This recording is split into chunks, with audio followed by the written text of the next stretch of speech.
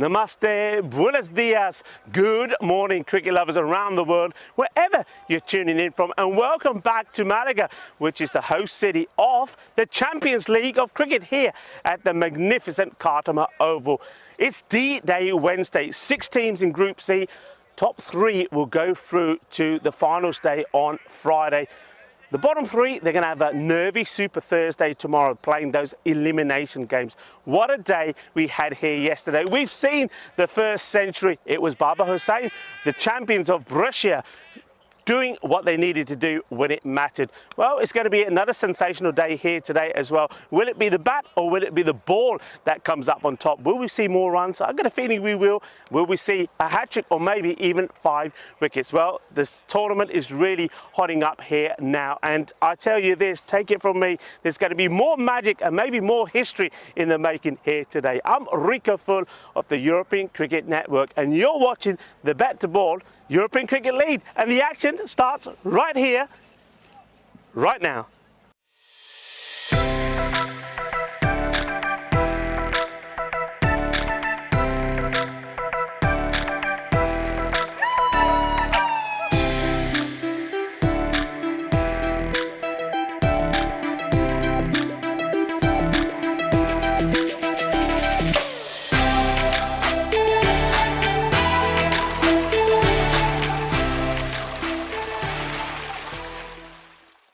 First up today, it's going to be an exciting match between Brescia, the champions of Italy, against the champions of Scotland, Carlton. Brescia, they bounced back well yesterday after 2 close matches which resulted in defeats. They needed something positive and they did get something positive.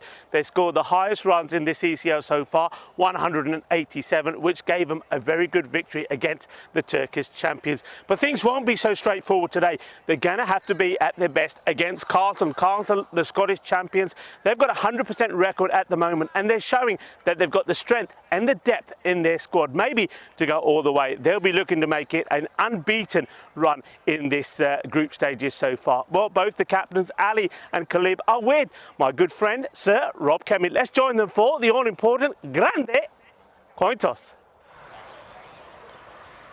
Okay, come together.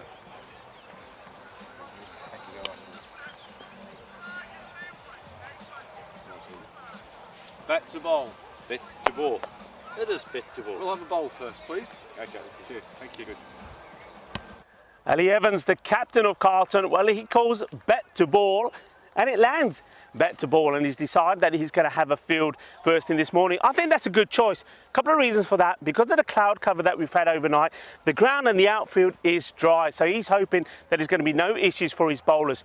Who will he go for? Well, look, they're a team, as I said, they've got plenty of depth in their squad, but the spinners have been good for them. So I think the options of having Adil Raza there and Usman Mohammed will be good. And they're going to give good support to Shivam Gupta, who certainly has been getting the pace in as well. When it comes to the batting, big hitter Southwell is in really good form. I expect to see a big score from him at some point in this week.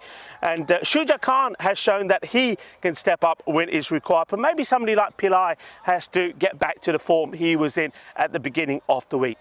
Brescia, well, Brescia, they're all about one man with a bet, aren't they? It's Baba Hussain. He's the first centurion, not just this year in European cricket, but the first one in this ECL. A 102 he posted yesterday. That's also the 3rd highest score in ECL history. So a lot relies on him, but he'll be hoping that somebody like Imran Naveed is also able to give him some support. With the ball, well, old is gold. That's what they say. Bashar Ali has been in the form of his life. He's really bowled well, the left-hander. But maybe Ahmadullah Safi has to be at his best as well to give him some support. This is really going to be an exciting match. And I know one man who's very excitable, and he's in the commentary box, Corey Rutgers, for the start of this match. Thank you, Rico, and welcome back everyone around the world for more T10 action today. Looking forward to this one. Brescia playing Carlton. Carlton winning the toss and electing to field first. I think that's the right decision as well. There's no dew on the ground today, and it should be good weather conditions for cricket. Welcome back all our viewers around the world, especially those on the YouTube chat, and I look forward to interacting with you throughout the day. Here we go. It's ball 1. Oh, and that's an absolute peach of a delivery from Gupta. He's had a really good tournament with the ball, and Well, this is a bit surprising. If you look at the expected scores, you see Brescia at 110 and Carlton 108, but I have a feeling that's because of Brescia's big score versus Safa yesterday. For me, Carlton are still the favourites in this match. They have been the team to beat so far in Group C. Oh, there's a big appeal. Oh, big appeal from the keeper there. McCain, it's a good take. I tell you what, it was very close to the stumps as well. And Dulu just needs to steady himself a little bit here, but that was really, really close to the stumps. Can't believe that hasn't taken the leg stump. Maybe it flicked his back trouser and that was the noise. I didn't see an edge myself. Really good keeping. So 2 dot balls to start this pretty important T10 match. Oh, and you give someone, that's the commentator's curse. You say good keeping, and unfortunately that one swung, and it swung quite a lot and late, and that's going to be 5 wides to start the day. It swung quite a lot, but I know for a fact the keeper McCann, who's had a really good tournament up to the start, he'd be a little bit disappointed he didn't catch up with that. That will open the scoring for what is, well, we don't have a name for Wednesday. Let's call it Wicked Wednesday, the end of the group stages. And just before Super Thursday and then Finals Friday. So plenty of exciting T10 matches coming up. And Gupta will be disappointed with that ball because he's had a really good tournament opening with the new pill. Oh, well, that's gone down the leg side now, and that's going to be 2 wides now. So they're going to open this up with 7 wides to start. I wonder what our viewers can give us for Wednesday. What do we call our Wednesdays? Maybe Rico's next to me writing down a little D-Day Wednesday, maybe. D-Day Wednesday is not bad. Wonderful Wednesday. What can we call our Wednesday? Super Thursday, Finals Friday. But what about our Wednesdays? Because Wednesdays are just as important. So are Mondays. Tuesdays, not so much.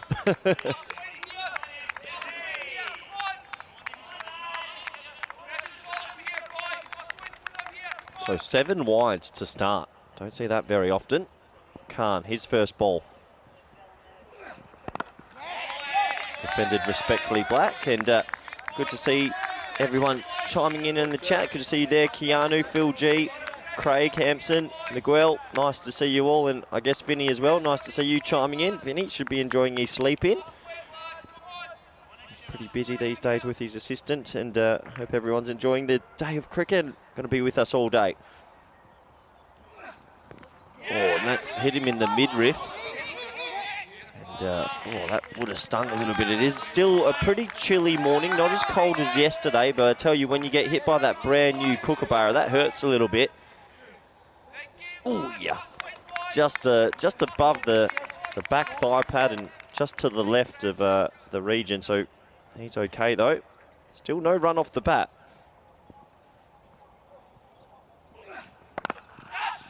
Well, that will be the first run off the bat as a mistimed drive goes straight to mid-off, and they'll scamper through for a single. So Carlton are operating with deep mid on and deep mid wicket. They've done this most of the tournament.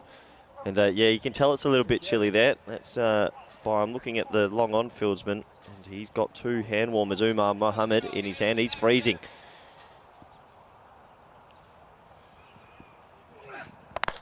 That's off the bat, and he's got to be right in play, as I called it. Umar, well, the hand warmers are working. He was just shaking them in his pocket, and then he moves to his right and he takes a catch. Well, that's the commentator's kiss. He's down below us here in the commentary box. He was shaking those hand warmers before the ball came in, and then he makes good ground to his right, takes a steady catch, and that would have gone for 6 if he didn't catch it. And the first wicket falls. He's hit the toe of the bat. He doesn't get enough of it, and once again, it's that man, Gupta. He takes wickets for fun, this man.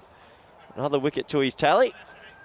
And Carlton, they come out the blocks, the better of the 2. There's the old Scottish flag. And the first wicket falls. Dulu, he'll go for a duck, and good opportunity now to bring back co-commentator, good friend, Rico. Rico, early wicket. Early wicket, yeah. It was brewing, wasn't it? It was brewing. He was swinging and missing. And you just had that feeling that breakthrough was going to come, and it comes in the last ball of the over, which is something that, well, you'll be disappointed with, because that's one thing you're probably telling you guys not to do. I know you're telling the bowlers not to bowl a loose one, not to get the boundary, but you're also telling the batters not to throw the wicket away. but it's a good one to get as well. So Dula, he goes. He doesn't really trouble the scorers as well. 3 balled up, but the big man, Baba Hussain, now makes his way through. Good morning to everybody. And good morning to everybody on the chat. Phil G. Hello, Phil. Vinny Sandu is there as well. We'll see him later, of course. Up in the air, and this is a simple catch. Well, just gives his wicket away here. And Brescia, well, what are they up to? Imad Khan, well, he follows his opening partner, Yesidula, back into the dugout. Is not the start that Brescia need. And, well, that man there, the ton maestro, Baba Hussain, is thinking, what's going on here, lads? I'll come to the crease. And the 2 openers already gone. Yeah, that's a poor shot, Rico. That was short and well, a little bit wide, but he tried to sort of straight bat it over cover instead of going cross bat and cutting and pulling it, and he's going to lose his wicket because of it. And Brescia, well, they haven't had the greatest tournament so far, and Ahmed Khan, he's going to go for 1 off 4. He'll be disappointed with that, and there's a lot of pressure on this middle order now to potentially get themselves up to a competitive score. Yeah, I mean, that's a good wicket, because Shuja Khan, he was probably one of the seamers yesterday that got a bit of tap, and he was probably hoping that today's a better day for him. Also had his issues in the field as well, but getting that wicket off his very first delivery, that will certainly make him feel good. Yeah, nothing like starting your day with a wicket if you're a bowler. A lot of pressure on Brescia early in this one. I like this. Bowler S. Khan bowling to batter S. Khan. So, battle of the Khans.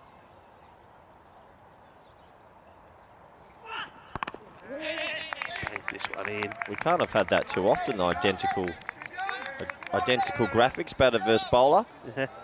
Whoever wins the contest, does that mean they get to keep the name? The other must make a change. It is Shadnan Khan who does come out, and he's, well, I suppose it's all about trying to provide as much support now for Hussain.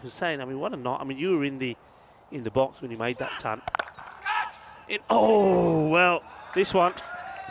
Fielder diving forward, probably would have hoped to stop it if anything else. And I think that's what our umpire Nilkesh Patel was hoping as well, because it nearly knocks him over. We don't want to have another umpire on the deck.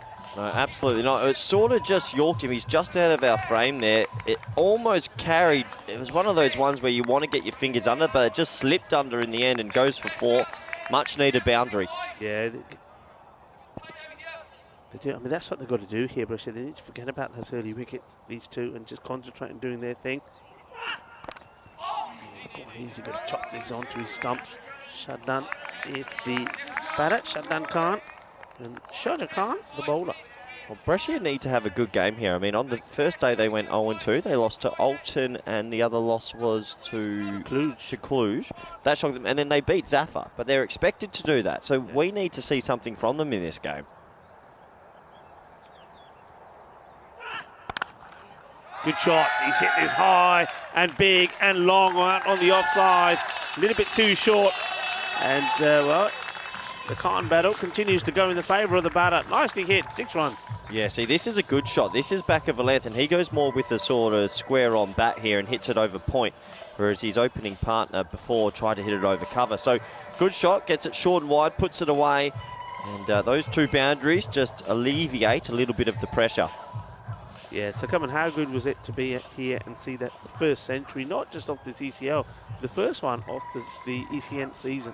Yeah, Baba Hussain batted really well. I mean, he's just sitting there at the non-strikers end, and it doesn't matter who you make a century against, your confidence goes skyrocketing. So, I mean, if he gets himself in again, we could be in for some fireworks. Yeah, absolutely. And when I was speaking to him yesterday, that's exactly what he said to me. He said, I know that it wasn't against the best of teams, but he said a century is a century, and he said in T10 when you've only got 60 balls, it takes some doing, and it was a really good knock from him yesterday.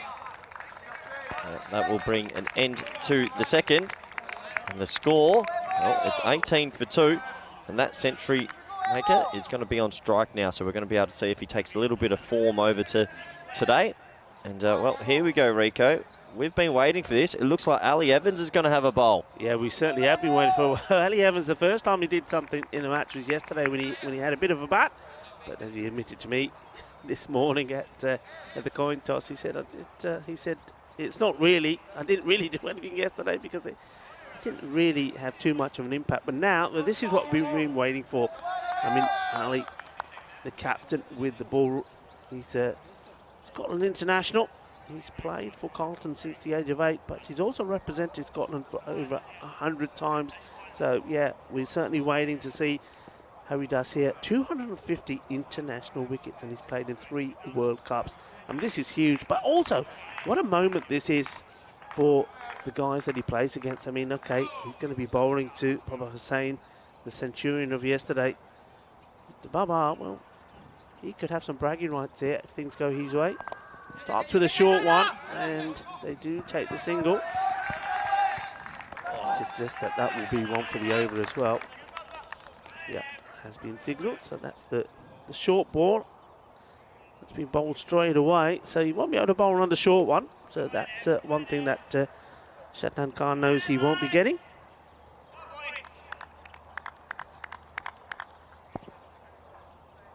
Evans. It's Fuller in the right area. Single taken. Doesn't seem to be steaming in. Just a little gentle trot at the moment. He's just come back from an injury, hasn't he? So he's probably building into it again. But he might go down as one of the more experienced players that's ever played in any league of us, is it? ECS? I think for sure, yeah. Definitely. This is a really nice shot. A little bit too short from Evans. And a cracking shot. And that's what he's all about. No hassle there. Yeah, it's a little bit short, and he seems a little bit ginger at the crease at the moment. Just trying to get through. But this man, well, we hit a century yesterday. That's a gorgeous shot. Short wide, you still got to put it away. Yeah. 3 World Cups. Really exciting to have him here now playing in the ECL.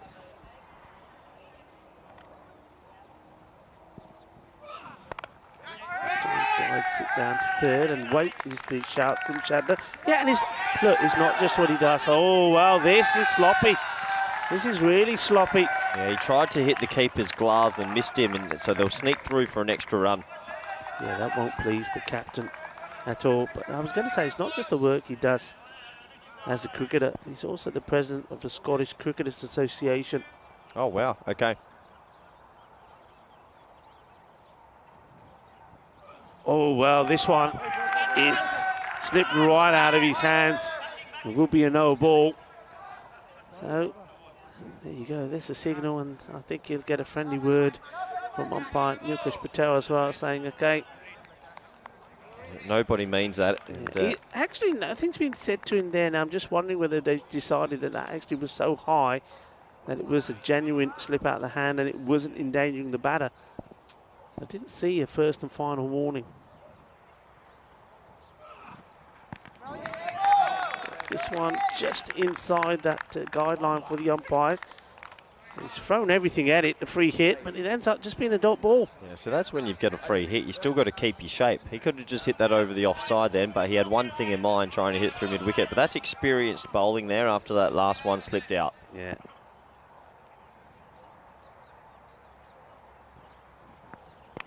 Time going for the Yorker, but getting it wrong, ends up being a wide ball. So yeah, I mean, it's always difficult, isn't it? You're coming back from an injury, you just you're also wary that you don't want to twing it again, you don't want to overdo it. Well, I also think Ali Evans probably hasn't bowled on a mat in quite a long time as well. Playing international cricket, it's turf cricket. Yeah. So it's going to take him a little bit of adjusting. You can see him playing with the bottom of his soles a little bit there. Uh-huh.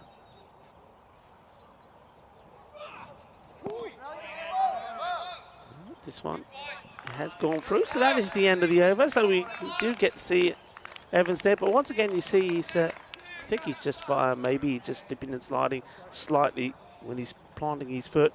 But this one doesn't miss that off stump by that much actually. Again, wasn't a very good shot.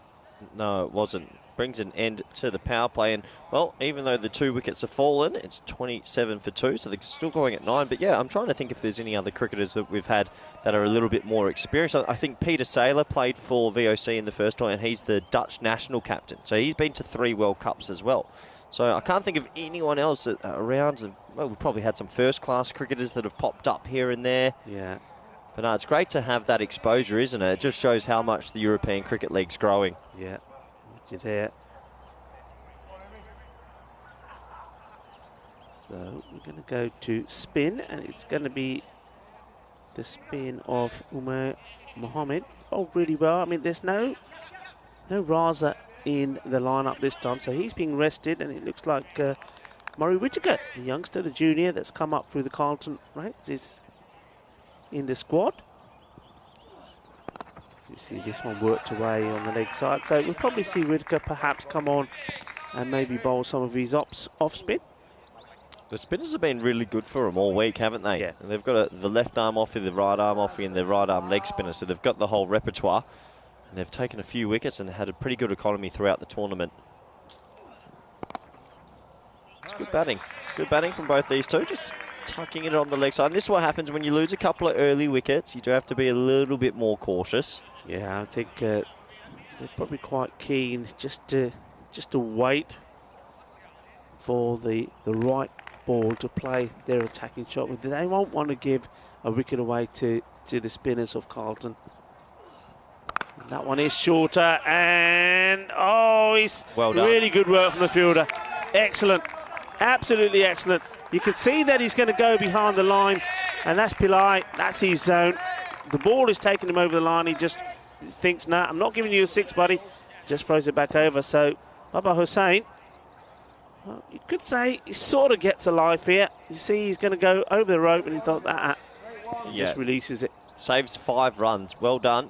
They're going to have a quick check of it, but definitely I think he saves 5 runs. I mean, you see some cricketers these days throw it back up and get the catch, but it's pretty difficult to do that. He's done a good job for his team, and for me, he didn't touch the rope. Yeah, you can see because he was so far off balance, I think that was going to be pretty difficult for him to do. And you can see Hayden there, he's just getting ready, probably to signal 6, and he's thinking, hang on a minute, no. So it's going to be a bit of work to do for the man at third. Will he catch up with it? And no, he won't. A great effort, feeling the cautious, actually cautious Gifty, but Ali Shah just has to, well, he gets dirty for his side, but he can't stop the ball. 4 runs. With that ball that was previous, that was stopped for 5 runs as well, you do see every now and then that they can throw it to their partner, so it would have been interesting if he could have thrown it over to someone else, but a little edge there for 4. And it's good to see. This is why we think Carlton are one of the front runners in this group. They throw their body on the line for everything, whether it's stopping runs with the catch or trying to stop the 4. Yeah. So a couple of boundaries. That's what they're after per over. This one could be a chance. And it's fingertips. And it goes over. I mean, that's probably another one that Southwell, if he does catch, he's probably going to go over the rope. So maybe he's needs to be looking to just push that back in. Southwell, he took 3 catches yesterday, but this one eludes him. Yeah, it's still another marginal. I think if he holds on to that, he's going over the rope with it. He's right on the rope there, so it would have been a fingertipper to try and maybe tap it back. But good shot, 6 runs. This time sweeping, but no run there, so it goes to the man at fine. And that's the end of the over, so a fair bit of action in that one. 40 with 2 wickets down, and it's 40 for 2 after 4, and well, just before the old Comcam comes on, we'll take off our warm little winter coats because it is a chilly day here in Cartama. But yeah, nice start, and I think the important fact for this is this score looks a little bit better because they've bowled some extras this morning. I think it's up to 10 extras already. Yeah, they bowled some extras, and that last over, you saw a good example of 5 runs being saved, which was good. But then, similar sort of situation, 6 runs being given. They'll be disappointed with that because I think they're the sort of things that they practice in their training drills. Yeah, absolutely.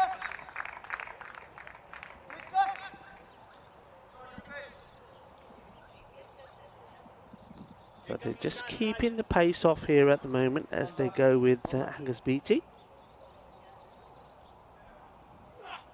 Asking the question, and this is one that the umpires to very quickly think about because he's seen the batter, he is coming down the pitch, but you have a look at this delivery. Look, this is straight, and well, even though he's come down the pitch a little bit, this is for me going to go on and hit. Have a look at this, see what you think. Yeah, I think that's a good decision. It sort of just slides on with the arm, and I reckon half that ball's hit him in line with off stump, and for me, that's going on and hitting off the middle, and that's a good decision. And well, that's it. That's the dream left arm off spinner's dismissal. When it just slides on with the arm, that's natural variation. And that's why they're so difficult to line up for so many right-handed batsmen out there. And he knew as soon as it hit the pad, that was plumb. Yeah, I mean, he was hoping that the umpire was going to be fooled or tricked by the movement he's made down the wicket. But really, I think that's good umpiring. And that's another reason why the umpire, you know, I mean, on this occasion, it's Nilkesh Patel. You've got to stand absolutely dead still. Some umpires, once the ball's been bowled on, they see the batter moving, they start moving away already. But he stood his ground, he's watched it, kept his head still and thought, yep, that's going on a hit. That's a good decision. So wicket for BT. This time the batter reaches. Now this is, I think, an important phase of this match for me, this innings. You've got Baba Hussain out there, who we know can hit the ball pretty well. And he's been joined out there by Raza Islam, who's, well, we've seen him hit the ball pretty sweetly as well. We're looking to get a good partnership here. Hussain just goes back inside his crease and plays this nicely out to mid-wicket. This is what Carlton do in the middle. They've got the variety of right arm off spin, left arm off spin and right arm leg spin. So as an opposition team, it's difficult to get a hold of 3 different types of spinners, and it's difficult to line it up when you're seeing it go everywhere as well.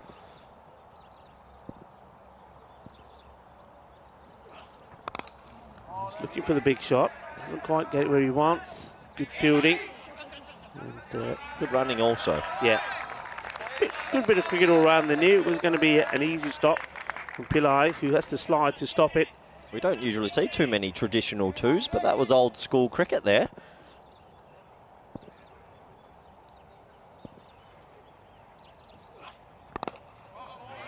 With a similar type of stroke again, but this time it will be just a single, and that will be the end of a very good tidy over from BT, just giving 6 runs away, but picking up that all-important wicket as well. Yeah, 46 for 3 after 5 now. And, well, the key man's still there, though. Baba Hussain, who hit a remarkable 100 yesterday. He's on 10, so he becomes the key in this innings. He'll be wanting to bat as deep as possible. And if he can stay there till the very end, you imagine they'll still get to that around 110 mark. So there's going to be a bowling change now. Hugo Southwell, the rugby man, has been mentioned a few times this week, having a good tournament with the bat. He's going to be entrusted with the ball. Yeah, he's bowled pretty well. I think of all the seamers, I mean, he and Gupta have been the tidiest. And one thing I noticed with Southwell is that every so often, and it usually happens if he's gone for a boundary, and he finds some more pace, a bit more acceleration. So I think he can bowl pretty quick. But most of the time he's just concentrating, getting his line, getting that ball outside the off stump. But when need be, he can really fire in a quick delivery. Certainly you can see an injection of pace from him when required. Yeah, absolutely. And they're operating with a deep cover, an extra man back on the offside as well today. So it looks like they're keeping everyone sort of behind the wicket. This looks like the old baseball field. The 4 men in the ring are behind the batsman. Yeah. Oh, really full and right up there. Yeah, it's an interesting field, and I saw that it was something that was adopted by Alton and Cluj. Something that seems to be catching on, that extra man, if you like, on the offside. So you basically got one that's really, really straight. It's almost, it's not quite because it wouldn't be allowed, it's almost like right behind the bowler's arm. In the air, chance. Will he hold on to it? And he does. No mistakes taken. Good catch, good technique. All about the balance. Well, he's had his worries, Sajid Khan. He's dropped a few, but on this occasion he takes it. And they've actually moved him into that mid-wicket area, whereas normally he's fielding straight. And maybe the reason for that is because of some of those drops he's made. So once this goes in the air, he's thinking, oh no, it's still following me around. But he takes a good catch here, Corey. Yeah, he takes a good catch, made some good ground to his left and pouches it really nicely with the reverse cup style and nice cushioning as he goes down. So another wicket falls, and this sort of just sums up Brescia's innings so far. They're just struggling to get momentum and to continue to keep the pressure on this Carlton side. And Yeah, it always feels like Carlton, throughout this tournament so far, they always have the answers at the right time. Anytime they get tested a little bit, they seem to get a wicket. Yeah, there's also, I mean, the thought process involved. I'm not going to say I know what it is. For example, we just saw 2 overs of spin and very little happening from it in terms of run-wise. And then rather than stick with spin, both as bowlers could have come back on again and bowled, they've gone with Southwell. So there's a reasoning behind it. There's obviously a thought process behind it. Whether it's thinking about, right, we've got 2 good overs in now, let's try that bowler now rather than leave it to the end when these 2 batters could get in. But they're always thinking, they always seem to be one step ahead. Yeah, they definitely seem well prepared, well organised, and a well-drilled team, and they haven't been tested yet in this Group C. Akbar is the new batter that goes out after the dismissal of Razza's name. We went for 5 deliveries. Ooh, well, this one almost gets through, Corey. Yeah, just a little bit of seam back, and Akbar, a little thick inside edge into the pad, almost went through the gate. It's a good ball to cop first up.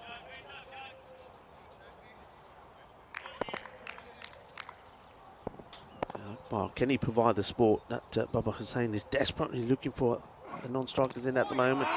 No, not if he's going to play shots like this. Goes right across the line, and he's in danger of losing his stumps. Well, he's come out and can't get bat on ball and get Hussain on strike. And when you're in these situations, the man at the other end who's crouched over at the moment, he's the key here. He needs to face as many balls as possible. Still 4 overs after this one.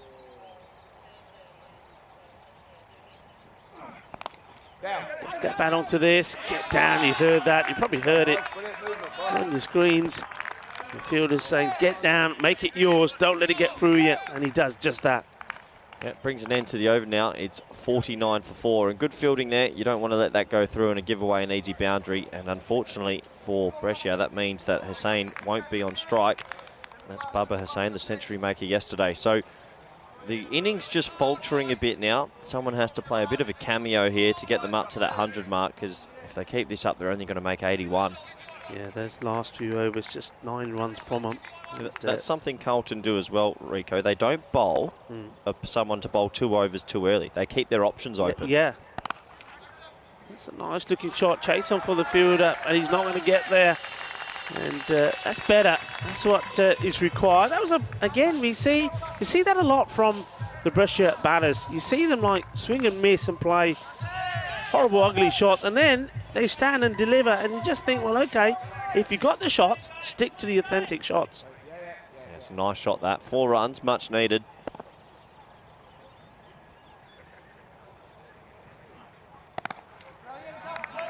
Played out in the off that. So this time, Hussain does get back on strike. He's been starved off it a little. Just had the 8 deliveries. BT back on, bowling his second.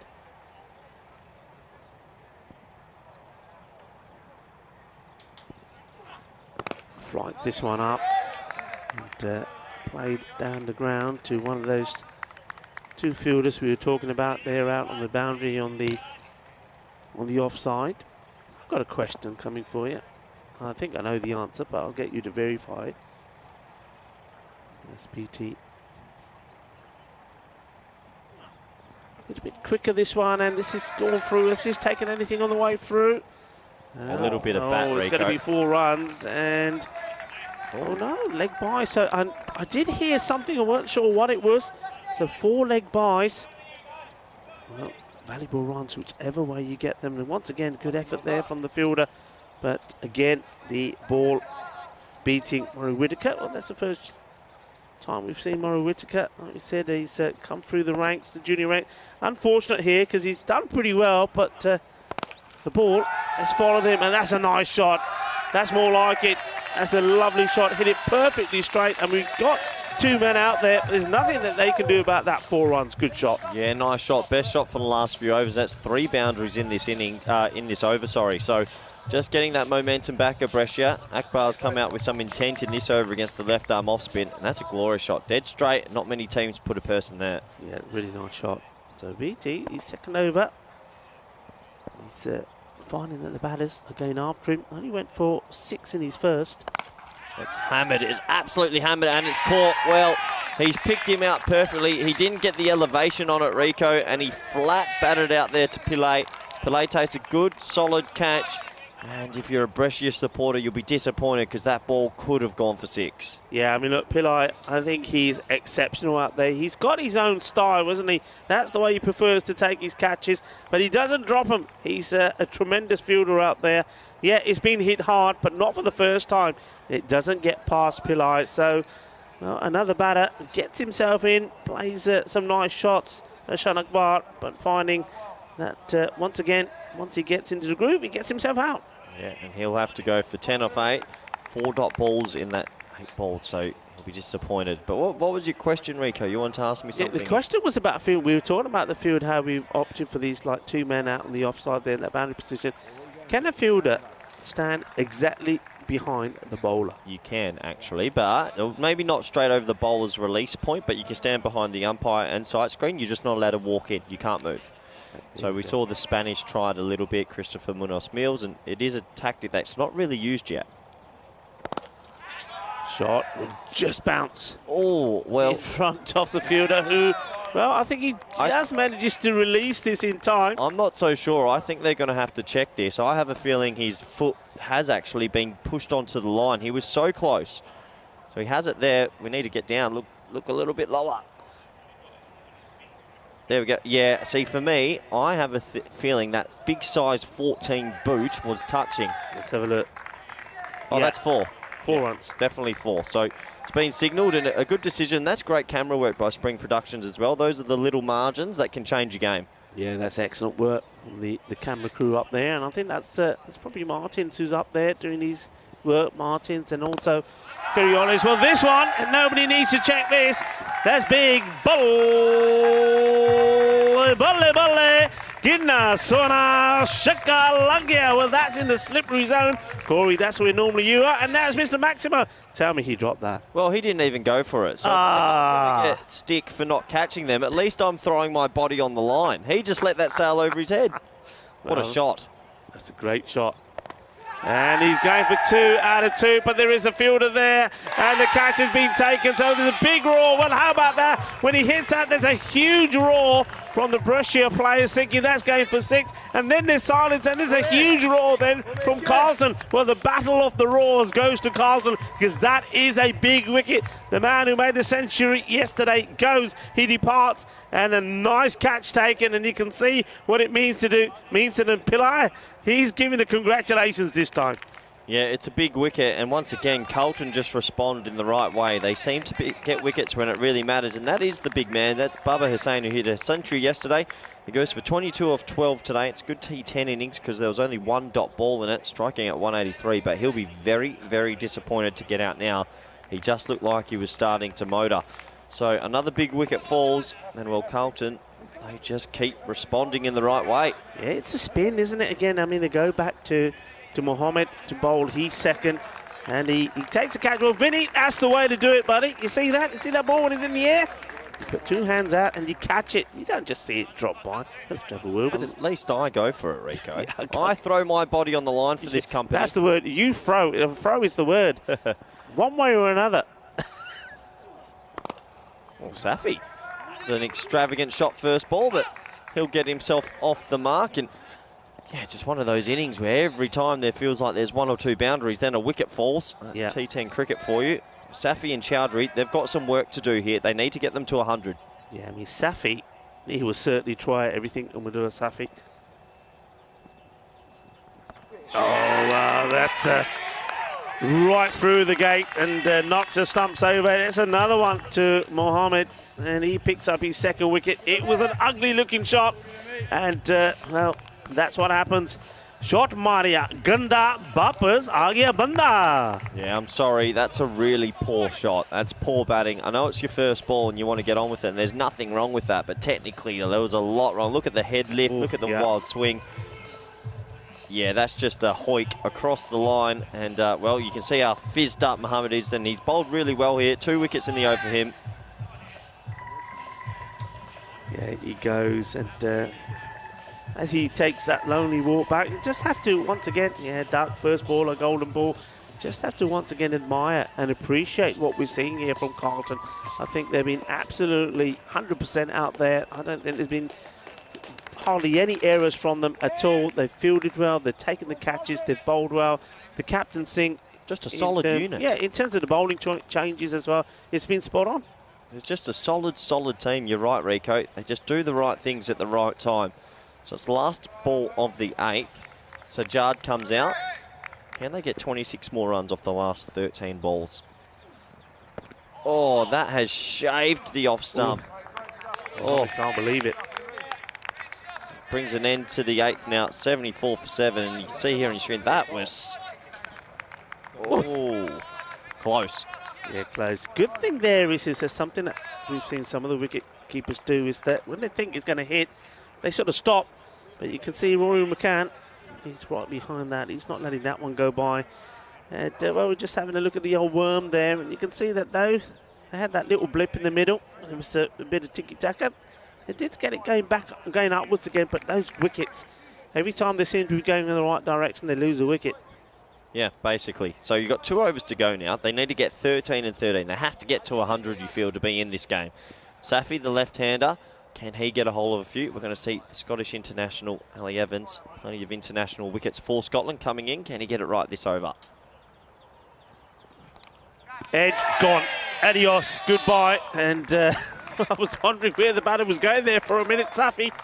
And yeah, you can see he's very, very disappointed with himself. We saw that Evans started with the short option first up in his very first ball, the first time that we saw him bowl in this Champions League. And that's exactly what he's done here with his first ball. Second up, it was quick, it was fast, it was straight at him. But Safi, well, he would have liked to have just maybe had a look at the first one. Look where he is, though. I mean, he's in no man's land, and I think Evans has just followed him. Clever bowling. Well, it's clever, exactly. I mean, when you've got so much experience and you know what the batsman's going to do, he's charged down, he's just put it in short, followed him a little bit, given him no room, and that's just experience there, getting the wicket. And I mean, when you've played 41 ODIs, 34 T20 internationals, 13 first-class games, 68 List A games, you have that experience, and he has it. He gets himself his first wicket in the competition, and it's good to have him here. Yeah, it certainly is. It's excellent to have him here. And it's a lovely gentleman as well. Really nice to talk to him. Had a few minutes chatting to him and Southwell yesterday. It was a lovely chat. And you know, the thing also about it is they just love being here as well. Yeah, they're amazed themselves. about the setup. Yep. They're really enjoying their time with the other teams and the other players.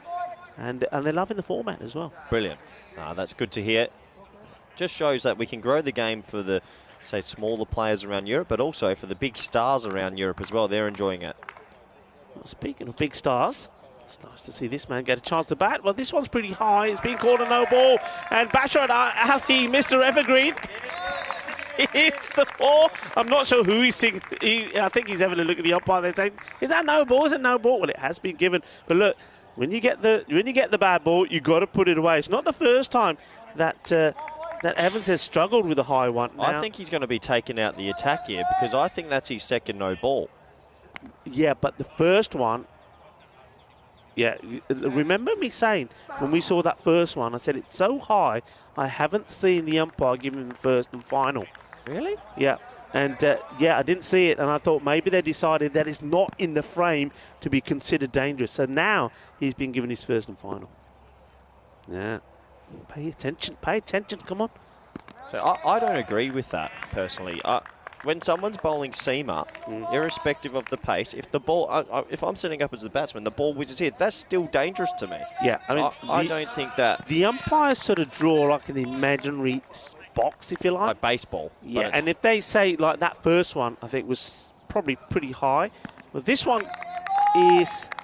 Well, I'm just wondering if the one for Safi, Safi was called over shoulder. This one just obviously wasn't over. Otherwise, that probably would have been, that second time around, maybe a no ball. He's making a change in the field. So the man at square leg is coming up for Bashar Ali. And, but yeah, you were saying, so they make that imaginary box just yeah, they make the imaginary box, and what they decide, I mean, within their mind, they say, right, okay, if it's outside of that, they consider it not dangerous. So though it's a no ball, they don't think it warrants the first and final. You can make your own opinion about this. And Ali goes for the shot, but the man who's coming in makes a really good stop. He wasn't going to carry this to Pillai. But one thing he does really well, once he realises and makes that assessment, he decides, right, okay, it's not a catch, but he's not getting past me either. No, that's really good fielding. When you're going for it for the catch, you've a lot of people, then it bounces through them or it goes around them or they lose some teeth. This time he got his hands out in front of him and he stopped an extra few runs. Sliced up in the air, opportunity. It should be straightforward for Rory, and it is. Rory McCann takes another one goes, and that's a 9th wicket that goes down here now. Yeah, and Ali Evans, well, he'll get his 2nd wicket. He's not bowling at full pace. You can tell a little bit ginger in the run-up, but he'll end up with figures of 2 for 15, so easy start for him in the T10, and that's a good catch from the keeper. And I'm not sure if you could hear it through the event. He was just yelling out, Rory, Rory, and jogged around to the ball and takes a nice, safe catch, but 9 wickets down, Rico. Brescia struggling. Yeah, the question is, will they bat the 10? I suspect maybe not. That was the end of the over. So 80 for 9, and it's Evans, the captain, getting his opposite number, the captain of Brescia, out for 0 as 2-ball duck for Khalib Sujad there. And it's not going to be easy to finish out this innings because the man who's been really good with the ball, Gupta, comes back. So what they have to do here, I know it might sound like there's only 6 balls you need to attack them, you actually need to face these first 4 balls pretty safely and not get bowled out. This one, once again, just playing it safe. They're taking him on, and, well, he does just get back. You see there, McCann trying to do the old backward Manachi through his legs. Yeah, it's good running, though. They'll get 2. But you don't want to get bowled out here. So just make sure you can do things like that. Get it along the ground, run runs, run ones, run twos. See a little trick here from the keeper, missed the stumps. So that's the wrong option. So right now, it sounds like I'm being critical, but when you've got, if you get bowled out, you don't face the last 4 balls. What you want to do here is go probably single, single, single, and attack the last ball. Or trying to hit a 4 along the ground. Yeah. But if you get bowled out, that's sacrilege in a T10 game. Yeah, you don't want to be giving your wicket away when there's balls to go. Bashrat Ali, stay evergreen. I do like Ali, he's a great character. But he's not listening to you, Corey. No. He wants glory, not listen to Corey, and he's lost his off stump. Well, that rhymed. That was pretty good, Rico. But yeah, look, I guess it's not up to the lower order to be facing the 10th over, sorry. But overall, that's a disappointing batting innings from Brescia. But let's not take anything away from Carlton. Once again, they showed that whenever they face a little bit of pressure, they seem to be able to have the answer, whether it's to spin, whether it's to pace, or whether it's to good fielding. And their good tournament continues, whereas Brescia's poor tournament continues. Yeah. So 82 all out. Yeah, I mean, it's interesting, isn't it? Because at the coin toss, when Ali Evans says we'll have a field, I know then that Khalib Sujad was, he was happy with that because I think Brescia wanted to bat first. So they got what they wanted, really, but they just didn't go out there with any conviction. They didn't do what they had to do, and that was to try and set themselves a pace, set themselves a plan to get that 120 on the board. Yeah, absolutely. They lost wickets at the wrong time, and unfortunately for them, yeah, they will be bowled out. You don't see that too often in the T10 format, a team not batting their allotted overs. But let's take a quick look at the highlights, and it was a cool morning here. No dew on the ground because of the cloud cover. And it was another good start from the man with the new ball, Shivam Gupta. He bowls really well, and this was a Muhammad down at deep long on. It was a smart catch because it was pretty cool in the morning, and there was the 2nd wicket also, so it was bang bang to start in the power play. And we all thought straight away, oh no, let's hope Brescia get themselves to a bit of a total. But it brought out Bubba Hussain to the crease, and Bubba played some really nice shots as that Suleiman searching for the ball, and that was one of them. A nice shot over the offside 4. The century maker yesterday looked like he was in pretty good touch, and you sort of felt while he was there, they might be able to get themselves up to a competitive total. This was a good bit of fielding out by Pillai out at deep mid-wicket. Saved his team 5 runs, and a little bit of acrobatic stuff to see there in the morning. And well, this is the thing that Carlton do. They throw their body on the line at everything. They're definitely the best fielding team here in Group C. And it showed again. Well, I say that was a half one, half chance. And then this was the big wicket as well. Angus Beattie with the left arm off spin, sort of sliding on, gets himself a wicket. Another good catch there as well by Sujat Khan. And the runs were sort of ticking over, but it was as if they could just pick up a wicket at the right time. And that's what good teams do. They don't let the batting team get away with too much momentum. Another catch out there, and then there was Vinny. He didn't go for that one, which was slightly disappointing. A little bit of showboating, of course, because it's Vinny. Throws that back in. Brescia, well, they were hoping for a big finish right at the end, but this was the big moment. This was the century maker. And Hussain, he got caught right on the deep, right on the rope, and look at the shocked faces. They knew right then and there that, well, it's going to be difficult from here. This man bowled really well throughout. The right arm off spinner of Umar Mohammed. He took a couple of wickets. He's pretty pumped up. Ali Evans, he's here now. He's bowling, and he tricked Safi with the shorter one that followed him. And he was a little bit rusty, but I think we'll see him get better as the tournament continues. He's got a lot of experience. And then it was down to the lower order, and the lower order didn't show much. Poor batting right at the end. And, well, if you're a Scottish Carlton supporter, you're pretty happy with that effort from your fielding unit. So we'll take a quick look at the scorecards. It's not pretty reading. Number 3 and number 4, Baba Hussain and Shadnan Khan, they got themselves in. And when your number 3 and 4 get yourself in, you want someone to bat deep, but they couldn't. And unfortunately, no one else could really get on with it. There was 3 ducks throughout the innings as well. So not a great look for the Brescia CC team. And 14 extras. So really, that score of 82 has given a bit of a boost. Bowling figures, however, well, they look pretty. Shivam Gupta, he continues his good tournament, 2 for 10. Ali Evans, he's here now, 2 for 15. Angus Beattie, 2 for 16. And even though Umar Mohammed's figures of 2 for 24 look a bit expensive, he bowled quite well. We have a look at the power play, and, well, there was 1 or 2 decent-sized skyscrapers, but look how many red W's are there. And, yeah, getting bowled out in a T10 match should never really happen. They just kept losing wickets at the wrong time. So, unfortunately for Brescia, 82 all out. And that will take us to the halfway stage. Please join us back in the next 10 minutes for the all-exciting run chase. Thank you.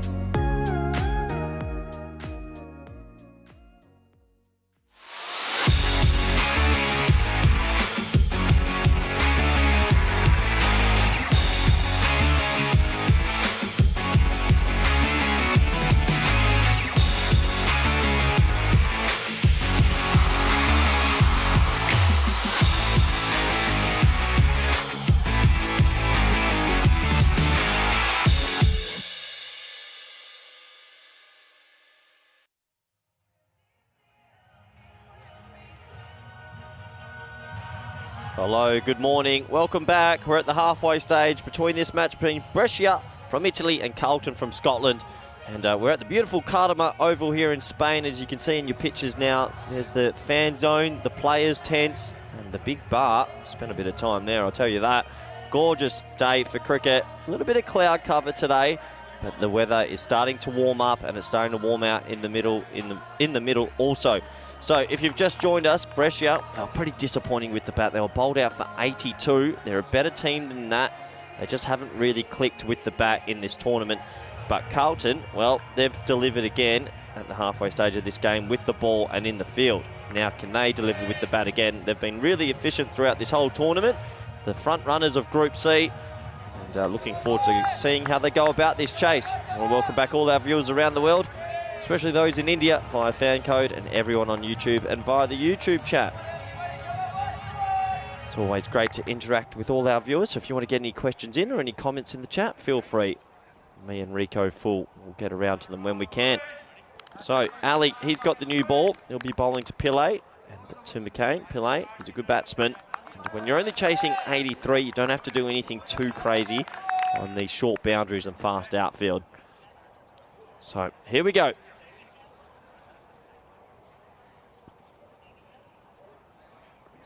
Well, he doesn't have to do anything crazy, but he does. First ball, he's gone.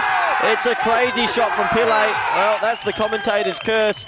First ball of the innings, he walks down trying to whack it for 6, and it goes straight up. Caught and bowled, and Ali, he's pumped up. He deserves it.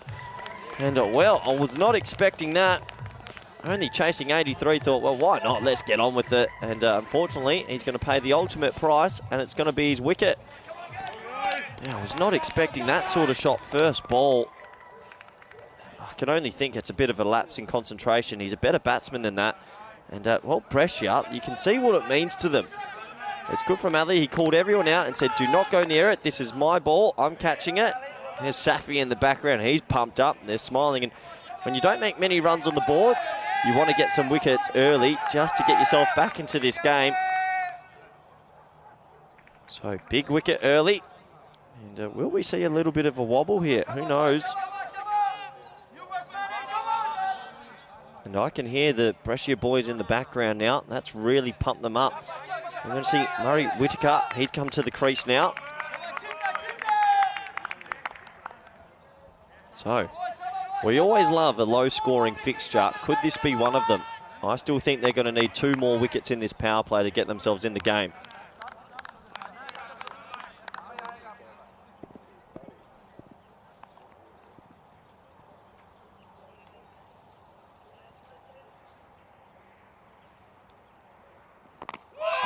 Good bowling, good line, good length. And just looking at the movement of the Brescia boys, they are pumped up, and that's what an early wicket does. They are very loud at the moment. Ali's had a good tournament with the ball. Sort of a left arm sling. And he does land the ball usually in the right areas, and he gets a little bit of movement, just enough back into the right-handers to test their technique. There's a couple of faithful fans enjoying the cricket, having a discussion about that first wicket, I think.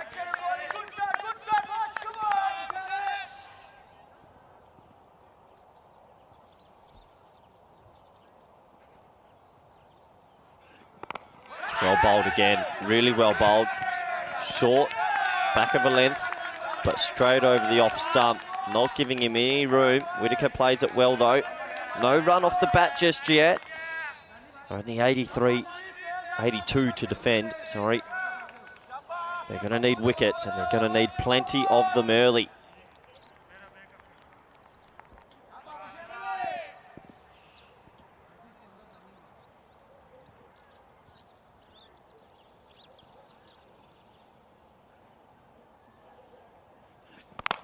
Well, he's towed it straight to the fielder, Safi, and they're going to scamper for a single. Probably shouldn't have been one there. And they will get there in the end. He's thrown it to the keeper's end. He should have thrown it to the bowler's end, sort of felt. That'll be the first run in this run chase. Whitaker, he almost took Ali's head off with the throw as well. Glad he was watching. It was a towed pull shot straight to the fielder. And you see Ali, the bowler, saying, throw it at the bowler's end. But Safi decided to throw it at the keeper's end. And that was the wrong option. So deep been bit often third man in place.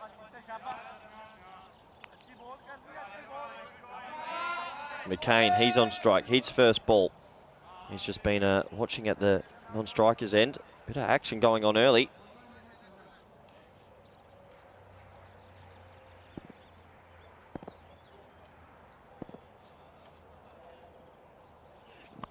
That's a good ball again, and that's really lovely played and great fielding out there. Well, they'll scamper back for 2, but I think he saved 2 runs, and that's what you've got to do when you don't have many runs on the board. He's just holding his back a little bit there, but hopefully he's okay. Good fielding. It was well played. Forward defensive, but playing it late, it always runs down there. A good dive, saves 2 runs. So last ball of the first. Rico fulls back. Rico, what a start to this game, innings. Well, what a start. And I said old is gold, and Mr. Evergreen there. And I said I liked him. He did his little cameo with the bat, though. He, like you say, he did let his team down with getting himself out with balls to go, which is criminal. But he's at his best with the ball. He gets it to do things. And well, I like what he brings to the occasion. Bashrat Ali. And finishes well. And that's what it's all about. What a terrific over. And, well, he's got the old party tricks as well. And enjoying his time out there. Picks up the wicket and only concedes 3 runs. It's 3 for 1 at the end of the first. Yeah, perfect start for Brescia. And you feel like if they're going to be close to getting a win in this game, they're going to have to be perfect throughout. They really have to field like demons. They can't bowl too many loose deliveries because this Carlton batting lineup is strong. But that first ball's given them a bit of life in this game. Yeah, it certainly has. And today, I mean, I have to say today that's going to be, I mean, the highs not quite as high as what it has the last few days. Not going to be around 23, 24. There's a bit of cloud cover around. So it's going to be probably the highs of about 19 or 20. And I'm just wondering, with that cloud cover, Corey, that if we're going to see that ball swing around just a little bit more, maybe the likes of Bashrat Ali and the big man who's coming on to bowl here now, Shaddan Khan, and also later on Hamidullah Safi, may get it just to do a bit. Yeah, potentially. I mean, usually when there's a little bit more cloud cover, it does do a little bit more. Here comes Khan now. Start short. This will be 4 runs. And well, Whittaker, he plays the shot well, but I don't quite know where he's running to here. I think he just loses his footing. And the young man who started as a junior with Carlton, his top order batter, and he's also a very keen rugby player. Well, maybe that's what he was thinking about there, the old rugby, because he's lost his balance and nearly ends up on the deck. But he does get 4 runs, his first boundary. Yep, first boundary in this chase, and Khan needs to get it right straight away. Ali bowled a brilliant first over. That was a loosener and got put away. He can't be bowling too many loose now. He has to get it on the money. Better. And take the single. This is one thing that Carlton will do. We've seen it in every match that they've played, and they will take those singles. They will harass, if you like, the fielding side, but they don't always get it right. Remember that match yesterday when there was 4 run-outs in it? So, you know, there's one thing I was saying that their coach, Stevie Gilmore, would have spoken to them about last night and say, come on, boys, let's sort out the running between the wickets. This one was right up there. I think the shot was on. Maybe not that shot. Certainly was pitched up. I thought that they would go for it, maybe trying to hit over the top the power play. I think he's missed out on this one, Corey. Yeah, he gave himself a bit more room and then got the ball actually where he wanted, and sometimes we just miss it, and he just missed it. He did just miss it.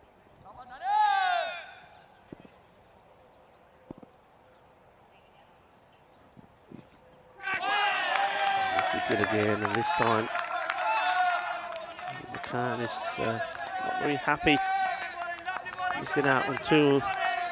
You can see what he's trying to do. He's actually backing himself outside leg stump. Both feet set himself outside the leg stump because he's trying to pierce it through this offside. And on the offside, you've got everyone in the ring besides third man. So it's a big arc of fielders there. This time they do take him on. In comes the throw, but really good backing up. It goes pretty quick. And got to say, after that first loosener, ball number 1, he's come back well. Has The bowler can't. Yeah, he's landed everything perfectly with a little bit of away movement. This is another good ball, and that one cut in a little bit. That was the off cutter. So it's a good comeback. It's always funny, but fast bowlers, they always have one loosener, and then they get their straps. I mean, as a coach, oh, it kills you. It kills you. Especially when you've done all that warming up beforehand. Oh, no. Sloppy. I mean, the keeper's got to stop this, and that's going to hurt you. Goes all the way through. Yes, here, Dula. Yeah, it goes through for 4 byes, and it just releases all that pressure. And you see here, he leaves a gap between his legs here and straight through. And what you'll see usually, a lot of keepers will stay standing up tall and put their pads together, almost like a bit of a wall like this, a bit of MS Stoney. Yeah. He doesn't do that. He goes with the old ladder and misses it. But this game, pretty important, Rico, because this is the last day of group matches. Yeah.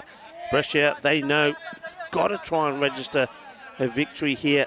And that keeps their chances of finishing in the top 3 alive, because it doesn't get easier for them. And their next match, which is going to be match 14 later today, is against the Prague Cricket Club Kings.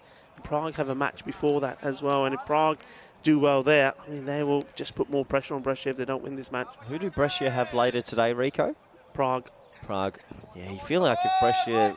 Yeah, I don't think I see them finishing in the top 3. The only way they'll do it is to get a win here against Carlton. And then that sets up a really interesting match number 14 later today. So they basically have to get over the line here, don't they? Tough. Good to see Ali have the ball again. I think they need wickets. Yeah. There's no point just letting him bowl later. And this was the throw in from Safi, but batsman makes it. Yeah, I like this. Giving him the new ball, 2 overs in the power play, get us another wicket. Yeah. In the air, and he may have got them another wicket. And the fielder gets underneath it and takes the catch. Hamidullah Safi, he doesn't miss him. And you're absolutely right. That's what he's got to do. And I think Bashar Ali just been a little bit clever there, Corey. Yeah, it was the off cutter. So he's been bowling these seam up deliveries, swinging it back into the right-hander. We said he's a smart bowler. That was the off cutter. And that was the celebration from Safi. He enjoyed that, didn't he? He did enjoy it indeed. And Whittaker there going for the big shot, doesn't get it. And Safi saying, yeah, this is me. This is who I am. And look, I think that man there is going to have a part to play with the ball as well. And they're liking it there. This is what it's all about, they're saying. And, well, you see the coach there, Adnan Talib, and also the manager, Adil Karam. They're enjoying that. They know that they've got a fight on their hands and go back to that again. If they want to finish in the top 3, this is a huge match for them. And maybe they've just got their noses in front here with that wicket. Yeah, maybe 2 wickets in the power play. I mean, if they didn't let that 4 byes go as well, it would have been a sensational start. But can they get the 3rd wicket? Me and Rico always talk about 3 wickets in the power play, and how it dents these dangerous top order teams. They need to find 1 more. Ali Shah is the new batter that comes to the crease. The left-handed batter, so it's all about getting your line right straight away for Bashar Ali. And well, he's known for his reputation of some serious power hitting. If he gets going here, that could certainly change things. Talk about changing things. Go back to that after this delivery. The first one for Ali Shah. And he just plays this away cleverly to take the single. Yeah, we haven't seen... They have made a bit of a change, Carlton. I mean, Hugo Southwell hasn't come up. He's opened pretty well. And he's been pretty consistent. Yeah, so they decided just to change it slightly. Yeah, they've decided to change it, but obviously feeling that they're already more than likely going to finish in the top 3. So let's give some of our players a bit of a go, get them into some form. I do understand that. Makes sense, yeah. But you don't want to lose by doing that. No, this goes back to a conversation we were having yesterday as Ali comes back in. Oh, and he beats him. All ends up. Aurora McCann just hasn't got into any sort of rhythm here, has he? No, he hasn't. And Rico, tell me how close this is to the stumps, because... Well, oh, wow. How does that not hit? And I tell you, he can't... Look at this expression. He can't believe it. Oh, he's devastated. Oh, that's brilliant. He does everything right, the bowler. He does everything right.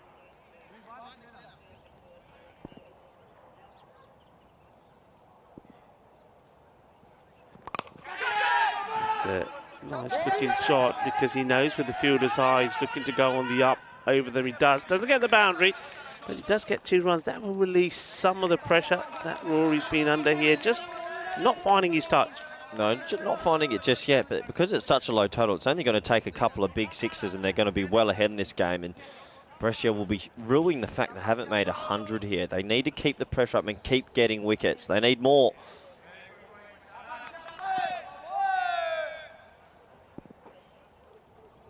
Ali, can he get a third in the power play? And it's been called a no ball. So, just, yeah, there you go. That gets confirmed. So, no ball being bowled. Oh, it's so costly that. So now we're going to get a free hit. And he's bowled really well, but that will hurt him. Left-hander on strike. So they did run a single. You can change the field now. Yeah, front foot no ball, that hurts. Yeah, just going to hit, miss.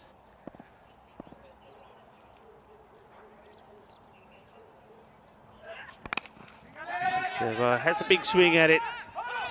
That's Ali, but not able to find the boundary. So it's only going to be just the 1 extra, so he does get away with it. But look, what a fine spell of bowling that was from Bashar Ali. Well done to him. 2 for 10. You can't ask for more. No, you can't, because he's given his team at least a little bit of a chance in this game. 2 for 10 and really outstanding bowling figures from himself. And Carlton, well, not the power play they would have liked, almost matching what Brescia's power play was like.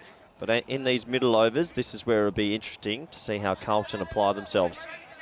Yeah, it certainly will be. I mean, they're going to stay with pace, which I think is fine at the moment, because I don't think the Carlton batters have been able to get hold of it too well, and you've still got a Rory who's still struggling to find some rhythm, and Ali Shah's just come out there. So I think you could still go with the pace, because the spin options, I mean, they are there, but whenever they've turned to spin, it hasn't quite really worked for them. It's been expensive options.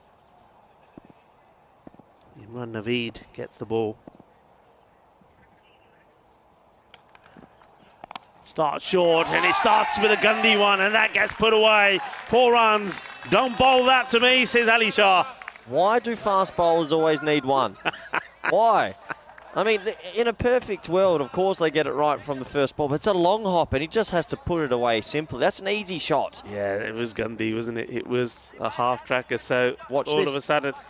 This next ball will be sensational. It's always the first do ball. Everything in it.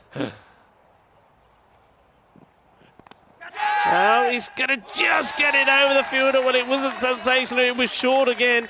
But this time he went more with timing than aggression and only just gets it over the fielder. Well, you said, Corey, a couple of boundaries, and they're going to be back on top. But those 2 deliveries are certainly going to help Carlton feel a lot more comfortable. Yeah, it will make them more comfortable. Fine legs in the ring, so all he has to do is help it on its way. And a matter of inches, but it's 4. They make the change now. They're going to move fine leg back, and they're bringing deep cover into the ring. But yeah, a couple of boundaries just takes away all that pressure. You think of the no ball, the extra run, the 4 byes, all these little things, they add up. Yeah.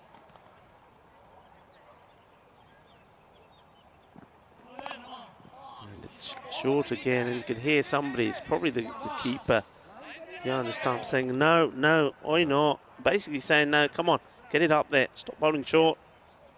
Yeah, it's definitely not a tactic. He's just not getting his line and length right here. He has to get it right now. McCain's on strike. Hasn't got going just yet, but he's still there.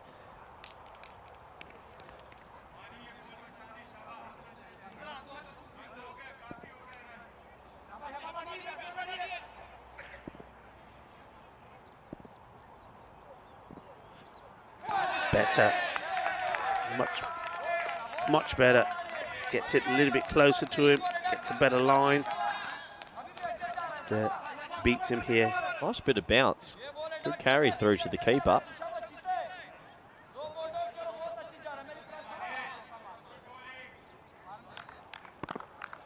Just have a look at this field. It's not sure it's absolutely right here. We're going to talk about that more a little bit after this one. He thumped pretty hard. Oh. So, well, a player of the ability of Safi doesn't normally make any mistakes, and he's got this one wrong. He's He slid, but I don't think he had to slide here. There. Well, he's blaming the ground, but I don't think you can blame the ground on that one. This one, he said, well, it's an extra run there. You can't be giving those away. Look, he's missed his hands completely on his chest. Just a few errors sneaking in, aren't they? They've got to be a bit tidier.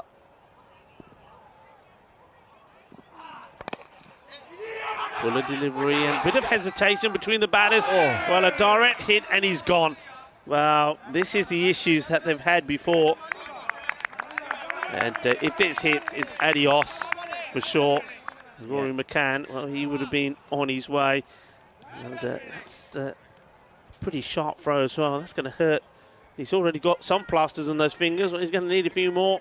He probably see, look, no batter in the picture. Could have probably thrown it to the bowler. Actually, still thrown it hard, but thrown it to the bowler just above the stumps, and maybe he could have taken the bails. But these are those half opportunities and these little errors that they can't afford because they don't have many runs. Yeah, see, the bowler's in a good position there, but he sort of pinged it in at the base of the stumps going for the glory. So it's a marginal one, but you've got to take those chances. Yeah, you certainly do. A very good morning to everybody, wherever you have tuned in from. Thank you to everybody that's been involved in the chat. And also namaste to those of our viewers that are watching through fan code in the sub-Indian continent. Rico Full here, along with Corey Rutgers. And this is going to be, we always said it's going to be an exciting match. Brescia didn't get the runs on the board that they would have hoped for, and that's why they're going to struggle to try and contain Carlton. Goes for the reverse Malachi, as you would say, Corey. Yeah, that word's catching on, isn't it? You guys like the reverse Malachi. What is a Malachi? I don't know, Malachi. I don't know, it just sounded good. Sounds good. Yeah, interesting option because third man's back, so I'm surprised to see him play that. McCann just hasn't got going in this innings so far. Maybe he's feeling a little bit of pressure. Yeah, he has struggled.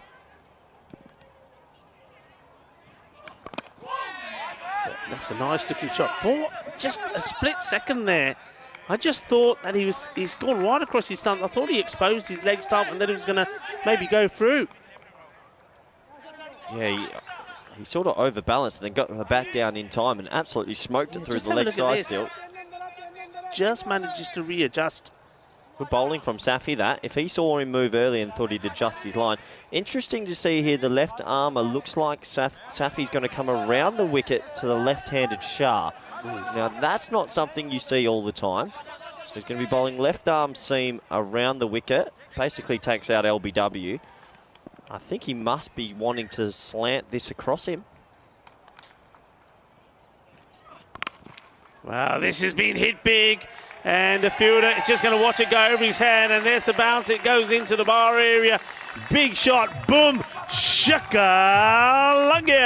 Well, I go on about when right arm bowlers come around the wicket to right-handers and I say it's the wrong take. This is completely wrong because all you do is you bounce the ball in the wheelhouse. Yeah. And he's done that. And left arm around to a left-handed, not required. It's cost him 6 runs. Yeah, it's in the swing zone and that's the first 6 off the innings. And Ali Shah just looking to take the attack to Brescia. Not the best bit of fielding, but Shah's shot the wrong way and says, no, I'll just stay here, Rory. I think Rory at the moment is probably quite happy for Ali Shah to get as much of the strike as he can. You think he's just trying to make things happen here, Rory? I think maybe he just decided, look, it's time for me to either get going out there or I'll get going back to the pavilion. He's starting to play.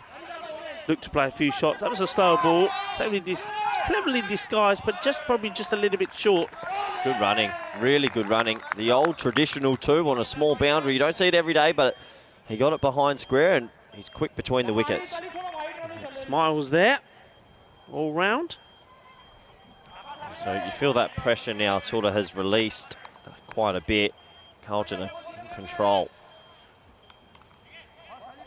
2 set batsmen at the crease and only another 43 for victory. 41, sorry.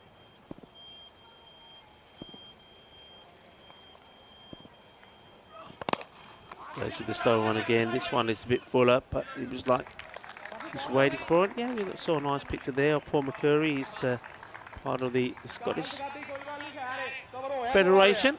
Certainly enjoying mingling with the teams and the squads in the cricket here as that over comes to an end. And it's, well, 43 2 wickets down at the halfway point, so they're on course. They don't have to do anything exceptional. You have a look at that rate, it's under 8. So I think at the moment they seem to be doing it just right. They're taking the singles, like you said. They're running hard, they're getting 2s as well, and just finding that one boundary that they need an over. Yeah, absolutely. And this is what Carlton's done all tournament. They seem to have the right answers at the right times, and when there was a little bit of pressure, they'd find the boundary, or whenever they needed the wicket, they'd find the wicket. So once again, they're doing their job well. Captain Cluj now decides it's maybe time for his spin. Look, you might as well give it a go. You need to try and break this partnership, get a wicket or 2, try to put a little bit of pressure on Carlton. But like I say, spin hasn't worked for them up until now, Brescia. Will it in this crucial match? Firmly struck, 4 runs. Great batting, lovely shot. Well, Rory, maybe he's been waiting for the spin because now it's on. He opens his shoulders and he plays that away beautifully through the cover area. 4 runs. Yeah, nice shot. Smacks it straight through cover, and really good batting. He hit that hard. No chance for the fielder. And another boundary as Carlton start to coast to this chase, it feels. Yeah, that's his first boundary as well, so he'll feel much better about that now. Gone. Well, he gets tries to get funky, tries to do something extravagant here. Doesn't need to. He already said that. They'd be just looking for just the one boundary in singles. And I know what you're going to say, Corey. Say it, because I said it for you a few times. Because Carlton tried this a number of times, and the shot's just not on. They're just giving the wickets away. Yeah, wasn't on with that. And he just smashed one through the covers. Probably could have gone on a similar sort of route or tried to smack it straight, because it was very, very full. But unfortunately for him, it sort of hits his back leg and then rolls onto the stumps. And, well, you could call it a little bit unfortunate. He only had one hand on the bat at the point of contact as well, so he got his hands all wrong. But that's another important wicket for Brescia. Maybe it gives them a little bit of belief in this match. As we look at our fans out there, they're enjoying themselves and maybe disappointed with that wicket. Roy McCann, he'll go for 18 off 18. And not his most fluent innings in this tournament. No, it wasn't. And he did look like he was waiting for the spin, finds his first boundary. Lovely shot it was. And, well, on that one, I think he would have been probably the better option would have been to come down the track to try and hit straight. A very tall figure of a man comes in now. It's the left-handed Burnett. So 2 left-handers out there now. I don't think we've had that before. Should be illegal. Shouldn't allow left-handers to play cricket. It's the worst thing when you're in the field and you have to be running around. But 2 left-handers still, no, shouldn't be allowed. Well, it makes it slightly easier. You don't have to keep changing around, do you? 2 left-handers. Sort of backwards, though. Everything's reverse. I don't like it, Ree. I'm a right-hander. These left-handers confuse me. It looked like Burnett wanted to go for the big one there, but Dan changed his mind, decided it wasn't quite on. Stops it. 3 men there on the leg side on the boundary waiting. And they may wait, but they're not going to do anything about this. This has been hit so well. What a lovely shot this was. Both are just shots to get timing both Purisi. And 4 more runs. Lagya Joka. Just finding the boundary at the right time without taking a risk. That's a safe shot along the carpet, not risking his a dismissal and finding a gap. Beautiful batting. Yeah, good batting. All about keeping the head perfectly still as well. Right on top of that ball. 4 runs. Good shot. And then he opted to go for the sweep here. He's trying to tickle this round. He's trying to manipulate the field, isn't he? Fine leg is inside the circle. That's what he's eyeing up there. Gets this one wrong. It's a quicker one as well, I think. Yeah, and he just misses out. But the reason he did that, they just moved that deep square very straight. So he's just reading the field there and trying to manipulate it. Is exactly what you said. So smart batting, didn't execute it. 52 for 3 after 6, and the bowling, well, it's been pretty impressive so far. Just a couple of blips there with some economies. I mean, if they'd made more runs, they're doing brilliantly in this game, but 83 is such a low score to defend. Yeah, I mean, you know, even that was the thing, wasn't it? Even with those wickets early on, a pretty good power play, 20 for 2. Just without the extra runs on the board, you know, it is good, but it's not good enough. Yeah, I commentated Carlton playing Prague yesterday, and the chase was identical to this, and then Prague CC had an over where it was 2 wickets for 1 run, and it flipped the game on its head. That's exactly what Brescia need now. They need a 2-wicket over and they need maybe 2 or 3 runs, and then it's back to game on. If not, you just feel Carlton will get there. Yeah, and they still have the likes of Southwell up their sleeve as well. That's the other thing you've got to remember.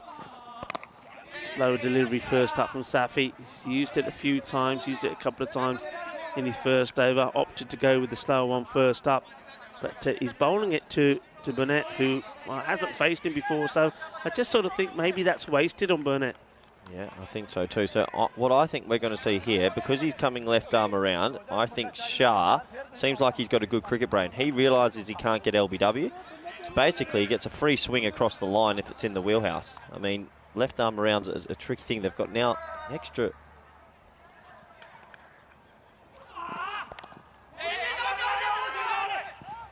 Good running, and they bowled that ball away without a mid-off. I've never seen that field before. Yeah, I mean, they've got 4 men though on the leg side. I think that's what you were going to go on to say. The fine leg is now back. Square leg, mid wicket, long on. I've never seen this. So on the offside, I'll paint you a picture. There's a cover point, sweeper, point and backward point. There's no mid-off, no deep mid-off or mid-off. Yep. That's the area it goes for. Well, this is a terrible misfield. It's the second time, really, that this has happened. This is criminal. Low-scoring game, and Naveed Chowdhury, he really lets down his team here. You've got to stop that. But look, that there is the pressure that's created with the running of these two. They're running so quick. The fielder, he takes his eye off the ball, and, well, he doesn't get anything behind it either. Off it goes, 4 runs. He's going to be very disappointed with himself. Yeah, he'll be very disappointed. Now he comes over the wicket, still with no mid-off. I've never seen a more ridiculous bit of cricket in my life. There is no mid-off, and now they're all pointing at each other. I'm so happy he hit it there. That is crazy cricket. Yeah. There's no mid-off. All he has to do is basically bunt it down the ground, Rico, and that's what he does. That's 4 runs. Yeah, and you can see that's exactly what was being eyed up the ball before.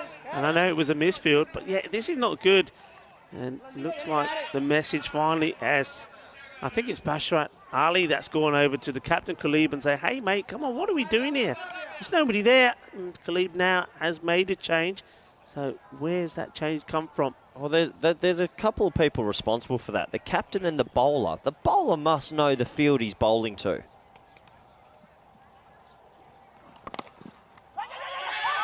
Good running. Yeah, very good running. And Safi does get there in the end, but I mean, that's easy. He's got to want it. He's got to be hungry for it. If you're bowling that and the ball goes there as a bowler, you say, no, you're not taking a run to me there. But he sort of stops and then gets going, and by that time it's too late. You see here, he stopped, he just needs to go for it. He's looking and then decides, hang on a minute. And by then, I've already completed the run.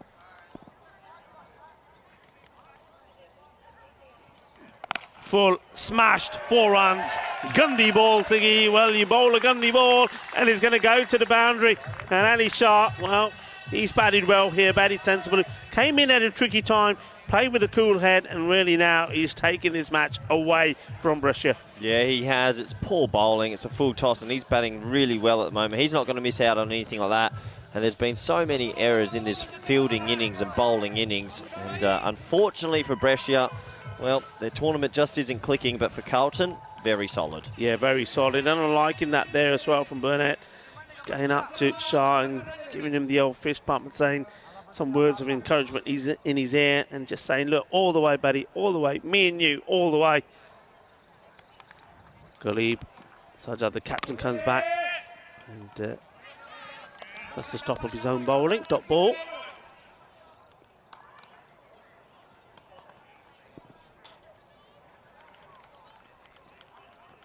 Makes some room for himself, and a couple of bounces when it goes to the fielder. Fielded there by Safi. So Brescia, I mean, it looks like they're going to be losing another one here, and their chances are probably of a top 3 finish are now fading away. I don't even think if other results go their way to make a difference. I mean, what do they learn? What do they have to learn from this? Where do they have to get better? I mean, the obvious is, of course, got to score more runs. But there's more to it than that, isn't it? Yeah, there is. It's just maybe cricket education. Their bowling plans, they've got to have plans and understand what angles they're trying to bowl. and where their fielders should be. Just little things like that. And with the batting, pairing people up that can hit ones while there's maybe an aggressor instead of going 4 aggressors, losing them and then being bowled out. Yeah. I still think they're a good side, Rico. I think if they get to Super Thursday, well, they will get to Super Thursday. If they can sneak themselves to Finals Friday, they're going to be dangerous. They've got the talent, but it's just not working too well at the moment. The other thing is you need consistency. This is, again, nice shot. We'll go to Brescia Ali. So, yeah, look, they need consistency. For them to go all the way and win it, they need consistency. We can see them, like you said, we can see them maybe finding form in a match. A batter gets going, maybe like Baba Sain did yesterday. You can see that, but to see them doing it on a consistent format, say winning 3 matches out of 3, I can't see that. Yeah, it's going to be tough. I think anyone that gets to Finals Friday, that when you need to win 3 from 3, it's never easy. 71 for 3 after 8. I mean, maybe it'll happen in one of the groups. A team goes 3 from 3, but you really want that double chance. Yeah, of course you do. Yeah, of course. And it's, it's a lot of cricket as well. I mean, these teams, remember, just to reiterate, they haven't played much cricket. This is the winter season. They're coming into this having not played too much. So, when you're playing all week, by the time you get into the Finals Friday, you're going to be starting feeling a little bit sore. We saw that with Griffins, didn't we, in Group B last week. And it also depends on the squad that you've got. Are you able to rotate players? Are you able to give players a bit of a rest? And that's why, we've seen that already here from Carlton. Carlton have got that. We haven't seen Southwell with the bat. Some others have been given the opportunity, and it's worked. Got him, and well, this is a good one. And they needed something to happen, and they go back to Imran Naveed. He can make things happen. He gets the ball. Look, it makes a big difference if you get the ball in the right areas. It's his first delivery, coming back, bowling his second. He doesn't mould a short one, gets it right up there and gets a wicket. Yeah, top of off stump. Good bowling from him. He gets himself another scalp, and maybe, just maybe, they give themselves just a little bit of hope. Still only 12 required off 11. But always nice to hit the top of off stump. That's what they tell you in the coach's manual, in and around there. A wicket falls. It does bring a new batsman to the crease, and there's always a little bit of pressure when you're coming in. There's still runs to do, but that was a pretty good innings from our man there, Ali Shah. 29 of 15, 4 fours, a 6, and striking at 193. That's a really good T10 innings. Yeah, he's batted well. I think he's going to, you're always going to be disappointed when you get so close and then you give your wicket away or you get out. And he went for the big shot, went for the glory, misses it and loses his stump. So he's going to be a little bit disappointed, but still, it's been a very good knock. He came in at difficult times with those 2 wickets down and not too many runs on the board. So he's got them back in it, but they just need a batter now to see them home. So they need to bring people tight now, just cover, point, that you cannot let him block a single here. Oh, he's absolutely done him with a beaut. Southwell comes lower down the order. What a delivery this is. Well, Naveed, well, 2 in 2. This is the Boogie Oogie Woogie Kookaburra fireball. He knocks the stump out of the ground. And look at that. He's just very calm, very composed. A lot of people talking to him, giving him advice. Well, he doesn't need any advice. Just let him do what he does. Hat-trick. Is there a hat-trick on here now for Naveed? What a beauty. Boom. Jakadefate. Well, has this story got a different change, a final chapter to it? About 3 minutes ago, it was looking dead and buried, only 12 required off 12. And he's come in and he's removed 2 good batsmen in this tournament. Oh, that's an absolute peach of a delivery. What a ball that is. And, well, Hugo Southwell, it all goes well for him at the top of the order. He's a dangerous batter. For him to be removed with a ball like that, well, there's something special maybe about to happen here. We saw a century yesterday. Are we going to finally see a hat-trick? Plenty of bowlers have taken 2 in 2. Nobody's gone all the way. And I think that's Burnett just going to the new striker coming in. It's going to be Khan. He's not a useful bat. He scored valuable runs yesterday as well. But he's an aggressive player. And he'll still want to be playing his shots and just composing himself. So hat-trick ball. Shadnan Khan is the new batter that comes in. There we go. Can he get a hat-trick? Here we go. We haven't had 3 in 3. This could be a magical moment. Oh, he went for the slower delivery. It could be a team. Oh, it's not. Well, the stumps have been hit, but they've been hit by the hand of Naveed, but not the ball. And, well, what about, I mean, that's either... They're running on pressure. That's just nervous running. Yeah, it's nervous running, but what about that delivery? I mean, he was so effective with those 2 quick deliveries. I mean, I can see what he's trying to think. Well, the batter think they're going to be bowling a quick one, bowl a slower one. But, well, I would have still gone with quick and fast and right up there. Yeah, he just mis-executed and it turned into a big full toss, but that's pressure, that run. There wasn't a single there, and if he had picked it up cleanly, that would have been run out. So all of a sudden, those 2 wickets have just put them under the pump a little bit. 11 off 9 now. What a lovely action shot that was again. Well done to our partner, Spring Production. That was brilliant. Well, Burnett wanted to get there. He's there. What can you do about Naveed? Oh, full toss. But where's this going? Is he going to go all the way? Oh, but for one moment, I thought it was going to go into the hands of the fielder. It doesn't. It goes all the way. And it's been punished. 6 runs. Just wondering how high this one as well. I haven't seen or picked up a no ball signal. No, that was okay. That was just under for me. And, well, he bowls those 2 great deliveries, gets 2 wickets and then bowls 2 full tosses. And those 2 full tosses, well, one's gone for 6 and it's looking hard now. Yeah. Plays it out and the off takes a single. Yeah, I mean, that's why sometimes, well, Naveed, stick with what has worked. He bowled 2 corkers of a delivery, then tried to change, went for the sneaky slow ball. I would have just gone with what's been working. You see Burnett just having a little chat now here with Shadnan, just trying to keep him focused and motivated and say, look, come on, if we can, let's not take it all the way down to the wire. Just look to take the single here. This one's a little bit of a free hit here because you don't, if it's a 1, Burnett's not on strike, you're telling Khan try win the game. But, well, imagine if Brescia batted their overs. They'd love 5 more runs. You called it, mate. You called it. I absolutely agree with you. You've got to bat. You've got to take every ball that's available. Firmly struck. Watch the bounce. Bashford Ali will make no mistakes. It takes a single. So we do go into the last. Oh well. Popping and skipping the umpire there. Yeah, they do go to last. And that 6 just took away all that pressure. 3 required. And you'd imagine Carlton still get there. This is why we went, ooh, into the mics, because he dropped it. And we thought, will they sneak through for another run? They didn't, though. So 3 required for victory. The last 6 balls to come. Stranger things have happened. Have they? Stranger things have happened. Have they? They have. They have.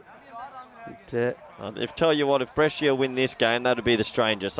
Surely not. They'd have to pull something remarkable out this last over. Who they're going with, that's the interesting thing for me. I'm just having a look around. Looks like they're going to go with, is it going to be Shadnan Khan? So now they've brought every single player in the ring. You could probably still leave maybe 1 out, 1 or 2 out. We've seen this before. It was the other way around before. Shadnan Khan was the man doing the batting. It was the English Khan that was doing the bowling. And now, well, it's reverse. So it's going to be Shaju Khan who is doing the batting. Shadnan Khan with the ball. So they've brought every single person in the ring here very tight. I still think that they still have 1 or 2 runs to play with. I'd still be leaving 1 hovering deep on the offside and 1 hovering deep on the leg side.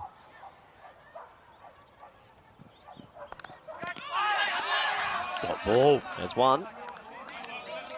So I understand they want to try and squeeze this basket, but you can squeeze them, but also give yourself protection at square of the wicket each side, because if he pierces the gap once here, it's game over. Yeah, you see, he's just looking for, and he knows it, just 1 big hit. Gets it over the infield. So 5 balls to go, 3 required. Couple of, I mean, look, every time there's a dot, it's pressure.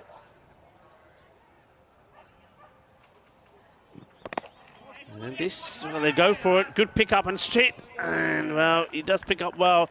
Doesn't hit, but look, they go straight away. That's the key there. As soon as he hits it, they go. It shows you how tight you actually have to be to stop a 1. If you hit it and go, you can always generally make it. He's hit that straight to the fielder, but he's still too deep. Yeah. But that's the one that will bring on the main man on strike now. And just looking at some of these fielders that are on the ring on the offside, so they need to be another 4 metres in. If you want to be in the ring, be in. Yeah, just... There we go. Safi's getting a bit tighter. That's good. Better. But what about the other side, you see? Firmly struck. Here to comes be the out. throw. Does he have the ball? I don't think he has the ball here. Well, they're going upstairs. He hits it to the guy that's on the ring, so he has a chance of making it. And for me, I think the keeper's dropped it. I don't think this will be out. I think this is just, I think he spilt it. I'm pretty sure he spilt it. Yeah, me too. And yeah, he spilled that. Ball's not in the ball. hand. And whatever he made it, he made it anyway. He's safe anyway, so it just shows you if you're going to be in the ring, be in the ring. Absolutely, yeah, it does. So, score's tied. And he's hit that straight to the man all the way in the ring, and it shows you can always make it if you run straight away. So now when one score's tight, is it? One to win? Get tight. Get very, very, very tight. And Brescia, they'll be ruining those opportunities with the bat. Ruining not batting their innings completely, as this one will go for 4 runs, and that'll be it. It's a victory for Carlton. And maybe they just left it a little bit later than they would have liked. Doing it with a couple of deliveries to go. But they do get there, they get the victory, and Carlton, once again, they've done it. They keep their unbeaten run game, but Brescia, they've got to think about things here. They all know that on this occasion, just 10 more runs would have been enough. And it's not to be. All smiles for Burnett. He was totally focused, wasn't he, when he came out there? I think he was determined to bat all the way through, and he gave good support to all the batters, good encouragement as well. A good victory for Carlton, so they go marching on, and they certainly are going to finish comfortably group leaders here now with that victory. And they're still discussing some of the shots there. But Brescia, well, they've really now got to dig deep. They've got to learn from these matches. I mean, they've got to learn from the 2 matches they lost earlier, and it doesn't seem at the moment that they're applying themselves the way they should be. Yeah, and I'm sure the fans enjoyed it as well. As we'll take a quick look at the highlights, and well, we thought this would be a simple chase for Carlton, but the man Ali with the new ball took a wicket off the very first ball of Pillay. A nice caught and bowled for him, and they were pumped up. And you sort of thought, well, if they can get another one early, will they be in it? They were throwing their bodies on the line. That was a really good stop out there, and there were some nice shots and a bit of, well, he's off running to the races. Didn't have to run. It was gone for 4. He was happy with that with the Scott supporters. And Brescia, they started the better of the 2 in the power play, Rico, with 2 wickets. Yeah, 2 wickets, but then Safi taking the catch off Whitaker. Whitaker just trying to go over the top. And well, that one only just went over the top. And look at this from Ali. He couldn't believe it. He said, "Get out of here. You're kidding me." But they did keep the pressure on. You have to say there was Rory McCann, he didn't have things his own way. There was a lot of singles, a lot of ticky-tack going on there. But then he did play one beautiful shot for 4 runs. And you thought, well, maybe he was going to get going. And that was Kulab Sajjad when he came on to bowl his spin. But well, this was an unusual one. Poor choice of shots, and he gets the back pad and it goes under the stump. So McCann went, and then Ali, well, look, I really like the batting of Ali Sharp. Hit the ball well, the left-hander. When the 2 left-handers were together, you just thought they were going to take it all the way. But here was the big swing and a miss, and it was time for Naveed to come back. Well, not only did he get Ali, but he got Southholt with an absolute beauty. And at this point, we thought, well, hello, anything could happen, Corey. Yeah, we did. We thought, is there a bit of life left in this game? And there was this run-out chance on the hat-trick ball. Maybe that could have helped them a little bit more, but he just missed the fumble. And unfortunately, that was all she wrote. That was the winning runs, a swat through the offside. And the bowling side from Brescia, they'll feel they gave him a chance, but it was the batting that let them down. Yeah, absolutely. I think you've hit the nail on the head there. I think all of the bowlers there, when they're back there now, they'll be talking. And one of the things they'll be saying is, look, you couldn't have asked for anything more from us as we have a look at what we've got coming up next. And we know it's going to be the Prague Cricket Kings, and they're up against Alton. That is going to be a really, really interesting match, because I mean, both teams are very equally balanced. The only man I think that can make a difference there is going to be the Beast. And if the Beast is in good form, anything can happen. Yeah, you can't stop him when he's on. But we'll take a look at the scorecards to wrap up this first match on well, wonderful Wednesday. And yeah, there was some good innings throughout. Ali Shah's 29 off 15, though. That was the innings that really got them ahead of the rate. Yeah, absolutely. It was a good innings as well. The only thing he'll be disappointed that he's got bowled there by Naveed, because not only the fact that he knows that he should have probably seen his team home to victory, but he just added that little bit of extra pressure on these teams, especially when Naveed ripped the off stump out of Safa. But yeah, as I was saying, the bowlers will be saying to the batters, look, what more do you want from us? We gave it our all. You bowled well. Safi, a little bit disappointing, I think, for me, just going for 26, but all the other bowlers bowled really well, kept him in the match all the way down into the last over. But yeah, the batting has to get better. They need to give support to somebody like Baba Hussain. One man can't do it all the time. No, absolutely. And in the end, you look at that and you think 9.3 overs there in the batted Brescia, and they lost 10 wickets. So for them, that batting group, hopefully they can click as the tournament goes on. They're probably going to end up in the bottom three, we think now. And that's going to be disappointing. That'll sting a bit. Sting a bit, but we can't write them off yet. And this is a good indicator. So yeah, they're going to have to win their last game and hope other results go their way. Yeah, they'll want the Prague Kings to win this one. If Alton win it, then well, all of those teams there are not going to be able to do it. If Alton pick up a win and go to 6 points, then Brescia and the Kings and Zafar are not going to make it into the top three. Yeah, so they'll want Prague to win, you're right. So yeah, it's going to be interesting to see how the rest of the day unfolds, Rico. And in the next 15 minutes, it's going to be Mr. You and Vinny Sandu, isn't it? Yeah, Vinny's going to be back. I mean, we'll be talking to him about his a lack of attempt and some of those catches there in the fan zone. Thank you. Yeah, we will do that. I'm sure you'll have a word with him as you cross paths. So yeah, join me and Vinny. We'll be back in the commentary box for the start of that match. Coming up in just under 50 minutes time, Prague Cricket Kings against Alton. It should be an interesting match. That one, I do feel also like this one will go right down to the wire. Anyway, I hope you've enjoyed the start of the day. A little bit more cloudy than it's been, but the action will be fast and furious as it always is. This is the BET2BALL European Cricket League happening here in sunny Spain, Malaga, at the beautiful Cartama Oval. Join us back in about 14 minutes time.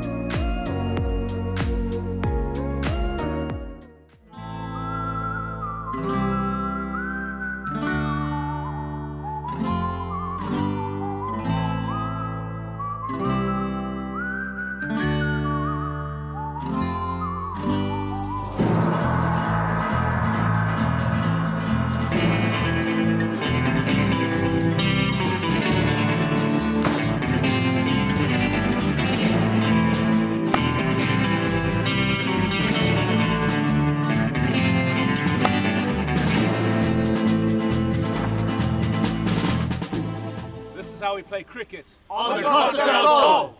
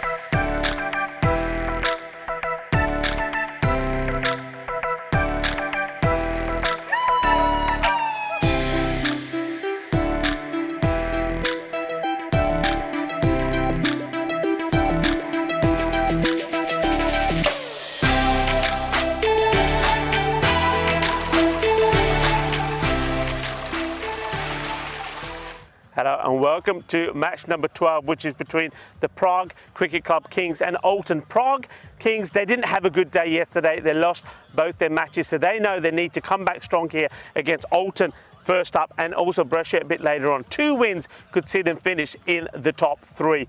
Alton themselves, they started being the surprise team in the group, picking up 2 wins out of 2. They finished day 1 on top, but then they came against Carlton yesterday and they got their first defeat. So that 100% record was lost yesterday, but they know they finished well here. They will finish in the top 3. Everything to play for, but let's join the 2 captains who are with the tournament referee, Rob Kemin, for the coin toss. Your call. Yeah. Back to ball. Back to ball. Who bat first?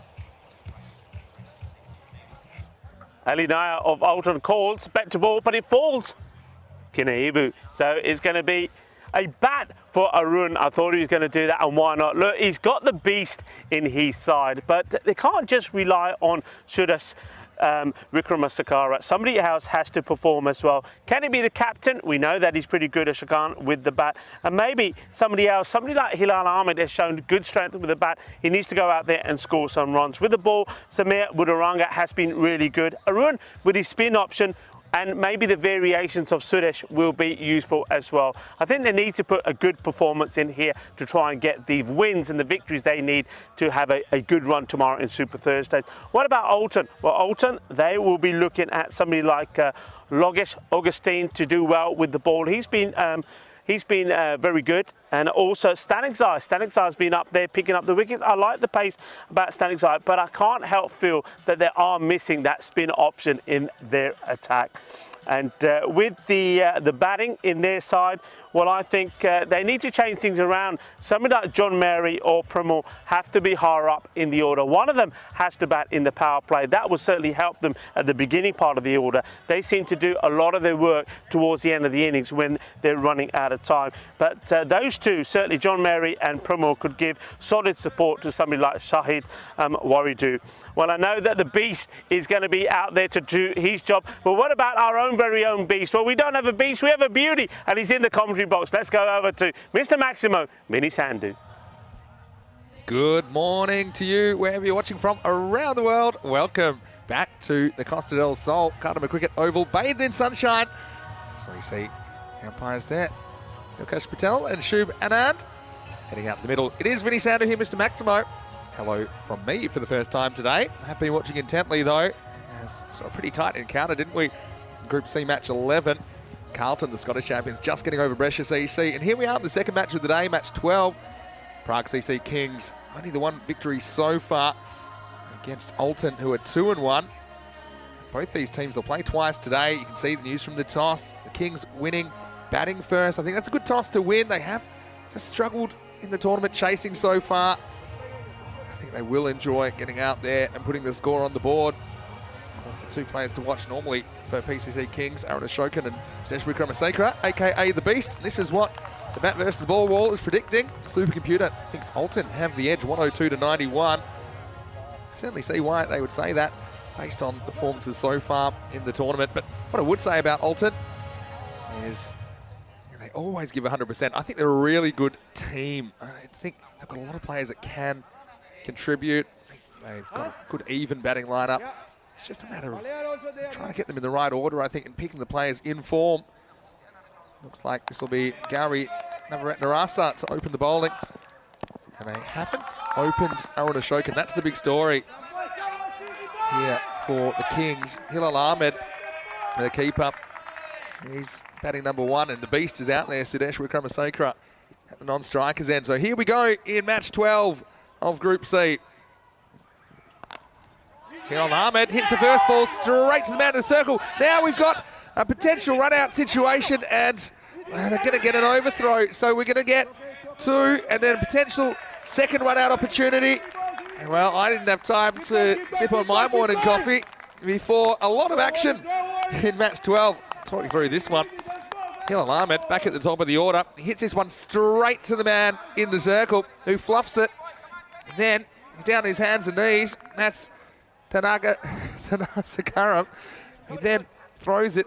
If he threw to the other end, I thought they might have had a simpler run-out opportunity.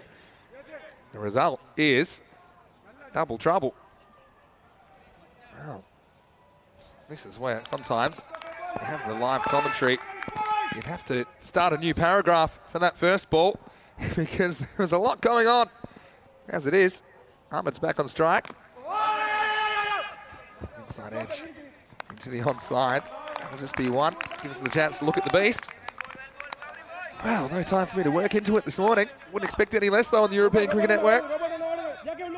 Broadcast on Fancode in the Indian subcontinent and also on our YouTube channel ECN European Cricket Network, as well as various partner broadcasters for this marquee tournament, the European Cricket League, brought to you by BET2BALL and Kiba Inu. Vikramasakara faces up for the first time. And well, this is the third time he has batted in this tournament, and it's the third time he sent the ball out of the ground. Very first ball, Maximo. 6 to Sadesh. This is just a good cricket stroke. Nice swing of the bat. It was slightly over-pitched. It was in the slot from Gowrie. And it's just a little push for the beast. Kings, they'll be disappointed to only have won one out of their first 3 matches. Question will be, how long can the beast stick around here in match 12? Good little adjustment from the bowler. Pulling the length back a little bit. That's the one. Just want to say very good morning to everyone in the chat as well. It's great to have you with us again. I see Rick Hubbard's in there. I'm sure we'll have some pretty good Czech representation, as well as some of the Swiss players that we have seen on ECN a little bit of time ago now from that series we did in St. Gallen back in June 2020. Good ball from Navaret Narasa. Yeah, so Aaron Ashokan probably would bat 3, you'd imagine. They've just been shuffling this top order. They've got some other options as well, like Sharon Ramakrishnan. He's one that you might see opening at some point if they want to go for a left-handed option. Just can throw bowler off a little bit. Last ball, the first over. Kelly pushes, runs, has to run. And the beast wants to strike. So we'll bookend the first over with overthrows. So we get a dozen off the first. 1 over down, 12 for no loss. Bit of an ECN special. Probably worth a go. I think if he hits, probably out, but there wasn't a lot on the throw. It just kind of airballed it. And I think that was all to do with Vikramasakara wanting the strike in the second over. So, Phil G, watching from the Czech Republic. Saying good start from the Prague CC Kings. Hello to Asman Nakaraju, who's watching from Switzerland. Paul Zagreb asking, has the beast played at international level? Well, he certainly has. Not only has he played, he's the equal record holder in T20 international cricket for the fastest century. I believe it's 37 balls off the top of my head. A record he shares with Rohit Sharma and David Miller as we go to over number 2. And Ali Nair, the captain, is in to bowl it. First ball's just pushed away by Sadesh Roy Diaz Vikramasakara. One of the cooler names I think you'll find in world cricket. Pretty cool character as well. Cult figure on ECN, as you can imagine. See, that's Waridu, the keeper for the Swiss champions, Alton. We see him at the top of the order in the second half of this match. Kings road to victory. I think 120 plus on the board. And remove some dangerous players at the top of the order, including Waridu. Can they sustain their innings? A little bit short, and he's found the fielder again. And this one, well, he just let it get a bit low on him there. I think it still carries. Once again, Hilal Ahmed not really hitting this. He's just kind of guiding it around the corner. Straight at the fielder. I think that's another opportunity that's been missed. So he just helps it on its way. Yeah, I just think a slight misjudgment. Just needed to take one step in. He would have taken it at a more comfortable height. All action all the time. That's what we're used to.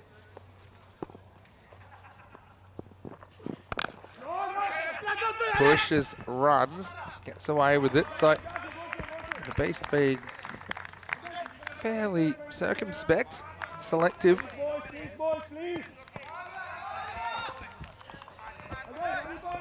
Correct myself on the fastest T20 National 100. It's actually 35 balls. That's Wickramasakara. Shared with David Miller and Rohit Sharma, two big names in world cricket. This one swings, a good take. And if I go down to the next fastest after those three, you'll find another name that is playing in this ECL. Acrobatic take there by Redu. Sivakumar Perialwa. He plays for Cluj, but we haven't seen him because of a slight injury on the first 2 days. Maybe we'll see him today. Siva, certainly hope so. Cluj have much improved lineup. This is in the air. This could be another chance. It goes down again. I'll have to see if it carries to Logesh Augustine. The circle at short third man. Get a look at this one. It's a false shot. So if this does carry, that's the third time that Hilal Ahmed has been dropped in the first 10 balls of this match. That's a chance. Does double as a bit of a de facto slip in this form of the game. Naya had a couple put down, but he hasn't been hurt on the scoreboard as yet.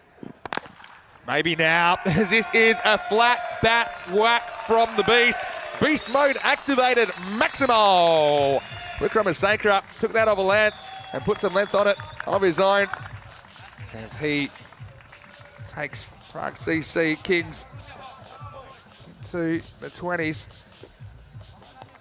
Now, on that note, nice to welcome into the commentary box alongside me, Vinny Sandu, Mr. Maximo. Rico full, and Rico, very, very promising start from the Beast. Pushes this one for one, but he's such a key player, isn't he, for the PCC Kings?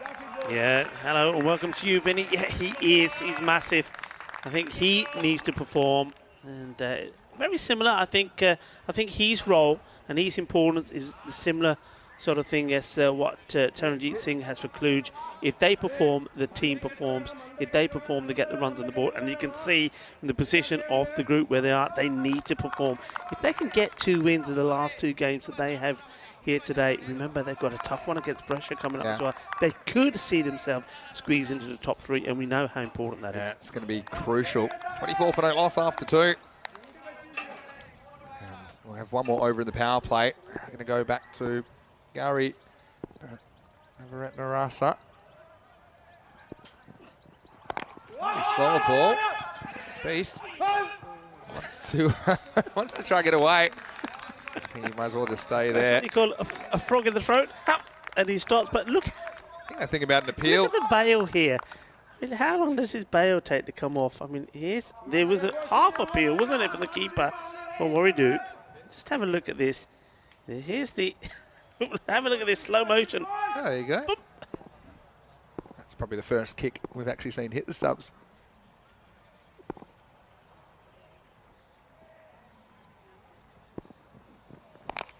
Oh, swings on this. He'll get 4.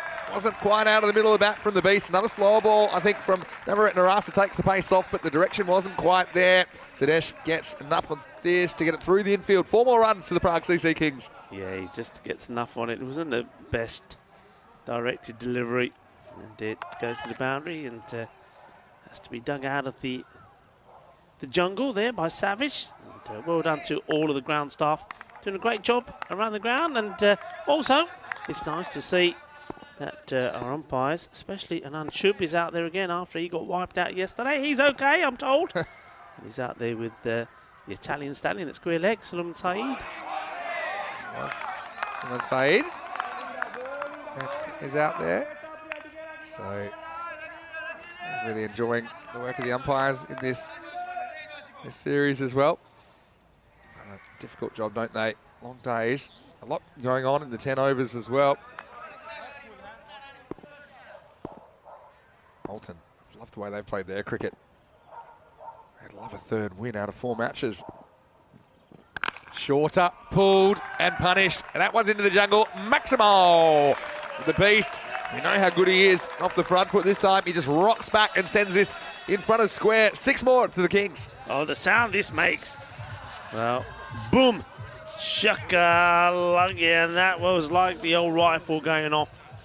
Really does pick this up beautifully. Such a good, clean hitter off the ball. As long as he can keep his shape and keep his head still and not give his wicket away, they're going to go on to score a big score here. I mean, they're looking to get this over in as quickly as they can from Gowrie, and they can start to spread the field out, and no doubt there will be a man in that position there mid-wicket.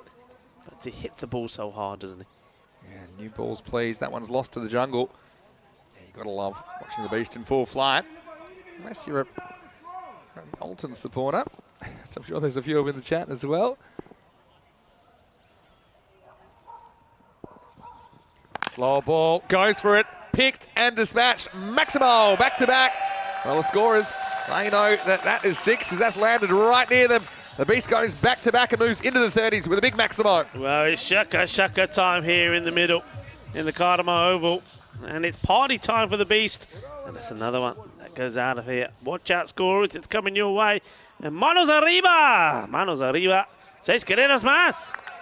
I mentioned a few people in the chat. I think I mentioned Rick Hubbard and Phil G. We've got Prakash Mishra from Bulgaria. We've got Helix in there. That's for Lakaraju watching from Switzerland. Silva is in there. Conrad Greenshields and Steve Waddell from Portugal as well. Well, guess what? This is 6 more. This is going at a furious rate. And that one's cleared the trees as well. That's the way to finish the power play. 6-6-6, the Devils' number. And it's heating up in the kitchen for Alton, the Swiss champions, as they concede 46 in the power play after 3 overs. 46 for no loss. ¡Qué grande eso es! Eso es una grande, Máximo. Esa pelota no volverá. Esta pelota va para Marbella. It's un grande. Well, that ball is on its way to Marbella somewhere. What a big hit that is. Well, they're loving it there. And things certainly are heating up in the middle. The beast is on fire. That was a really, really good over. Over number 3.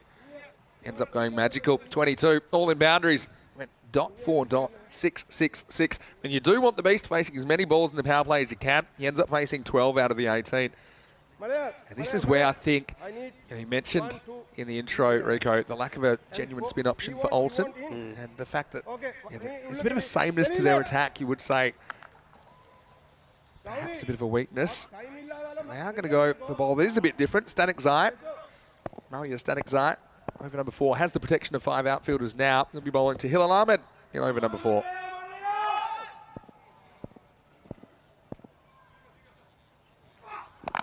Full toss, out round the corner. This time, he's going to be lucky again, and somehow he's played the ball back for 4. Well, Hilal Ahmed, this is a no ball as well.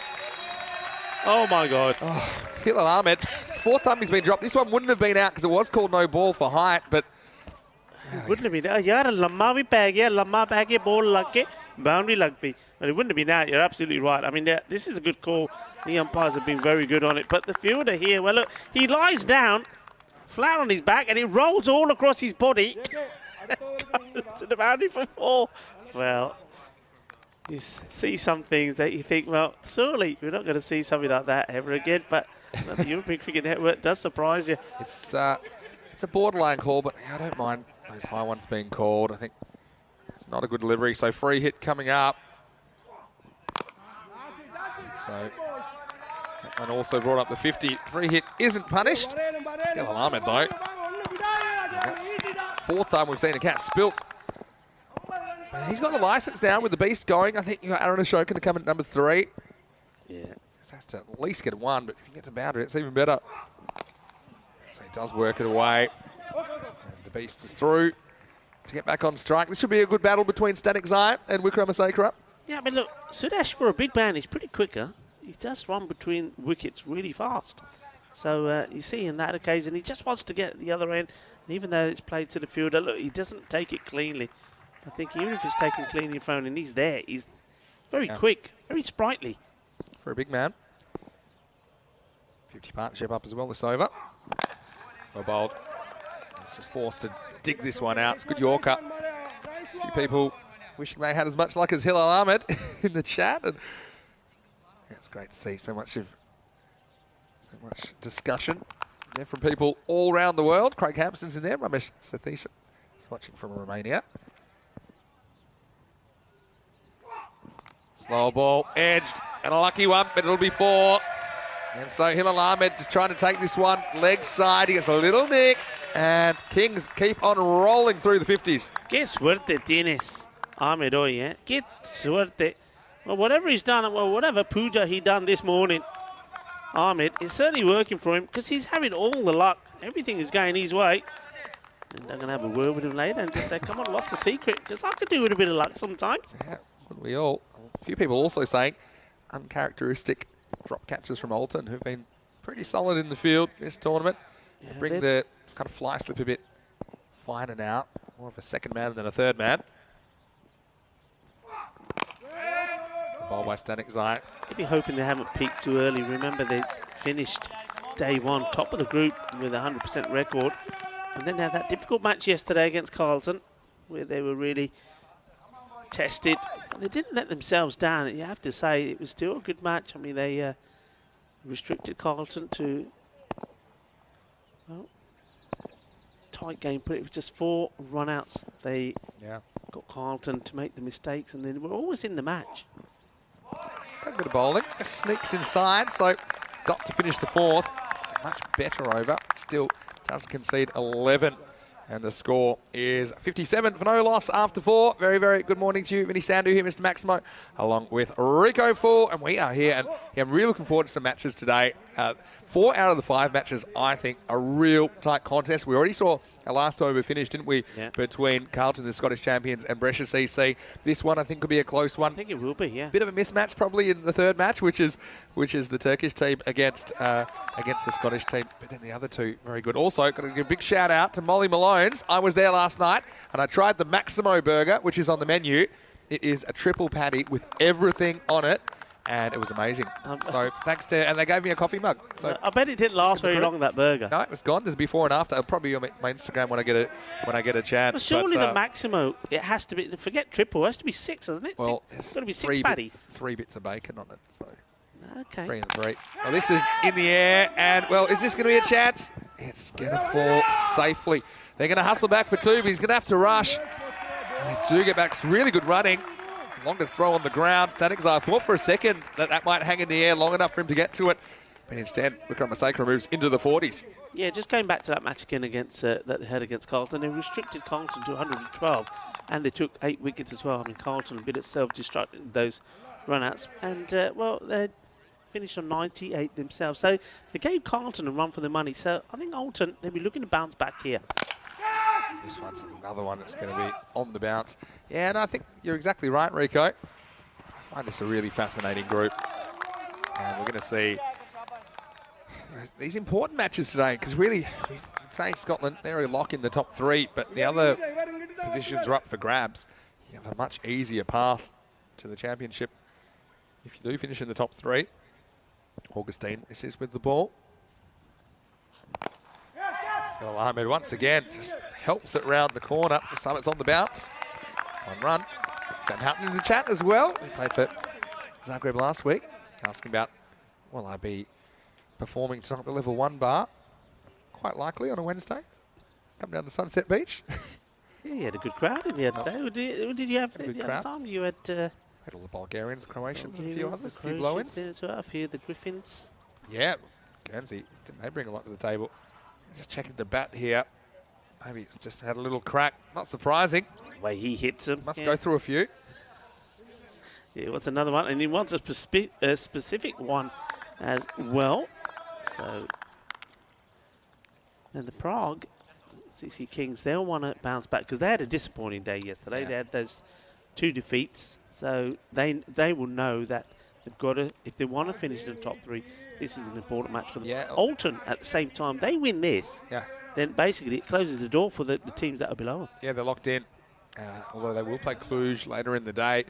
So there's a lot of things that could happen to this top 3.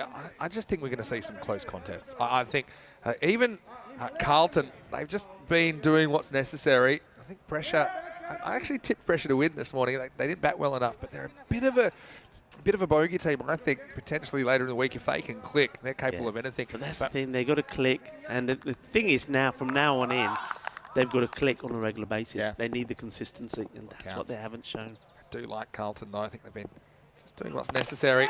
Well, time to test out the new bat. It's just a one-hopper. None of these shots Static recently that have been played, Vinny, they're just bouncing in front of fielders, aren't they? So you just get a feeling that maybe that wicket, stroke of luck that Alton are looking for, just round the corner.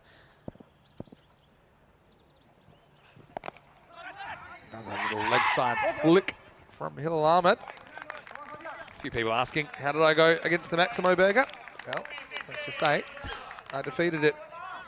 And it was filling. I'll tell you that much. Like I say, see the before and after, Sam. I know you're asking about it in the chat. Delicious. I can't say enough about Molly Malone's in Cohen.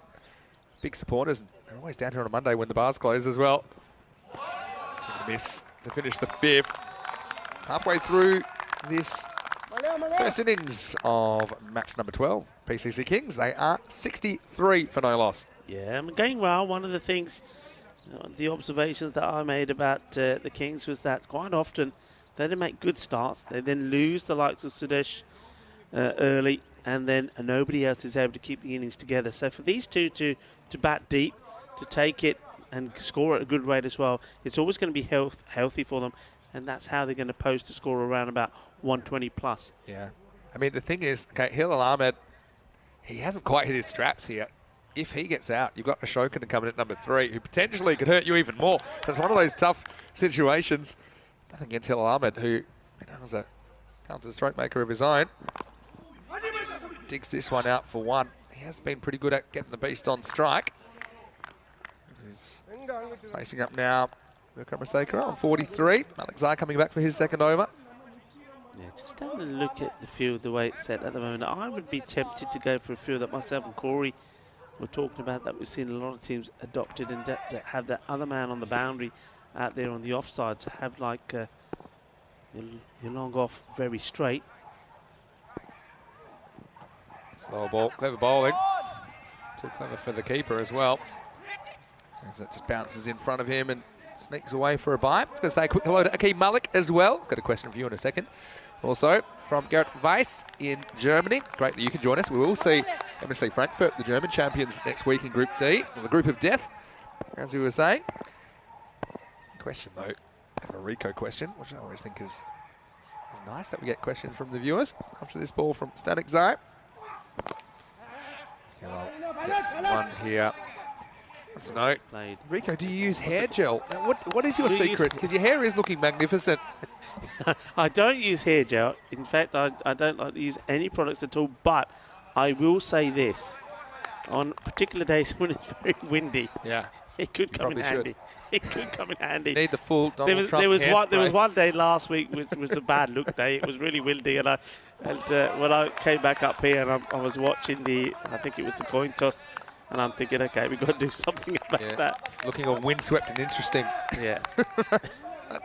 You go back to your first time on camera, back to Rome. Oh, you're not going to go there again. That one, you had the hair was really going there. Well, that's because I had a bit more hair then. I've worked with you since, and I've lost loads, I tell you. It does age you, doesn't it? and it's going grey as well. It's the stress, though, these close finishes do to come. But he's just losing his mojo a little bit. Yeah. It's fun. Whistles past the outside edge. Yeah, I do think, see if Alton can chase something 100 plus here. That's certainly what it's looking like. Potentially a few more. And you think back to Game 5 against Brescia CC, the way they were able to do that. But can they do it on a regular basis? And especially with the top 3 spot potentially on the line. Beats that enough. Tries to whack this one again. Compare that to the first ball he faced, where he just kept a better batting shape. Yeah. Time just lost it a little bit. It's the end of the 6th, and a good over from... Excellent over. Just 3 runs from it, from my calculation. Yeah, just the 2 singles and a bye. So Static Zai coming back well. And 6 overs down, 66 for no loss. Obviously, 11 and over. That's 110 pace. If you can get to a ball from here, gets you a few more than that. 114. I think they can still get 120 here. They finish with a bang. Augustine's coming back for his second over. Yeah, Augustine and Static Zai bowl well. Static Zai has bowled his 2 out now. Good bowling from him. Just 13 off his 2. This one pacey, but ill-directed. Good take from Warridu as well. That one really does take off, doesn't it? Yeah, he makes it look easy, but it's not an easy take, actually, because it's always climbing on him. I expected this wide. Gets across quickly. All right, Ahmed's got to go now. Does, and this one should be out. Ali Naya spills it. Well, came forward, and once again, just got a bit lower on him than he thought, and the elbows hit the ground, and it pops out. And Hilal Ahmed, he's dropped for, I think, a 5th time, including the one of the no ball. He doesn't move. Ali Naya, he stays rooted for too long. All he has to do is take a couple of steps forward, and he's taking this at a comfortable height. I don't know if you see it here. Look, he moves so late, and tries to take it difficultly, and out it comes. Beast on strike then, and he's going to make them pay. He just chips this one down the ground. Maximo! That moves Wickramasinghe to 49. And yeah, if that catch gets taken, you've got the new batter on strike. Instead, they get the single, and the next one is downtown, out of the ground. Yeah, but look, that's the difference. Lovely shot, top shot, 6 runs. But he keeps his shape.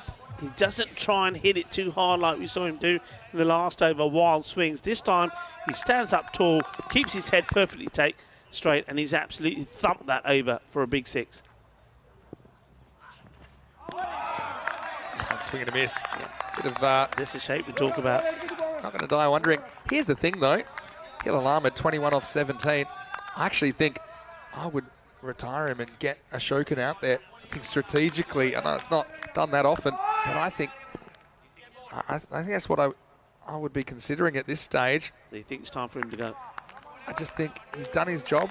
He's set it up so that wickets aren't a concern. I think you got to get a batter out there with a bit more destruction power. Well, though.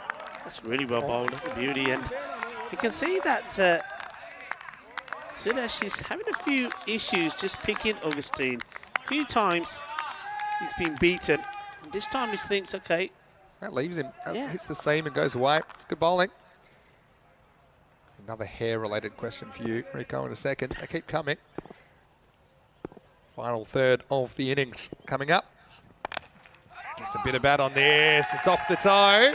Yeah, stubs the toe, but still gets to the boundary, and that will bring up a half-century for Zadesh Wickramasinghe of 25 balls. He's been a bit hit and miss, but more hit than miss. It's a good knock from the Kings opener. Yeah, look, he needed this. Gets a half-century. Well batted, ball banaya. Wickramasinghe apni half-century minaliya, and he'd be looking to go all the way. Well, he's got ton written on his bat. Well, it'll take something sensational for him to get there. But, well, he's on his way, and if anyone can, and now he's got that 50 behind him, and there's a man out there who can hit the ball big and really get the acceleration going here now. Hits this one, picks out the fielder. Just be one, so he'll retain the strike. Moves to 54, and after 7 overs, Prague CC Kings are 79 for no loss.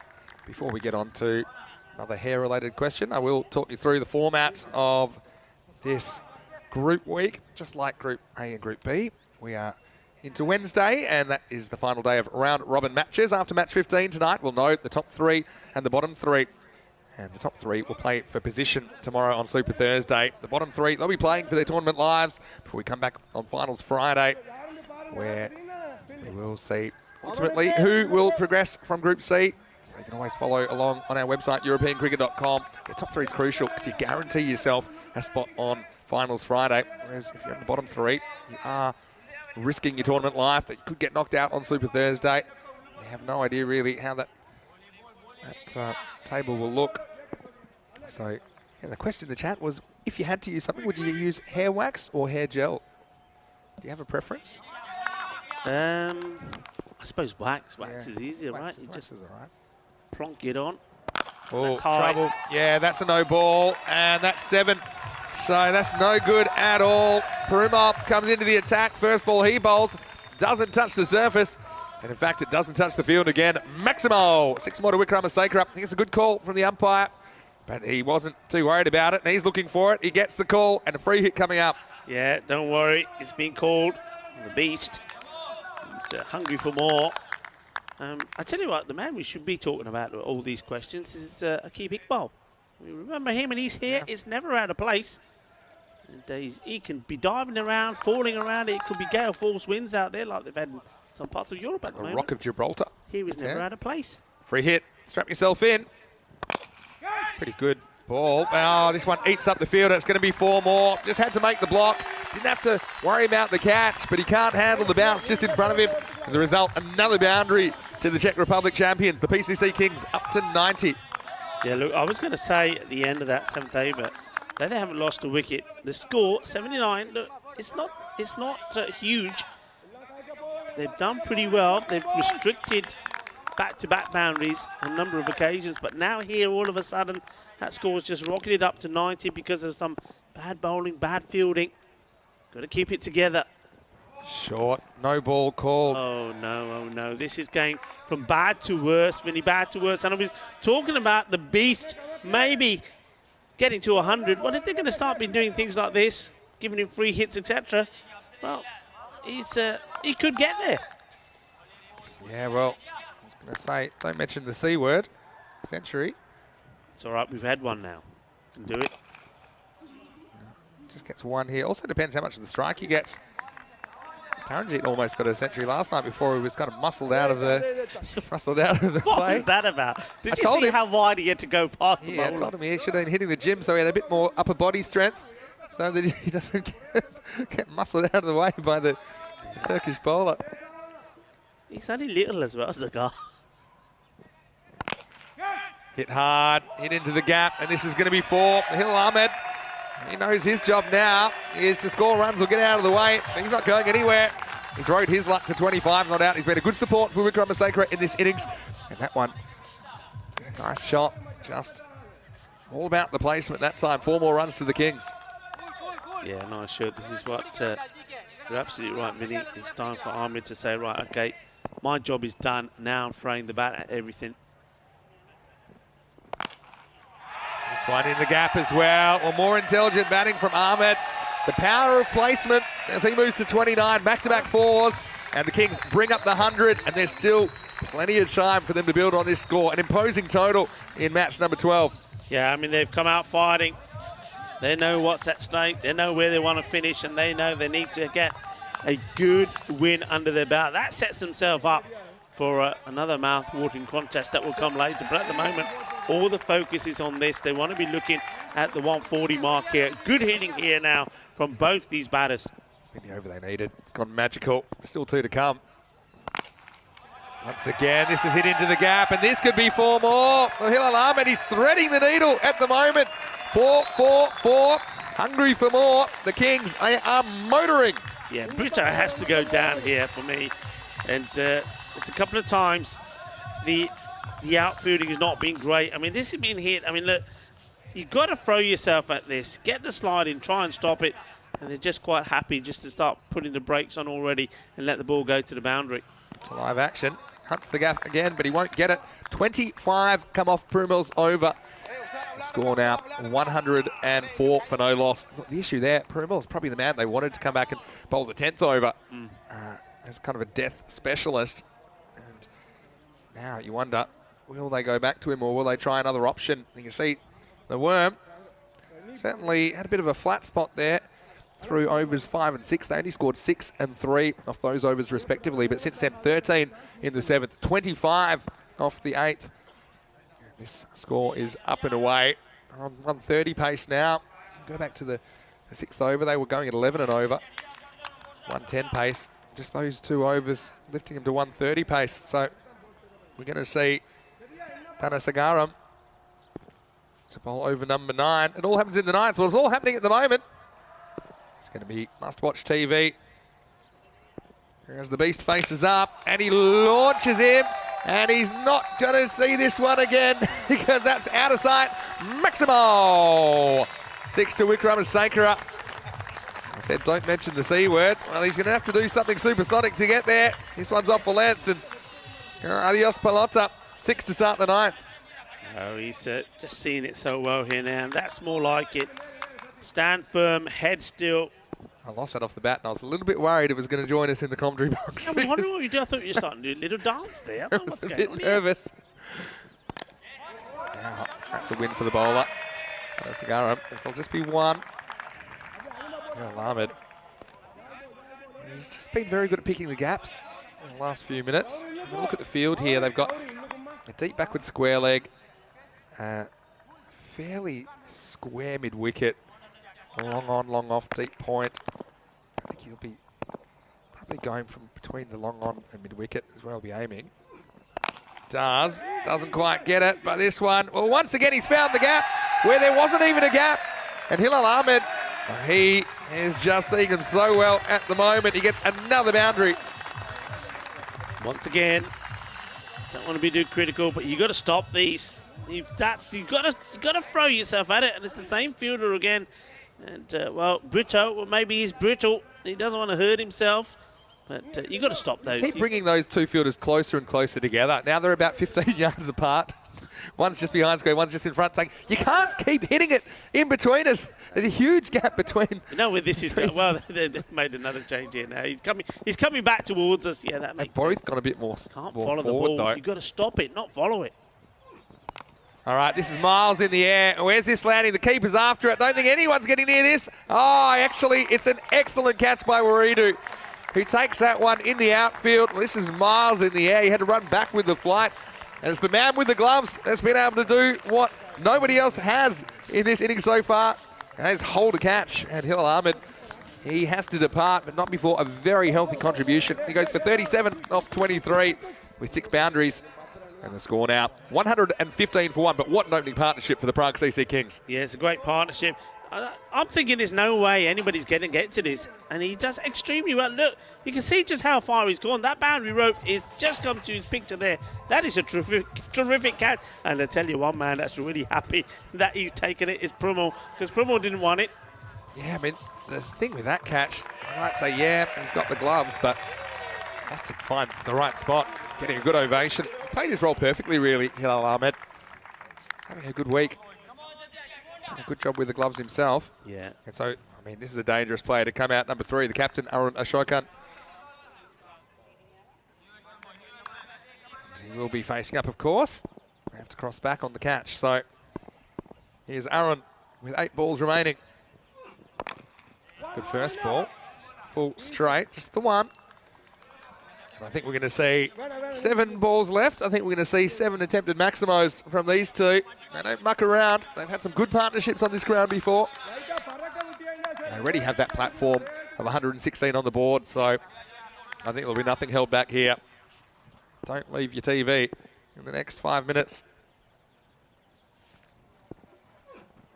Short, slightly mistimed.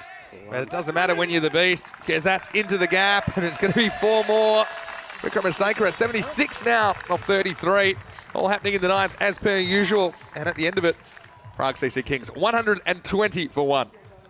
Yeah, it's been a good, positive batting performance. Good response so far from the Kings after the disappointment of yesterday. And of course, they will know, even though they're all smiles out there at the moment, they will know that whatever they end up with, it's only halfway point. And Alton, they've got a few good big hitters themselves, that if they get off to a good start, the same way that the Prague Kings did here, that they can get these runs. But a lot depends on this over. Look, 128, if they can keep it under 130, then they'll be happy with that. But it could go even bigger. This one should be taken, and it has been. So the captain comes on, Alinaya, and he gets the wicket. And it's Arun Ashokun that goes, but the big thing for me here is not only have they got the wicket, it's a dot ball, but a new batter will go and strike. That's why that rule is really important. I think it's been an excellent addition.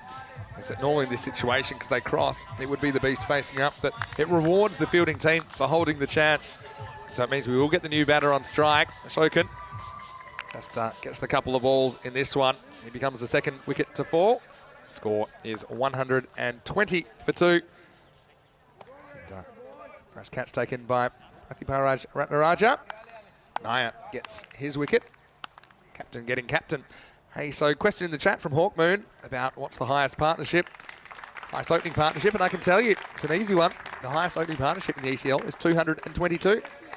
And that was in the ECL 19 final. Max O'Dowd and Scott Edwards for VOC Rotterdam, a side that we will see next week. Trying to defend their ECL title that they picked up in 2019. See Dutch teams in the next 2 weeks, actually, because firstly Rotterdam automatic qualifiers as the champions, which means the actual Netherlands slot goes to HBS Kranhout. We'll see in Group E. That's a nice dot ball snuck past Sharan Ramakrishna. He's been a pretty good finisher for the Czech Republic national team at the European Cricket Championship in September 2021, which is the international tournament. First time we've had international T10 cricket. That's a really good ball. Yeah, it's perfect. Because he had to get his line right as well to the left-hander, and he got it right on the money. Beast has to run here. He goes leg side, and this one is going to be out of the ground. Maximo! That's a Ramos special. Loves the ball coming in, just flicks it away dismissively on the leg side. I thought for a second maybe the fielder was in play, but he comes out, and he's aiming to finish the job. 6 runs to Sharan Ramakrishnan. Yeah, Ramakrishnan, what a lovely shot this is. What a beautiful pickup. And, well, he's not thinking of giving the Beast a strike. He's thinking of hitting them himself. 6 runs. Lovely shot. Naya gets one on him. Top ball, but called wide. Yeah, umpire has a good think about this. And I think it's a correct call in the end. Yeah, we'll have a look at it on the replay. Yeah, I think it is. Getting enough of that blue line. Yeah, of course, talking about 222. Yesterday was the 22nd of the second 22. 22-2-22. A lot of chat about that. We had 22 for 2 a couple of times on the scoreboard as well. This is definitely a wide. So, a lot of people mentioning Richie Benno as well. It's Richie Benno Day. Great person around cricket, not only for commentary, but his career. Excellent leg spinner and had the most wickets of any Australian at one point. Still 3 to come here. And he goes up again. He's going to go long and strong. It's another one. Maximo Ramakrishnan saying, well, whatever you can do, BC, I can do as well. And he takes the Kings up past the 130 mark. Yeah, this is disappointing for the captain, Annie. He's done pretty well, isn't he?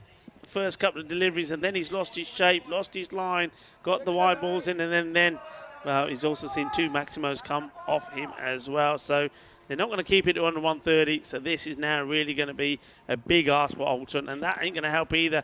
That's going to be another wide. Other thing here, I think we're seeing the power of batting first and not being encumbered or bothered about any particular score. They've just come out, they've batted. Sure, they've had some chances that they've been given. For sure, the Kings, but they made the most of them. Yeah. And lack of scoreboard pressure, just batting with a certain freedom. 135, still 2 to come. Goes offside this time, no ball called, and it's going to be Maximo. 6 more. This is for one fielder being outside the circle. It was called from square leg, and there was a point from Anand Shub. So he's looking at everything, of course, as the bowler's running in.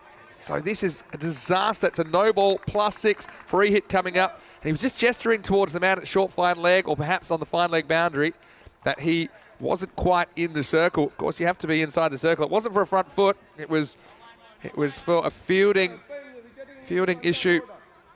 So it wasn't so much that he was all the way back on the boundary. It's just he wasn't in the circle. It was a quick point. I think it was the man at short fine leg. So this is getting from bad to worse now. Never mind 130. Let's go over 140. Still 2 to come. Free hit coming up. This over's gone magical. 22 with 2 to come. Hit hard, and this one is stopped. So Ramakrishnan, very useful 19 off 5. And he'll now get to watch the Beast try and put the exclamation point on this innings, which is now worth 143 runs. Yeah, I mean, look, the body language from the captain. Honey Naya says it all. I mean, it's difficult, but you gotta realise this rubs off on your players. He's got to be positive. Buckle up. Last ball. Swing and a miss. Beastie will be annoyed with that, but he can be very happy with his contribution. He'll finish 76 not out off 34 balls with 8 big 6s and 4 4s. He was well supported by Hill Ahmed originally with 37 off 23. And a nice cameo from Sharan Ramakrishnan at the end. And the Prague CC Kings winning the toss, batting very well. They've set a steep target for Alton, 144 they'll require. over 14 and over. One thing we do know is that the Swiss, they were very good chasing on day one, but still they've got their work cut out for them in this match 12 of Group C. Yeah, I mean, they certainly have. Look, they're going to get a big round of applause here, especially that man, Wickrama Sakura. He's batted really well, and he's the beast. And you now see why he's the beast. He hits the ball big, he hits it hard. Just the one thing that comes to mind, can you imagine if he was facing for the last over? Yeah. That 100 was definitely there for the taking. Well, Ramakrishnan got 19 of them, and if they'd gone to the beast, then he would have been up in the 90s and perhaps nudging the three figures. Both these teams are kind of sitting in contention for top three spots. The Kings need to get a move on. And the worst possible start, drop catch. First ball, costing him an overthrow. Then it was beast mode activated. Wickramasekara dangerous in the power play. It's a very proud team, Park CC. We saw this story in the first half with these drop chances. Ahmed living a charmed life out there. Couple disappearing into the jungle. And yeah, I know that Wickramasekara likes to bat number 3, but I do think there is a benefit to getting him out there, opening up. He elected not to open it with himself and Ashokan. Used Hilal Ahmed as kind of wild card at the top of the order. Meanwhile, you can see his teammates, they were enjoying what they were seeing. A bit of frustration for Alton. Don't often see so many drop chances from the Swiss T10 champs. And Naya again, their captain even, not quite getting in on that one quick enough. The 50 came up for Wickramasekara. They were just getting started. Look at that one. That was a full toss, just flat bat forehand out of the ground. Yeah, just a couple of these high balls getting called, resulting in extra deliveries, and the Czech Republic champions really made them pay. This was a good catch. Probably the highlight of the innings, to be honest. Waridu running back into the outfield, losing a hat, but keeping the ball in the process. And finally, Hilal Ahmed's luck ran out, but not before he was able to thread the needle on quite a few boundaries. Didn't hit a 6, Hilal Ahmed, up 6 fours in his 37. And we saw Ramakrishnan come out and play a bit of a cameo, knocking 19 up in only 5 deliveries faced, including 3 that went over the ropes. Ultimately, the Beast would miss out in the last ball, but did miss out in the 10 overs, finishing 76 not out of 34 balls. 8 maximos and 4 boundaries in that innings. I mentioned Hilal Ahmed, opening partnership of 115, played his role. Didn't hit a 6, but 6 boundaries, and his placement was superb. No luck for Ashokan, that didn't really matter. They had the runs on the board by then. Ramakrishnan cashed in the left-hander with 3 big 6s of his own. 10 extras, a bit of a concern there, including the 4 no balls, for a variety of reasons. I think that extra 10 runs were given away. We have a look at the bowling figures. Static Zai, best of the bowlers, I think, only conceded 13, including a second over that only went for a couple. But apart from that, didn't have a lot of help. Augustine went for under 20, but nobody else could say that. And the wickets going to Ali Naya and Anna Sagaram. But Alton, they've made their bet at it. They made their bet, now they'll have to line it, as we say. In the classics, a couple of magical overs in there. In fact, we had 3 magical overs over 20, the 3rd, the 8th, and the 10th. As we see a score of 143 racked up. So when we return, Alton, the Swiss champions, they will be back, requiring 144 for victory. Join us then. Vinny Sandu here, Mr. Maximo, along with Rico Full. Hope that you're having a great day, no matter where you're watching from around the world. We'll see you shortly for more cricketing excitement. It'll be good to watch, so see you shortly. This is the European Cricket Network, and you're watching the BET2BALL European Cricket League.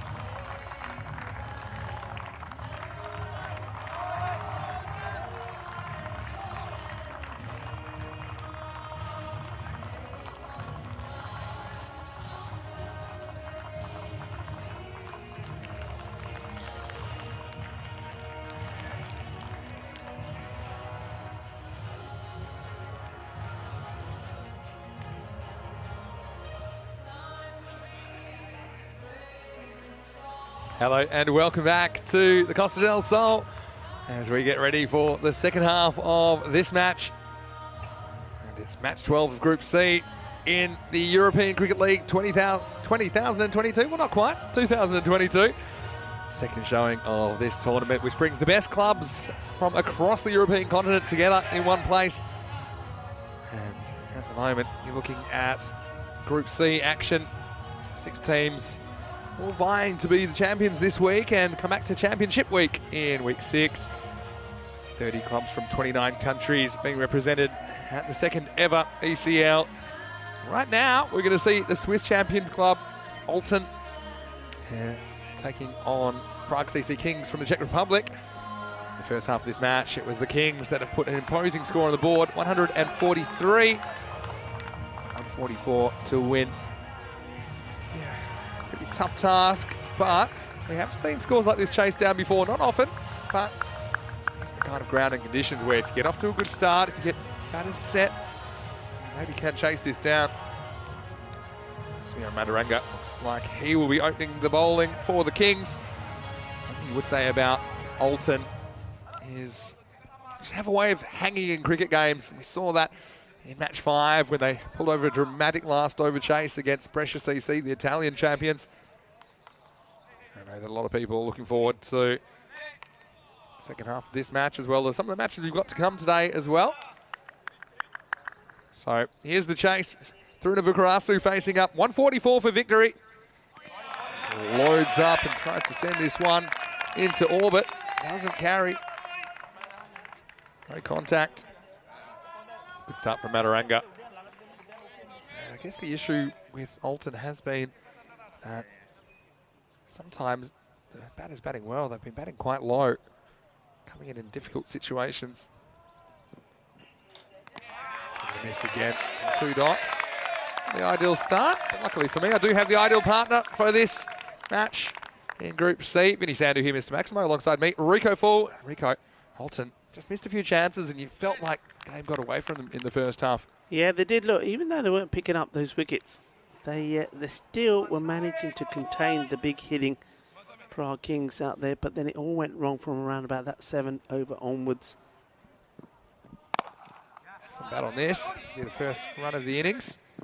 Yeah, and as you said, you've got to take your chances when they're there. But I think they also weren't at their best in the field. There were balls going to the boundary that needed to be stopped. There were balls going in the air that efforts needed to be made on. And when you're not taking your chances, and then, you know, the game gets away from you, and that's maybe what's happened here.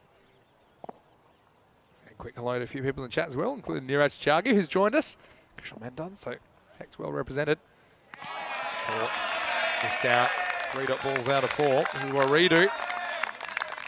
He is the keeper for Alton. He's opening the batting as well. He's had a pretty good week. Yeah, sorry.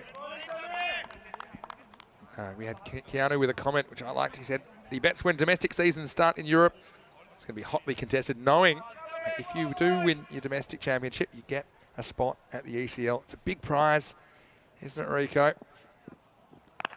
It's a massive prize as we see this one. A big swing from Waridu. He has been probably one of the more consistent top order batters for Alton. But once again, I've got to say, Vinny, I'm really disappointed that they're not making any changes in their batting order. I'm surprised that the likes of John Mario Primo, maybe 1 or 2 others, are not getting the opportunity to bat in the power play, especially in a game like this where you need an explosive start. Fair point. Another swing and a miss. Vukarasu just not able to catch up with any of these balls. So dream start for the PCC Kings. First over goes down. Just the 2 singles off it. 2 for no loss. But I mean, that's got to be a big focus then for club cricketers domestically in Europe now. Of course, a big prize on the line. I mean, you can be playing for any club in your domestic competition. If you can win the championship, you could find yourself at the ECL. Yeah, I mean, that's a huge prize, isn't it? I mean, the ECL, I mean, it's what a lot of these players, they try for. And remember, these sort of opportunities, Vinny, they weren't there before. You know, you could play well in whichever country you play at. You could play well, you could win something. But next season, you just do it all over again. There was nothing special happening, but now there's special things happening. Yes, you can go on and play in the ECL, so you're playing against the best of the other teams in Europe. So this, the Champions League. You see the next delivery, and this one has got hold of. It will just bounce short off the boundary, so 4 runs, and that's a bit more like it. So Oridu, he does get going. But yeah, but then also the next step for that is you get noticed. You get noticed within your own country because of that the cricket you're playing. And you could find yourself playing for your national team. You could be representing your country in the ECC. Spain's a great example of that as well, isn't it? Of course, your home country. So after this, will be called a wide. This is Ali Garaya, regular opening bowler for Prague CC Kings. And I think also playing cricket on ECN, whether it's in the European Cricket League here, the Champions League cricket, or in the ECC, which is the T10 international competition, or even domestically in the ECS. And in fact, if you perform well, and you're performing well under pressure, in pressure situations as well, with the cameras, with the attention, with the pressure situations that this format throws up. And we have seen basically some players elevating their game under these circumstances. That swing from Ali Garaya, just the end of the bat. Just have a look at that rate. It's already ballooned out over 15.5 now. So Alton still would have visions of trying to pull this off, but if they don't, they're going to have to start thinking as well about narrowing the margin of the loss, because their top 3 so close in the middle. Will be even closer after this. If the Kings can get up, the net run rate could decide who is in the top 3 and is safe tomorrow, and who is on the chopping block. Technical launch from Vukarasu, who's eaten up 5 balls now. What will happen here? I mean, if this match goes the way it looks like it will, is that match 14 today, when we see Prague CC Kings again against Brescia, who lost earlier, that is going to be a spicy affair, because one of those 2 teams probably will, whoever wins that one, could finish in the top 3. This result is at the moment going the way that Brescia would want. Well, up in the air. 6-time lucky, I think, because this one is launched out of the ground through to Vukarasu. Finally gets one somewhere near the middle of the bat. Maximal, the first one of the innings for the Swiss champions, Alton. Well, Yasu does find this one, and the 2 batters, they have a little bit of a meeting in the middle there. And I think this is all about Oridu saying to him, yeah, that's more like it. You can't hit it. Here he goes. He's saying, Dekya, main tenu kiya si tu maar sakda, maar, shakke chahiye sannu. Dial up a couple more of those quick. And he does. This is a little bit shorter. It's back-to-back 6s. Maximal rolls the dice. Double 6, the result. And that moves them up to 20. And look, one more of those, and they're pretty much back on the right. Well, look, whatever was said to him by Oridu has done the trick. Oridu keh raha, dekhiya main teri tenu hi main samjho na, jad ball on the butt ke maar. And he said, like this, he said, yeah, that's exactly what I mean. And now he does it 2 in a row. Alton just had a way of staying in that match the other night in match 5. That's the one I remember particularly. There's a lot of runs to chase down. You're going 140 plus. You don't see a lot of 140 plus chases. That was just a little bit too short from Garaya. I think Terina Vukarasu was kind of waiting on that one, especially after he drove him off the front foot. I think sometimes as a batter you can then kind of expect that the bowler will drop the length. He was there waiting for it. Last ball of the over. He might be going for it again. He does, and this one might be the best of the lot, because this is whacked away. A beautiful cricket stroke. So he took a while to warm up, but through to Vukarasu goes 6-6-6 to finish the second, and it's game on. Alton, 26 for no loss. Well, that one goes magical, 24. They needed something special, and there it was. He had the words in his ear from Waridu. And then he said, okay, Waridu, I can do, and he does, goes bang, bang, bang, boom, boom, boom. 3 6s in the over, and they are up and running. Boom, shaka, agya. 6 to finish. As you see, things are going to get pretty tight, because if Kings can pull this off, it'll be 4 points each for these 2 teams with 1 to play. We've also got Brescia hanging around. If they can win their last game, they'll be on 4 points. I mean, margins matter. Their team, you'd probably say, are safer than the Scottish team. Any other spot which would be decided would be the Turkish champs, St. Bernard Zafar, who seem resigned to be in 6th place, regardless of what happens in the next match. Yeah, but middle spot's very, very important. First ball of the 3rd is driven away. Bowler is Naveen Padmaraju.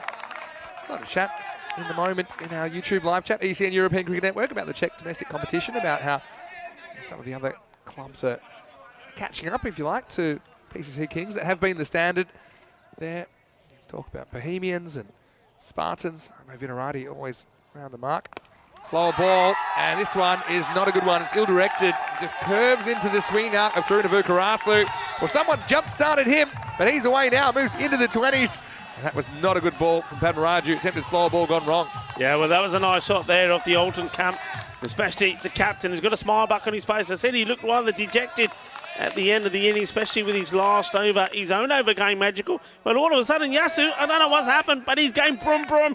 Well, they were going tuk pace, and now it's V12. Now it's Viper pace. The foot is down. The turbo's kicked in. Well, he was one off 5. So he got 22 off the last 4 balls. And this time it's just a single. Comment in the chat as well about how well the camera operators are doing as part of our crew, Spring Productions. We're so thankful to have them on board and really turn the magic out there in the middle into a product which is consumed by millions of people all around the world on various platforms, including our YouTube channel, ECN European Cricket Network, and fan code, of course, in the subcontinent. Thanks to all of our crew. This is a bit of a snazzy swing from Muridu, but doesn't get near it. Padmaraju, for all the hysterics, he's only conceded 6 in 4 deliveries.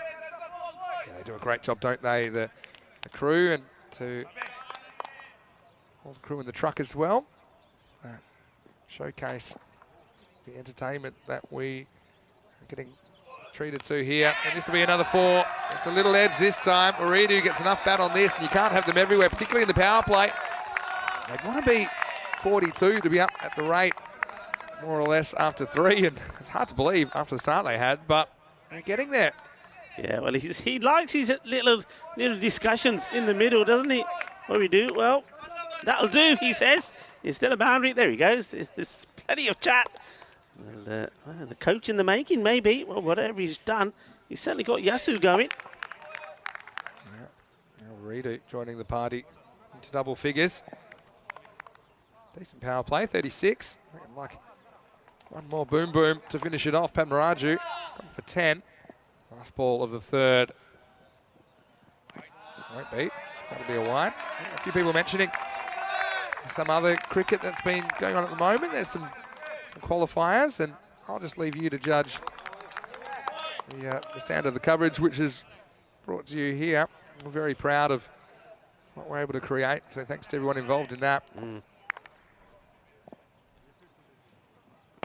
Goes for it, and he gets it. He swats this one over the offside. Bit of swagger from Muridu, and it's game on. That's 3 overs down, 43 for no loss. And in the end, they get their 14th over in the power play. This is called everything, including the kitchen sink. I mean, he's put everything into this, and it's gone the distance. It's 6 more. It's shaka time.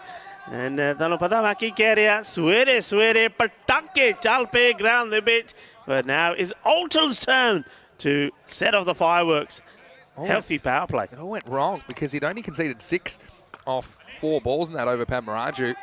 He concedes 11 off the last 2, so 17 off the over. Just mentioned they have a way to hang in games, Alton. That's a really valuable skill in this form of the game, or any form of the game. I've got to say, swagger points, style points. I would have given 10 runs for that one off Muridu. I like it. What a hit. Listen, 41 runs of the last 2 overs. It was only 2 off the first. Yeah. Exactly right. Oh, well, here's the man who I've seen him do it with the bat in this game. Now he gets to do it with the ball. Sudesh Wickramaseka up the beast. This will be a good contest. They need a good over. Just steady now. That Kibe Inu, it should be a little bit wild, shouldn't it, on his shirt? It should have a little bit of about it. He's a wild man. Sneaks it up past.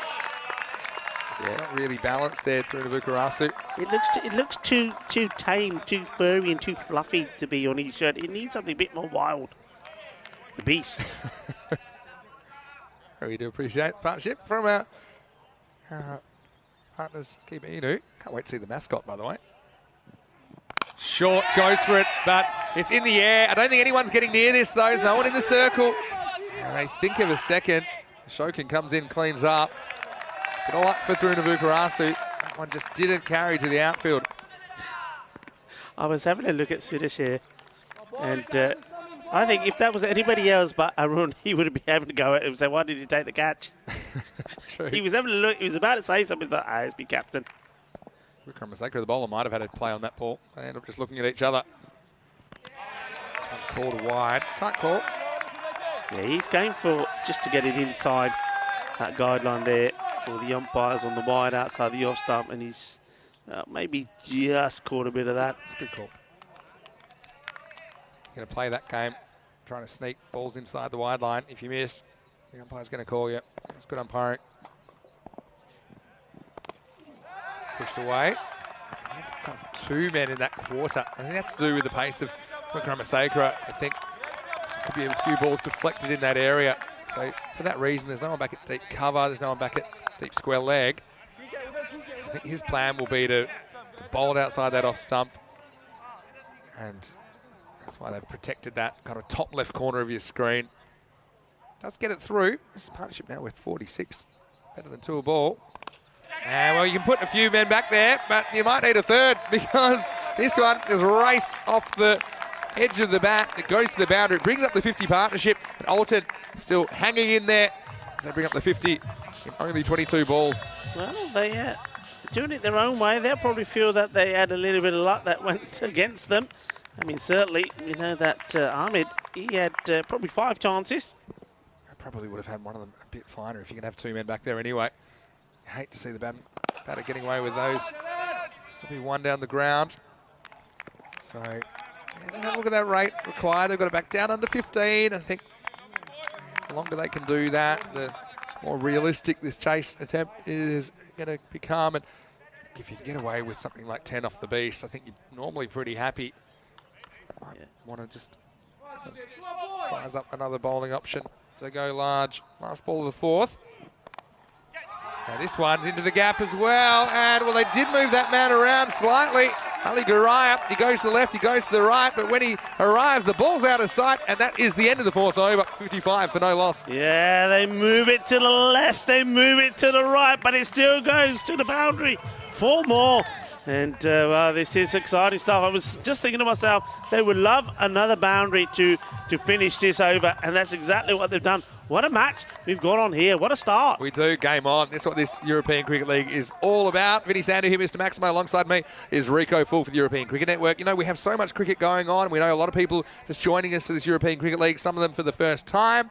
But we're planning 1,000 plus matches of cricket once again in 2022. So make sure you subscribe to our YouTube channel, ECN European Cricket Network, and get involved because there's so much cricket coming your way. High quality cricket, lots of games, lots of close finishes, lots of action. And we're seeing it out there in the middle today, aren't we? That's exactly what it is. As I always say, it's a frenzy of action-packed entertainment, and I love the little bit of drama that we throw in for free as well. Yeah, well, it's not more than a little bit sometimes. And now it's just a slight delay out in the middle. But, I mean, Alton, they found their way back into this game. I think as a fielding side, the longer it goes, the more kind of nervous and anxious you get. And it can be this kind of spiral. And you see that the chat drops off slightly, the intensity drops off slightly. The difference for me, the difference will come, and mark my word, as soon as spin is introduced. We've seen no spin. It's all been pace. Yeah. Once spin gets introduced, and that pace comes off the ball, that's when we'll start to see things change. And we know that's been an issue with Alton. They do rely on the pace and medium seamers all the way through the 10 overs. There's always going to get a point where 1 or 2 of those overs will go magical. And you could say the same thing here with the Prague Kings with their bowling. At the moment, they haven't deployed spin. I would have done it by now. I would have thought, right, okay, you're 4 overs in, this 5th over, put the spin on. You just want to try and stop a big over. Yeah, this is Selvin they've gone to. Lakshmi Narayan and Selvin, who has had a good start. Good Yorker first up. This one's on a length. And they've got Ashokan, who can bowl spin. Just looking up the lineup. I think we've got KM Mehta in the sides. That reduces their spin options. Selvin, can he keep the bats quiet? Just wild swing through to Vukarasu. Seems to be a bit of Jekyll and Hyde stuff for him at the moment. Some wild swings. Just a bit like early in his innings where he just struggled in the first few deliveries. You see, he's gone back to that mode again, and Rowie too says, well, I need to go up and have a chat with him again. Well, he has. Let's see if he gets the right result from it. Just not moving his feet. He's swinging, but not putting his foot to the pitch of the ball. That's right. Selvin, 3-dot balls. Gold dust. At that 4. That's a bit of premeditation there, I think. They've got fielders back all in front of the wicket. So I think there's a reason that you should be trying to hit this ball on the leg side. Probably better off if you looked at last over, slashing that away in that top left corner, which now they've got those fielders up in the circle. 5 in a row. Oh, this is hurting you. This is hurting you because you've got yourself back in it. That rate was really spiraling up. They bring it back down, and all of a sudden, look, it's dot to dot. Give him a book, give him a pencil, let him join them up himself. Well, he's done some magical work, but look at that. Bottom of your screen there tells you a story. 5 dots.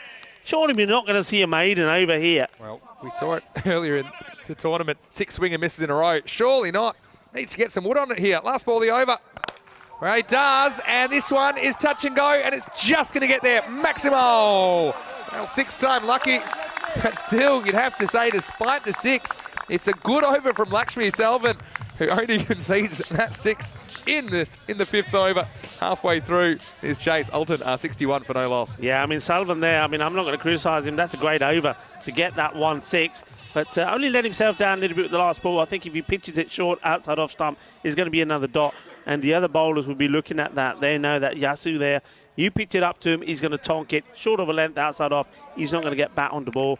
And that's another reason why I, especially to him, would put the spin on. A spin bowler just concentrating at a good length outside the off stump. And I don't think he's going to get bat on the ball. Yeah. Interesting. Still haven't gone to spin. Mataranga's going to come back. He's the man that only conceded 2 singles in the first over. And Thirunavukarasi had his issues with him back then. Yeah. Might be facing at the moment a redo. It looks like he wants to go for the kill straight away here to get this wicket. But look, with that rate the way it is, I mean, that over would have helped. It's 16. If you're going to try something different, if you're going to try your spin, you try it now. Right. So if it does go magical, it's not going to hurt you too much. Mataranga. This is the story of the last few minutes. I suppose Ashokan fancies himself bowling at the end of the innings, and I really think with no Mate in the lineup, he's the only other kind of regular spin option. He'd probably consider himself a bit of a part-timer as it is, but I think we have seen him bowling more and more spin in this format. I think he's just holding himself back towards the end of the innings, which means they are sticking with the seam through these middle overs. Hello to Paul McHale, and thank you for your lovely comment in the chat.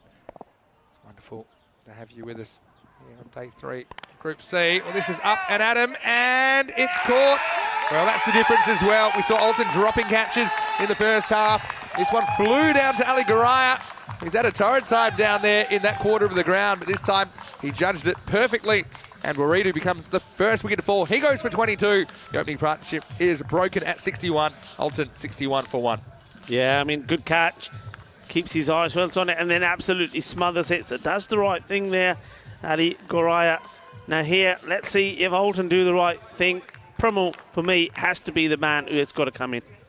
Yeah, well, Waridu departs. Mataranga, reward for his good efforts so far with the ball. And he conceded 2 in his first over. Now he's got 1 for 2. They have gone for Malia Stanikzai at number 3. So whoever comes in, they're going to have to get going pretty quickly. What was it?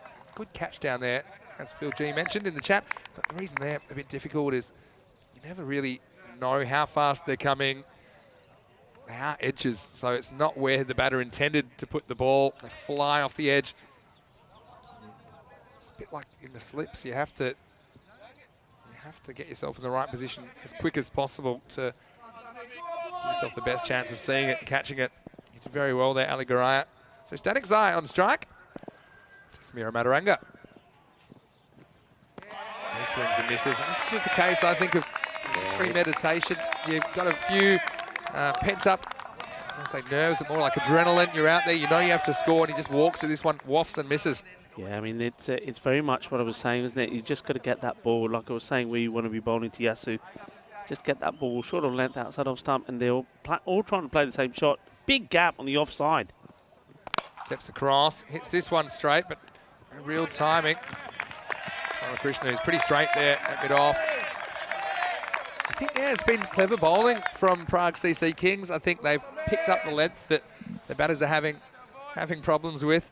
Yeah, Yasu here needs to find a boundary. Need a couple of boundaries just to stop that rate going past that 20 mark. That's what's got to happen here.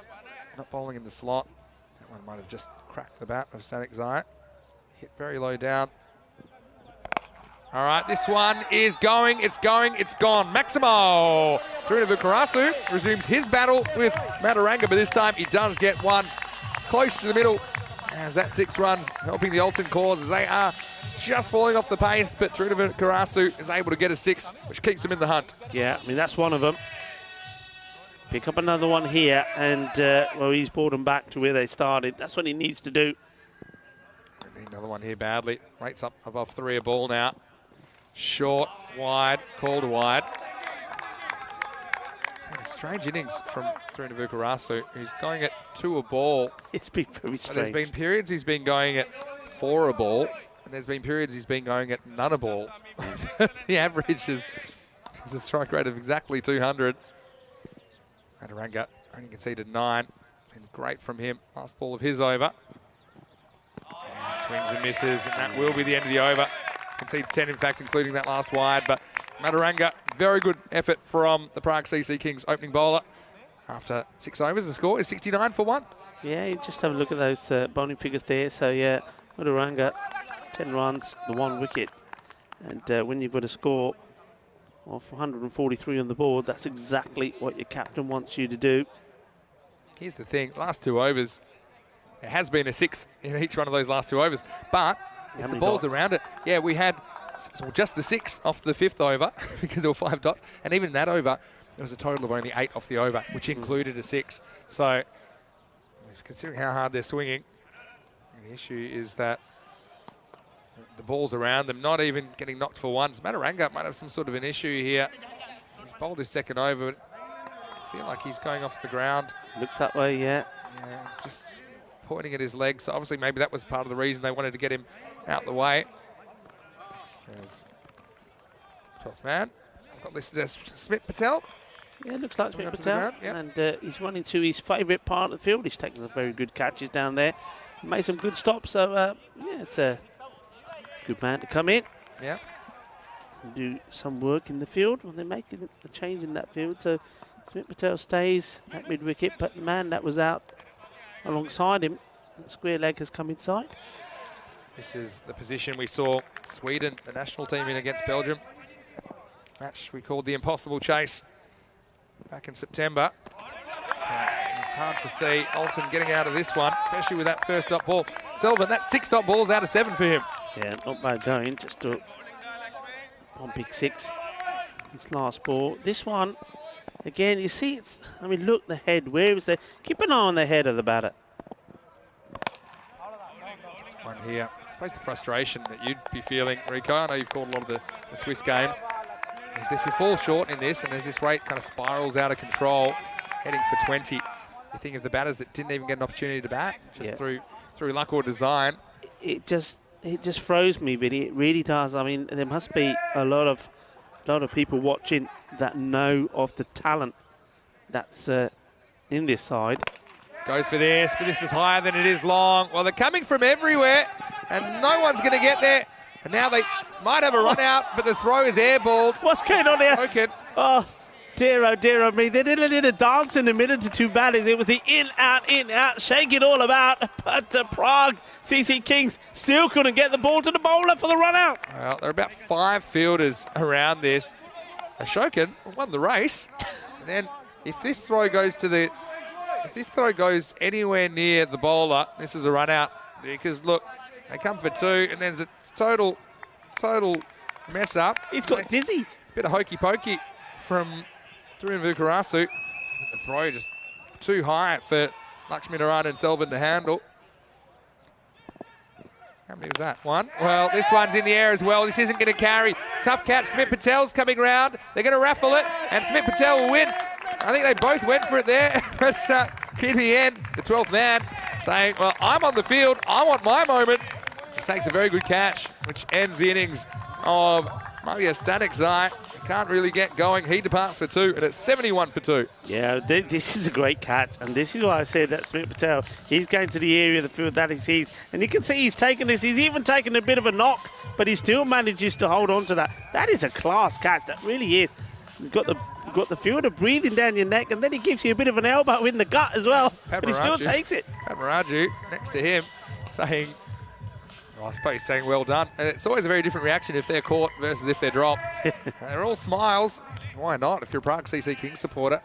Didn't have a great day yesterday with a couple of losses. But at the moment, they're in a very, very good position. Still not even halfway to the target as we're 2/3 of the way through this innings. I'm going home. I'm not talking about this batting order anymore. I mean, look, I was saying at the time when that ball went miles in the air, there must be people out there that know the players in the Prague team. Come and tell me. You tell them. Why aren't those guys that I've seen that can hit the ball Alton, yeah, all over the place? Why aren't they coming out to bat? Somebody tell me what's going on here. Brito is one they've thrown up here at number 4. He's been batting lower. We'll get a bit of bat on this. And it has the confusion raised on it. And now they're going to come back for 2. Good throw might have him in trouble. It wasn't a good throw. It would have been in trouble because look at that bat was plugging just before the crease. But couldn't handle the throw. Hilal Ahmed, which bounced awkwardly for him. Got to keep off the grass. I'm going to work on that sign. Keep off the grass when you're running because if you're trying to slide your bat, it's not going to end well. I like that. What was that? It's because this one, because he hits on the full, it bounces left and it bounces right. And then have a look at this. That would have been nobody home. If Hilal Ahmed grabs that, I reckon that's out. As it is, won't hurt them too much. PCC Kings, they needed a good performance, didn't they, today? And they're delivering 74 for 2 after 7 overs. Coming up next, well, imagine that you had someone that was about 3 times as big as David, or 3 times as small as David, and then Goliath was blown up. So then this is what we got next. It's going to be Zayn Benuzafar, the Turkish champions against Carlton, the Scottish champions. That match will be starting in approximately half an hour's time right here on the European Cricket Network. I've got a bit of a surprise from the Scottish camp, and I know you're doing that game with me, Rico. And I'll let you know what it is. So stick around to find out. As we'll see. Oh, I guess what would be a bit of a mismatch, but no matter what you see here, I'm sure it'll be entertaining. As we see Pamaraju. That's one way he's going to get the ball. Smith Patel's not going to give him the ball, but Aaron Ashokan has given him the ball in the 8th over. Nice chance for him to get back on track.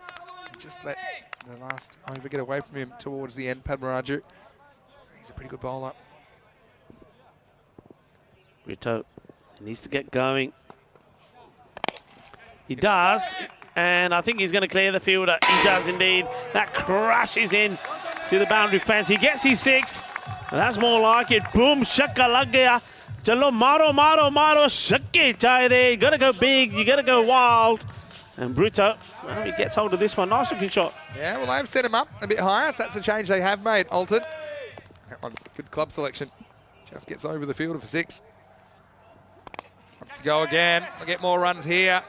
And the chase will be to no avail. 4 more. Cuatro Canelas Mas. Brito heads into double figures. Slashes away, and that part of the field was unprotected. Yeah, he gets a 6 and gets a 4, and you know he and his team need a lot more, and he's going to be looking to provide them. I was going to say, that's noted in the chat about the importance of Laxmi Selvin's spell, only conceding 11 in his 2 overs. He came really on well. a key time. Didn't concede a boundary in the 7th. Yeah, very good effort from him. Maraju's been a little bit more expensive by comparison. 3 balls left for him though. In the air, and I think this one's going to go the journey as well. It does. Maximo. 6 more. Well, the rate's 4 a ball. The only way to bring it down is to hit 6s. And there's another one to Brito, who's 19 off only 6 balls. Yeah, look, this one, he sort of charged at this with the bat in the air, charges and goes thump, bang. And, well, Smith Patel, if it was anywhere near him, he probably would have caught it. That goes way over him. Good hit. So this is a good over. Can they keep the momentum going? Oh, and that's the area. That is the delivery that all the batters so far have had struggle with. Just short, outside the off stump, and they haven't been able to get bat onto ball They've got to really be looking to hit I mean, you look at the field set, man, there is nobody on the boundary there between third man and all the way through to the man that's on the extra cover boundary. You've got to be hitting that on the back foot, on the up, outside the off.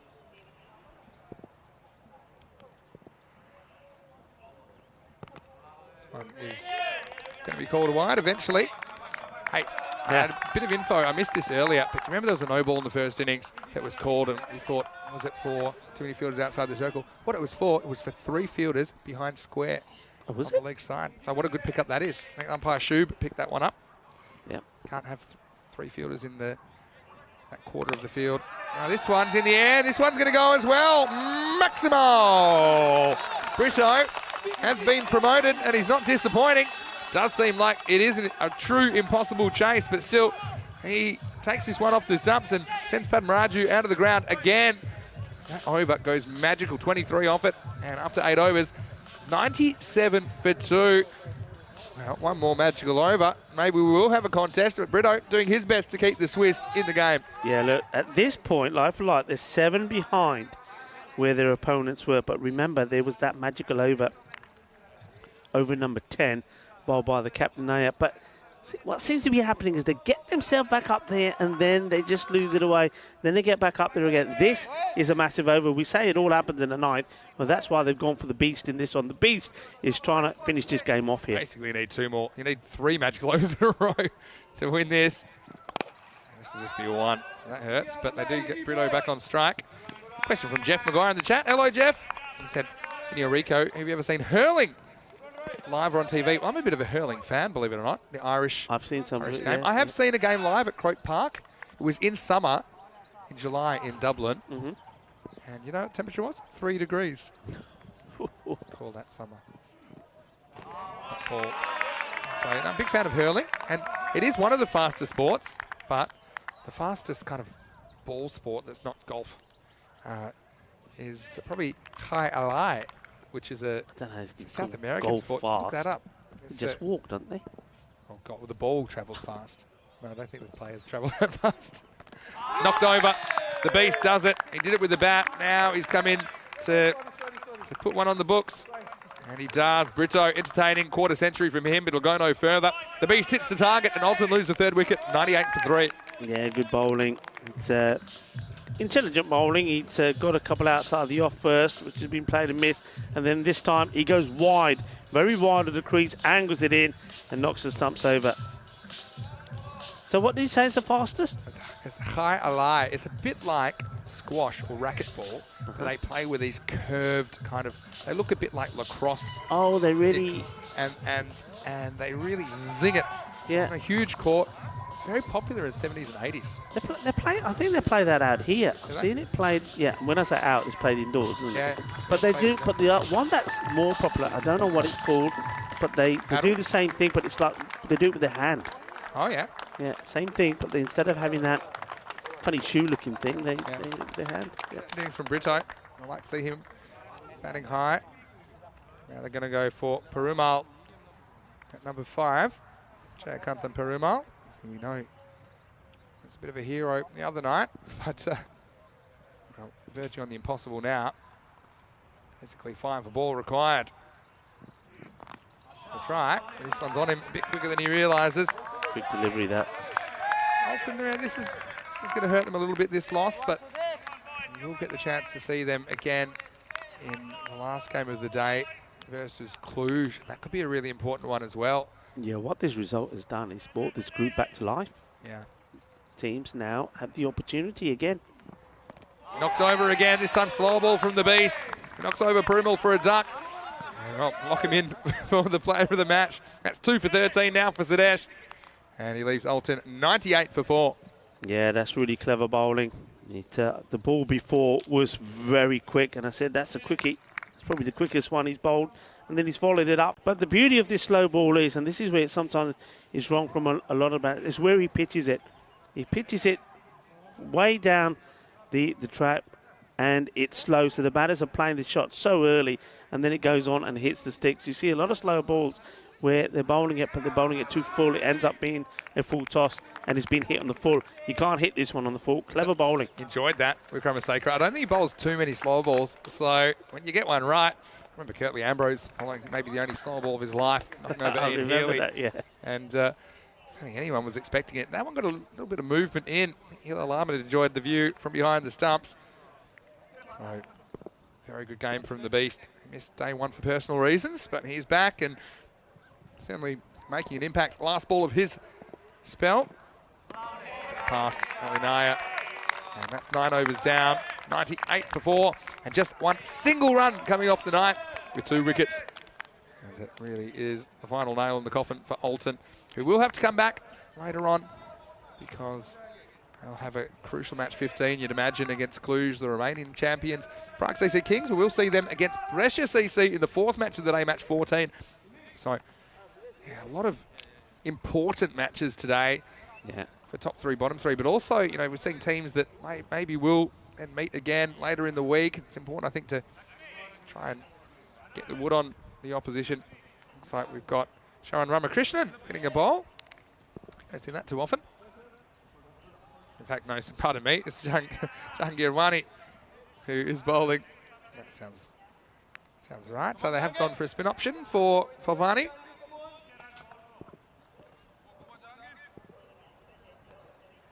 Tenth overtime. It launches this one. This is high and it's handsome. That's going out of the ground.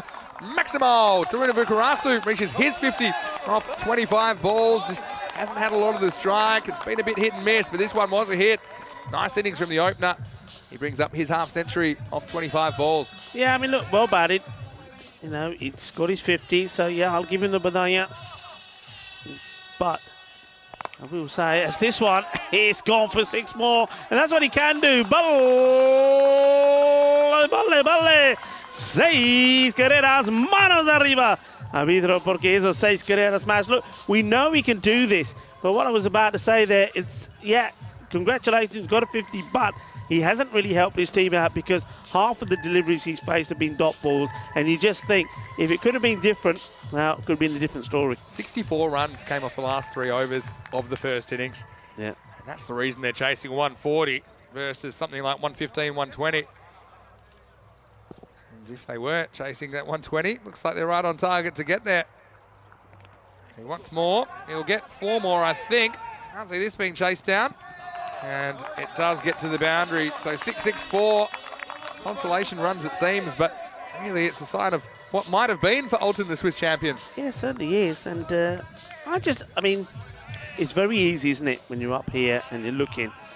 And you can be pretty critical. You can look at things and say, look, they need to be doing this and need to be doing that. But of course, you know, their team and their coaches and the captain, they'll have their own plan in mind. And they just don't see things the way, of course, that we do. I'm going to miss this time. You know, so I think, I mean, we've been taught about the batting. For me, it's still, I think, batting order. And I think also when you have a match like that, when you've got a team that aren't losing any wickets, they're scoring freely off the paces, you've got to have a backup. They just haven't got that slower bowler. Or if they have got it, they're just afraid to use it. Goes for it, and Vani might get a wicket here. This is miles in the air, and it's held. Yep. A nice catch by Rohit Deshmoini. He capped himself under that, and that will end the vigil of Taruna Vukarasu, who ends up 60 off 29. A wicket for Vani. Alton 114 for 5. But I've got to say, it shows me how. The thing for me, Ramakrishnan's innings at the end in the 10th over, the way that he was able to come out and just make a really productive last over, 19 off 5, and kept things moving. How often do you see a new batter coming out and getting a few dots snuck on him? Yeah. That's another reason I think that they make 140 plus instead of something in the 120s. Anyway, Taruna Vukarasu, 7 big sixes and 3 fours in his innings, but he does become the 5th wicket to fall. 114 for 5. Yeah, he's played some really good shots. You know, he's entertained us. Early on, when he finally clicked and he had that, was it 4 or 5 balls that all went to the boundary? And we thought, well, hello, but it just hasn't been the consistency there. And that's something I think that the coach, Murthy, will need to look at. And I still say you need a spinner. And look, that's a classic example. While he's come on, he's been hit for a couple of boundaries, and there's probably people out there saying, oh, Rico, you're going on about a spinner. Look what's going on here. Yeah, but he's got a wicket. Now, that's why you need that spinner. He may get hit for a couple, especially when the boundary is 50 metres, but he will get you that wicket as well. And that could have made all the difference in the first innings. No Shokin bowled in this innings. Interesting. As it is, this one will be the last ball. Ratnaraja will get a single. And this will take us to the end of the 10 overs. In the end, Alton will manage 115. A hotly contested game with a lot of big hits, thrills and spills. Some catches, some drops. A lot of action. But ultimately, it is the Czech champions, Prague CC Kings, that will emerge victorious. 143 to 115.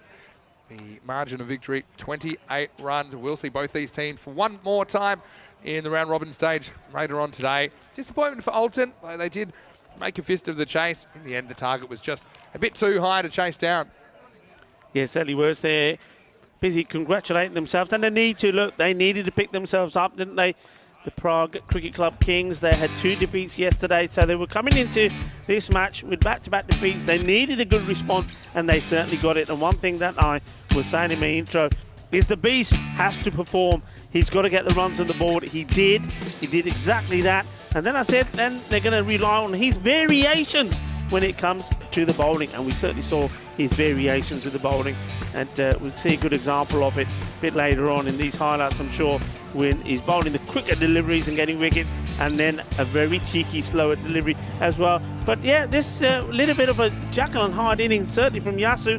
We saw him play and miss a few, and then we saw him hit a few, and when he did hit them, they were hit big. There were some good shots, and what he played a nice supporting role as well. And you just thought, well, the power play went for 43. There were only 3 behind where Prague CC were at that moment, and then at the halfway point, well, that's when things slowed down because there was that over from Selvan, which was really good. There was a really good catch there. And catches win matches, and Ali Goraya, that was the first wicket that went, took a really good catch. And things started to change from there on in. We didn't quite see the change in the field that we expected. This one goes a long way up the air. He said, well, you can hit me, you can do whatever you want to me, you can step on my feet, tie my laces together, but I'm still going to catch him. And, well, he's a good 12th man to come on because, Smith Patel, he is a very, very good fielder and got safe hands. But this one totally deceived the fielder, not showing what he was diving at there. Maybe he's just trying to avoid the umpire shook there. Another one goes in the air, and this time it goes all the way. That was a nice shot, big shot. And Brito came in, and he knew he had to play a few big shots, but it didn't last too long. That one went straight through his defences, and that was the Beast. It was very clever bowling indeed, and that's the variations that I'm talking about from the Beast. Clever bowling. I mean, what it shows you is a lot's got to go right to chase the score of 140 plus. And it wasn't the worst innings by any means from Alton, but yeah, you just had these periods where they weren't able to get bat on ball, shooting up a few dot balls. Garasso, eventually he would fall for 60. But yeah, they just weren't consistent enough in that second innings. For that reason, they're just shy of 2 a ball in their run rate. And yeah, Prague CC Kings, nice steady one for them as we look ahead to match 13.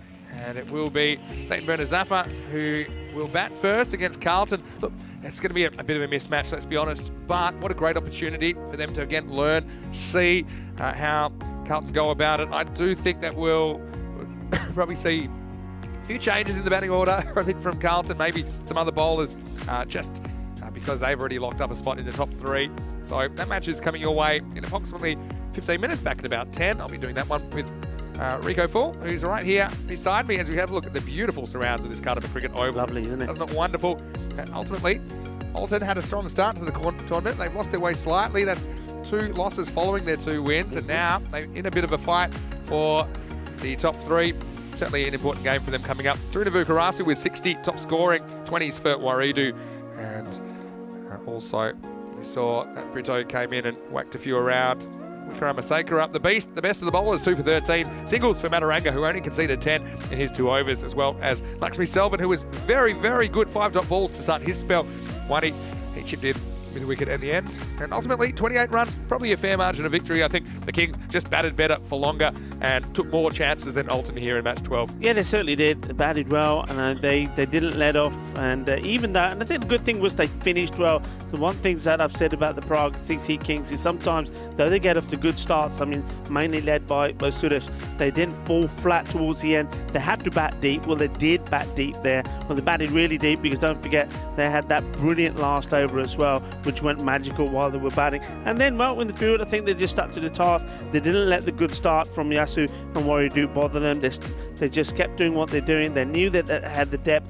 They knew that they had good bowlers that could and would eventually come good. And let's have a look at that table. That's how it looks there at the moment. Super interesting, isn't it? Super interesting because top three, bottom three, very different experience. All you can really say is that Carlton will finish top. I'm almost certain about that. And I would say that St. Bernard are going to finish 6th, but the middle 4 up for grabs. And those teams are all playing each other. That's what's so interesting about it. We will have Cluj and Alton taking on each other in the last game. Before that, we'll have the Kings and Brescia. So, but plenty to play for and stick around for. Join us because it should be a very interesting encounter in match 13. That's when interesting things happen. If you remember, it was match 13 in Group A where we had 13 minutes of madness with France against England. Coming up next, we do have Turkey versus Scotland. Join us then, Vinny Sandu, Mr. Maximo, along with Rico Full. Hope you're all having a great day. See you shortly. More cricket on ECM. You're watching the BET2BALL European Cricket League.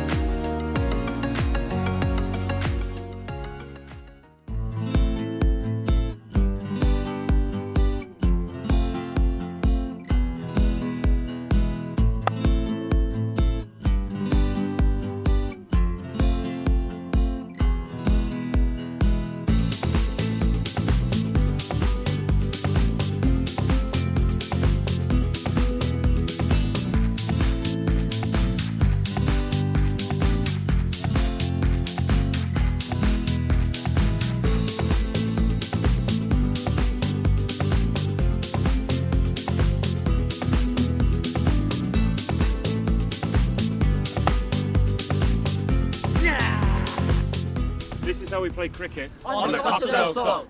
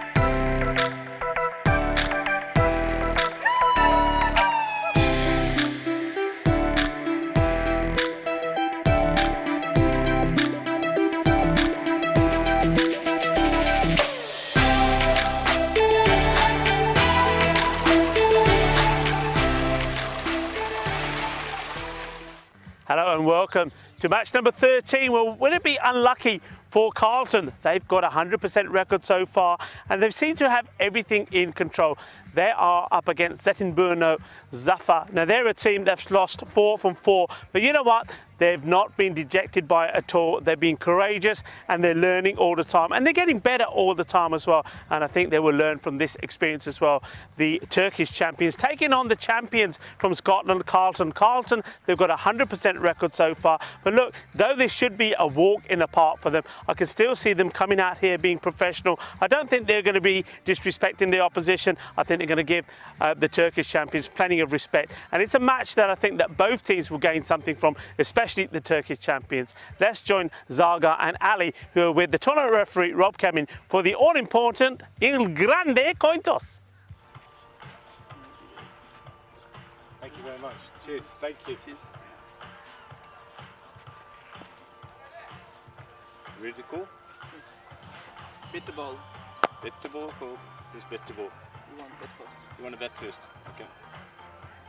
So the captain, Masit Zaga, he calls BET2BALL, and it is BET2BALL. So Zafa, they are going to go out there and they're going to have a bat first. Why not? They're improving all the time. Yesterday, we saw them go out of the 50s into the 60s. They're relying on 2 key men with the bat. Abhishek has been the consistent performer, but Gorkan Alta, he performed yesterday with an excellent 29 of 25 deliveries. If the 2 of them can get going, they could get a good score on the board. With the ball, well, who are we relying on? Well, Masit Zaga, he's been key himself. He's a lively character there in the field as well. Then I think I've liked the bowling of Surki and Alta as well. Carlton, this is an opportunity, I think, for the Scottish champions to maybe rotate their squad a bit, maybe give some other bowlers to start a chance, and maybe we're going to see a few more of their spin bowlers being given a chance. So I think the likes of BT and Mohammed will be out there with the ball. With the bat, I think is an opportunity for somebody like Southwell to come back. He'll be looking to make an amends from the golden ball that he got in his last match. And could Pillai get back into form? And somebody like Ali Shah, I think he batted really well. There's a good opportunity for him to stay in good form. It's going to be an interesting match. I think it's a match that we're going to see, once again, the Turkish champions put in a good performance. Let's go over to Mr. Maximo, who's in the commentary box for the start of this match. Thank you very much, Rico Full, and welcome back to all of our viewers. Bienvenidos a Costa del Sol, where we are ready for match 13. Well, the Turkish champions, Zetinburno Zafa, it's been a learning curve for them.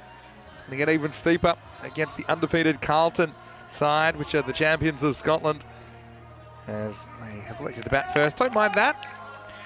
And I think probably Masit Zaga, he's a man who I think he's probably looked the most proficient of the Turkish batters, but he's had a couple of low scores at the top, which has kind of had repercussions based in the scores that we've seen. Well, Robot sees them getting 43.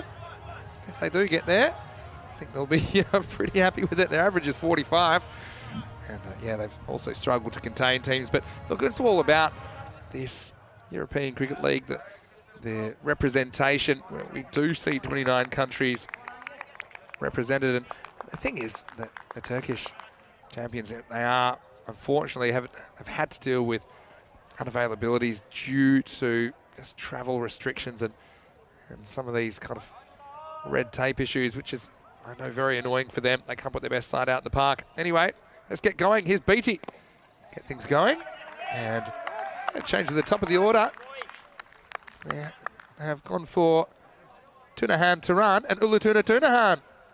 Why not? Tries to load up and misses. So opening with spin.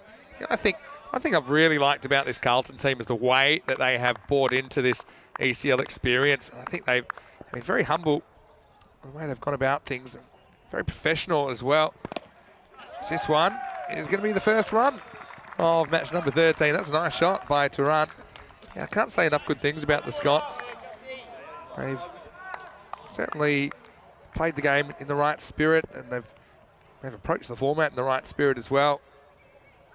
Tunahan faces up, gets a bit of bat on this, but finds Alistair Evans, Scottish captain, who haven't seen bowling as yet. Very, very Important play for them. We did see him this morning for the first time with the ball. Not sure he'll bowl in this game, but I think that was an opportunity for him this morning to just get out there. I'll wait and see what's happened here. Has he been stumped here? Is it a sneaky stumping? Well, you see he's out there. In fact, he is out. So, yeah, it's a good piece of work, and it was just a little bit of a quiet stumping. I think even maybe the umpire needed confirmation. But, I think that McCann was a little bit casual the way he took the bails, but fortunately it's going to be end of the road for Tunahan. Misses out, and that's a wicket for Angus Beattie in the first one of match 13. St. Bernard Zaffa, 1 for 1. We'll see Mehmet Önersert coming to the crease at number 3. So, don't mind a casual stumping. Don't get much more casual than that. Rory McCann's been good behind the stumps though. And Ulatuna Tunahan, unfortunately, won't score a run at the top of the order. St. Bernard Zaffa equalled the record of ducks yesterday with 8 ducks. There's one. Good news is, at the other end, Tunahan Turan does have a single to his name. But yeah, I love the way everyone's gotten around the St. Bernard Zaffa side. Of course, I was talking to their captain, Mecit Zagar, about his journey, starting with very casual tennis ball cricket in Turkey back in 2010, and the way that journey has led to him leading Zaffa at this ECL. Played away. It's a tough one for Zaffa. I know they want to attack, but also I think they want to bat the 10 overs. And the field up, not too many singles into the first over. 1 for 1 off 1. Nice over by Beattie. Hello to Tarek, who's watching the chat. He says he's at a pub watching this. Well, where are you watching it? Let me know. It's always good when we get it on the big screen. I know I was at Molly Malone's last night in Coen, which is not too far away from here, about 15 minutes. They always have the ECL up on the TV. So hello, if you are watching from Molly Malone's. I thoroughly enjoyed my Maximo burger last night. If I'm completely honest with you, I haven't eaten since. It was big. Here's Shuja Khan to bowl over number 2 for the Scots. Bowling to Turan. And he knocks him over first ball. Good delivery. He just knocks him over with a ball that just comes in a little bit, I think, off the pitch. And so Turan does get a single, but it'll go no further. And that's the second wicket down now. It's 1 for 2. Shuja Khan having a very good tournament. Thank you as well to Paul McHale, who's been very generous in the chat. Do appreciate that. And so we see Turan couldn't keep this one out through the gate. Again, I think the Scots, they'll be out there trying to play the game in the right spirit, but also I think it is important that they still kind of show the way it's done. So disappointment for the openers, who are both departed now. Turan gets the single. And so, yeah, a few people, they're just musing what the final total might be. I think the robot had them in the 40s. That's looking a long way off. But having said that, their 2 best batters we haven't seen yet. They've got Zagar as well as Abhishek, who I think will be important. But just got the feeling with this Turkish batting order, it might have been pulled out of a hat, as we see Dursak coming out at number 4. Scotland have earned the right to kind of cruise through this fixture. They will feature in the top 3. Coming into Super Thursday tomorrow. Slip in place now. This one's length ball. Well taken by McCann behind the stumps. Former Irish international. And yeah, just I like the way that Carlton have been going about this week, and I feel like they're just improving and learning a little bit more every game about how to approach this format. Another good delivery from Shuja Khan. So bat and ball not meeting so far in the second over. Carlton, if you're unaware, they're from Edinburgh in Scotland, which is a beautiful, beautiful city. The castle there, overlooking the town. Wonderful place to go. They do a great comedy festival as well. Oh, this one just jumps on him. And yeah, he's all right here. What I would say about the Turkish batters, they've been very brave. Okay, they're obviously playing at a level which is probably a bit higher than they're used to. This one just jumps and gets him right in the keeper. But he just shakes it off. Durusak. I'd love to see him get a run here. And again, Rory McCann has played a lot of international cricket and just obviously very sporting, checking he's all right. Does get some bat on this. Now you can run. And there is sometimes a bit of confusion or surprise when the ball gets away. So well done to Durusak, who gets off his duck. And I think I'll have to check. That might be his first run of the week. So nice work. Shuja Khan goes for a single. Ties the game up at 2. Last ball coming up. Cert to face up. Nice looking drive. But they won't take a run. And that's the end of the second over. Well, it was 1 for 1 off 1. And now it's 2 for 2 off 2. And here is commentator number 2 for this game. Alongside me in the commentary box is Rico Fall. And Rico, well, it is a bit of a mismatch, but sometimes it's about more than just the result. And I think it's a really unique opportunity to see these two teams going head to head. You can see that with a win here, Carlton will lock up that top spot with a perfect record. In fact, they'd be the first team to go through undefeated in the round robin stage. Zaffa obviously without a win, but still that's what cricket's all about, is building a community. And well, there's no other place in the world you see these two teams meeting in a cricket match. No, absolutely not. And it's all about having this atmosphere of a festival of cricket as well. Yeah, you've got to be competitive, of course, but you also got to enjoy what you do out there. And I think it's also about educating and helping some of the lesser teams. And the Turkish champions have had a lot of support from a lot of the guys around them. And I mentioned this yesterday, back at base at the Sunset Beach Club, our hotel partner, they all get together, they talk, they're learning. And what I like also here from the Turkish champions, look, you would go normally for Abhishek, that's been informed at the top of the order. So you see this delivery, gets a bit of bat on this, but no run. But they're still prepared to give other batters a chance. And that just goes to show that, they're thinking the right way. They're not just thinking of the safe option, they're thinking of the development option as well. 2 for 2 off 2.2. Swing and a miss. So this is Harry Simpson, he's getting a bowl. And so,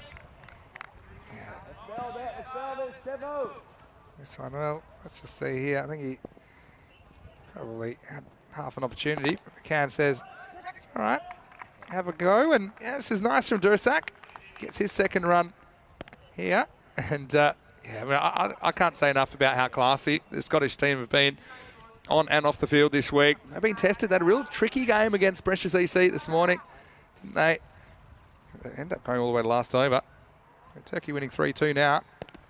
And now he's going to be gone. He just lured him out of the crease. Mehmet Onasert. And so you see Rory McCann this time able to take the bails. And so a wicket for Harry Simpson. Nice moment for him. And, well, just when Turkey had pulled ahead 3-2, here's the equaliser. 3 for 3 now in the third over. Yeah, well bowled. Harry Simpson is the youngest member of the squad. And, they say that he may be the youngest member, but he's probably the most grown up. And he's come up through the junior ranks as well. And he's represented Scotland at under 17 level. So it's good from him. It's nice for him to take his opportunity. All smiles at the moment, getting his first wicket as well. And that's something that, he can be very proud of as well. Well, Rory McCann, he's on track for a record of his own, because the most somethings we've seen is 3. He's got 2, probably 2.5 if he was fairer.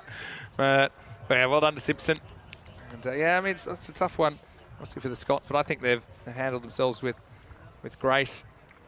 And obviously, they would have seen already a couple of the qualified teams. They'd be wanting to join them, of course, in Group C. That's no foregone conclusion, of course, because there's teams that can push them here. As we see, this is Dawood Surki coming out at number 5. Power play at the moment, equal lowest ever at 3. Will we see the Miranda Dragons record equalised have to say it's quite likely. That's from April 2021. Lowest power play of only 3. So what was Gozo's then? Now you got me thinking. They smashed it. I think they were 5. A couple of wides. Yeah, Gozo got 5 in the first 3 overs. And here we go. Last ball, the third. And it will be 3 for 3 after 3. Well, you won't often see that in a cricket match. 1 for 1 off 1. 2 for 2 off 2. And 3 for 3 off 3. Yeah, it's following a pattern. So end of the over, and nice to see that the forecast is a fair bit of cloud, more cloud than sun here today, but the sun is burning those clouds away, and it's turned out to be a nice afternoon as we see umpire Nikosh Patel signalling the end of the power play. And I was expecting probably for Carlton just to still keep everybody sort of more or less on the circle. They've decided that they're still going to put the 2 men back. Taking the leg side. He wants to run here. Almost going to have a run out. No throw. That's the other thing. Probably if I had to give... Sometimes you've got to start at the basics. And one thing I would say is I'd like to see the non-strikers backing up a little bit more, because you see that Dawid Surkey's never left the crease, not even 1 micrometre.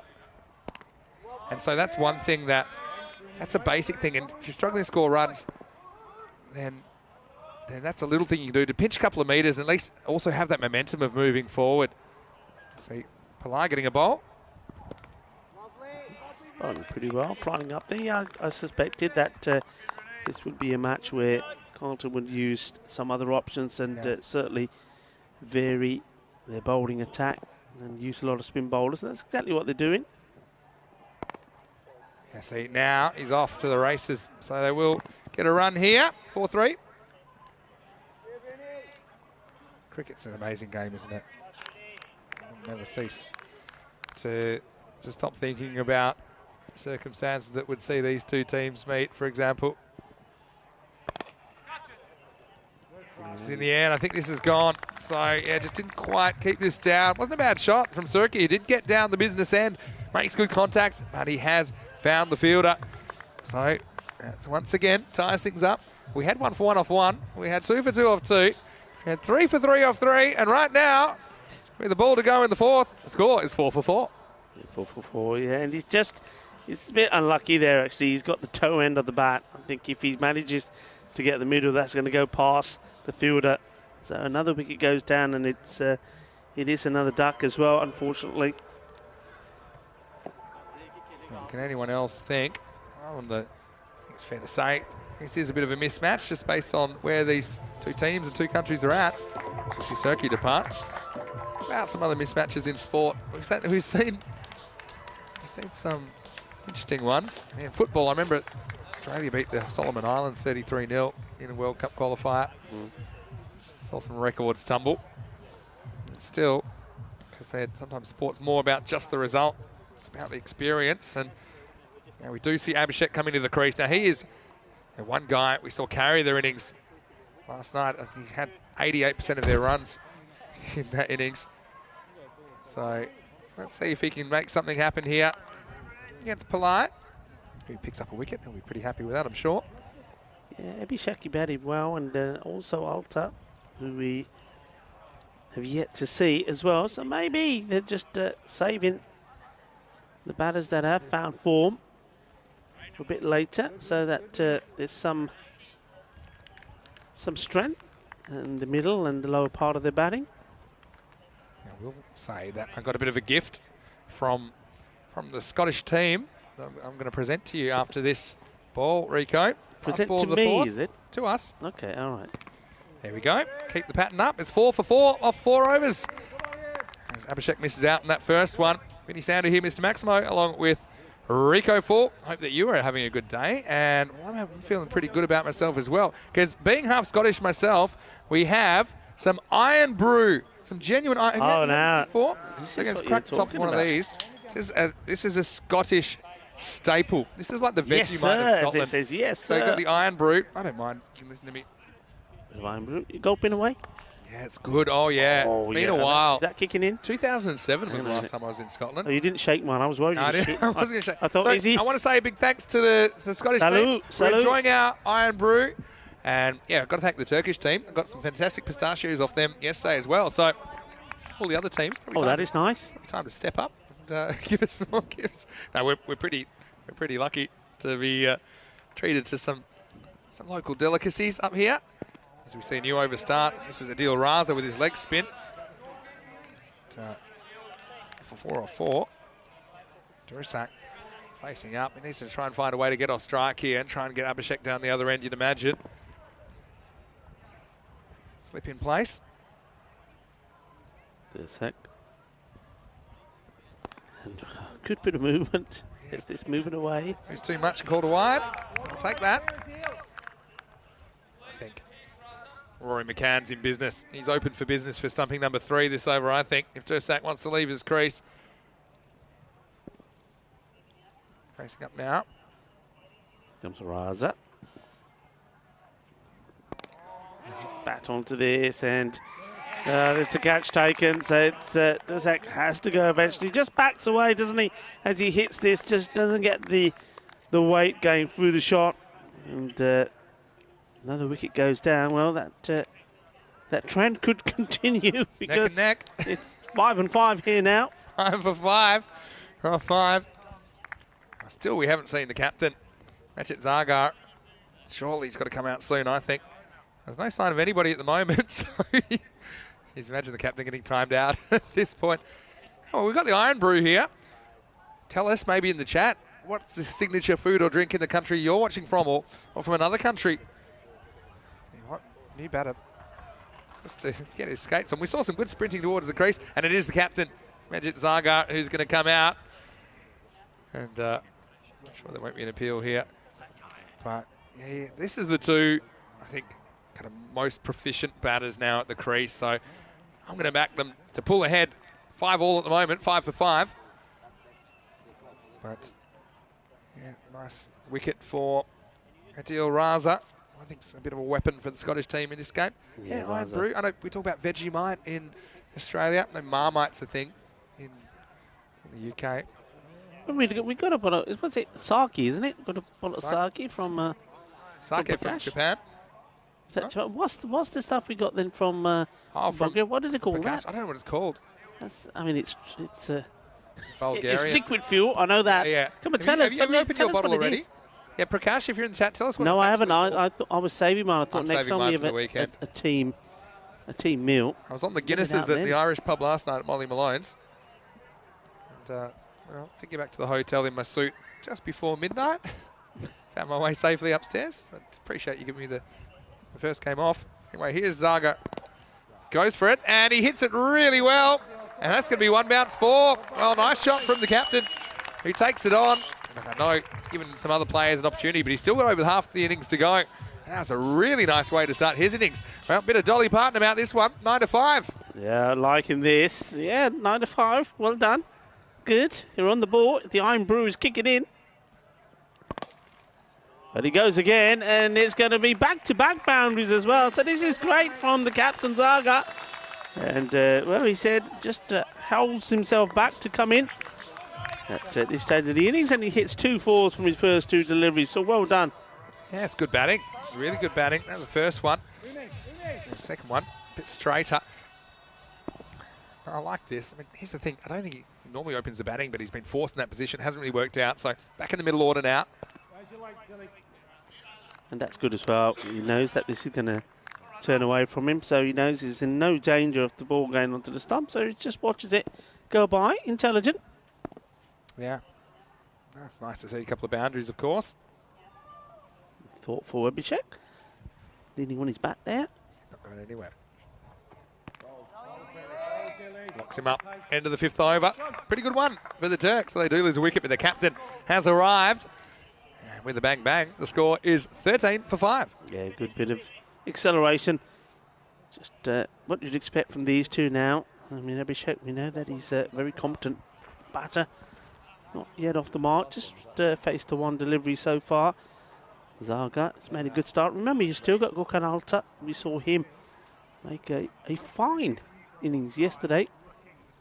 He's added good partnership when he scored 29 of 25 deliveries, helping his team to 63 for 6, the highest score that they've posted so far. Yeah, cracked that 60 run a ball mark. It's Southwell with the ball. Nice little shot as well. Abhishek will get off the mark here with a single.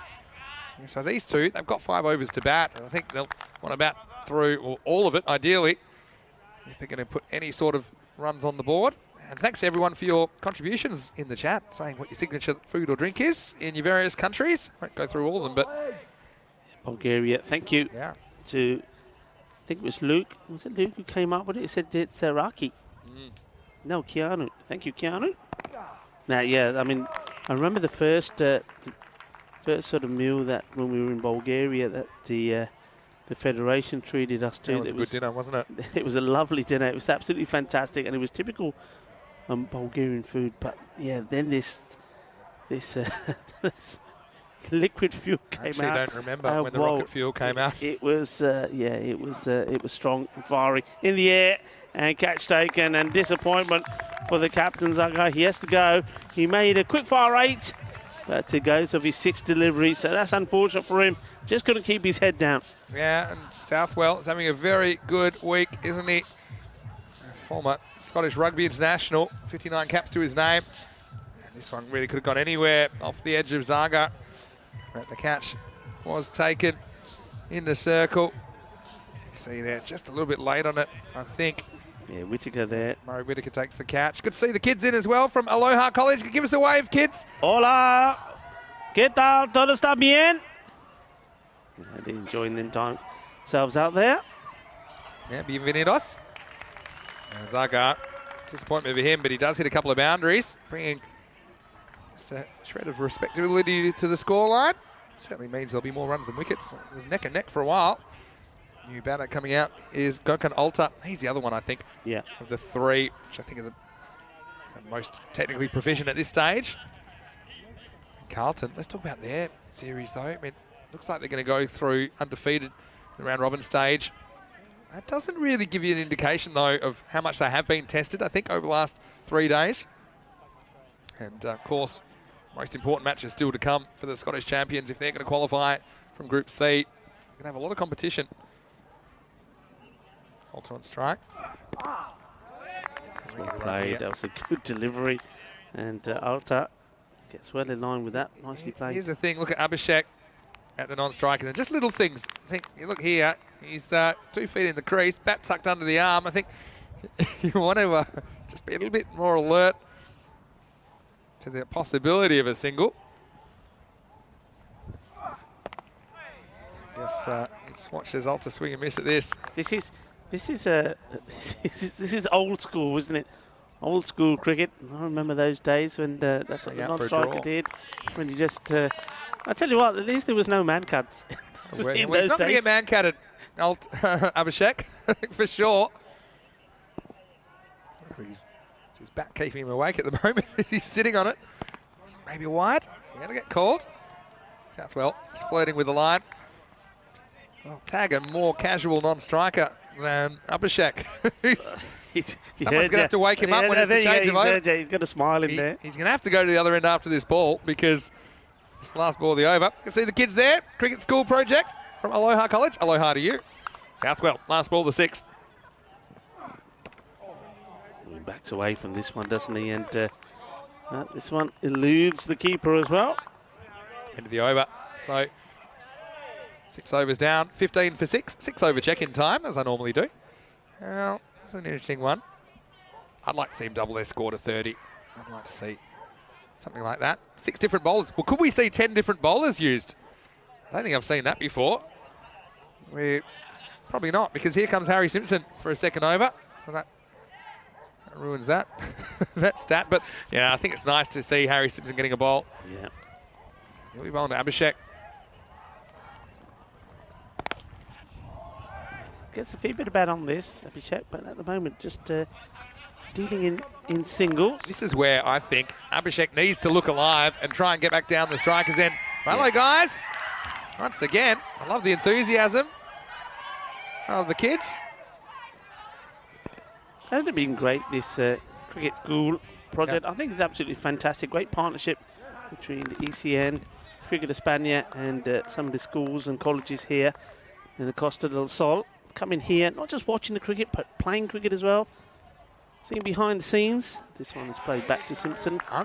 Speaking of teenagers, I mean, I've got to tell you about Marianne Garrison. We haven't had a chance to chat about that. There you go with Gory. Wasn't that?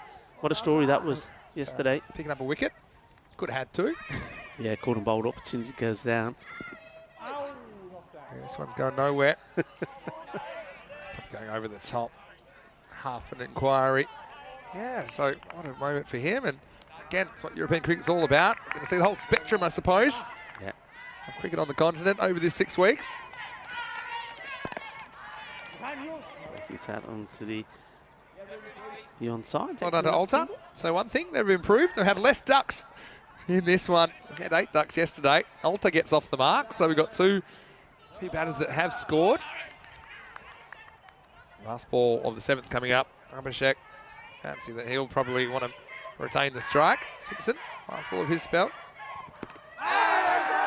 Goes for the big hit and the finger goes up. And gets a little bit of something on there, so caught behind. Good work from Rory McCann once more. So Simpson picking up his 2nd wicket of his very last delivery of his spell. So he's taken 2 for 3. Certainly a little noise as it went past. I don't think the stumping was on. But yeah, I just think a little feather. Went for the big shot. McCann takes the catch, given out at the bowler's end. Yeah, I think the stumping wasn't really on, but you see it's a nice catch the way. Just judges the height. And, yeah, although he takes the bails anyway, he realised there's a little feather on that. And so that is the 7th wicket to fall after 7 overs. St. Bernard's up. They're 17 for 7. Speaking of 17, number 17 going out there, Sami Sadat. Abhishek didn't get much of the strike while he was out there. And he ends up with a couple to the total. Just having a conversation with one of the spectators and they're saying, did you touch it? Did you touch it? What do you reckon? He's saying, nah, I didn't touch it. Of course he's going to say that. Yeah, slight little feather there. He has to Get go. the lie detector on him. I'd certainly heard a little noise. I mean, as an umpire, it's a tough one to give it out on noise alone because there would be no real deflection, noticeable deflection. Some just have an instinct, don't you? As we look ahead to, well, not just Group C, but Group D coming next week, the Group of Death, as we were calling it. Because each week a different group takes the stage and only one team will qualify for Championship Week in Week 6. VSC Rotterdam, the defending champions, they'll be here next week. There's some high-quality teams as well in their group. Going to go back to Adil Raza. Yeah, so we've got MSC Frankfurt. MSC Frankfurt from Germany. Albi Zalmi from Switzerland, from Sweden, I should say. Austin Exiles from Belgium. Lots of Super Kings as well. And then the Russians, they're a bit in the unknown quantity. Petersburg Sporting. But make sure you stick with us. Almost at the end of February, can you believe it? Bold. He's just backing away, isn't he? Can't be backing away. Hunter needs to get forward. Just wondering if Raza's got the one that comes in. You know, he's getting good turn. Chris spin up, worth your weight in gold. Still got the slip in place.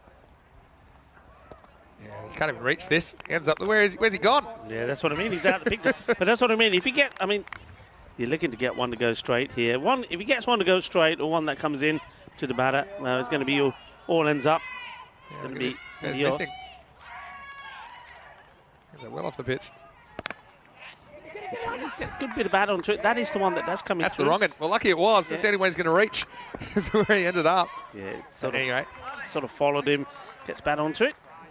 Like basic tips. Number one is the backing up. I mentioned for the Turkish champions, St. Bernard Zafar. The other thing is just try and get across and cover the ball rather than backing away. Yeah. We just try and get across in front of the stumps or even outside off stump. At least he'll be making contact with a few more balls. Nice shot. Yeah, that's nicely played. So set up, coming out at number 9. And, okay, this game, I would say that the result is beyond doubt, but what I will say is some of the other matches coming later on today, they are crucial as far as the top 3 positions go. Goes after this and misses. So end of Good spell from Raza. Concedes 10 and score at the end of 8 is 18 for 7. Yeah, 12 deliveries to go. We've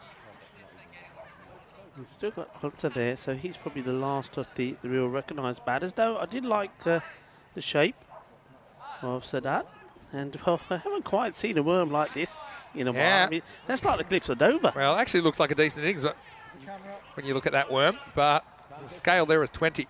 So, yeah, that's all about Zagar, the difference maker. Well, there's a couple of boundaries, the only 2 boundaries we've seen so far. Yeah. Aaron Pillai is now an all-rounder. He's going to bowl his second over. Gets one through. Alton, who's got a couple to his name. T10 cricket, you always say it's an action-packed frenzy. Not quite the regular frenzy here in the first half of match 13. Oh, this one's close. I think this might be out. Would this be a record-tying third stumping for McCann? We're about to find out. I think it's all a matter of whether the foot was actually on the line or actually managed to get Got a feeling slid it could back. be gone here. Keep an He's eye out on it. here. And it's covered down. Quick enough? Nope, he's gone. He's yeah. just gone. Quick hands from McCann. And there is the message that Alta's going to have to go for just a couple.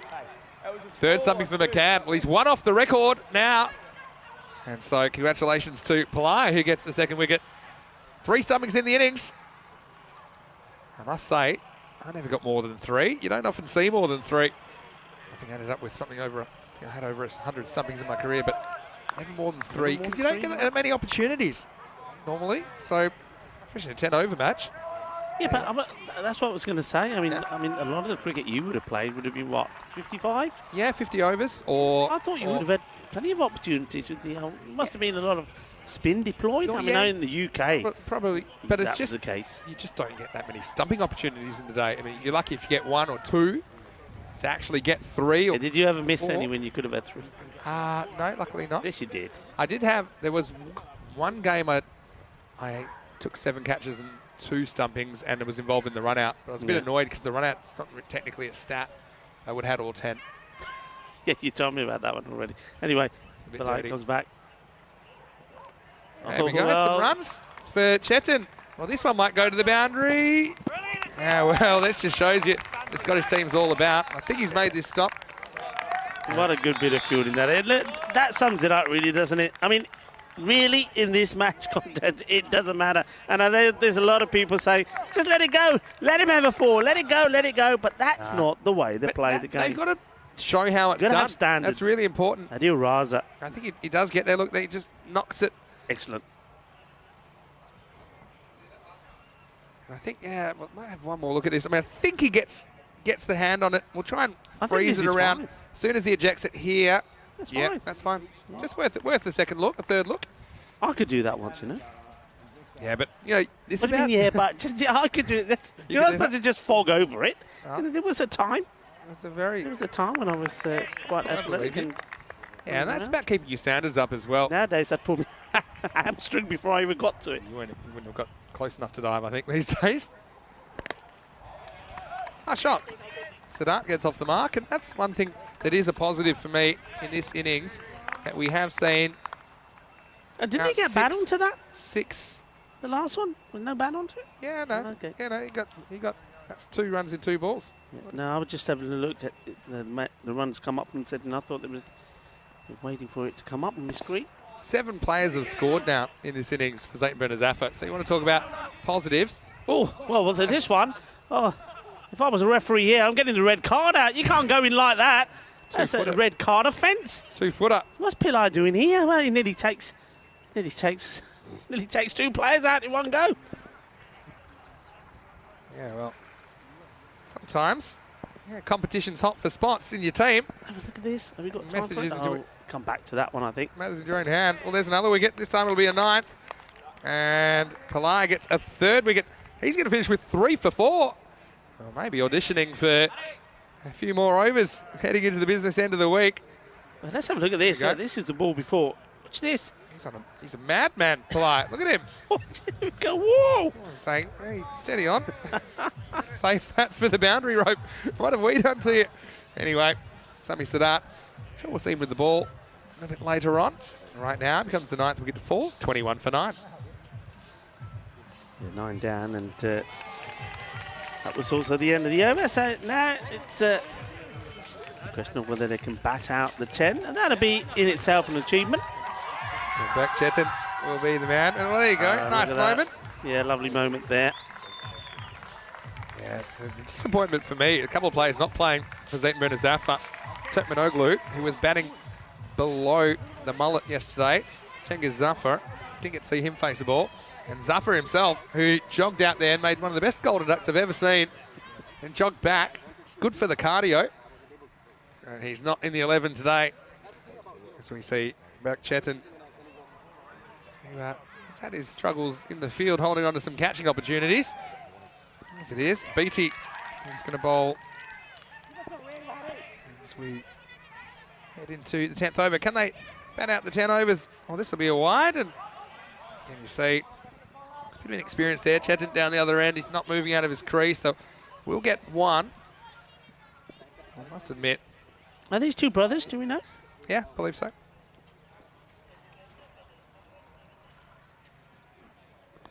And this is going to do it. So, a little inside edge. And this Ali Chetan, who does get a couple of runs, and maybe shouldn't have been on strike. Might have been an opportunity to sneak away off the first ball of the over. But BT will take a second wicket. Nice contribution from him as well. He'll finish 2 for 2. And in the end, Zetman Zafar, Turkish champions, they will be all out for 22. 22s have been following us around, haven't they? And look, there was a wicket in every single over except the 8th. And made up for in the 9th where Pillai got 2. So wickets kept falling. They couldn't really get anything going. Couldn't really get the same 2 batters out there for any length of time. In the middle of the innings, we saw some of the more established batters, such as the captain Zagar, as well as Abhishek, and as well as Alton out there. But, you know, credit to the Turkish side. They're getting a big round of applause, and really sometimes that's what cricket's all about. And what an experience for them to be here at the Champions League of Cricket. Isn't that a lovely moment? And these are the sort of things that they'll remember. Look, I was hoping that they were going to push beyond the 25. That was their lowest score so far. It wasn't to be. So another record's been set here. I believe that's the lowest score that's been scored in an ECL. And, well, we could also have the quickest run chase. Yeah, well, we could. We'll see who they send out there. Will they stick with Pillai at the top of the order? Maybe they could go for... Again, some of these players haven't had as much of an opportunity. This one was nice and spicy. Hit him right in the keeper. It's Rory McCann just checking he's all right. Again, got to say that they've been pretty classy. I like being proactive, but took a bit of a risk there. Cert, he was stumped by a country mile. That was the first of a couple of wickets for Simpson. And we almost had a run-out situation. Because Durasak, he got to stay out there a bit longer than he has earlier this week. At Scotland, all you can do is play the opposition in front of you. And I think they played the game with the right spirit. Also, they were careful not to drop their standards. Another good catch coming in by Fraser Bennett. The Bear giving that ball a hug. Then we saw the captain come to the crease, Mesut Zagar. He does a lot for cricket in his home country of Turkey. He was able to manufacture a couple of boundaries, but unfortunately, he fell soon after. Well, the kids from Aloha College, they were having a great time. Hugo Southwell, he was having a pretty good week all up, former rugby international. This one was caught behind in the end. It was another wicket for Harry Simpson. This is what I liked about Carlton, the Scottish champions. They're not here for a holiday. They're still putting in 100% effort in the field. And it was Sadat that had to go. And ultimately, 10th over, brought the 10th wicket. 5 balls left on the table. Zetman Zafar, Turkish champion team. They are bowled out for 22 in match 13. And we saw something amazing a couple of weeks ago in match 13 when the French champions knocked over England. It's hard to see that being the case here. Zaga with 2 boundaries, the top scorer for Zetman Zafar. Again, positive for me. There were only 3 ducks in this innings, and we saw 7 players contributing to the total as compared to the 8 ducks we saw yesterday. Pillai 3 for 4. Well, he'll love those figures. He'll have that forever in an ECL. 2 for 3, Harry Simpson. BT 2 for 2. Spin is very effective. All the bowlers really getting amongst it, as you'd imagine. And just that little Sandcastle in the 5th. And again, talk about positives. Every single over had at least 1 run. Although, to be fair, 6 of them just had the 1 run. 9 in the 5th, the best over for Zayt Zafar. And the captain was able to get a couple of boundaries. In fact, they were the only 2 boundaries of that innings. So, 22 on the board. And so it'll be 23 for victory. Will we see the quickest chase? Well, I'm getting a bit hungry, so perhaps so. As we take you to the break now, we will be back in a few minutes for the chase, and it will be Carlton, the Scottish champions, chasing a target of 23. Vinny Sandhu, Mr. Maximo, along with Rico Full. Hope you're having a great day wherever you're watching from around the world. We'll see you shortly on ECN. Plenty of great cricket action still to come here on day 3 of Group C. It's going to be moving day for some of these teams mid-table, so join us shortly. You're watching ECN, and this is the BET2BALL European Cricket League.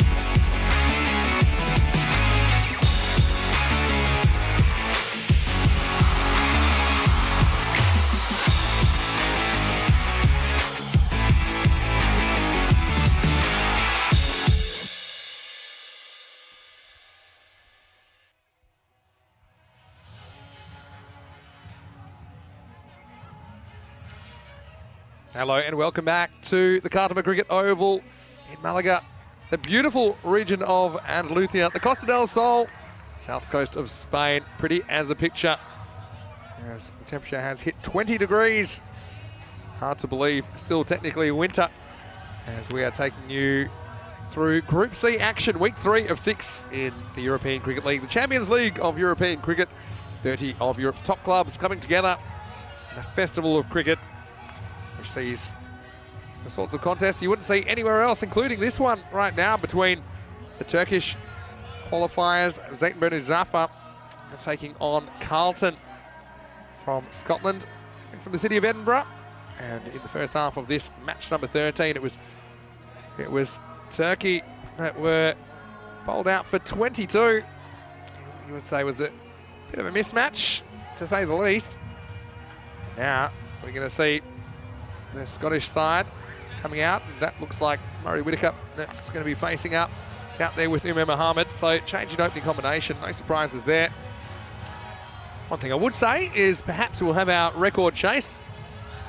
Record going down in this one. The record chase at the moment, as I put in the chat, 2.1 overs, which was Malmöhus in Sweden. They defeated Hisingens. They chased down a target of 43 in 2.1 overs. From memory, that finished with a no ball. So the next ball was a free hit that never took place. I remember that wonderful ground, Landskrona, in the south of Sweden last August. Played on a blue pitch right here. Here's Zaga, the captain, to start. First ball's worked away. They do get off the mark immediately. There's an opportunity for Whitaker to get out there. Look, I do think that the Turkish champs, they bowl better than they bat at this stage. I do think they've got a couple of bowlers that can compete at this level. The batting, yeah, not quite there at the moment. So this will bring Umar Mohammed, very seasoned campaigner. Zaga, captain with the ball in his hand, around the wicket. And this one gets past the bat. So yeah, good start. I'm not going to put that record in the book just yet. I mean, I think that Carlton, they'll want to, in a way, spend some time in the middle, just get a bit more comfortable with the conditions as well, especially some of the batters that haven't had that opportunity to have a lot of time at the crease. Maybe. This one, it's not going to be out. It kind of went nowhere. Cert, who couldn't find exactly where it had gone. I was going to say, a bit like maybe a hard candy. You might want to make it last a little bit and savour it. You don't want to finish it off too quick. Again, Carlton, they will finish top of the table. Seems certain now. So, I'd love it. A wicket, Turkey, be a big highlight for them. Zaga, he's competed for his team. The 2 boundaries were off his bat in the first half of this match. See, that's Ali Chetan. Almost was able to come up with a 3rd boundary, if not for a good piece of fielding. So yeah, at the moment, let's keep an eye on that record. 2.1 overs. Seems fairly safe at the moment after 4 balls, only 2 runs. Misses with the angle.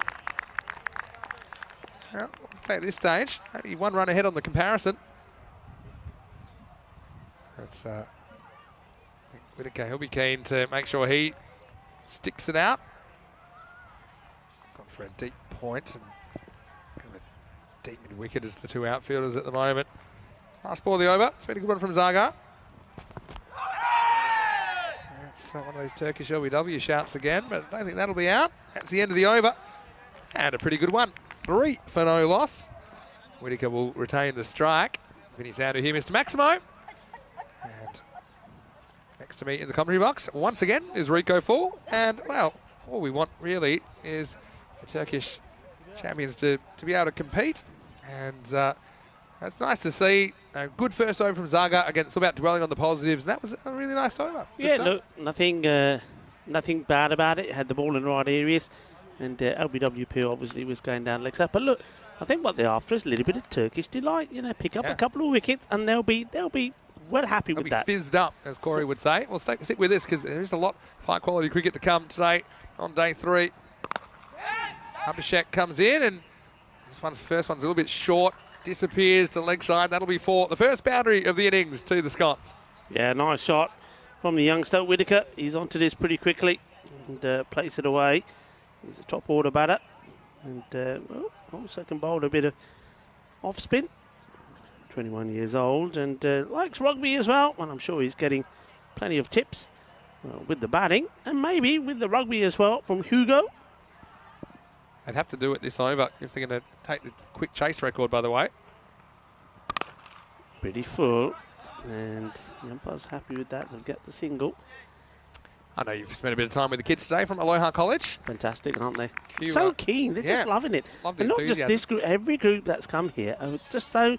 And what the vibe is, and this is the most important thing about it all, is that the schools themselves, the colleges, have been in touch with the club here and saying, yeah, we want to come back and we want cricket coaching and etc. etc. So that's fantastic.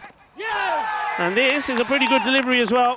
And it's Abhishek. So jug their foot their style. I said they needed a little bit of Turkish delight.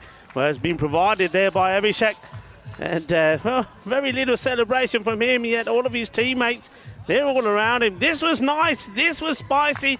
It's warming up here around this ground. And now here's the Turks that are providing us with some sexy cricket. Middle stump. Take that. I mean, game on. It's a good Yorker. Look, that's the thing about cricket. I often say to the players, even in a game where all hope is lost, the highlight's only one ball away. And that was a really good delivery. It's got a kind of awkward action, no front arm. Just drifts in. You're right. Just tilts back the middle stump. Mohammed has got to go. First wicket falls. 8 for 1. Angus Beattie giving him an opportunity at number 3. And if this game does finish a bit early, which would seem certain, it's just a matter of how early. Those kids from Aloha College might even get the opportunity to play a bit of cricket out there in the middle, which would be fantastic to see there. Looking over the cricket ball.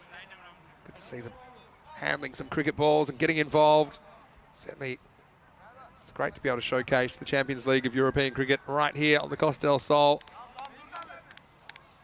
Left-handed now. Beattie facing up. Abhishek. He's a pretty decent cricketer. Like the way he goes about his work with the ball. This was a slightly slower one, and it's well backed up. And just does enough to prevent the 2.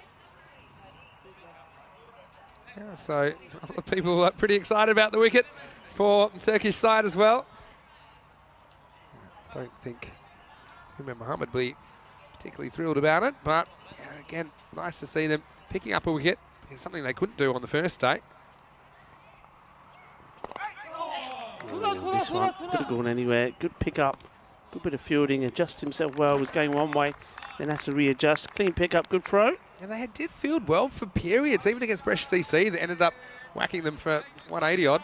But you know, there were times in that innings where you'd actually say that they were on top with the ball, but just haven't been able to sustain it for a 10-over period. They won't be able to get 10 overs at the Scots here. That seems certain. Well, Abhishek is coming off his long run now. And pushing off the side screen to Beattie. Oh, well, this is going to go all the way to the boundary. That's going to be 5 wides. That's what they can't afford to do. And it wasn't the best of deliveries. One thing I noticed with Abhishek is that he keeps that ball in his left hand right until this sort of delivery mode. So it's not showing them what he's got. Yeah, you think you're right. It's always a bit off-putting when you see a bowler with an unusual action. You see here, like he starts like he's going to bowl left hand. Yeah. This occasion, not so much. He's changed over pretty quickly. A single to finish the second. That's where he comes in. And so it will be Beattie that'll retain the strike. That's 2 overs down, 16 for 1. It does seem now that the record for quickest chase will stay in Sweden. 2.1 overs was that chase for Malmöhus versus Hisingen.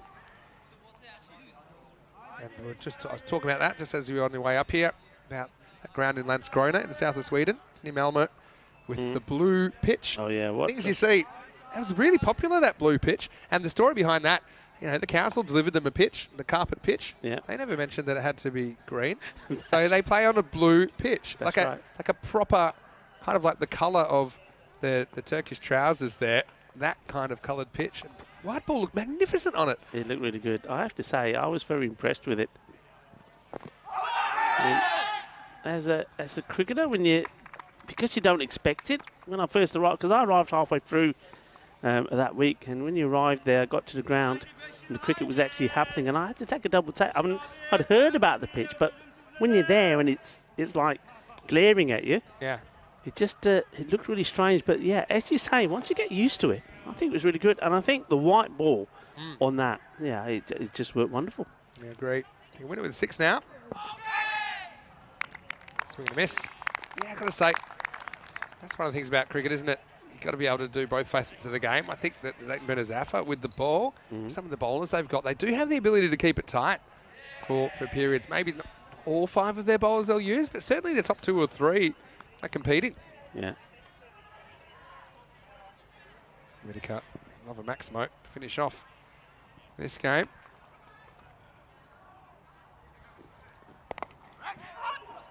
Well, he's going to get 4 of them. That one's pretty well hit, and he gets past the fielder there quite quickly. I'm going to say hello to our caterers, Purple Pepper. I'll be visiting you shortly. I think it's going to be lunchtime, and I'm going to have a pretty decent lunch, I think. Maximo Burger's wearing off finally. As we get to the pointy end of this one. Just 2 required for victory now. Called a wide. He's gone down the leg side once more. That's one of the things that I'd like to speak to Zagar about, is maybe to try and encourage him to come over the wicket instead of being right arm round, and certainly to get the ball in the right channel. More chance for wicket probably. Got to say a big thanks again to the Scottish team for the Iron Brew. I polished mine off already. It was wonderful. And yeah, now scores tied. So any score will win it for Carlton.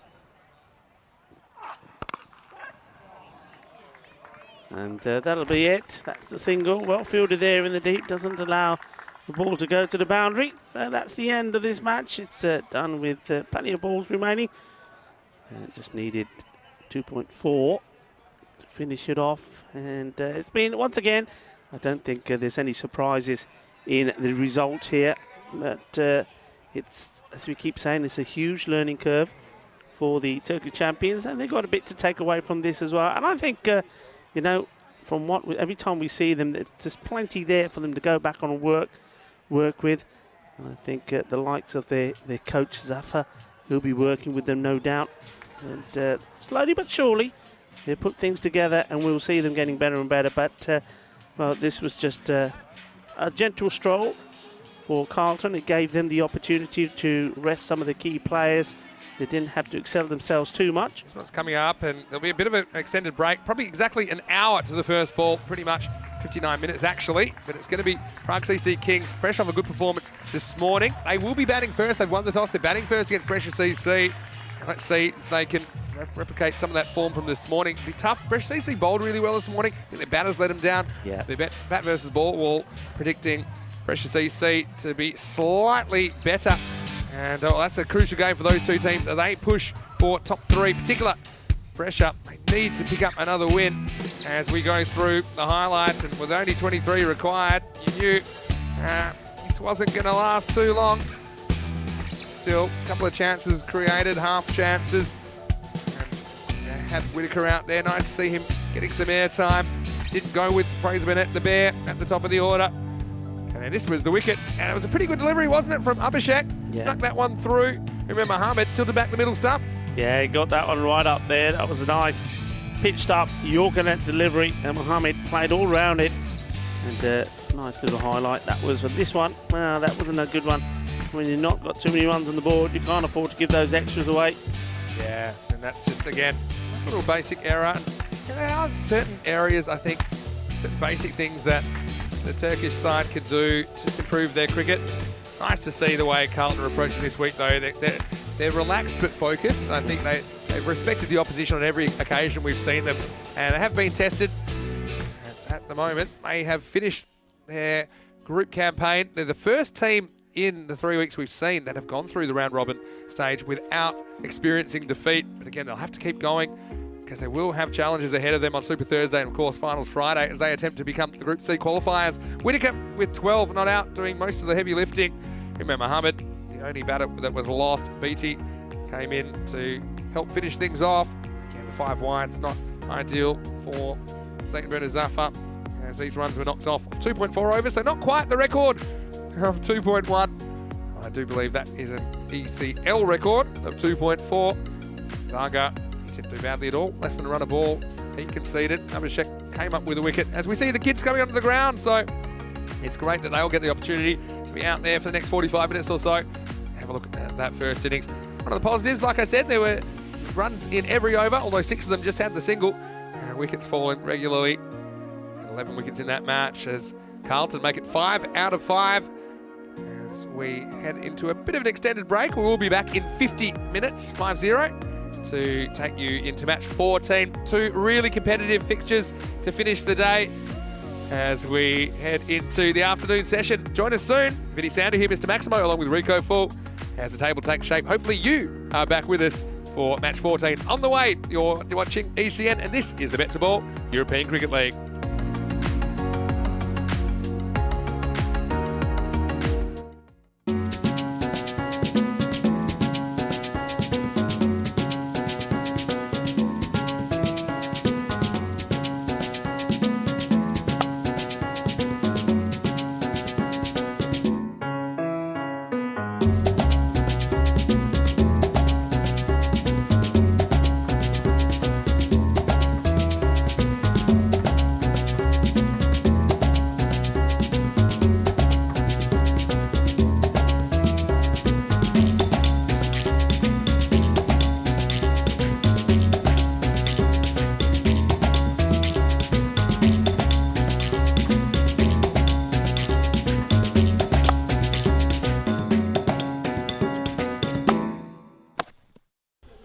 This is how we play cricket. On the Costa del Sol.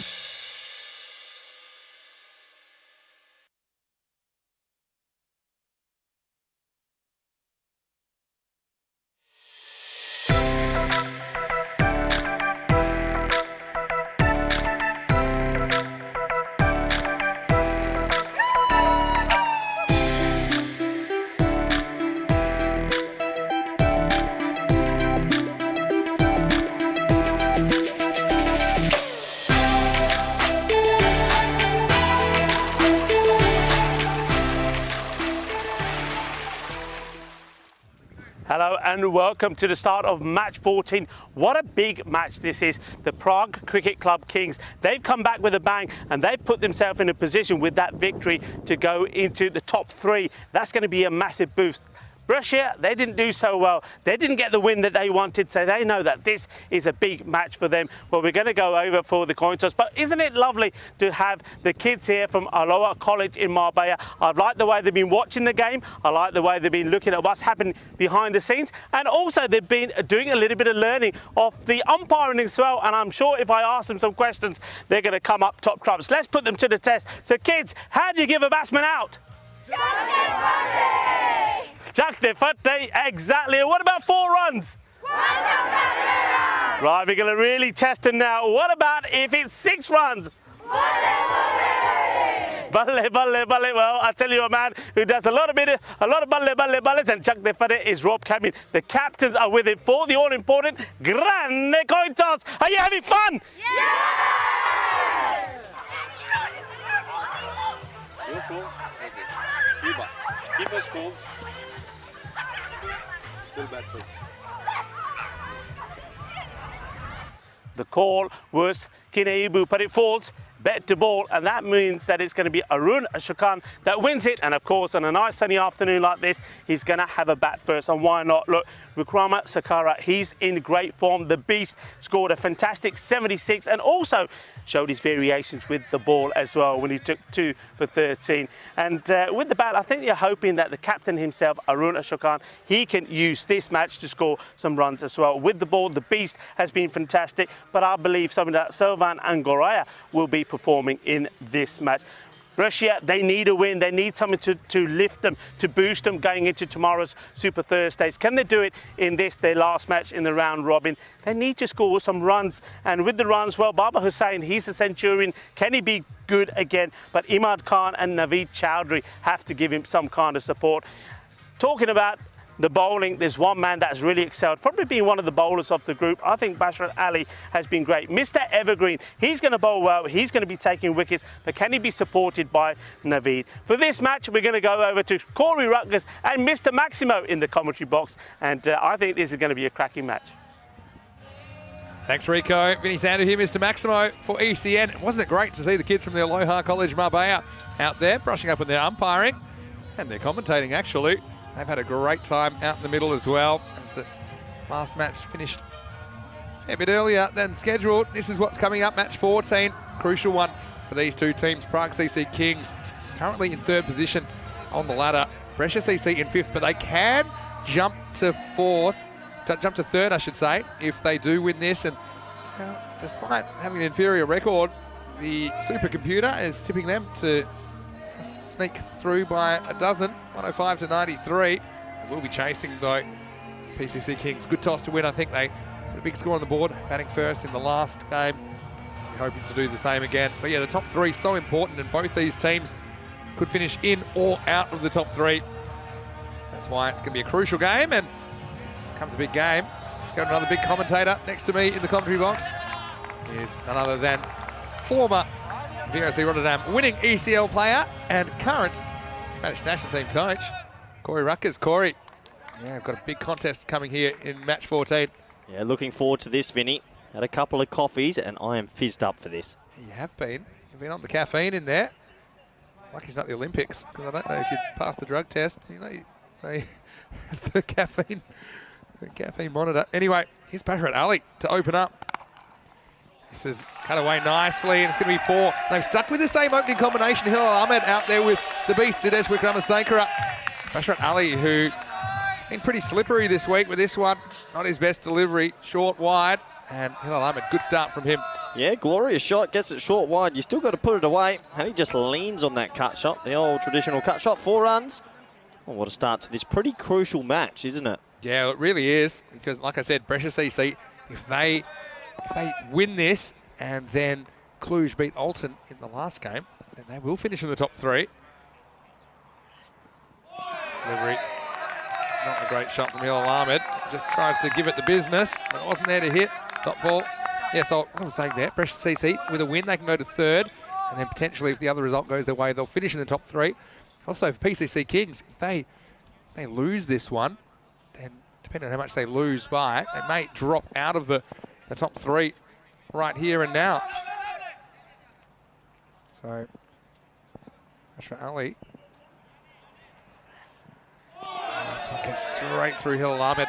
Interesting, they've decided to stick with the same opening combination, and the Beast batted very well the previous game, scoring 76. And Shokin thought maybe he'd open, but they are sticking with Hilal Ahmed. I suppose these two did put on 115 for the first wicket back in match number 12. Hilal Ahmed, the keeper, having to deal with Brescia Ali, who's coming round the wicket now to him. Does get some bat on it. Oh, this one. Would this have been out? Close. Tough to see. We'll have a look at the replay. It's pretty tight, Vinny. He just coasted a little bit. It was one hand pick up and throw. Brescia CC, they'll be really filthy to only have 1 win out of their 4 games so far. He's just home, but still a bit of a tight one. Well, this is the man, isn't it? Yeah. If this man gets in, he takes Prague CC to totals that are quite large. The Beast, as we've nicknamed him. He's hit a 6 off every first ball of every innings so far. And he goes again, but this time I think he's going to be out first ball. And he's dropped. Oh, no. He's dropped, and even worse, that one's going to go for 4. Well, big moment in the game, even though we're only in the first over. But that could be defining as the Beast trying to make it 4 sixes in 4 first balls. It goes higher than it goes long. That one's put down. Big chance goes begging. Yeah, well, we might look back at that moment. He could have dropped the match in the first over here because we know how destructive this man is. It went high. He made some good ground, but he never really looked comfortable. And in the end, he gives it the old volleyball spike and it flies away for 4. It was a set gone wrong, you're right. Even worse, goes to a boundary. So it's not a 6, but it's 4. 4 he shouldn't have had. Shouldn't can't. See there, rolling around.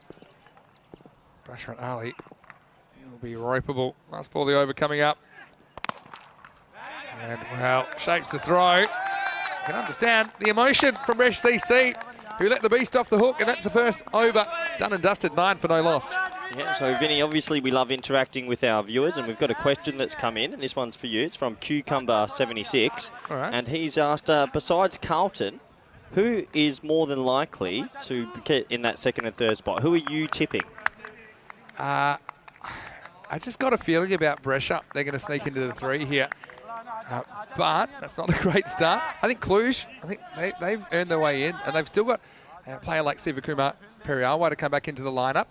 After the Beast and Rohit Sharma and David Miller, the next quickest T20 international century, Sivakumar Periawa for Romania. Wow. So he's been struggling with an ankle injury. I haven't seen him on the field so far. This is out. I think this is probably down the line, and he's gone. So Hilal Ahmed, this one won't be 4-leg buys. It will be out. This one just swings from Javed Mohammed, swings down the line, and Hilal Ahmed playing across the front pad. I think he's caught in front, and that's the first wicket down, 9 for 1. Yeah, pitched in line, hit in line, and hitting the stumps. 3 reds, you're out for me. We'll take a look at the replay. You're right, Vinny. It just swung a little bit late. This wasn't it. This was the last ball. On review, maybe it's not out, but this one is. I think it's... the old planter cross himself, wasn't it? Yeah, the old Shane Watson special. Yeah, good from you. Shane, if you're watching. He probably would have reviewed that. Would have reviewed it. But what a good start for Javed Mohammed. Yeah, just got a feeling Brescia, a bit like the Italian national team, had a bad first day or 2 of their ECC, but they came good when it counted. Hilal Ahmed won't be involved in a large opening partnership this game. He goes for just the 5. The score's 9 for 1. Tell you what, this is a key partnership coming up. As Shokin comes to the crease at number 3. Yeah, the Czech Republic national captain and also the captain of his side, Prague CC. But you're right, these 2 are the keys. They can both go large. And tell you what, if I'm the bowler there, I'd be looking at my keeper Dula. He didn't appeal at all. He was just watching it go past him, but that was plumb. And the fielder rushing down to the boundary. Often when the ball kind of skews to the leg side, it's a sign that maybe it's going down the leg side. But I think there's no doubt for me that swung enough to kind of go that stump-to-stump line. It wasn't missing. Key partnership now for Prague CC Kings. Shokin to face up. Just watchfully plays this one away. First ball. It's lovely play, just letting the ball come. He hasn't had the tournament he would have liked with the bat so far, but we saw in the ECC how dangerous he can be. I think he got 2 man in the matches for Czech Republic. So if he can click here, and with the Beast doing his job, well, they could get themselves up to a pretty big total. Yeah, they've got the power play to work with, these 2. We're involved in a couple of big partnerships for the national team in that ECC last year as well. Another outswinger. He's getting it to wobble here, Javed Mohammed. This one just gets past him for a single. Well, do we have a new box of balls this week? Because I feel it swung a lot. This week, The swing Kookaburras. yeah, this week especially, it seems like the ball's moved quite a lot. Yeah. I mean, that's late swing. That's very late swing. Getting it right. Also, I don't know about the conditions. The breeze is slightly right to left, just assisting that movement as well. Shot. One doesn't, but it's worked away nicely. There's no one back here. This will be 4. It's a big confidence booster for Ashokan, who's normally pretty strong off his pads. He gets his first boundary. Yeah, well, that's a class shot. There's a little bit of Mark War in that, just leaning on the shot. Didn't have to overhit it. The 2 boundary riders are a third man and deep mid off. And he's a class player, and you can see it with that shot there. Yeah, no doubt about it. Dan Casey enjoyed that one in the chat. Discussion about the LBW, but I honestly think there's no way that was missing the stumps. Oh, this one's a bit of work for the long on, and this is going to be 4. This is pure timing from the 8-8. He gets 2 boundaries and 2 balls. That was a classical on drive from the captain. That might be shot of the week. There's something aesthetically beautiful about the on drive. We don't see too many conventional cricket shots in this T10 format, but that is. And what a shot that is. 4 runs. Came in at a difficult time. So it's not difficult from a match point of view, but as far as coming in the 9th over, had to throw the bat, got out second ball in the first game of the day, but he's got longer to bat. And he won't be rushed. Classical stroke. This one's close, maybe just going down, maybe a little bit of bat in it. It's a good shout from Javed Mohammed. End of a pretty good over, despite a couple of boundaries. Gets the wicket of Hilal Ahmed. That's 2 overs down. It's 19 for 1.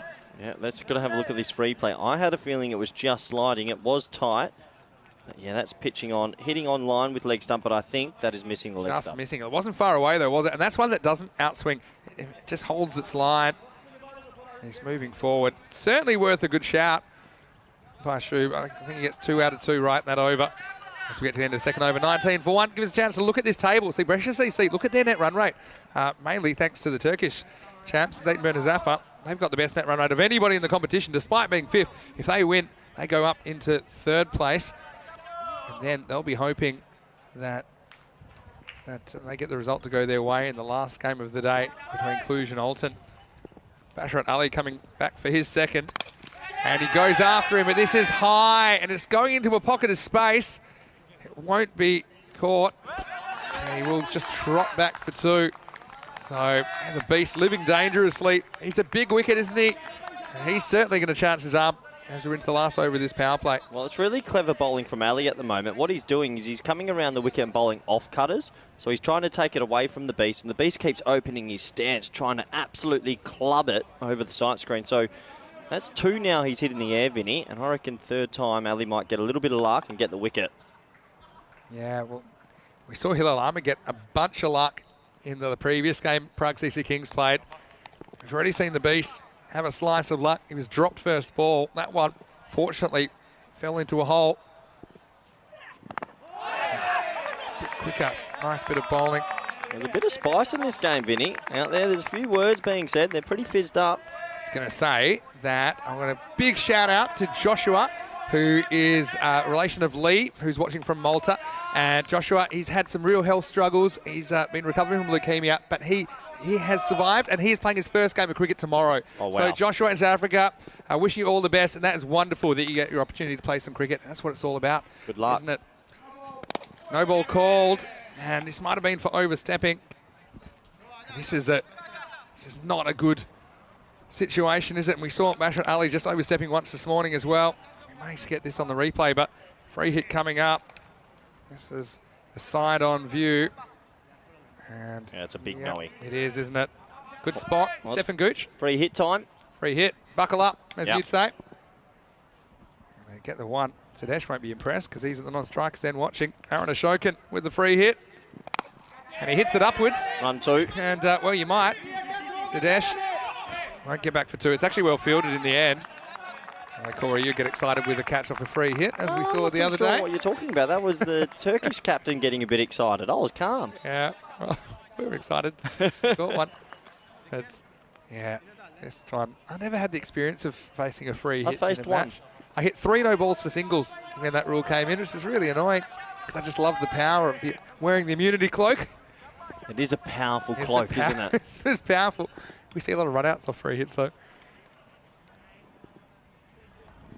Beast on strike. Pushes, runs.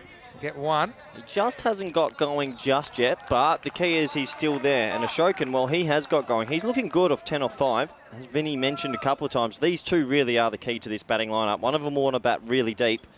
And I still think Atlee's bowling a good spell here. He's coming around, he's bowling off cutters, he's taking most of the pace off the ball, and he's trying to take it away from the right-hander. The occasional one that isn't the off cutter, it just slides in, so it creates that doubt in the batter's mind. 2 balls left in this power play. There's the off cutter again. Blocked on the second bounce by the keeper. So Dulu behind the stumps. He's been a good bowler, hasn't he? He's been one of the best bowlers of the week. I think Bashar Ali, the veteran. Yeah, he's got a good beard, bit of silver running through it. Looks fantastic, and he's bowled sensationally all week. Probably needs a bit more support from his Brescia teammates if they're going to get over the line in this tournament.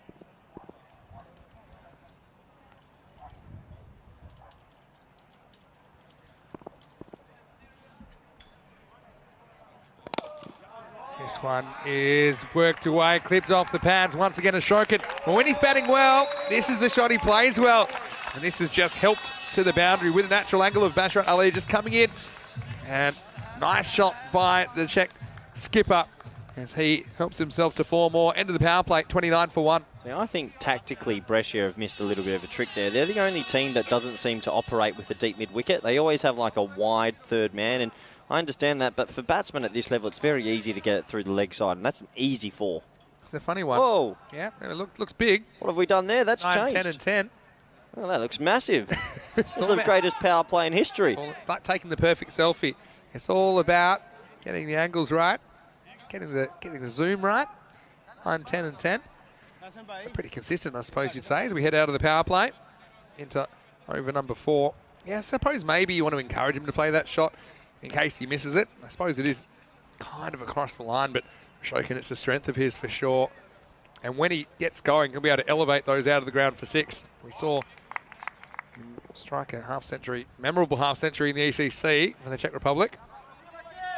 So now we're going to go to over number 4, Javed Mohammed. He's going to get another over. I think that's because he's swinging the ball around.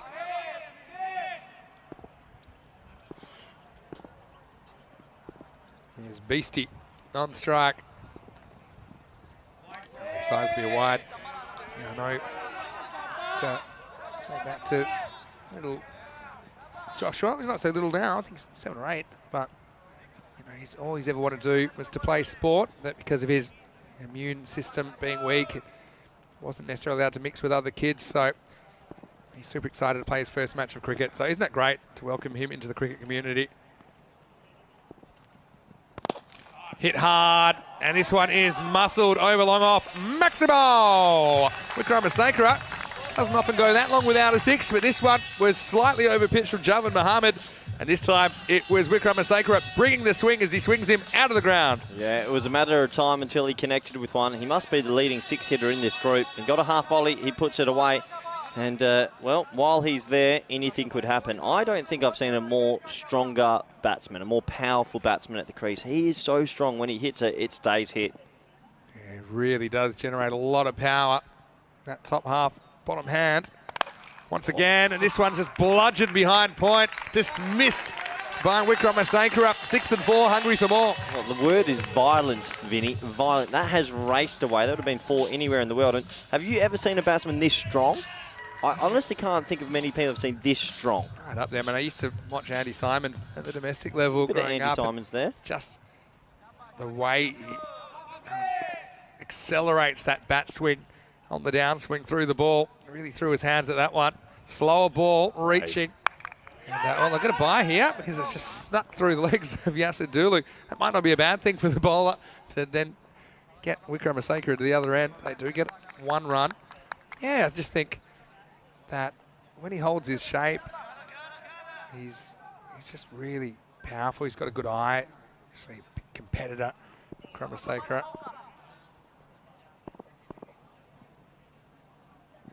Another slow ball, takes the bait, but he might have found the fielder. Oh, it's knocked over for 6. So another chance goes begging. That's Asad Akbar out there. It was a full toss and wasn't quite high enough to be called. but Ashokan fancies his chances to baseball it out of the park, but this one could have been a wicket instead. Maximo, 6 runs. Yeah, 6-run swing. I mean, it would have been an amazing catch. He got his hand to it. Maybe he could have tried to palm it back or gone the volleyball tap back, but 6 runs, costly. I think it sticks. If he sticks, then he's staying in the field of play. I think it's out. The next one's a wide. So Brescia CC, this is their moving day. You feel like they have to move, but they've been a bit disappointing. Earlier in the first half of the game, they were disappointing with the bat, and you'd have to say they've let the Czech champions, PCC Kings, off the hook in the first half of match 14. Well, absolutely. The beast was dropped on 0. Let's remind ourselves of that. And these two have now broken away. They're both in, and it's not looking great for Brescia at the moment. They need a wicket. Certainly do. Yeah, nice looking drive. But this time he will find Bashrat Ali. They're up to 49. Any other batsmen at the top of your head? Andrew Simons was very strong and just biffed it. Yeah, I mean, going back to Viv Richards, but that's kind of old school cricket. Going back to the 80s. Lance Klusener's another one that was mentioned. He was He strong. really gave it. Those 2 fours he hit the first Damien 2 balls. Fleming. Yeah, David Fleming. Thought that was game over in 99. Oh, Swing and a miss. I tell you what, that was so... That doesn't was miss. shaving the leg stump, Vinny. Yeah, he's lived dangerously. That one. Oh. Oh, How has the beast been? It was Hilal Ahmed that had all the luck last time. Just have a look at this. That is about as close as you can get. 4 overs down, 49 for 1. Vinny Sandu here, Mr. Maximo, alongside me, Corey Rutgers. And I know you missed the Scottish game last time. So, Corey, have you ever tried Iron Brew? what is it? It is a famous drink in Scotland. You didn't tell me about I've this. already had this. No, I didn't. This wasn't Have a try it, prepared. Have a try it. They wanted to make sure that you tried it. I think it's quite nice. What do you think it tastes like? What's the percentage of... No, it's a soft drink. Oh, lovely. I know you can still drink it anyway. Actually, that's pretty What do you good. like of the Iron Brew? Do you like it? I think I could mix a few things with that. It would be pretty What nice. do you think? What does it taste like? I think it tastes Fanta? like. Yeah, do you think a bit of that? How about Lucozade? Pistachio, the purple can. What was the one in Australia? Pasito. Passion, yeah, there's a bit of passion fruit in it. Yeah, that's There you not go. bad. Thanks again to the Scottish side. And look, the Scottish side were brilliant, Carlton CC, being out there in the middle with the kids from Marbella College, Aloha College Marbella. He's liking. This is unbelievable. I'm going off air to finish this. Yeah, got the producer in my ear saying that she didn't know that you drink non-alcoholic drinks, Corey, after your performance. Well, let's get back to the cricket, Vinny. It's not Friday yet. I like that your first instinct was what you could mix with it. But it is a good drink, isn't it? You can sit and enjoy that. All right, let's go to some spin now. And this is the captain, Callum Sajjad. He's bowling his leg spin. Here we go. This is a big moment in the game. This leg spin, you just feel that the beast is going to want to line this up. And if he gets anything on a good length, it's going to go the journey. Hello to Sharad in the chat. He's got a comment you might want to read there about Spanish cricket. In the air, but this is going to fly over the infield. It's going to be 4. Wasn't a good ball from Sajjad, the captain, as this one was short, and Wickramasinghe. Correct shot selection here. He just, again, throws the hands at it. Hits it over the infield. The result, 4 more runs to Prague CC. Yeah, this is an important over at the moment. The game's getting away from Brescia a bit, and while the beast is there, he's going to want to hit this sort of slow off-spin, leg spin. So, big moment in the game here. Oh, this one slides on, gets straight through the batter in Neville Russ. Talking about Passiona. There was Passiona and there was Pasito. They were the 2 passion fruit drinks that I remember growing up in Australia, which I know that's where Neville is watching from. Hit hard, and this one's going to set a real task for the fielder, and the sweeper's not going to get there. 4 more. This partnership already worth 49. We knew it was a key partnership at the moment. The Kings, they've passed 50, and they are rocketing towards another very healthy first innings total. Yeah, good shot. 4 more runs and, well, starting to get away, as we mentioned. He was dropped on 0. Can't do that. But yeah, Passiona, that was a fantastic drink from Australia. Do you remember a solo? Oh. Oh, yeah. And Solo, they started wide-mouth cans. Down the ground. Has to be stopped. Is stopped. We're doing a lot of free advertising, aren't we? But I just have to say, I used to love the Solo ads in Australia. Thirst Light on the crusher. fist. Light on the fizz so you can slam it down fast. The Solo man. I tell you what, I bet he could hit a long cricket ball if he put a cricket bat in his hand. Oh, full toss. Oh, it's a no-y. It's a no-y, yeah. He's called it straight away, and I agree. I think when they're those 50-50 ones, they should call it, and it's going to be a free hit to the beast. Yeah, and the beast now gets the favour returned because he gave a free hit away to his captain. And yeah, Sajjad just has lost his length on a couple of occasions here. I think it's a good call. Free hit. Yeah, well, doesn't quite get it. I don't think it'll be anything more than a single. So Sajad gets off the hook. Bit of all sorts from the Brescia CC captain that over. It goes for 13. That's the halfway point of this first innings. Prague CC Kings, they're 62 for 1 or 5. So what have you seen that's been similar from Group A, Group B, Group C? And what have you seen that's contrasting, been very different from this group to the others? It's a really good question. I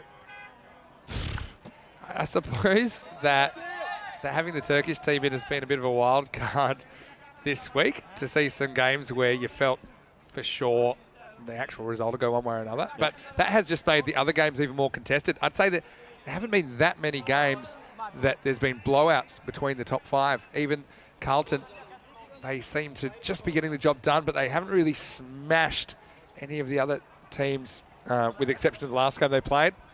I think that it's been warming up a little bit, so I think that the fielding's become a little bit easier, but then we have seen some drop chances being costly as well. So I think perhaps the fielding that we've seen so far this week has been a little bit off. But yeah, I suppose it's hard to draw those comparisons across the weeks. Here's Naveed, who's got a bit of pace about him. No ball called. Oh, no. Well, that's going to be the third free hit this time, Vinny, and it's starting to really stack up against them. Yeah, it's not what I was expecting to see from Brescia CC. You really needed to have a good day. There's this one. Let's have a look. Well, he's probably a bit unlucky there. Probably. Again, remember the umpire doesn't have that view. He's going behind. So, I mean, you're testing the umpire's patience. It will be. Free hit coming up. No ball called. And it's going to be taken away to the boundary. So the free hit is cashed in. There's another one on the way. And Naveed, he's got a bit of pace about him. But he's testing the umpire's patience with the front line at the moment. And that one is a big no ball, even without being seen the back of the line, unless he's got the old size 58s on. I think there's nothing behind the line there. Naveed has to sort it out. Do you think the third umpire should be used for calls that might have... That first one might not have been no ball. Do you think we should be able to use the third umpire or not? That for wickets, perhaps, but I think you've got to trust the umpire's call. Otherwise, literally every ball, we'd have to look at it, and I think the game would take too long. But I think for me, as an umpire, you have to be sure if you're going to call them. I guess it's always that balance between getting things perfectly right and obviously keeping the game moving. But it does cost a lot. I mean, if that one wasn't given, then the next ball, it is. Yeah, true. Yeah, I think. Yeah, I mean, it's 60-ball game. Yeah. So a no ball free hit that's the wrong call can actually affect a team quite a lot. Yeah. But also, I suppose some calls you still have to leave with the umpire, I think. Oh, this is muscled, and this one's going to be out of here. Maximo! This is Wickrama Saker up. Don't forget he was dropped off the very first ball he faced, and now he takes Naveed out of the ground. That's not an easy shot against Naveed, who's got a bit of pace about him. Again, it's cashed in. Already looking very expensive this over for Brescia CC. What I love about this is how deep he is in the crease. He really goes deep in that crease, and well, he's always finding a way to elevate. He's coming around the wicket now. You know I don't like this, Vinny. I think the wheelhouse is a bit bigger. Well, forget this one. This is going to be 6 more. Right in the hitting zone of Wickrama Saker. Oh, it's a no ball. No way. It's a no ball. It's another no ball, Vinny. Sorry to interrupt you, but that's a 7. No way. Well, this has gone magical, and we're only 2 balls into this over. Let's have a look. That one is, I think. I mean, if we go back to where it lands, but has 3 called in the over. Look, I would say one was a bit unfortunate, but the other 2, there's no excuse. You can't be testing the patience of the umpire time and time again. Naveed, this is disastrous at the moment. His economy rate 63. Well, what's going on here? It looks like he's saying he can't bowl, but I don't agree with that. He's fine. He's fine. He's just saying he's lost his run-up. Well, you have to bowl. Limping around. No. Well, Dr. Corey is going to make an assessment. You can't, just because you're bowling a couple of no balls and a bad spell, say, I'm not going to finish the over. He's fine. He better have a broken leg. I don't like this. He has to bowl. Well, I mean, I think Brescia CC would want him to bowl. I mean, the issue is he's been one of their best bowlers all week. I'm sure he's overstepped a couple of times, but... He's fine. Get on with it. Yeah, I mean, I don't see the incentive for them to stop him bowling, because clearly you can just bowl from a bit further back and then the problem's solved. I'd love to know the averages of when a bowler comes around the wicket and the ball going hit for 6. Always happens, but You can see the umpires conferring with the third umpire what to do here, and the match referee. I think he needs to bowl. Yeah. Well, let's see what they say. I mean, if he really says he's incapable of finishing the over, Well, then I expect him to be batting at 11, and I don't expect to see him for a while because well, he has to be seriously injured here to say he's not going to finish it. He was walking fine, if you ask me. well, I mean, that's the thing with internal injuries, right? So internal injuries are treated slightly differently to external injuries because internal injuries you can't see. He's just pointing down at his ankle, saying that that's his complaint, and he looks to be walking towards the race. So I imagine we'll have the third man, the 12th man coming on. Well, imagine being asked to come bowl to the beast on a free hit first ball. Yeah. Don't want to put your hand up for that. Well, he doesn't avoid the magical over because he's conceded 21 off 2 deliveries. I mean, he's fine. I think he's fine. I think he's just had his only he would ego know bruised. when it comes down. Well, I mean, that's one take on it. I would. Yes, if he doesn't bat at 11, I'm marking up. He needs to be at 11, and he better be real sore because I think this is a tactical thing, not. Yeah, well, I mean, he's here to play as well. But I guess you can Contentious. never work in another man. You can never walk in another man's shoes, as they say in the classics.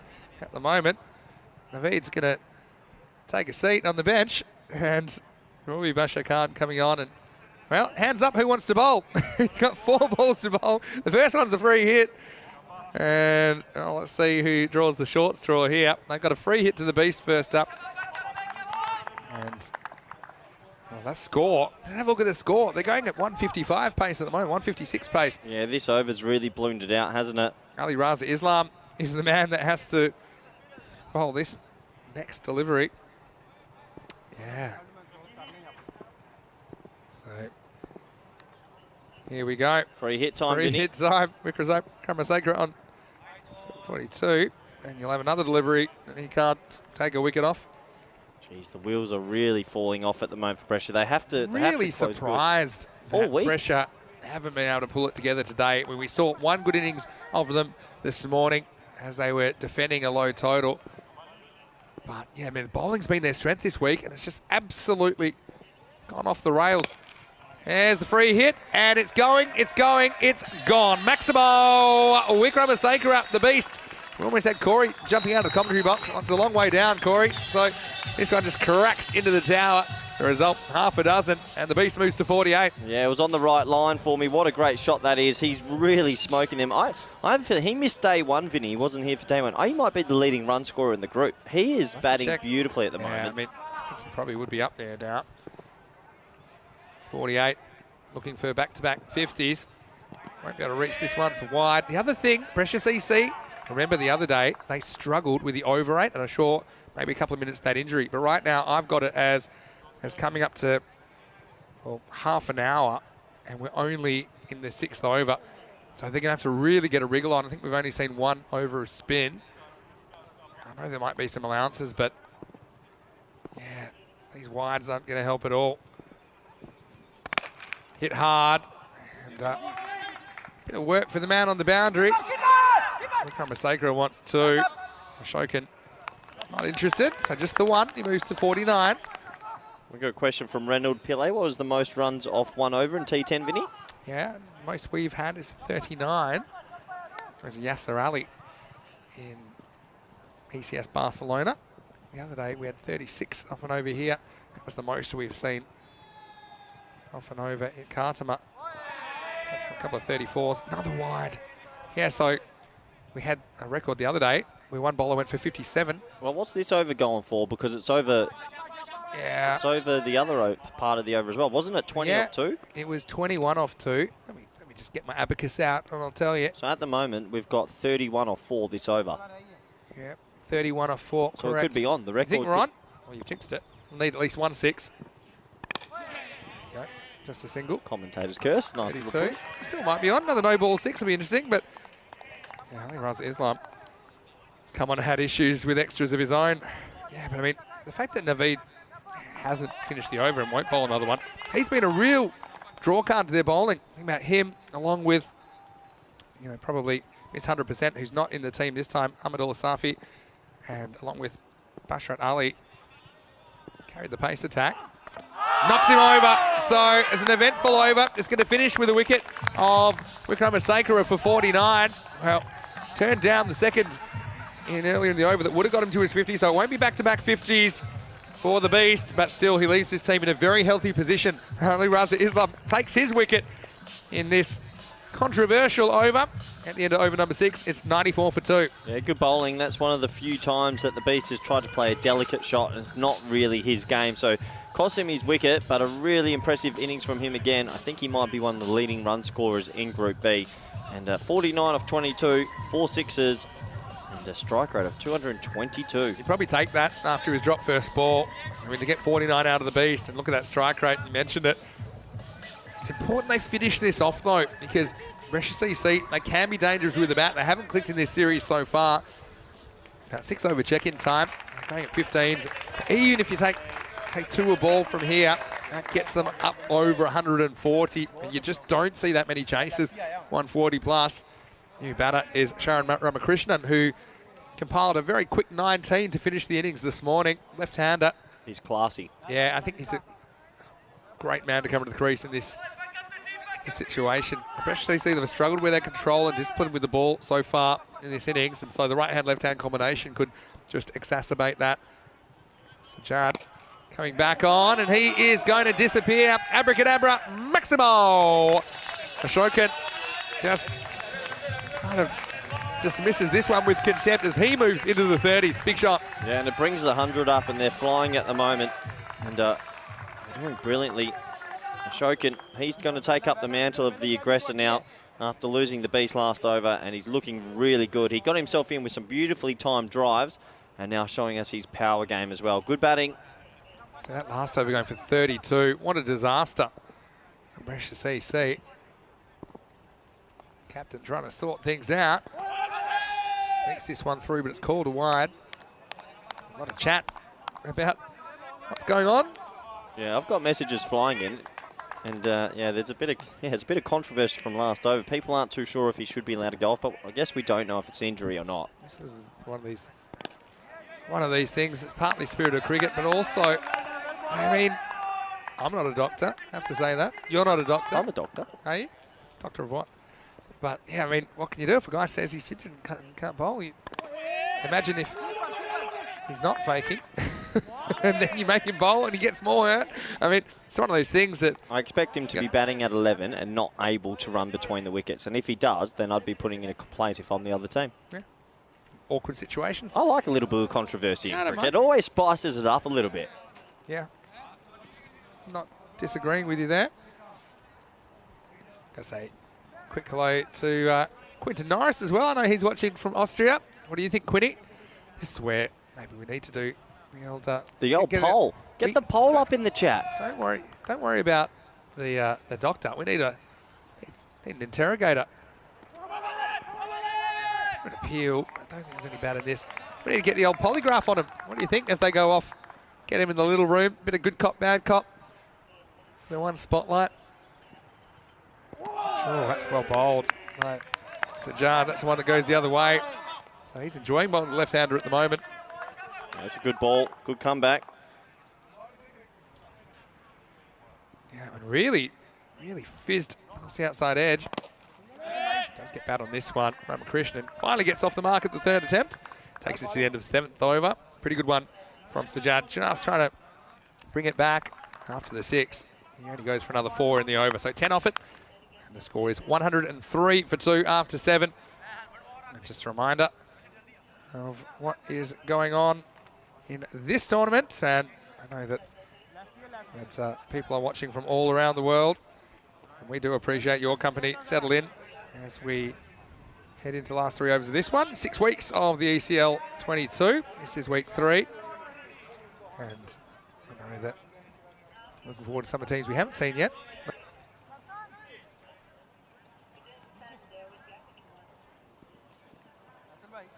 So, looks like we're going to go for some spin now. Is there a little nick on this? There is. So, Ramakrishnan, very different innings to the first innings of the day. As he just gets a little feather on this and Shadman Khan's been used as a bowling option. He gets a wicket first ball, and it's 103 for 3. Yeah, he just never really got himself in this innings and didn't look too comfortable at the crease. Gets a little feather edge and he's given his marching orders. So a good little comeback from Brescia in the last 2 overs and trying to fight back because they don't want to be chasing anything more than 130. Yeah, I think you're right. I mean, still a lot of cricket left in this first innings. Ashokan, the key now is the set batter, but Ramakrishnan coming out this time and just feeling for the ball. Gets a little feather on that. Dooley does the rest. So comes the 3rd wicket to fall. 103 for 3. That'll bring out Lakshmi Narayan and Selvin. Bowled very well earlier. And this is what I'm talking about. You can see Tunbridge Wells from England and Brigade from Ireland. They have qualified for Championship Week and will have qualified from Group C. We will know in a couple of days, followed by Groups D and E. And 14th of March, we will have the Championship Week. Played with the back foot, so one left-hander replaces another. So just be one. This is where, you know, if you can somehow put the stoppers on and keep them to around 120, 120s. Well, if you get Ashokan out now, that's possible. But while he's still there, you're still feeling pretty comfortable if you're Prague CC. But while he's there, he's 36 off 17, striking above 200. This can still be quite a substantial total for Prague. See, the pole's gone up. Jeez. Thank you, Robot. Shot. Bit of work, though, for Bubba Hussain. Well, he'll be a key batter, won't he, for Brescia CC later on today. He was threatening this morning as well. Oh, I love it when there's a poll in the YouTube chat. Get your votes in. It'll be interesting to see what our faithful viewers think. Nice shot, good fielding. Good start here from Khan. Oh, yeah, heavy length comes in again, and it's going to be a wide. Put the mockers on him. There've been a couple of extras creep up in this innings as well. And their time, what's the time, Vinny? Not good. I mean, I've got 38 minutes down. Sure, we've had some allowances maybe for that injury, inverted commas. Goes high. Well, this should be a catch, really. And it's taken. So it's well held out there by Ali Raza Islam. So on the left-hander depart, Selvin goes for just the single, and it's 106 for 4. Yeah, there he goes, another wicket, and Brescia slowly fighting back in this game. Vinny, I've got a good question for you. So you said they're pretty tight with the time, and if they go over how many minutes, they'll get 5 penalty runs? Yeah, so you have to start your 10th over within 40 minutes of the start time, but there are allowances for things like wickets. And so how long did you say they were on? 38? I've got it now. I've got the time as 38 and a half. So 90 seconds. If you're a batsman coming in here, use your 90 seconds. Do you take 89 seconds to get to the crease? Yeah, if you're smart. Depends what kind of a game you play. I mean, Selvin goes for 106 for 4. It's a fair point. I think that there are allowances as well for once you get over 5 wickets, but that's only 4 wickets now in the innings. So I think they're in a bit of trouble, I'll be honest with you, even with the say 2 minutes for the injury, right? That's the only thing I can think of.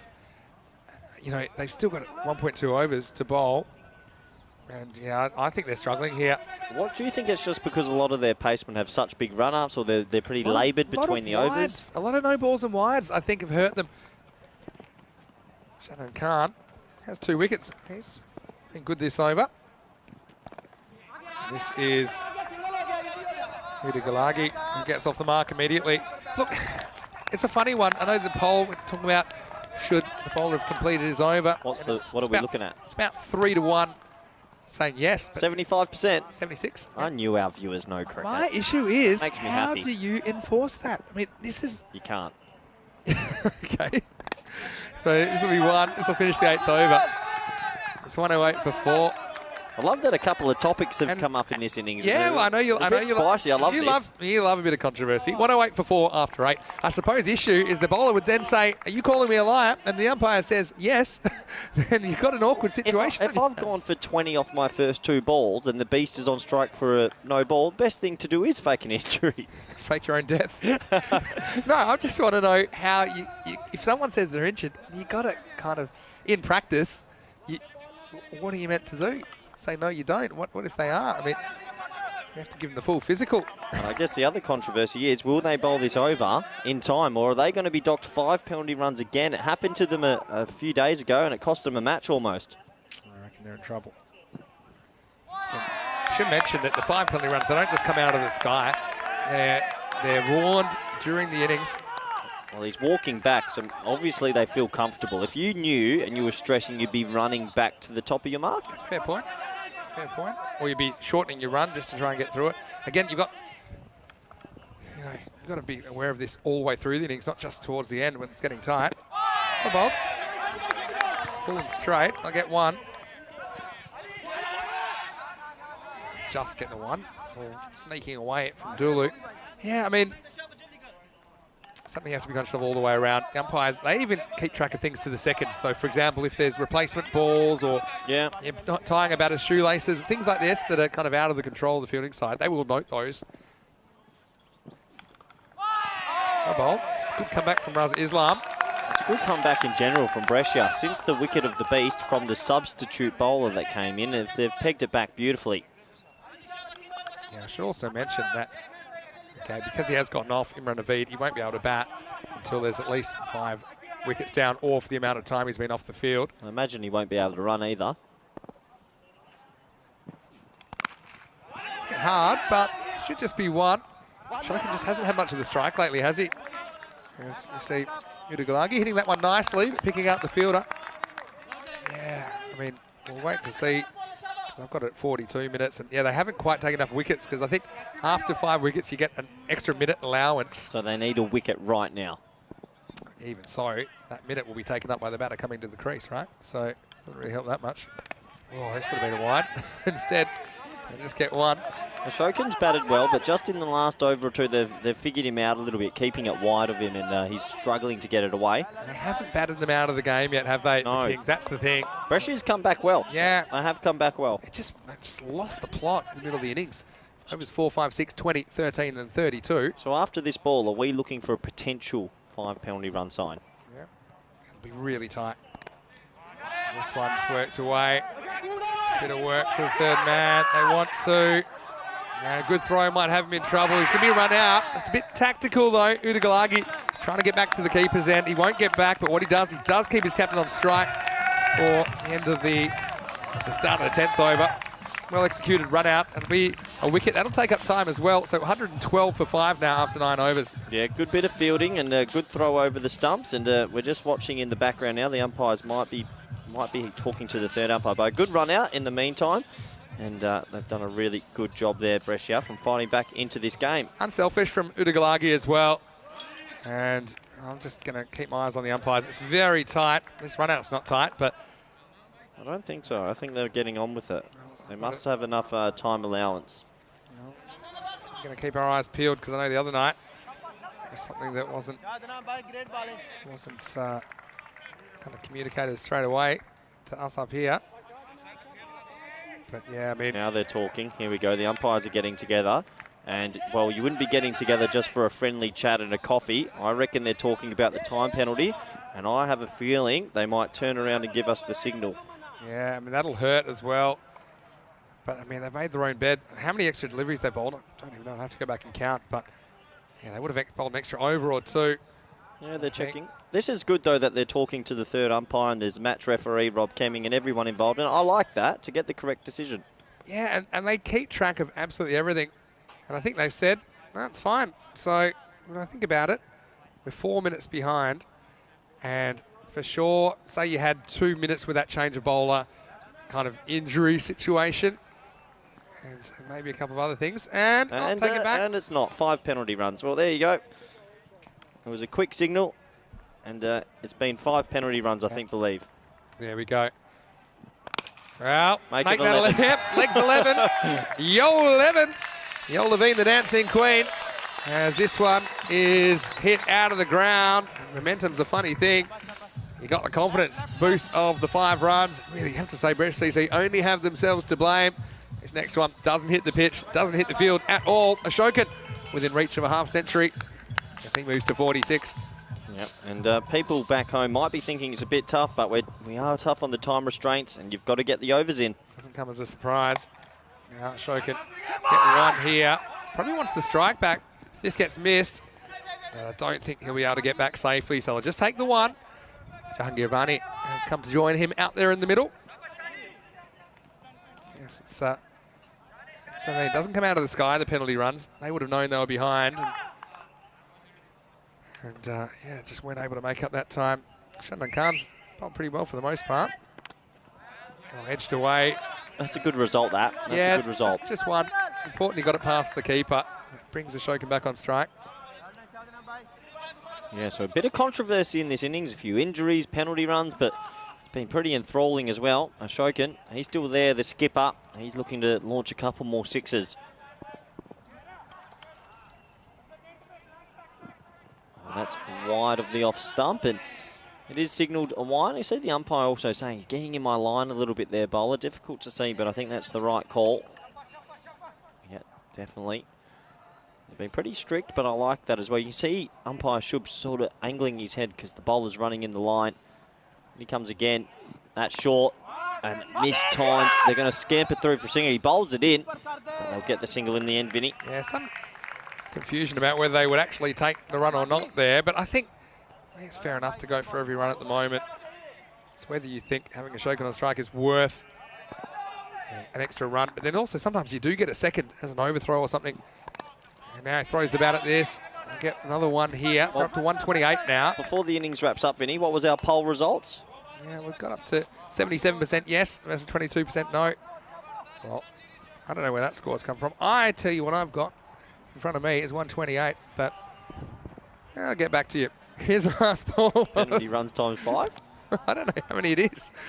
Got to be a wide. I'll put that with the rest. Rajiv Sharma asking, what do I think about leg buys? Is it unfair to the bowling side? We talked about this the other day, actually. Interesting one. I suppose I'm pro leg buys just because it creates another decision point with the umpire. There's another wide. Oh. What about the poll? I want to know, before this innings wraps up, give me the results. 77-22 to yes. So I win the... We didn't win. They were with me. Oh, well, I think get the sentiment. Everyone agreed them. We've got no idea how to enforce it. Dot ball to finish. And we'll have to put this one to the accountants, but I'll tell you, Ashokan's going to finish, I think, 48 not out, and I've got the score after that as 130. And so a bit of discrepancy because there's a lot going on there, but you know what?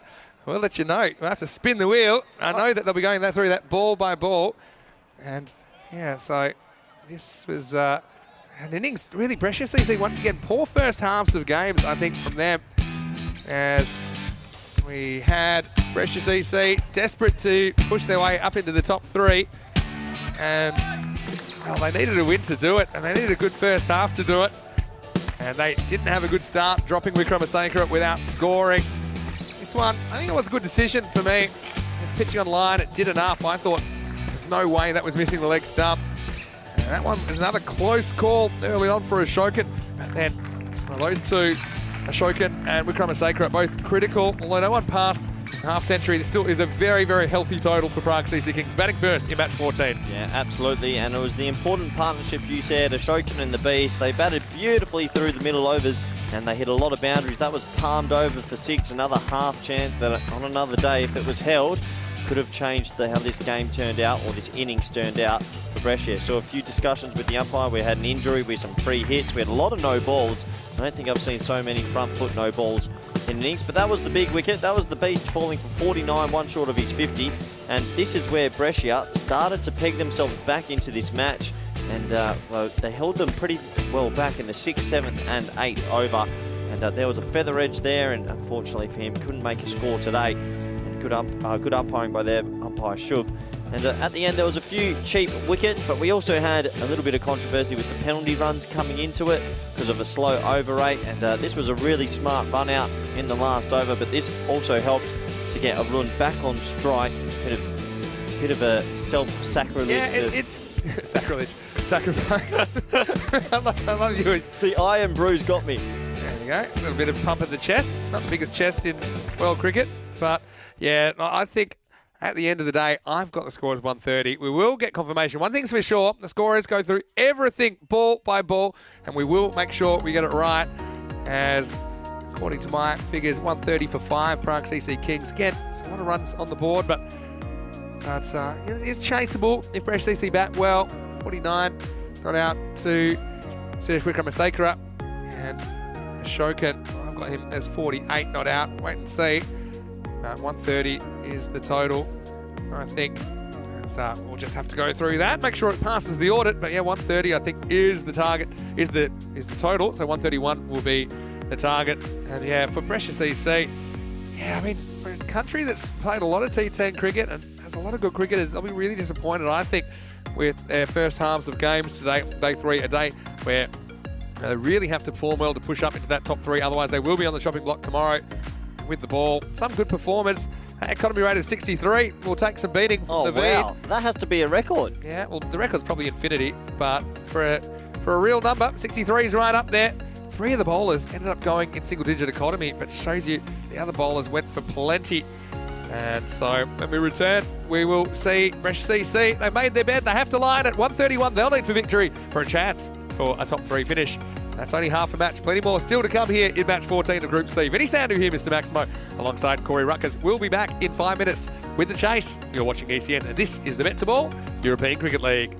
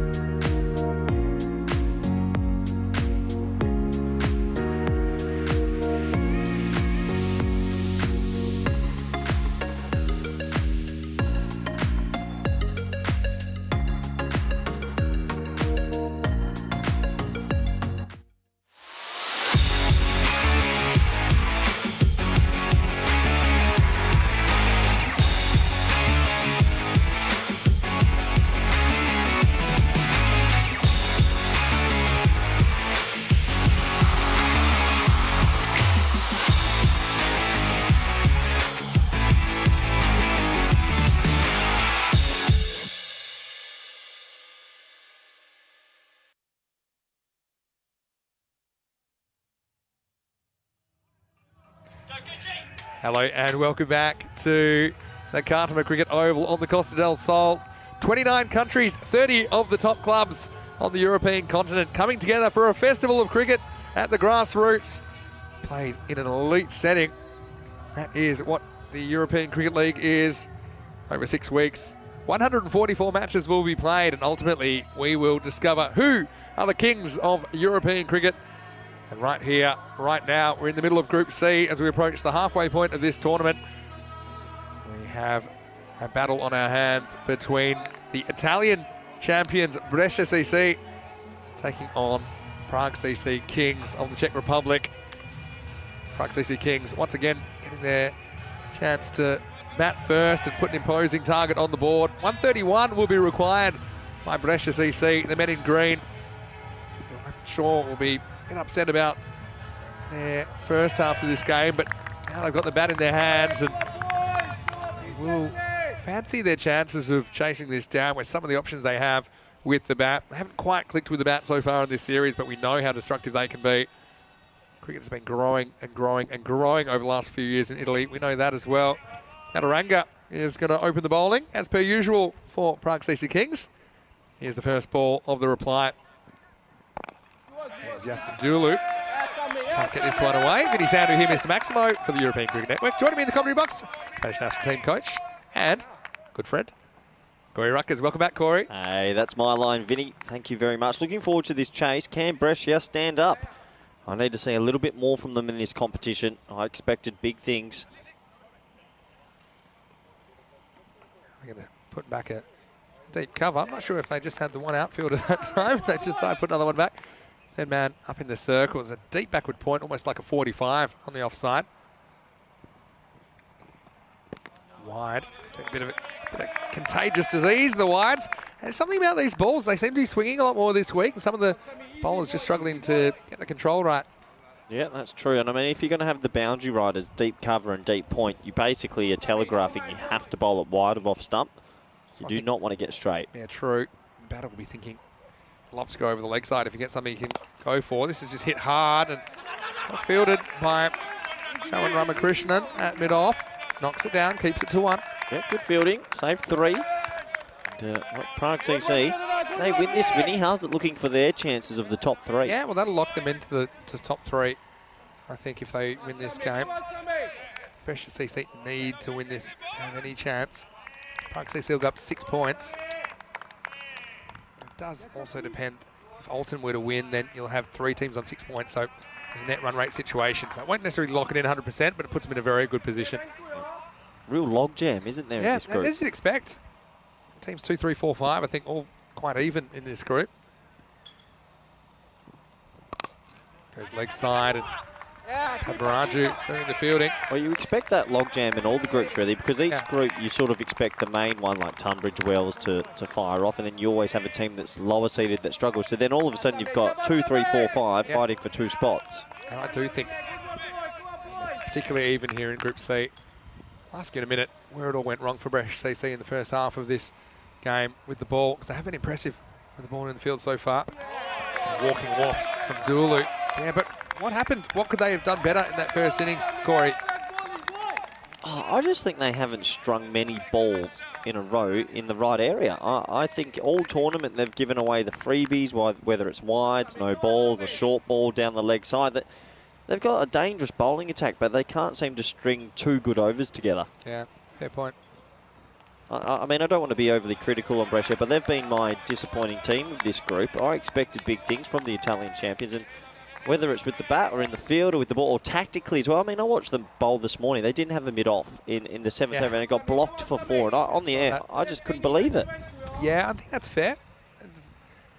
I think the cricket's progressed a bit further than I suppose what we're seeing at the moment from Brescia CC, but there is time, and this is a promising start. This one is going to bounce off the Sports World side. 1 bounce, 4 runs. And this one a little bit short from Mataranga, who struggled with his control. 13 and over, you need to hit the ground running, and that's the first boundary of the reply. Yeah, nice shot. Hits the sign, Vinny, so that means one of our viewers is going to win a T-shirt. Is that right? Yep. They said they're going to send yours in. Is it going to be your shirt? Yeah, that's a good shot. That's what I mean. When you've got the 2 boundary riders on the offside, the batters will be eyeing off any opportunity to go leg side. This time he goes offside. This is going to test the man out there. Just knocks it down. Means they'll come back for 2. Yeah, I mean, I know that Brescia, they won the Super Cup. That's why they're here. They beat Brescia, in fact.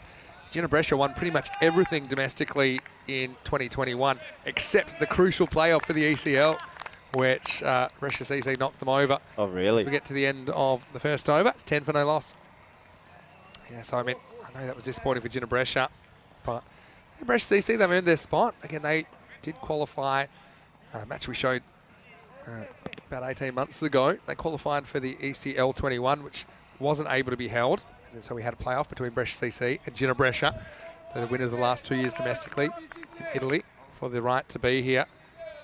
There's a few heartbreaking stories around Europe of teams that didn't make it. Qualified, but then we couldn't hold the tournament. Yeah, exactly. Here's the beast. Who was the Spanish champions of the previous? It was Minaj. Yeah, they won it like twice. 2 years in a row and then lost the crucial one in Alicante T10, and now it's Pac Care coming there. Because of Corona, yeah, a couple of teams thought they were coming and then they're not. It is tough. It's a bit of trouble here for the beast, who's stretching out his legs. Certainly a man they want to keep fit. First ball getting away from just down the leg side for a wide. Let's just keep an eye on how Beastie's moving. Walking waft again from Ali Raza Islam. Yeah, no, Minaj, they even won a playoff with La Manga Torrevieja. Spanish Championship Day, 28th of February last year. But yeah, ultimately, once again, we wouldn't be able to hold that tournament, so they had to try and win a 4-way playoff again, Minaj. It's disappointing for them, I'm sure, but it will spur them on to try and qualify again. It's just been the case. Skanderborg from Denmark as well, knocked off Svanholm. And they would have been here, but then Svanholm then won last year and saw them represented once again at the ECL.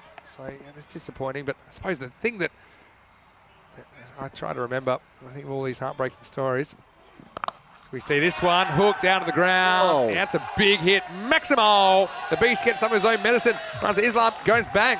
Yeah, that's a great shot. Short and gets hit for 6. And well, good batting. They need a bit more of that, and that went a long, long way. And, well, who do you think in this Group C is the most influential player? Do you think it is the Beast? Oh, it has to be. I've got one for you. It's not. It's Abhishek. Oh, yeah. Turks, he easily holds his team up. Beast second. Scored 88% of his team's runs. Yeah, okay. Trick question for Corey Ruckers. Oh, wide. It's been an epidemic of wides in this match 14. Yeah, look, I was going to say, though, the fact that the European Cricket League is still out there, I know that some teams will be super disappointed, and I'm actually super disappointed we haven't been able to see them on the big stage over the last 2 scheduled tournaments, but the fact that it still exists and obviously it's growing, I think that's the silver lining. In the air, this is just going to loop over the fielder in the infield. That deep backward point there. Half a chance of a second, but they turn it down, so just the single. Yeah, just the single. If they push, they might have been able to get 2.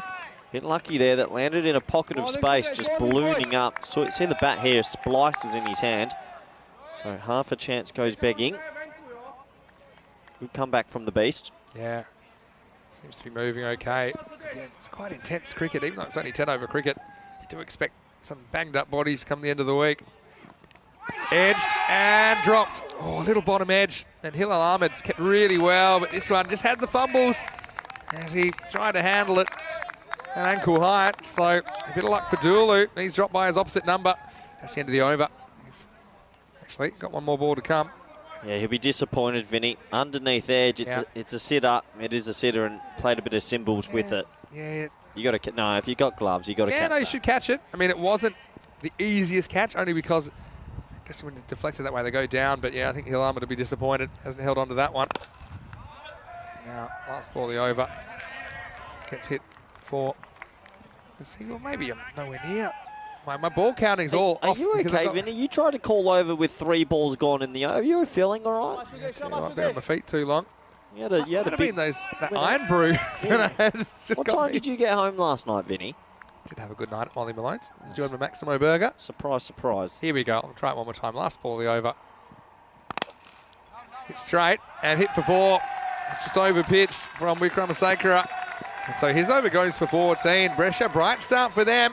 as they try and stay up with the rate. 2 overs down, 24 for no loss. Yeah, good over for them. That's a nice shot. The Beast just overcorrecting, bowling it a little bit too full, gets a low full toss and puts it away easily. So good start in the power play for Brescia. They need to get off to a bit of a flyer. Do you love the baggy greens of Brescia as well? Not particularly. Oh, really? No. I thought you'd Because appreciate green over green I don't like. It's not my favourite colour. For me, you can't... we'll have a quick look at the table and a lot going on here. But if Prague CC Kings win this... They go to 6 points, right? Their net run rate may come into it. Yeah. Because there might be a 3-way tie and 6 points depending on the result of the last game if Alton can win. Is Mataranga coming back for the third over? Makes sense, just be one. So, No, tell me what's on your mind, Corey. Because in Group C, Cluj are wearing purple with pink flowers, and that has taken my heart. I don't want to see any other outfit for the rest of the I didn't tournament. say whether you're famous. I thought you just appreciate the baggy green being from Australia originally. Listen, yeah, it's a sacred thing that I don't really like seeing You others don't in like other teams I wearing don't green? want to see anyone else in a baggy green. Well, South Africa wear green caps. Doesn't- Pakistan wear South green Africa caps. don't count. Zimbabwe wear green.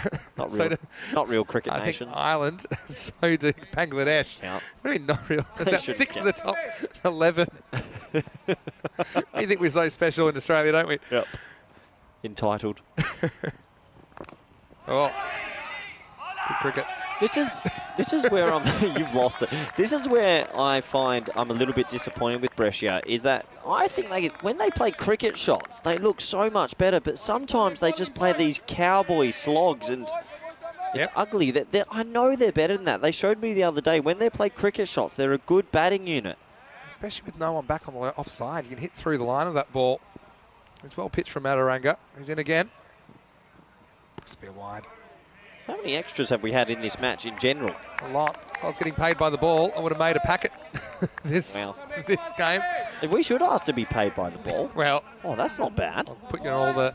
Well, you were trying to call over after 3 balls last over. What are you doing? If you start getting paid by the ball, then you're doing all the Turkish games. Oh, come on. Oh, that's a low blow, Vinny. Just based in facts. Goes over the offside, and this is the shot. I think that's the shot. It's the same ball. It's a better shot. Dulu, who's into double figures with that boundary. That is a perfect example of calm, correct batting. That is an identical ball to the ball 2 balls ago. It lands in the same spot, and he plays a lovely cover drive through the line. That's what I want to see. That's good batting, and if they do a little bit more of that, they might get to this total. Craig Hampson thinks the Iron Brew's got us tripping. I have to wonder what they did put in our Iron Brew. I like it. Knocks him over. Mataranga gets the first wicket, and Dulu goes forward, but he'll go no more as the 10th ball sends one stump careering out of the ground, and Brescia lose their first 31 for 1. Yeah, great response from Mataranga. He gets it straight. He gets it going in with the arm, and it takes out the leg stump. Another wicket. Well, not another wicket, the first wicket. And, well, a bit more of that, and you'd sort of feel that Prague CC will get ahead in this game. You see this, it's sort of a bit more of a rolling off cutter, just a tud, and it takes out the leg stump. Played down the wrong line, didn't he? Mataranga. Bit of a spearhead. The Prague CC Kings had a very good ECS last year when we were there. Beautiful city, Prague. It is. Dulu, he's got to go for 13. And the score is 31 for 1. I'm not even looking, but I'm assuming this will be Baba Hussain coming out at number 3. It is. The man, the myth, the legend. Oh, he's got to do something here. I mean, he looked pretty good this morning. Just got out. Yeah, he did look good. I heard that you... Uh-oh. There was one that went over my head when I just arrived at the ground. Oh. And we didn't get a chance to talk about it. It was miles over my head. Glad. I heard you giving me stick. I am throwing my body at everything. And you were just watching it sail 1 metre within your radius. 10 metres tall. That was miles over my head. In fact, it hit the chair. It was almost caught one hand off the chair. Well, if I knew we could do things like that, I wouldn't be going for the ones on the full. All right, Hussain. Feel like he's got to get going if they're going to chase these down. They still need 100. Shot. Yeah, it's a shot of a confident man as he just works his one off the pads. He gets 4 first ball. Good shot. Yeah, confident player, confident man. Hit 100 yesterday and gets off the mark before. And I've got a bone to pick with you, Vinny. Go on. Yesterday, I think you left me on air with Rico. Yeah. And then every time the Turkish team dropped a catch, there was a graphic that came up with me looking like a beached whale. Yeah. Was that you? Well, that was just real news. Hashtag real news. Yeah. You dropped your 7th and 8th catches yesterday. It was a bit of a chalk outline where you landed. Works this one away from an off-stump line. Just get one here and it'll be the end of the power play. Hussein, he's a key man. He'll retain the strike. And after 3 overs, the score is 36 for 1. Yeah, so it's all about just trying to stay up with the rate, and they're not too far off it. They'd want to be 39 off 3. They're 36. I think, yeah, that is the key. They certainly have the batting to do this, Brescia CC. It's their batting that's let them down most of the time so far this week. But today it was their bowling that let them down. Can they string together a good half a game here? They can still pitch the points here in match 14. Yeah, absolutely. You sort of feel, though, if they are to do that, Bubba Hussein has to go big again. He looks like the most astute batter in their lineup. He plays the ball really comfortably. We're going to have a small delay here as he calls for a helmet. So this is a good example. So when he calls for a helmet right now, the fielding team get a bit more leeway with how quick they finish their overs. Yeah, they would. The third umpire, fourth umpire been noting this down. Yeah, because they're not ready here to run a helmet on, so they're going to get more time to complete the overs. Yep, correct.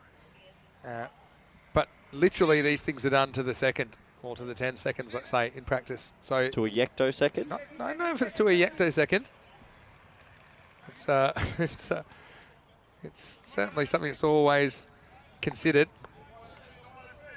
36 for 1, so they're going to a ball pace at the moment.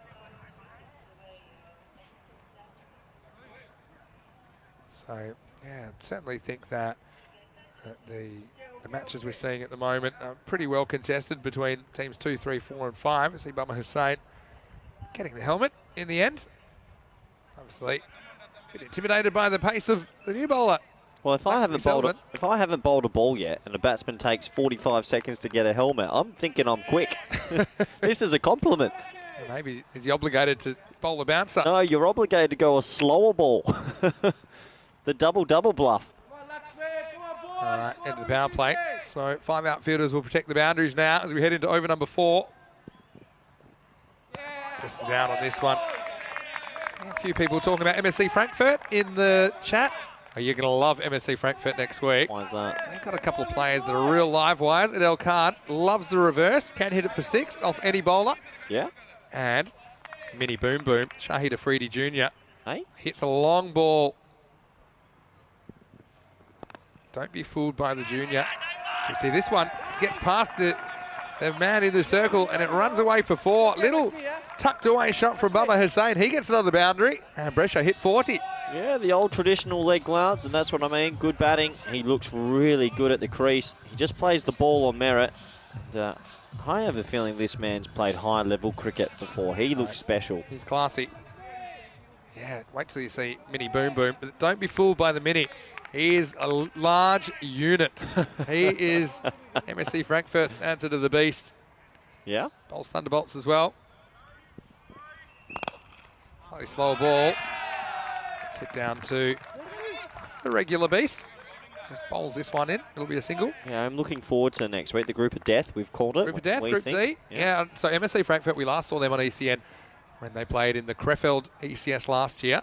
Bit of a drive for them, but they ended up losing their final of that series, but they did win the domestic championship in Germany, Bundesliga. So they will be here. Got to tell you more about MSC Frankfurt in a second. Selvin angles in. This one's high, and is it going to have what it takes? Now this one, I think, in the end, just bounces inside, but there's no one protecting the boundary, and it's going to be 4 to Ali Raza Islam. No, they've got the extra man back on the offside. They've got a deep mid-off, deep cover, and a deep backward point. So that means square legs in the ring. That would have gone down deep square's throat. Just enough bat on it, angling in, catches up with it, 1 bounce 4. It's about knowing where the outfielders are as well, and knowing you have the ability to not quite middle it, but still get away with it, which is what happened there basically. Ali Raza Islam was 17 off 7. Selvin, who started with 5 dot balls in his previous performance. And this is going to be more of the same. This time it will go all the way, I think, Maximo. Brescia, they reached 50. We're not even at the end of the 4th over, and it's game on here in match 14. A must-win for Brescia if they're going to make it into the top 3. Yeah, they've given themselves a chance, and that's all you can ask of the batting lineup. He's angling it in on middle and leg stump, but that's not what the field's set up for. They've got the extra men on the offside. Poor bowling, but good batting.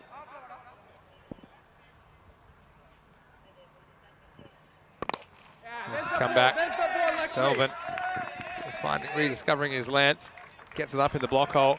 And that's the end of the 4th over. Well, they're going at the rate at the moment, 13s. The score is now 52-1. Hope that you're enjoying the ECL. I know that we really are enjoying it here. 144 matches over 6 weeks. Vinny Sander here, Mr. Maximo, alongside me, Corey Ruckers. Yeah, MSC Frankfurt, they're one of the teams we're just discussing at the moment. We will see them next week. Their kits, a lot of discussion about their kits. Now, imagine they would be kind of yellow and black. I remember seeing it's pretty funky. Yellow and black. The Germans saying that they're a bit out there. And, yeah, wait to see some of the new kits. That's always a highlight every week, isn't it? Yeah, the it kits. Also, Kutub Shebekel, he's a fast bowler. There was the Shebekel incident where he got actually taken out of the attack for bowling too many bounces last year. The Shebekel incident in Krefeld. I thought you said Chernobyl. No, that's something different. Anyway, who's your favourite kit this week? It's not a discussion. Cluj. Cluj are fantastic. Last few weeks we've had to decide. Cluj look magnificent. Yeah, no, fair. So it's right up there for me too. Well, this is miles in the air. Now, someone's going to have to catch this. It's Ramakrishnan who's going to come, and he's not even going to get there in the end. He bails out. Oh, and he just seemed to decelerate. I don't know whether he thought there might have been some traffic coming the other way. But this one falls safely despite being miles in the air. Are we playing one hand, one bounce? Because in the end, he just pulled the parachute. I feel like Arun, the captain, could have got there. The bowler could have got there. I think it was Ramakrishnan's catch. He had the straight line into the ball. Fair call. And he bailed out. Garaya's into the attack. This next one could be half a chance for a run out. Shies, misses. And that's good backing up from Padmaraju, who had to hair in from the boundary. Yeah, but I mean, we could talk about all the teams really next week. We're going to say a lot about them. I mean, VOC, you think that perhaps the team they're sending this time may not have it all their own way, a bit like you guys did back in 2019. I know there's a focus on youth and blooding some players next week as well. This is in the air, and I think this one will go the journey. It's up, it's high, and it's gone. Maximo! 6 more to Ali Raza Islam. Yeah, good batting. He's really in now, and he's making mincemeat of this score. He's hitting some lofty blows, and that's a good 6. He's not overhitting it there, just timing the ball, Vinny. Good batting shape. Yeah, really good batting shape, and that's what you want to see. But yeah, next week, looking forward to it. And, well, still looking forward to who's going to take the chocolates this week as well. Yeah, of course. Carlton front runners, but I always feel like there's a twist in the tail somewhere along the line. Well, this is straight up in the air. Hiller's after it. The keeper wants it. He gets there, and he drops it. Well, he overruns it in the end. There's nobody home. They're going to run a second. They'll stop at 2. Look, credit to Hilal Ahmed. I think he was the only man that was probably going to reach it. He did. In fact, he ran too far in the end. He had the gloves, but he couldn't hold on. A second chance that he has missed in this innings. Yeah, in this innings, and that's the second chance this over, and they missed a run out this over as well. I mean, he made good ground, but he actually overran it in the end, and that would have been an amazing catch if he had held on to it. Again, having the gloves, but you got to judge the drop of the ball. As this next one is going to drop into the fan zone by the giant ball, Maximo! Ali Raza Islam, he's going at 3 a ball pace, just the innings that Brescia CC needed. Well, they did everything possible to lose this game in the first half, but now with the bat, they're looking the goods as they reach 68, and we're not even at the halfway point yet. Well, after the chance was missed in this over, the next ball went for 6. He's done that twice, and it's costing Prague CC. They've got to field better than this. I still think they're ahead in this game at the moment, just. Runs on the board. I have this. Probably even Stevens with these two at the crease. Next one's going to be a wide. Mariah hasn't had too much. I've got the issue tingle, with this. Vinny. Yeah, I was going to say. This could be a golden ball match. Yeah, you're going to I want to go early. I want to call it early. That's a very early golden ball call. Remember the 5 penalty runs. Oh, wow. They conceded as well. Yep. Second time they've fallen foul of the clock. Well, this is 6. Put this one in the book. It's too short from Garaya. I was going to say a second ago, he hasn't struggled with his control too much, but yeah, just a couple this over, getting away from him. And Maximo, the 5th over, finishes with a thump as Brescia CC at the halfway point. They're looking the goods, 75 for 1. Well, they are looking the goods. These two are very dangerous at the crease, and he's not slogging there at all. That is good batting. He's playing the ball on merit. A nice shot over mid-off in the over, and a nice pull shot there. He's 45 off 14. Sensational batting, and Bubba Hussain, he's 11 off 6. So while those two are at the crease, they'll be feeling pretty comfortable. Man, taking through the over by overs. Had 10 in the first, then 14, 12, 16, and 23. So Garaya, magical for the wrong reasons if you're a Czech supporter. Now they are going to spin Ashokan, who didn't bowl in the earlier match for Prague CC Kings. And just looking up their lineup, there's no Kayameta in the lineup. They've got Varney as a spin option. They've got the captain here. So spin may be changing the game. I think it's a good move. You have to disrupt the rhythm at the moment. Well, interesting to see. It's going to be off spin around the wicket, but square legs come in the ring and points gone back as well. So he's going to bowl this wide of off stump. He does. It's driven and field well set. Is that what we call the commentator's kiss? Yeah, I know you're trying to get that going. But I think what you are showing is why you do have kind of such pedigree as a coach. I know you're coaching Spain at the moment. A few questions about how that's going as well. How is the Spanish national team going as coach? Got a lot of new faces. We're growing the squad. We had a little series versus Austria and MCC in November, and we went 4-0. And some new debutants played well, and we've got a big program that's going to be announced soon. Looking forward to that. Ashokan to Islam, who's on 45. This is well bowled. That's a great start. I mean, he's televising where he's going to bowl it. He's saying, I'm going to slant this right across you. So now the question is for the batsman, how do I counter it? Will he bat outside? If you set up outside off and then say, well, bowl it straight, what's he going to do to counter it? Yeah, that's the question. Bit of cat and mouse, isn't there? Yep. You got the time to do that against the slower bowler. And this one just always just slanting across. And Ashokan just shakes to throw. Probably one of the least intimidating throwback attempts. Looking pretty cool, though. He's a big cuddly bear. I know Ashokan really well. He is a cuddly bear. Back to live action. This is driven and always takes everybody out. The other end, oh, and it's going to be 4. Well, Ramakrishnan is a really good fielder, and you would not bet this would get past him. But it just ate him up at the last moment, and at the moment, it's PCC Kings who have taken a winning position. At the moment, they're squandering it. This one got past the 3 human beings at the other end, and also got past Ramakrishnan. You can't believe it. There's the smallest gap there. This one should just be 1, but count chickens before they've hatched this time. I tell you what, though, Ashokan, the captain, has delivered a magnificent over here. That shouldn't have been 4, but he is landing this ball exactly where he wants. And if he can get this over away without another boundary, brilliant. 1-1.41. Well, it should have been a 1. And yeah, you're right. The 4 was unearned, let's say. Last ball, the 6th. Goes for it, and this is launched, and this one's heading for the jungle. Maximo! The 50 partnership has come up in style, and it's Ali Raza Islam who reaches 50. Big knock when they needed somebody to deliver. It's Ali Raza Islam at the top of the order who brings up his half century of 16 balls. That's 6 overs down, 88 for 1. Tell you what, that's a pretty big celebration for a 50. You'd want to go on with it. Nice shot, though. See how he moved outside off stump that time to then get the length he wanted. He moved early, and he gets the 6. Yeah, well, it was the length. You called it. And he's saying, look, enough's enough. It's been the bowlers carrying Brescia CC so far. Thought he hit a double ton. Blows a kiss off the face of the bat as well. And Ashokan, in the end, his over goes for 13. Brescia CC, the bats have let him down this week. Will it be the bats that see them roaring into contention for that top 3 spot? You'd fancy that they would do it as well if they win this game, because their net run rate is so healthy, mainly because of the magnitude of the win over St. Bruno Zaffa, which was a story in itself. Padmaraju is going to come into the attack and over number 7. They need a wicket. Oh, do they ever? I mean, they've got that rate down below 11 and over now. I'll tell you what, if Prague CC go on to lose this, they're going to look at their fielding effort. They've had a shocker. Well, plenty of cricket still to play. And this one is going to be a lucky one. I think it's going to go over the fielder. It's going to be 4 more. Well, everything rolling Italian at the moment. Mamma mia!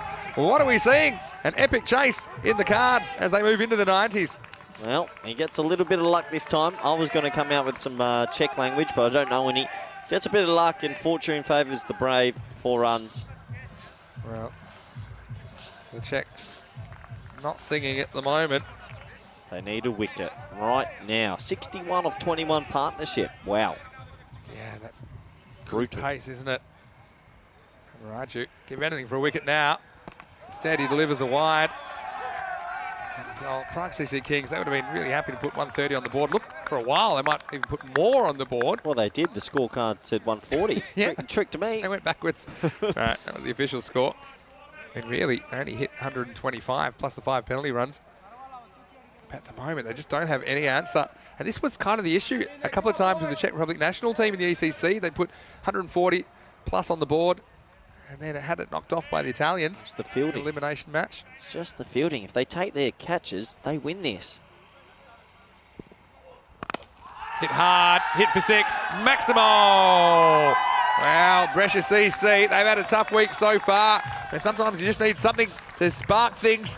And that's this one just with the angle, Pamaraju angling in, and see you later, Alligator, 6 more. Yeah, it's another half volley, dead straight at the stumps. He's got to get the wide Gorka in or a slower ball wide or try something different. Don't go too straight. That's a hit me ball. Slower ball. There you go. There you go. I think variety. I think maybe into the pitch outside off. The Yorker. But half volleys and just trying to blow the stumps away doesn't work all the time. 100 up, Vinny, and 6.3. Third of the innings remains. And now... This is all their game. Brescia shouldn't lose from here. Can't say that. It's funny how sometimes one moment can change things. But yeah, with these two at the crease, they are well set. And now this could be the wicket. It really should be taken. Ashokan's taken the sunglasses off, and he pouches the catch. So they needed a wicket from somewhere, and they get it. And Ali Raza Islam, well, blew a kiss off his bat when he reached 50. Gets out next ball. He's going to have to go now. And, well, Czech Republic, the champions, PCC Kings, needed a wicket. Pamaraju is the man that delivers against the length ball. Just kind of got a bit too front on, skewed it inside out. The captain takes the catch, discards the sunglasses, but keeps the ball. And so the second wicket falls 100 for 2. But what a partnership that was for the Italian champions, Brescia CC. Yeah, brilliant partnership, and it was a pretty special innings that we've just seen there. And well done to him. He'd be happy. Ali Raza Islam, 52 of 17, but I tell you what, striking at 305. Pretty remarkable T10 innings, but he did blow a kiss off his bat. And, I like it. Well, I tell you, you'd want your team to win here. Good bowling. Put him in a good position to win. Again, we haven't seen too many bat phone calls, have we, this week? That was a very Group A thing. But anyway, gets good ovation. You've got to throw the bat around. I think for the most part, his shot selection was pretty good. I also think he was brutal on anything loose. And he was pretty good against those kind of length deliveries as well. As Shadon Khan comes to the crease at number 4, of course they will have to cross back, which makes that the new batter will be on strike. Yeah, now if you can get Bubba Hussain, 2 new bats at the crease. Yeah, you get Bubba Hussain now. Game back on, but it's going to be Khan on strike. Khan has it, T10 100 on ECN back in 2020. Yeah. Also seen him playing domestically in Austria. Thanks the dot here. Well, that's exactly what happens from a wicket, but Padmaraju, he's come back really well. That 6 that got hit over wide mid-wicket, I said he's got to change up, and then he's gone slower ball, out swing a wide of off stump, that one full again. So he has listened, he's changing it up. Good comeback from him. Yep, last ball of his over now. Hit hard, a hit down to the beast. He will clean this one up. That's 7 overs down. Game on. 101 for 2. 30 required off the last 3 overs. Do you go beast now? Yeah. Yep. Why not? Yeah, I'd go beast now. Yeah, I mean, yeah, why not? I think you throw your best option now. Just trying to push that rate required up and then maybe try and take some pressure off who's to come. This is what's to come later on today. Cluj, the Romanian champs, versus Alton from Switzerland.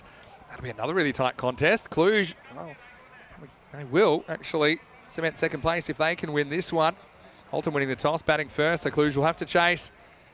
And well, my question, I did catch it there, might have another look about whether we would get Siva Kumar Periawa in the lineup. He has not been named, so again, they're giving his ankle another night to recover. So still missing him. But Alton, they're just on the slide a little bit. I'd love to finish the round robin stage with a win. And again, I think to make the top 3, Alton probably going to have to win that game. And Cluj, well, they look set to probably hold on to top 3. But again, winning form's good form. And they must have been listening because here comes the beast. He's had a good day. Crucial over coming up now. 30 required off the last 3. And here's Wickramasakara, who goes up, and this one could be a chance. He's got room, and he has caught it. Well, that's a remarkable catch. Somehow to hold on to it and to stay inside the line. It's quite a moment for Padmaraju. And, well, one thing, I thought he was going to fumble it over the line, But instead, he holds on. That is another wicket. Shannon Khan goes for one. The Beast does the trick, and it's 101 for 3. Yeah, it looked like he was going to drop it over the rope, but he just steadied himself at the last moment. He stays in by a couple of feet.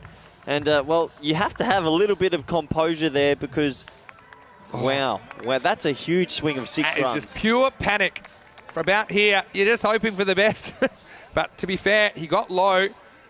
He had room, and Padmaraju lies flat. What a catch.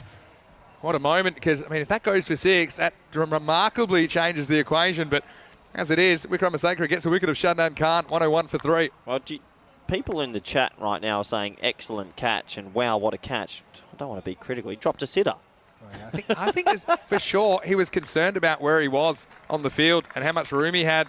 He let it hit him in the chest. It's a good recovery. I'd say it's a good recovery catch. But he should have caught that pretty simply. Straight to him. I'll say unorthodox with that one. But that's the fun zone when you're down the ground.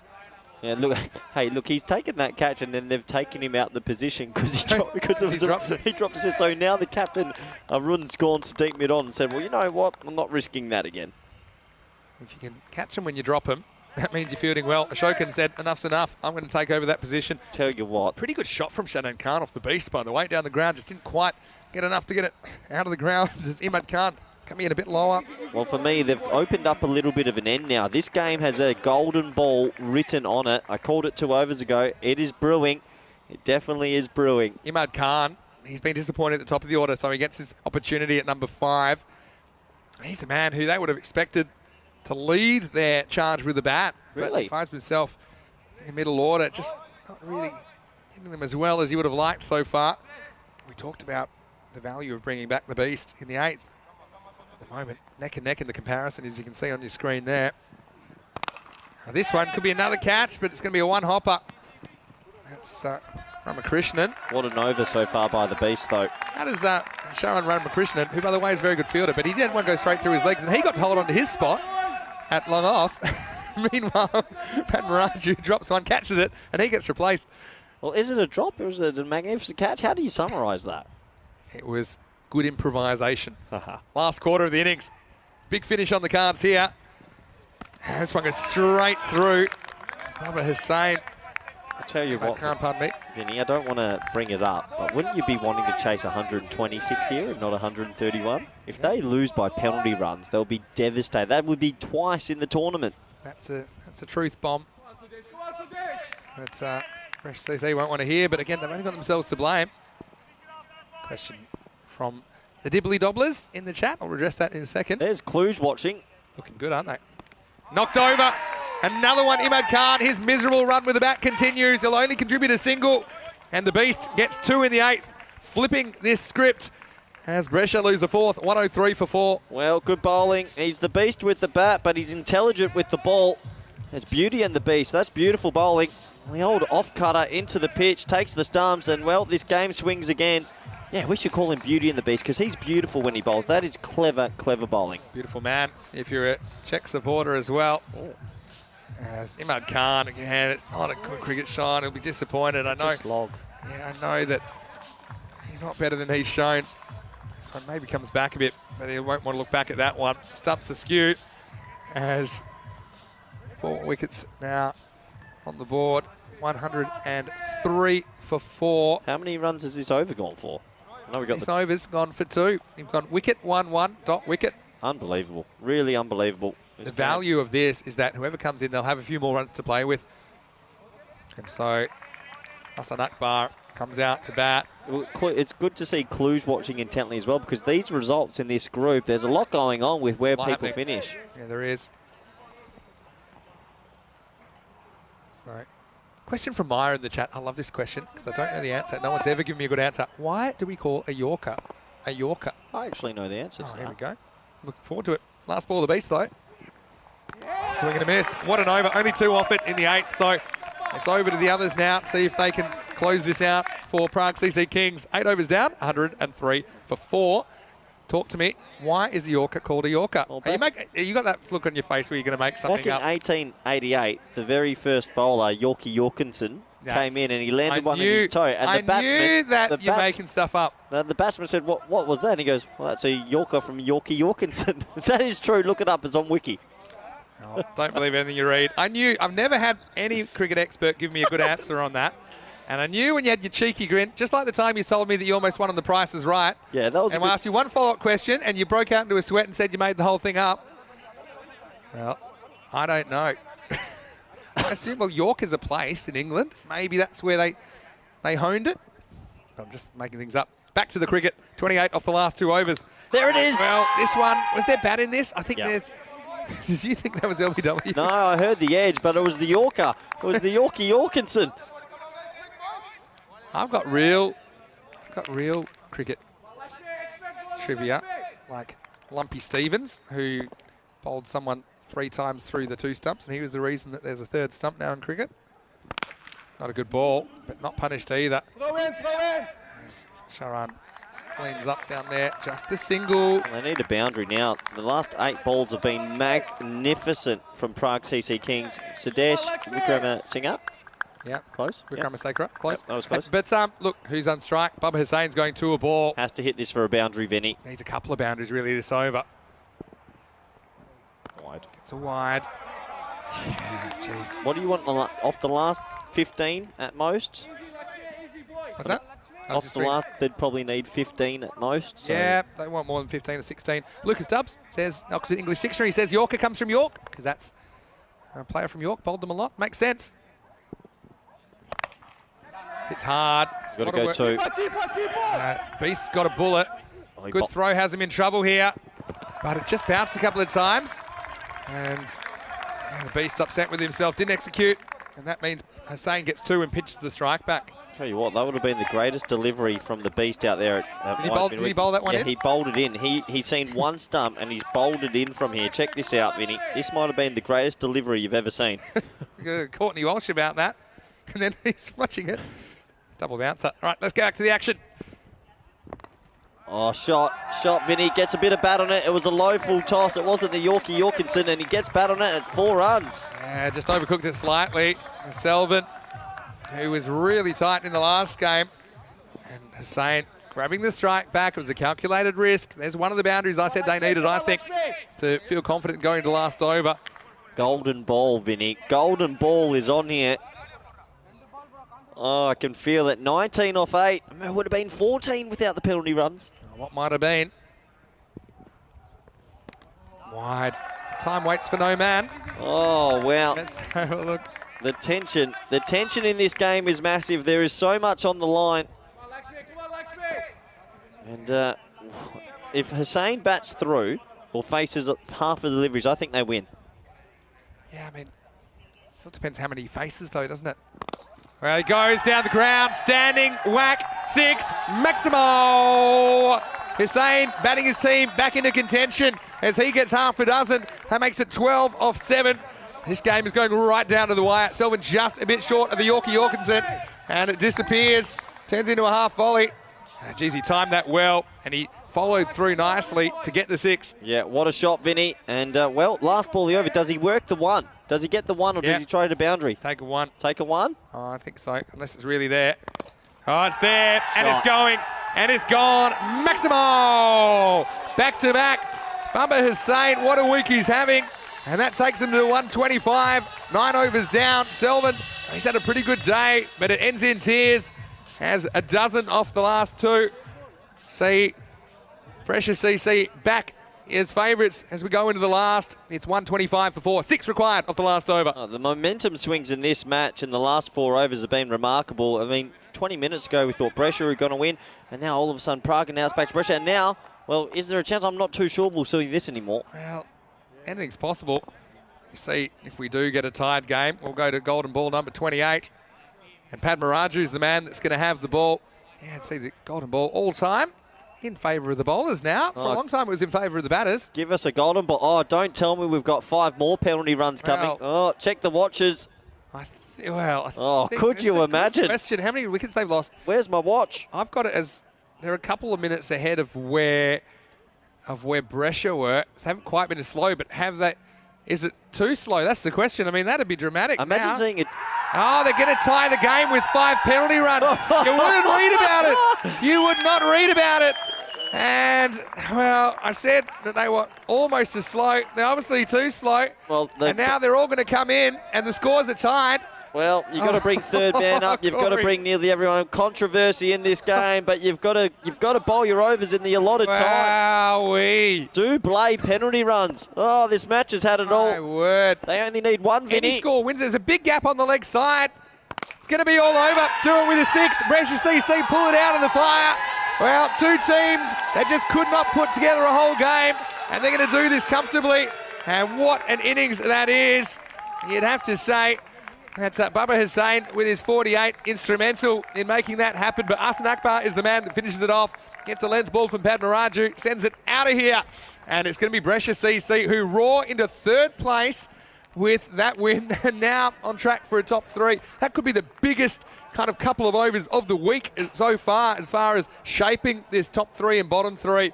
And Prague CC Kings, or shades of the Czech Republic national team back in ECC, where they just couldn't defend 140 plus against Italy. Once again, these 2 nations meet. It's a thrilling, high-scoring contest, but Brescia CC, maybe that's just what they need to get their week back on track. In the first half, they were awful, but in the second half, they did what they had to do, and they just found a way to win. What a match we saw in match 14. Brescia CC getting through with 5 balls to spare. Yeah, what a match, and he's going to get a warm round of applause. This man, Baba Hussain, he bats beautifully again. He takes his team home. I need a cold shower after that because that was chaos in the last 3 or 4 overs. Both teams being docked penalty runs in this match for slow over rates. And how often you see both teams? No, I don't. First time for me. First time I've ever seen it. That I can remember. It is. And well, let's cue the highlight music because we've got a lot to discuss here. Because it was a pretty bright start for Brescia CC, but with a lot of runs to chase, you knew that they weren't going to be able to do it in the first 2 or 3 overs, but they just kept themselves in touch. As we saw this first wicket, as Mataranga that picked it up, and just Czech Republic letting it slip a couple of times. They let Brescia CC back into the game, but ultimately they paid the price as this game didn't make it to the very last ball in the end. The umpires, they were busy. Brescia CC, they were nervous. They knew they did not field well in the first half. They didn't bowl well. Couple of chances going down. Hilal Ahmed dropping a couple. He's had a pretty good week with the gloves. Aaron Ashokan, he brought his team back into the game with his spin. But, yeah, well, a lot going on here in match 14. Yeah, I need to take a couple of moments. It was a chaos finish this, and look at that poor misfield for a couple extra runs. I mean, the fielding from Prague CC's probably cost them in the end, but we can't take anything away from Brescia CC's batting there. They put the bad balls away, and well, that was Islam celebrating his 100. Ali Raza, he batted pretty well, blows a kiss. He was celebrating a little bit early, but he gets away with it because this man, Baba Hussain, continued his good tournament, Vinny. Yeah, he does, and looks one thing to do it against a team which has been struggling to get any results, but to do it in a pressure situation, I think that'll give him a lot of confidence. Brescia CC, big raps about them. As you'd imagine, we've seen some really strong cricket in Italy over our ECN journey.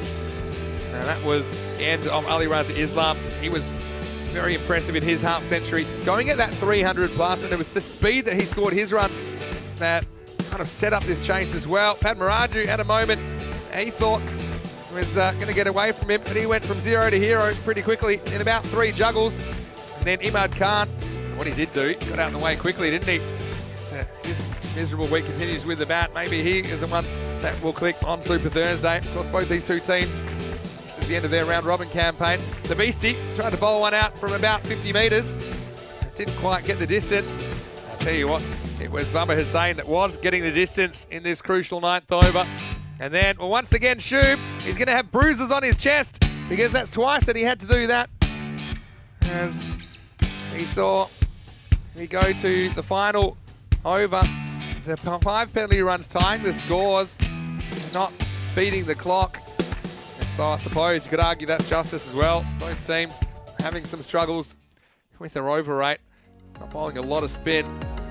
And time to take a cold shower. I think I agree, Corey, as you'll get to probably watch this one on the way back to the hotel at Sunset Beach, where you might have a cold shower, a dip in the pool or the ocean, as we see Cluj versus Alton coming up, final match of the day. And after this match, we will know exactly how that top 3 will shape up. And Alton winning the toss and electing to bat in match 15, which will start not too long to go, actually, about 10 minutes. And about 5 minutes, we'll be back with you for the telecast. So Brescia CC in the end, the bats turned it on. 100 between Ali Raza Islam and Baba Hussain. And those 5 penalty runs just tying the scores. And yeah, well done to Brescia CC. Found a way to win. 2 for 16 with Wickramasacre the Beast. Well, he bowled them back into a winning position, but then they let it go. Mataranga with a wicket, as did Padmaraju. You can see there, apart from Wickramasacre, they all bowling in double-digit economy. They just couldn't do enough to defend the total. Vinny, I've just been sitting here and collecting my thoughts on what I've just seen in this game. And do you think it's going to become a tactic now in T10s that teams might have to choose 2 or 3 overs of spinners? Because you can't be affording 5 penalty runs to cost you a game. I think it's also about the hustle. I think that you can get away with it if that's your tactic. I do think spin, for other reasons, is really important to be able to execute to create variety in your attack and disrupt the rhythm of the other team. But I just think that we saw the teams waiting too late to try and catch up, and that maybe not being aware, but they've got no excuses because they're being warned all the way through. So in the end, it will be Brescia CC that get through with 5 balls to spare. What do you think, Corey? Yeah, it's funny because it's 40 minutes, right, Yeah. to start the last, and you're bowling from one end. Yeah. So, I mean, fielders aren't running around the field. So, Exactly. is it because the ball's going miles? I just think it's partly, one of the issues there was wides. There were a lot of wides in that Yeah. game. A lot of balls had to be bowled again. Yeah. Oh well, we're going to quickly step out for a few minutes and catch our breath. Hopefully you can rejoin us because a lot on the line in match 15 coming up next. Rico will be back with me. Thanks to Corey for his contribution today. Certainly a blockbuster finish in match 14, but match 15 in Group C just around the corner. See you in a few minutes. Vinny Sandu here, Mr. Maximo, along with Corey Rutgers and Rico Full. Back soon. You're watching ECN. Hold on to your hats. 1 match to go here in the round robin stage in Group C. You're watching the BET2BALL European Cricket League.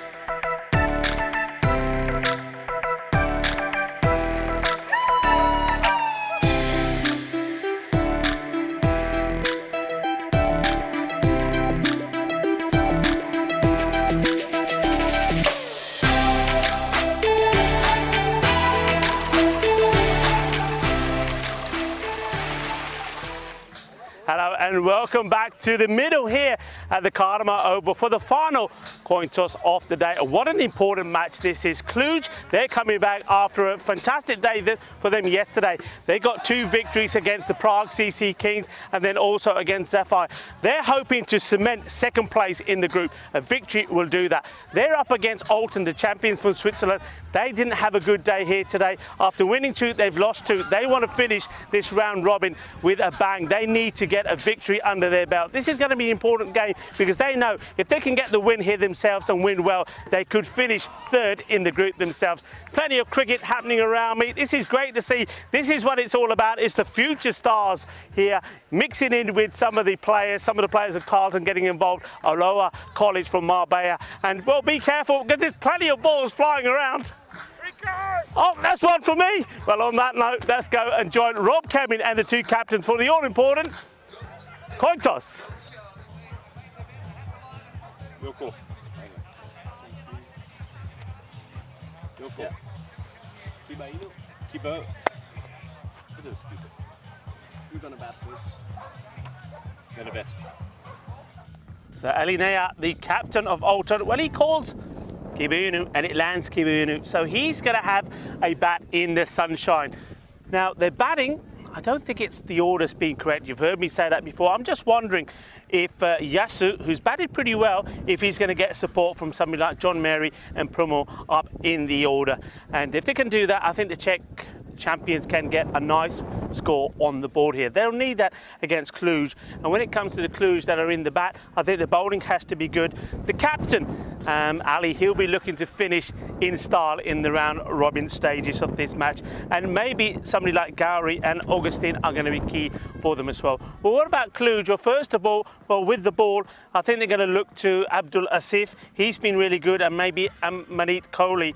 But perhaps it's going to be the spin of Sahi and Taranjit that could be the key in this match, just keeping the pace off the ball. But one thing I know that when it comes to the bat is going to be the Midas touch of Taranjit. Has he still got it? Yesterday he scored 144 runs in those two matches. He really is the key for the Cluj team. But he's going to need some support, and maybe it's Nadi Gotler that's going to give that to him. It's going to be an exciting match. It's going to be an interesting one to finish the day on. But let's go over to a man that's really looking forward to this one. For the last time today is Mr. Maximo in the house. Yeah, I'm in the house. Good to see a lot of cricket going on this afternoon. And we really enjoyed having the players from, well, the students, I should say, from a lower college, Marbella. They are part and parcel of what this ECL is all about as we spread the gospel of cricket across this wonderful area, Costa del Sol. And it's good to be back. Didn't get too much of a break. What a finish we had to that last match. Both teams struggling with the clock. And yeah, just give you some more information as we head into the final round robin match here in Group C. Cluj, because of that now, they're clear 6 points. Even if they weren't to win this, I think they are safe in the top 3. But Alton, if they win well, they could potentially overhaul Cluj into second place. And you don't really want to finish 3rd compared to 2nd because you do have the long day tomorrow playing 1st and last. And as for Alton, they're out of the 3 at the moment. So to be safe tomorrow, Alton need to win. Cluj, I want to win to hold on to 2nd as Mishra starts, and this one's driven away and it beats the field. This is going to keep rolling away. Just keep rolling. Static Zion gets 4. Alton sets Static Zion to the top of the order. He starts with the boundary. This one not really swinging in from Mishra. It wasn't quite the length. It was a powerful stroke off the back foot. It's powerful, but powerful enough. So Cluj will be doing the chasing in match 15.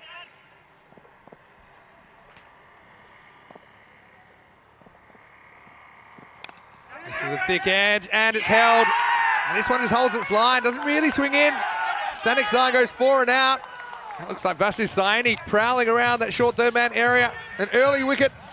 Alton 4 for 1. And that fielding position, I've talked about it before. It can act as a de facto kind of slip.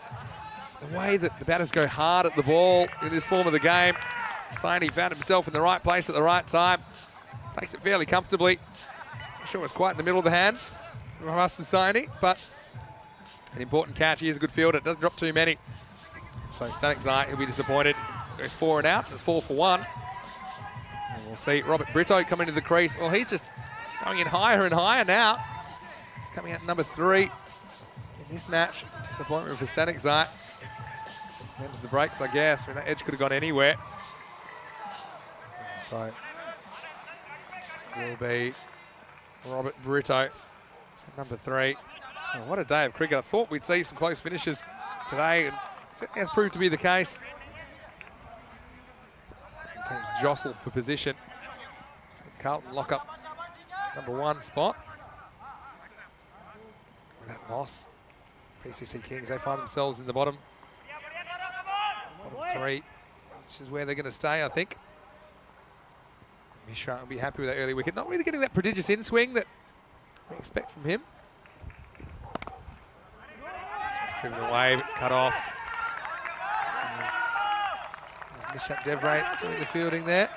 Yeah, so team news, still no Periawa for Cluj.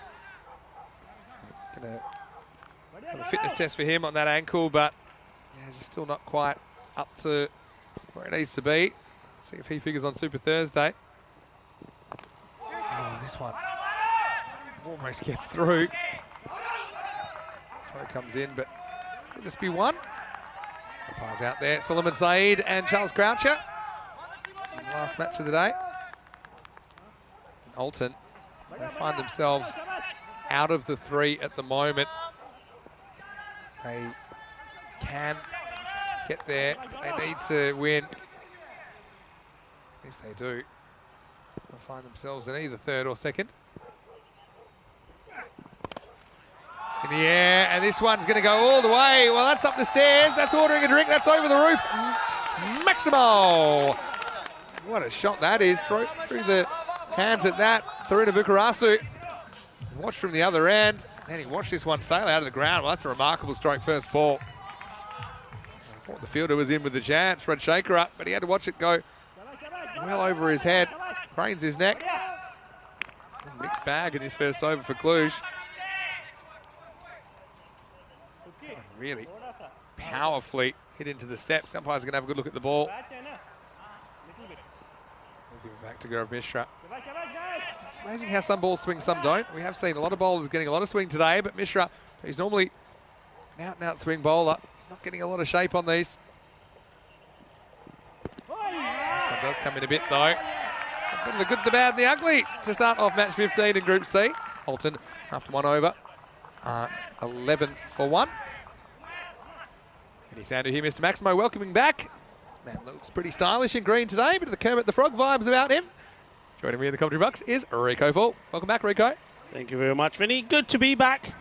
It's also very good to be out there, as you mentioned already, with the Aloha College from Marbella. Kids having some fun out there, hitting a few balls around. Good to see them talking and mingling with the players too. And nice also people that come from all around the area here in the fan zone. Just a reminder that we are on that road that goes from Cartama's Coin. You all know where it is. Come and join us. Come and have some fun, have some refreshments, and enjoy some fantastic cricket here. Champions League of Cricket. It's great to be here as well, isn't it? As we see, looks like Safi coming in, the youngster. Umar Ahmed Safi just bustles through. He's not tall at all, but I tell you what, he gets him through. I like him. He's not tall, but he's small and mighty. He broke the stump yesterday. He literally broke the stump. He bowled really well, took 2 really good wickets. Yeah, I like him. Short, big for pace. No good luck. Too hot for him to handle behind the stumps as well. Safi is a man we saw for Cluj in the ECS last year. He's a young player, but certainly been given opportunities with Cluj. It's an opportunity to open the bowling here. So, struggling to get going in this knock. This one is beautifully struck. This one is close to the middle of the bat. Back foot drive. Whacked cuatro carreras. And the first boundary for Brito. Move one up. Good timing, good placement, lovely shot, and well, the little man Safi, he's got away with one already there. He needed to direct this in another area. The batter was waiting for it, and he thumps it away, Brito. I do love the kit of Cluj, I must say, I do love it. I love those colours, and in this Spanish sunshine, they look absolutely fantastic. Means on this next one. Just the one. Take a single, that's good. Probably haven't seen so much of that from too many of the teams today. I mean, you've got to get a boundary, you get a boundary with the next ball. You don't have to go for the boundary. We've seen a lot of swinging and missing, even in that last game, despite the run chase being achieved. But don't be afraid to take the single, rotate that strike. Going nowhere fast. Look at the bounce on this. It's got a bit of English on it. We saw the English in the first week, but this is the spin of the ball that you might associate with snooker or something like that. Doesn't he look at Eddie Kotler here? He understands. Doesn't he look the part? I love it. I'm loving that. Loving that. Watch this. He said it's coming to me. Oh no, it's not. What's happening? Sideways edge. Last ball coming up from Safi. Goes upstairs. Pretty good over from him. Does concede the boundary, but not too many others. As he goes for 5, and the score at the end of 2 is 16 for 1. Look, it's a good chance for us to have a look at the table as well. We can see exactly where we're at. Yeah, this will be interesting, and I'm sure the word will also have got to the teams out there. Cluj are safe, but again, you don't want to drop to third, which they could if they lose badly to Alton in this game. Brescia CC, with that win, they pushed into third. Alton, they basically need to win to avoid being on the chopping block tomorrow on Super Thursday. To push in that top 3, Alton need to win. If they do, then they'll push Brescia CC out because they'll have 6 points. They're not going to do it on net run rate, obviously, because their net run rate is inferior. If they lose, it'll only go backwards. So I think it's a must-win game for Alton. They're pushing that top 3. You might say, well, okay, Cluj, what have they got to gain? Well, I think it's important that they hold on to second, because the advantage going to Super Thursday, if you finish higher up in the top 3, is the scheduling. So yeah. Cluj at the moment, if they finish in second, they will play matches 3 and 5 tomorrow. But if they finish in third, they'll have to play matches 1 and 5, and that's a really long day. Good delivery, this one from Abdul Asif. Yeah, beauty. Abdul Asif, been impressed with him. Always ask questions, and one thing I was saying about Safi, you don't try and bowl 2 of the same balls, because the batters are more or less anticipating it, and that's what Asif does. He keeps them guessing. Yeah, it certainly does.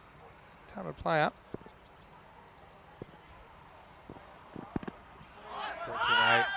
Just get one here.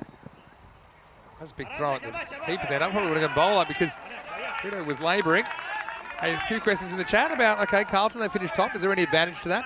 Well, the main advantage, again, it's the scheduling. So Carlton, by finishing top, they'll have the agreeable schedule of playing 1 and 3 tomorrow, and they'll have that whole afternoon off, which could be valuable going into finals Friday. Get that rest and recovery time. This one's just dragged into the leg side. It's going to be 4 through to Bukarasu. Hasn't had a lot of the strike, but when he has, he's been looking to attack, and he gets another boundary as we see this power play evaporating pretty quick. But that's 4 more runs to Alton, the Swiss champions. Yeah, Yasu doesn't quite get this out in the middle of the bat, but once it's gone past that fielder, especially on this lovely, lush, quick outfield, it's always going to be 4 runs. Yeah, Yasu's been interesting. He can put some big hits together, but then he goes for a little lull. Goes for this, and I think it's going to get over Mishra, or is it? It does just. Well, he just kind of froze like a deer in the headlights, Gaurav Mishra. Yeah. And I think if he hightails that one back, he probably has a play on this, but it just gets out of his reach. And he's just whopped, hasn't he? Because we saw Taranjit was there earlier. I'm not sure the reasoning for this switch. The wind swung around, and it's probably kind of blowing back at the batter now. I think that's why he has a chance to catch that, but just couldn't get in the right position. Last ball the over. Edge and gets past Natty Godler. It's going to be 4. I think he gets a glove to this. Yeah, he does. And I think he'll be disappointed that he doesn't get a bit more of a glove on it. I know it flies away pretty fast. The pace of Abdul Asif. A couple of half chances in a couple of balls. Get a look at it here. And it just kind of eats him up. He looks down at his glove. It had to be a reaction kind of catch, and you could argue maybe he could have got 2 gloves to it, but Natagodla, well, blink and you'll miss it. That's the end of the power play. 26 for 1. Very interesting over. In the end, it costs 9. Natagodla, pretty accomplished wicket-keeper, but he just found himself unable to react quick enough to that one. Yeah, what did you think of that? I mean, I noticed there he's got his stance where he starts, but then as that ball was coming, he's taken a step to the left, and then the ball would have probably gone straight to where he is now. If you look now where he's standing. I'll tell you what it is. It's a balance thing. The reason he can't get a good dive in it is because he has been wrong-footed. Come to that in a second. Here's Safi coming back, bangs it in. It needs to just be 1. So what it is, I always found that I wanted to minimise as a keeper the amount of times that had my weight on my left foot when it was outside the off stump. So I would rather start like more behind the stump so that I'm already moving right. So there's an outside edge, you're already moving in that direction. But he's moving the other way. That's what I'm saying. So I think it's a positioning thing. He starts a little bit too far to the right, his right. Back to that in a second. This one's whipped off the toes. And Aaron Kamar doing the fielding. Yeah, so it's about to do with where you start. So because he starts a bit too far right, in my opinion, his weight's on his left foot, and then he can't really get a good dive back to his right. Okay, so I'd be starting probably more almost behind the stumps, maybe not quite behind the stumps, but have a look at Natagodla where he sets up. He's right outside the return crease. So just look at how he moves here. So he's moving to the left, which means if it takes an outside edge, he's then having to change direction. Yeah, and almost wrong-footing himself. Yeah, wrong-footing himself. And it's one thing, it's different. Yeah, if you've got an in-swing bowler, then you always have to do that more because you're going to find yourself kind of moving to the left with the ball curving that way. And again, just a subtle positioning thing. Oh, this is blasted, and you can forget this one. This is best shot so far. Through to Vukarasu. Oh, there's Corey. He's hanging around. Probably looking for 9 in a row. In the end, he's going to have to go searching for this one because that's out of the ground. Maximo, 6 to Alton as Corey drops the return. Yeah, don't fade to Corey. Come on, guys. You should know by now. Yasu, top shot. This one goes out of here. And that's what Yasu can. He has little periods. When he starts hitting, he hits. Will he go again? Well, he will go, but not the way he intended. Safi gets the wicket and he knocks over through to Vukarasu. 6 and out, and Alton lose their other opener with a score at 34. That's a good comeback from the youngster who gets the wicket. He's got 1 for 13. 2 down now for Alton. Look, pats on the back, hugs all round. That's what you're talking about, and that shows a lot of courage. Courageousness from the bowler. He just gets hit for a big straight 6, one of the biggest of the day, and then he comes back and he knocks the stumps over. So Yasu, well, he's there for 10 balls, scores 18, but he has to go. And, you see, not a nice looking shot. In fact, that's a really ugly shot, and he knows it. He won't want to look at that again. Shot Maria Ganda Babas Agya Banda. Well, it wasn't good. It wasn't what was on the plan for Alton, but yeah, this is just a walking heave. Look where his feet are. I mean, that's a really poor shot. I mean, if his feet had stayed still, yeah, I think he would have been able to hit that, no problems, but he gets in the wrong position. So just puts his team under a bit of pressure. It'll be interesting who they'll go with now, whether there'll be any change. I mean, Waradu. Here's John Merry. I know you like this one. John Merry. Oh, right, okay. Yeah, I like John this Merry. one. I'm a little surprised that that Waradu hasn't come out, though. I have to say, he seems to do his job well at the top end. Yeah, so they've... I mean, he is in the... I just had to do a double check to see if he's in the team sheet. He is, so he is. Surprise. True. Last ball coming up. The 4th over. Safi. Now this one's top edge, hanging a long time. It's going to find a pocket of space. It's going to run away for 4. So John Merry, he often loves a good time. Hasn't been around for a long time in this series. He does start with a 4. Fortunately, there's no one back for him on the boundary as far as he's concerned, because he will continue as at the end of the 4th over. Alton 38 for 2. And look, I will have to just mention a bit of a shout out as we go to the last game of the day, that Taranjeet Singh is out there. Well, Sarabjeet, his wife, it's her birthday today. It is. Very happy birthday to you, Sarabjeet. I hope you are going well, and Prabjeet as well. Their son, who is probably the youngest commentator we've had, if you were watching ECS Romania last year, he knew how to turn the button on and wear the microphone. But Sarabjeet, well, Taranjeet said he's going to do a little bit of extra duty-free shopping on the way home. Ooh. So thinking of you today. Hopefully you're enjoying this so far as This is something that I don't think the Cluj fans will enjoy off the first ball of the 5th over. As Coley comes out, he gets driven away. And what I would say is with these two out here, Brito and John Merry, they're not going to be hanging around. They're going to be playing their shots. I think it's going to be exciting stuff. Alton starting this over with a boundary. Yeah, and you know, Vinny, because I've probably harped on about this probably too much, but John Merry's out there. I have said that from the little bit I've seen from him, I think we only seen him bat once. Brito at the moment. He gets caught in the back foot. The umpire's a little shake of the head, so it will be signalled leg byes, but it'll be interesting to see this one.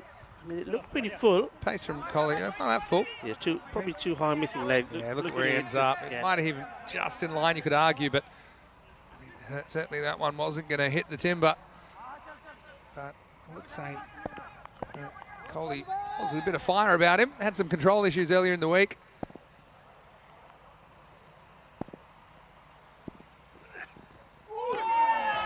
Straight through him once again. John Merry having a close shave. Yeah, he's playing this one down the wrong line, isn't he? How much does this miss by? Well, about to find out. Coley will fancy his chances here if he can just get one straight. Ooh, not missing by much. Answer your question. Look at that. Well, John Merry would be wondering how it actually got through. You can see what he's eyeing up. Well, this time he gets something he likes and he just turns on it. It's going to be one bounce four. Well fielded by Aiden Cooper down there with the orange vest. It's the length here, which John Merry feels a bit more comfortable. Sees it bounce earlier and just makes good contact again. There's no one back there on the boundary. Cuatro cadenas más. 4 more. Yeah, look at the work here. Nice. Nice pick up. I like the way he sort of gets his body out of the way to allow himself to get the shot in. And good work there from, Aiden. Well, come rain or shine, he's always wearing those shorts, even in the cold mornings. Knocked over, and it'll go no more for John Merry. Once again, can't really face enough balls without getting a good one. And he was living dangerously while he was out there. He goes 4-4 and out. Coley hits the target, and Alton loses a 3rd wicket with the score at 47. Yeah, I mean, a couple of boundaries from John Merry, and the last one, well, it looked a bit stylish, but it was that full delivery that gets him. He's playing all round it. He's not playing straight. Look at that. Look where he is here. And that's just gone and hit middle stump. He's totally down the wrong line. Just getting a bit too clever by half, isn't he? He's showing the stumps, and Coley says, well, if you're going to show them, I'm going to hit them. Yeah. And I think John Merry, I do love his approach. He's exciting to watch. I just wish I could see him bat for a bit longer because, then he shows all 3 of the stumps. That ball flies away. Coley gets the wicket of Elliston. John Merry off the 4th ball he faces. He goes for 8, 47 for 3. And do see that Pavel Florin's in the chat as well. Hello, Pavel. I hope you're well. I'm sure he'll be watching his former teammates very closely. And Sarabjit is in the chat as well. Yeah. Lovely wife of Taranjit. Very happy birthday to you. Yeah. बहुत बधाइयां ਤੁਹਾਨੂੰ अपना birthday है. Don't figure ना करो. तरनजीत ਤੁਹਾਨੂੰ कोई ना कोई gift लेके आऊँगा for sure. पक्का. Nice ball the over. Hits the ground here. So won't be out, but still good start on Perumal. So they're sending one excitement machine out after another, but no one really getting out of first gear as yet for Alton at the halfway point. 5 overs down, 47 for 3. Yeah, this is well bowled from Coley. I think we've been impressed with Coley, haven't we, from the first time we saw him, even though he was unfortunate enough there in that first match after bowling some real humdingers of a delivery, and unfortunately bowled those two full tosses. That meant he had to come off, and it was the umpire, Shub, that took him off. But Coley, he did get his own back, didn't he, yesterday in real style. And that's when he decided to take Shub out. And that's why Shub's not out there. He said, I'm not umpiring. If there's a Coley about, I don't want to be there, he says. And no harm done. Shub is fine. He's had all the precautions done there just to make sure, you know. Let's be one start new over. Aaron Kumar getting a bowl. Captain back at the reins today. This is nice to see Aaron Kumar, because this has got to be, is this his first bowl? It's the first time he's bowled. He's tried bowling a fair bit in ACL 19. Oh, this one's manoeuvred and he's going to go the distance. Maximo! Perumal, he is a guy that we like to see bat. He's come up with some heroics so far for Alton. And he goes and fetches this one, but fetches it well, gets a good piece on it. That one's into the jungle, 6 runs. Lovely shot from Pruma. Well, maybe the captain of Alton, Ali Nar, has been playing games with his Vinny. He's heard us say, where are they? And then right now, maybe when they need him most, they're out there. He's given John Mary, and this one is going to get over him, is it? No, it's not. It's going to be taken.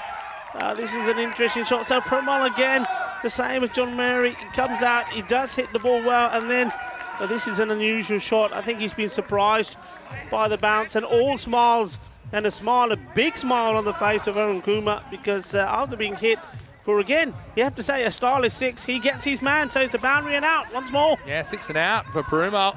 One thing you would say is that the middle order, a revamped middle order if you like, they haven't wasted too much time, but this is one that he tries to manoeuvre to the leg side again.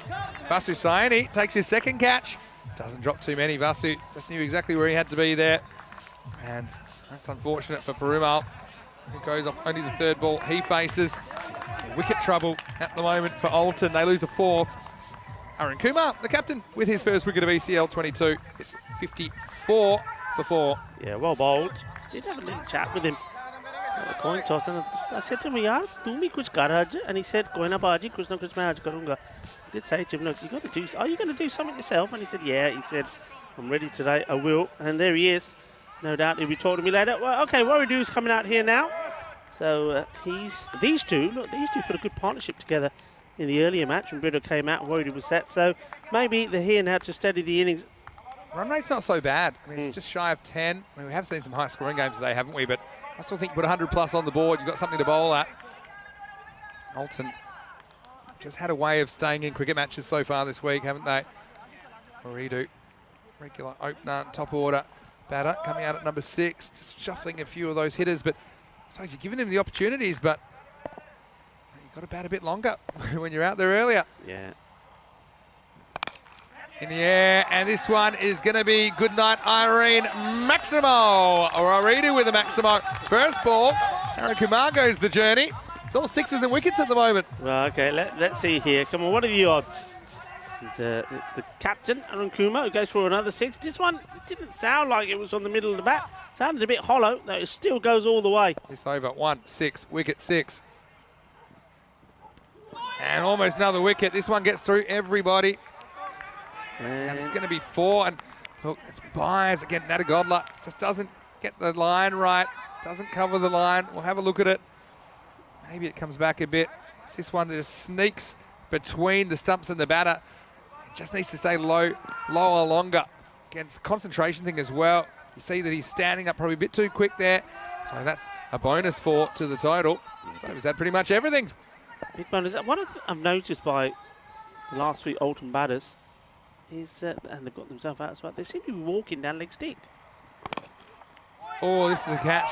It goes down. So, had a drop catch to that. So they will survive. It's a dot to finish. An interesting dot, though. 6 overs down, 64 for 4. Yeah, let's see this again. I mean, I heard the bat hit the ground, but I don't think the ball did. Have a look at this. I think that one we can't see, but I'm pretty sure that if we slow this one down a little bit here. Yeah, that's straight off the bat. Yeah. It wasn't a bump ball, wasn't hitting to the ground. Spicy one though. Kumar does get hands to it, prevents any run, but he could have had a second wicket. 6 overs down, 64 for 4. So let's do my 6 over check-in. Look, 2 a ball from here. That's what you're shooting for. 112. That's acceptable, I think. They have lost wickets, but they have never really had too many dead zones with the scoring. Second over only went for 5, but we have had boundaries every over. Normally a couple. As we start the new over. And we'll start with a single. Yeah, that was quite short. It doesn't get punished, and it's Sukaran Sahi that comes on now. I'm surprised they're going with Sahi and not Taranjeet. That does surprise me. I'm a little bit surprised as well. That is Sukaran Sahi bowling, not Taranjeet Singh. I'll fix that up for you in a second. Goes for it, and this is high. It's a real teaser for the outfielders, but it's just going to bisect them and head over the line. Brito goes Maximo.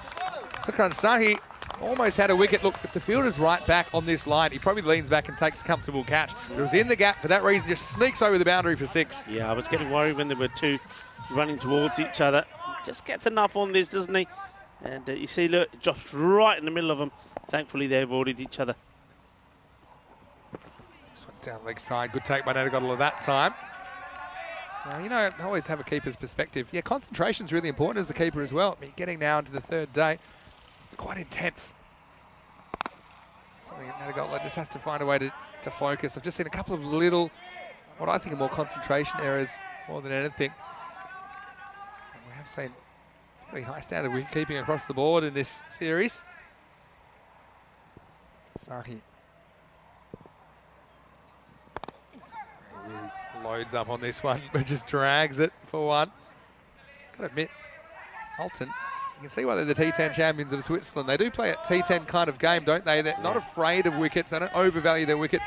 Yeah, I'm just hoping that whoever it is, whether it's the captain himself or whether it's their coach, as this one's short and it will get for a boundary. It's 4 more runs. Ball in the Chinese board short, Siggy. It was too short and it was there for hitting, and it was hit this time. So 4 more runs.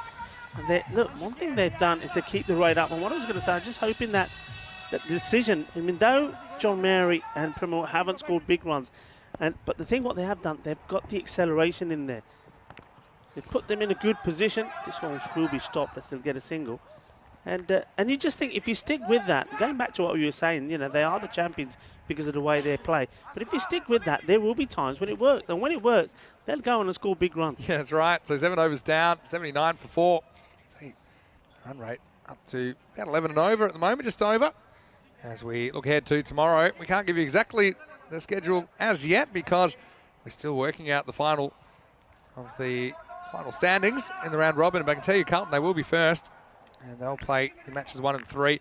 Tomorrow, the top 3, they play for position. And that crucial double chance, only 2 of the 3 teams will get the double chance on finals Friday. And the games in red there, they're eliminators. The bottom 3 will be playing for the right to even survive to the last day of Group C, 5th and 6th. I can tell you already with some confidence who that will be. They will play for 1 spot. Well, he's going to throw this from downtown, but we'll get home for a single. Yeah, it does seem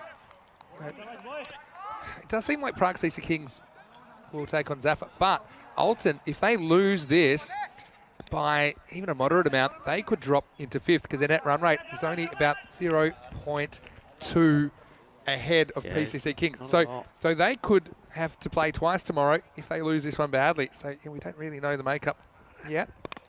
Yes, should be out. No, just loops over. Coley. It's a real teaser. Yes, I mean, that's another thing I didn't even consider. I always thought the upside of Alton is they can get it into the top 3 with a win here. And if they lose, depending on the margin, they could have to play potentially twice tomorrow. They'll have to front up early in match 2, take on Zaffa. And then they'll play the 10 finishes in 4th. Dot ball. How has that ended up over there? I mean, it's a full toss. You're expecting it to be going over mid-wicket, and look where it ends up. It's just late on it, that's why. But late on it is one thing, and I mean, it's amazing. Let's have a look at this. Look where he's going to hit this. Yeah, I do like a little Warridu shuffle.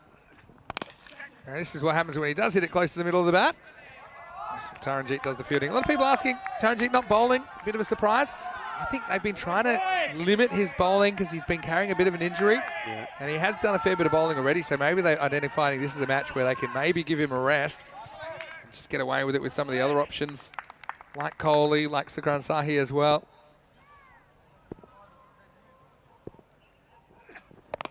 Yeah, this is hit pretty well. And it's hit so well, in fact, it goes over the fielder. Maximo Brito, who's been batting at number 3 here. Yeah. He's one that's justified his promotion, even though it hasn't been quite the Brito we've seen it sometimes.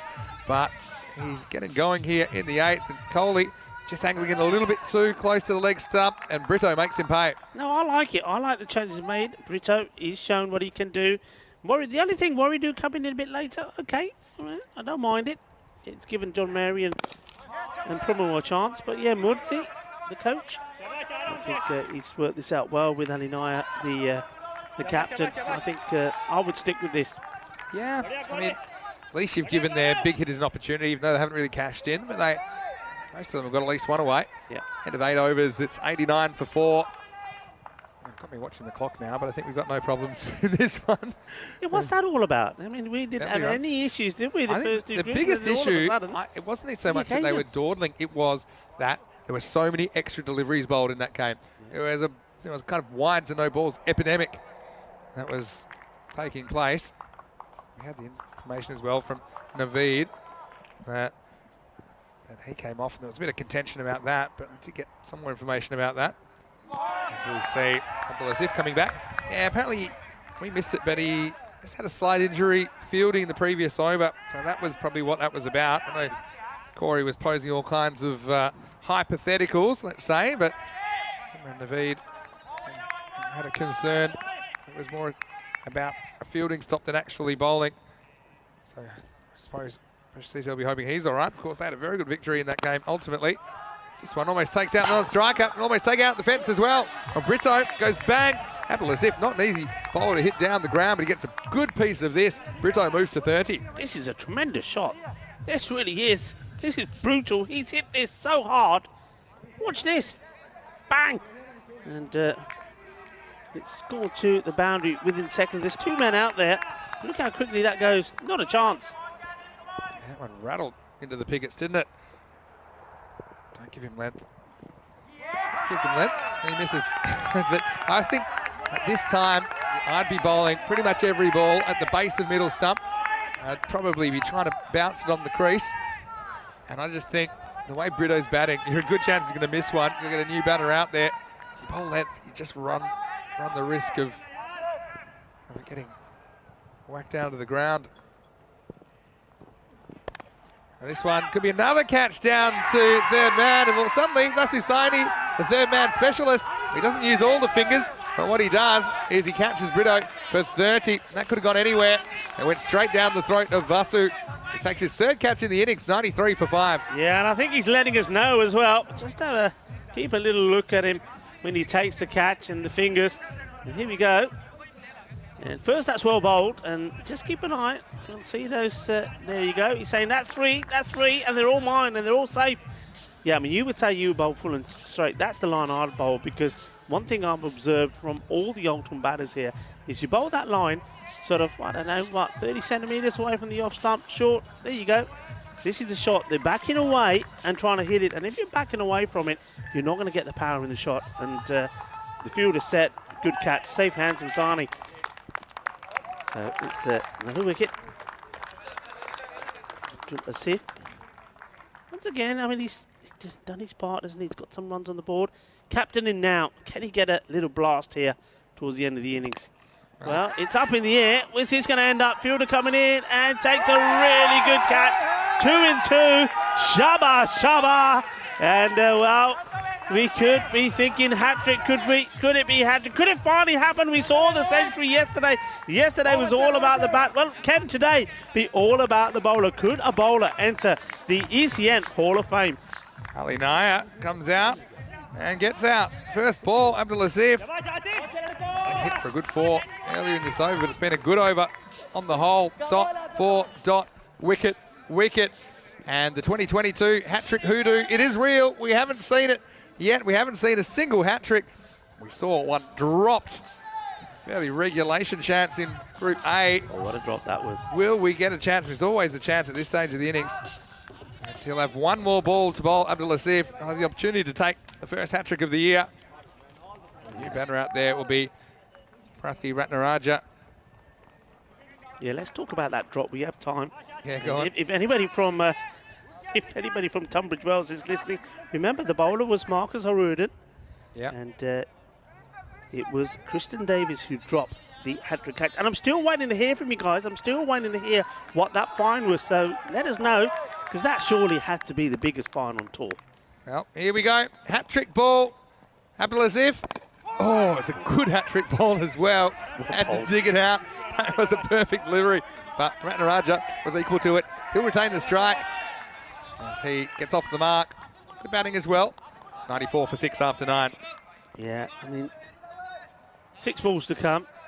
Now, remember what happened to Alton? Alton were, well, they were trying to restrict the team to around about 125, 126.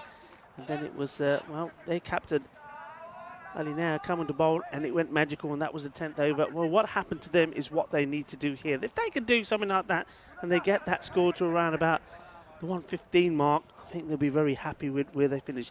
They've got to be over 100, but they want to be as close to the 110 as possible, so they've got to go for some big shots here.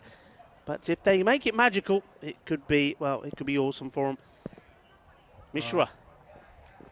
Floats this one, as this one has just enough. Well, Tanji, that was a really good attempt from the man at long off, but he was just out of his grasp.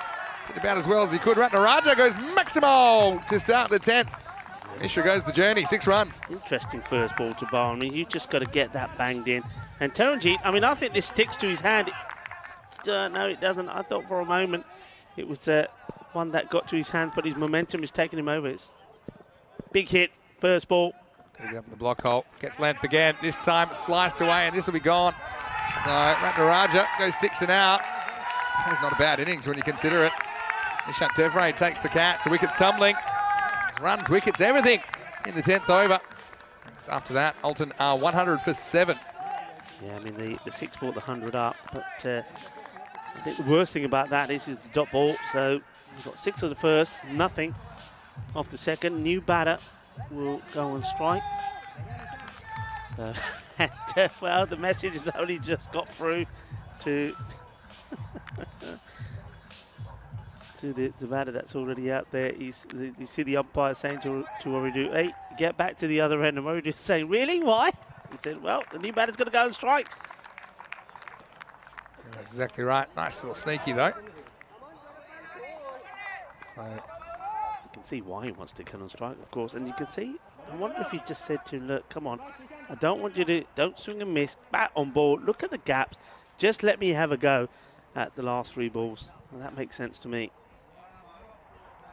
Yeah, you can see why I'd want that, although the 6 was a good start to the over. Ratnaraja 6 and out. Navaratnarasa gets to go with the stick. Hits this one pretty well. Almost carries to Kohli. He will keep it to 1. Well, now Waridu.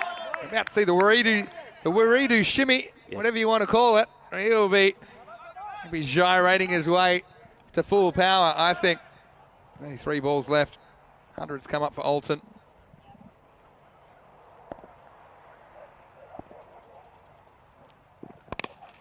Does. Now they need to push for 2 here, I think. He's got to go back. He's just got to turn and go. Now they fumble, so they're going to get 1. And now Kohli, he'll be disappointed. And they didn't really set off as quick as I would have liked, but Redu does get back for a double, and that's important. He retains the strike. Yeah, I mean, you've got to turn and go there. I mean, even if he picks it up cleanly, he's going to throw it to the bowler's hand. So, yeah, it's not nice. A non-striker has to sacrifice himself. So, Redu stays on strike.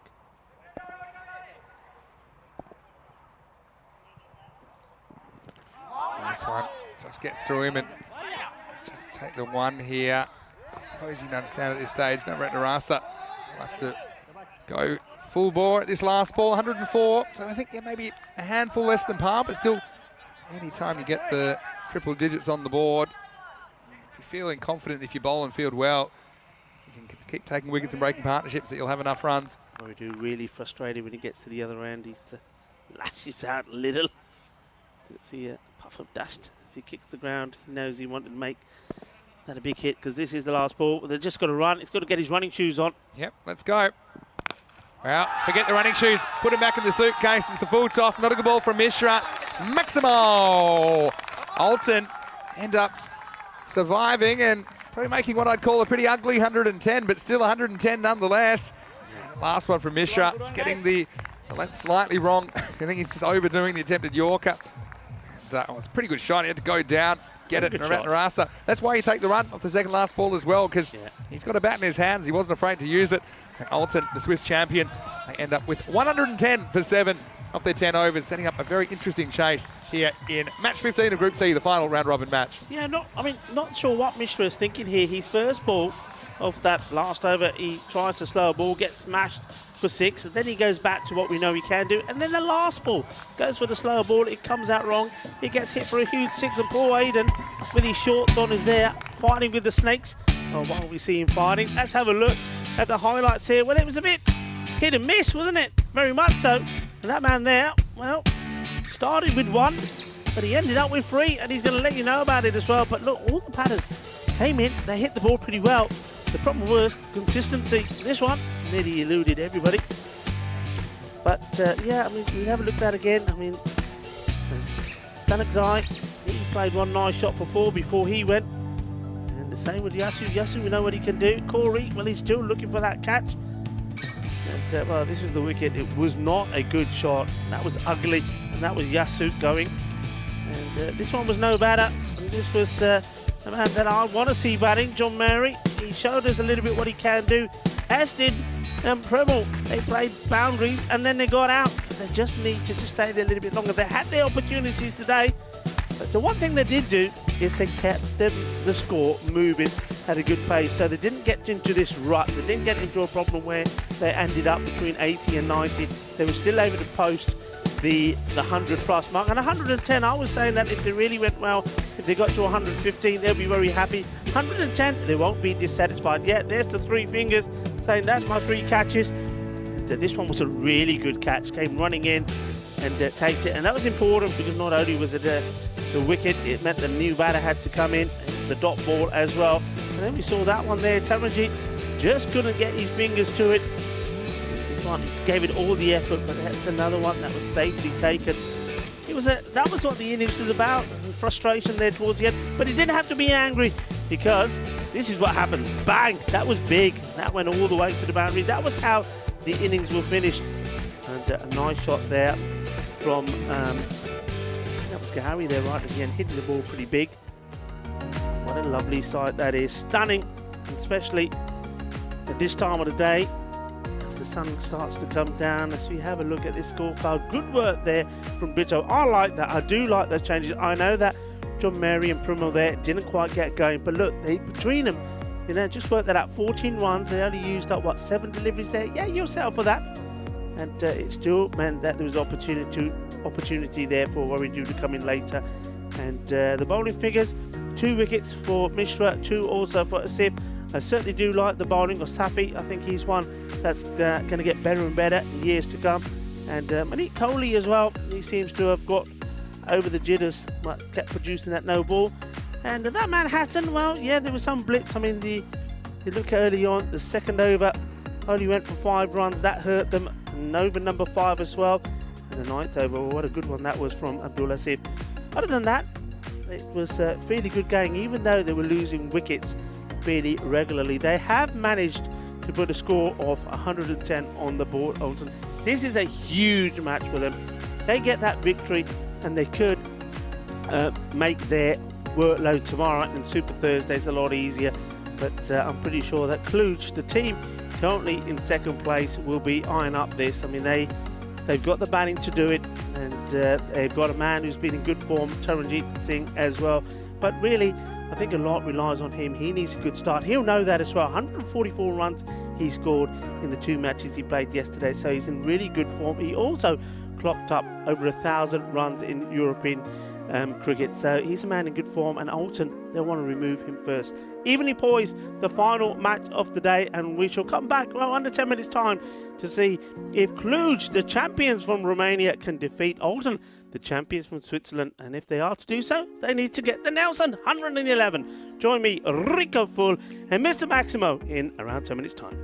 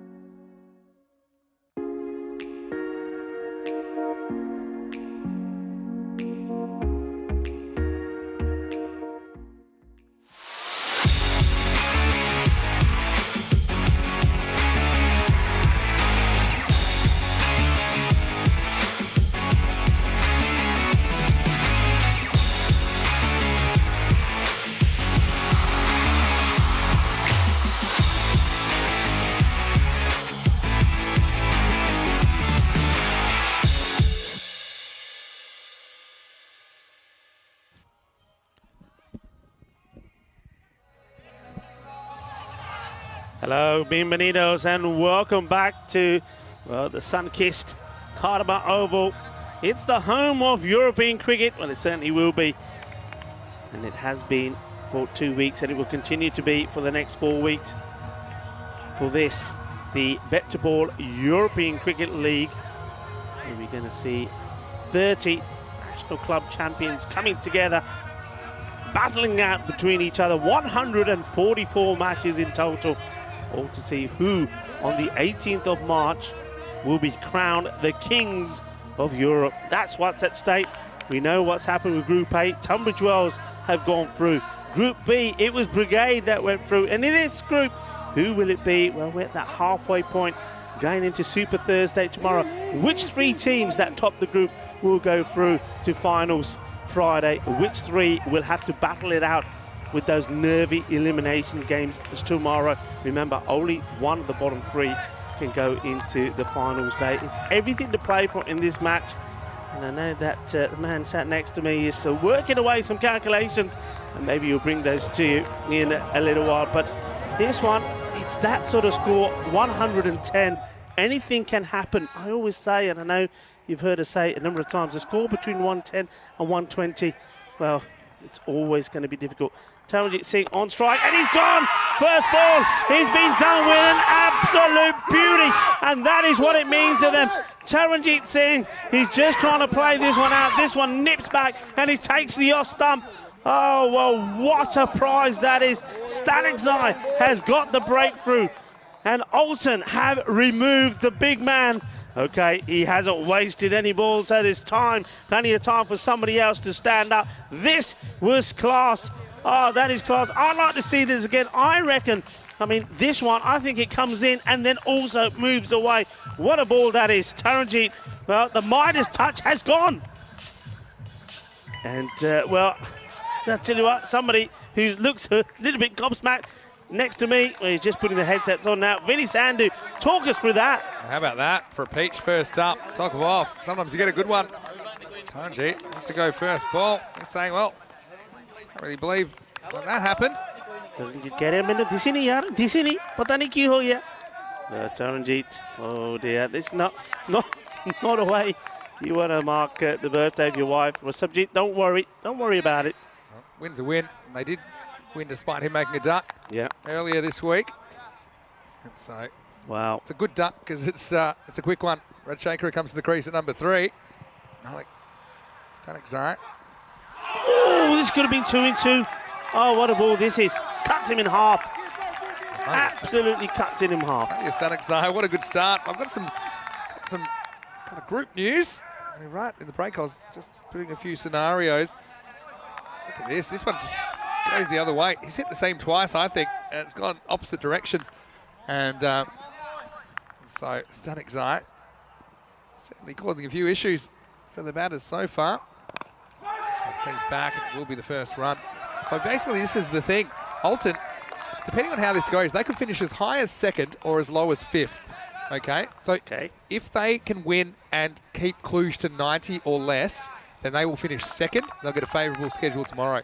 If they win, but Cluj make 91 or more, then they will finish 3rd. I don't actually think they can finish 4th, which is where they are at the moment.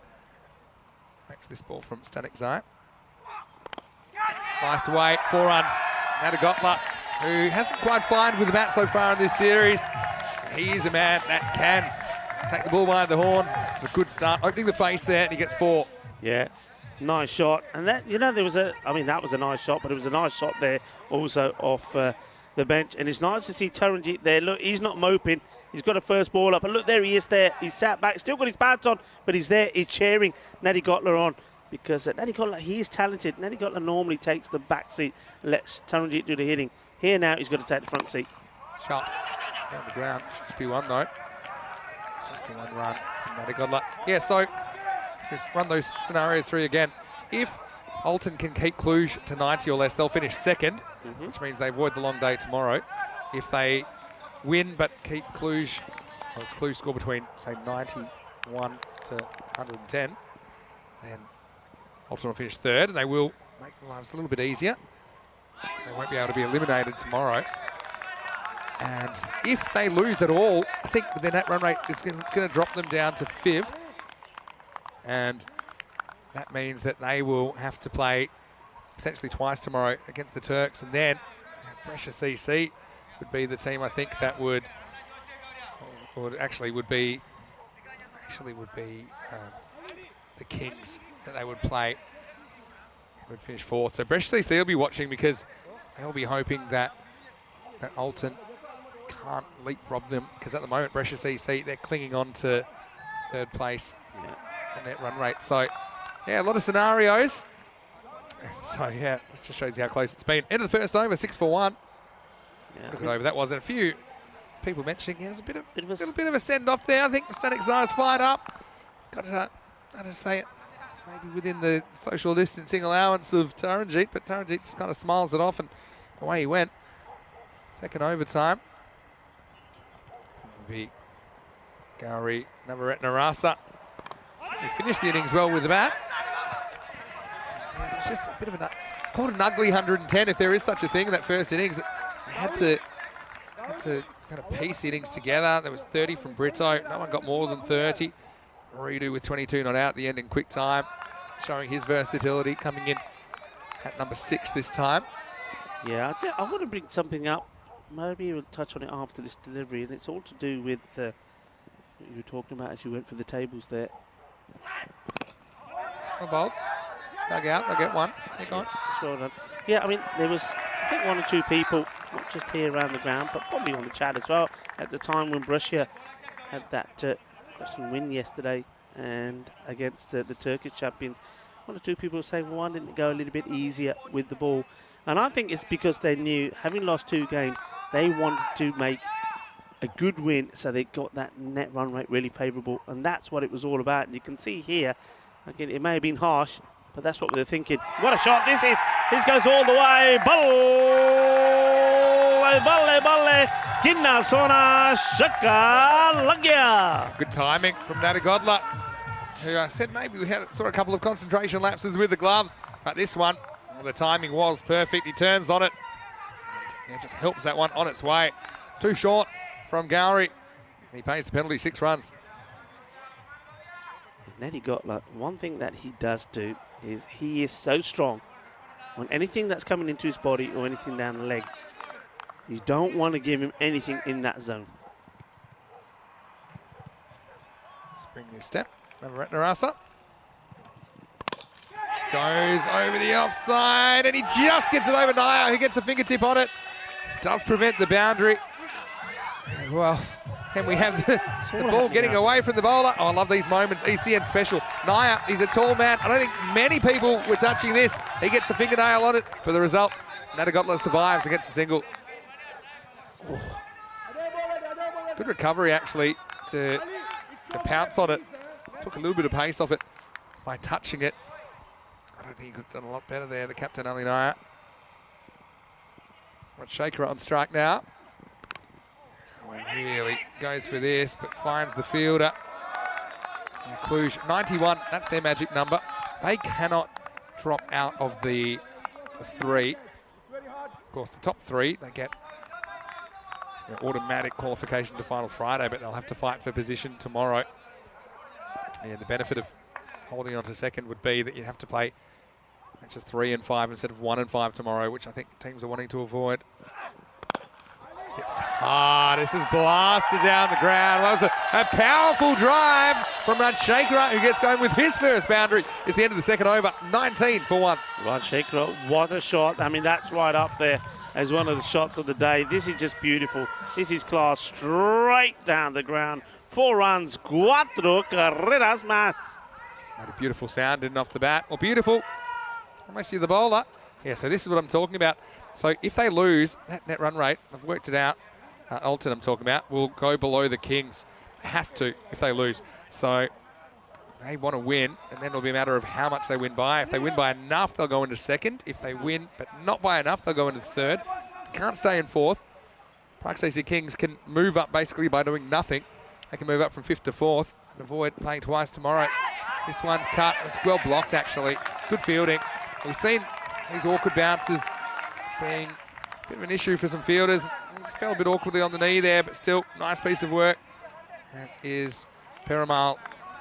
Tremendous stop. Been in the hot spot, hasn't it, that position? Vassusani took 3 catches.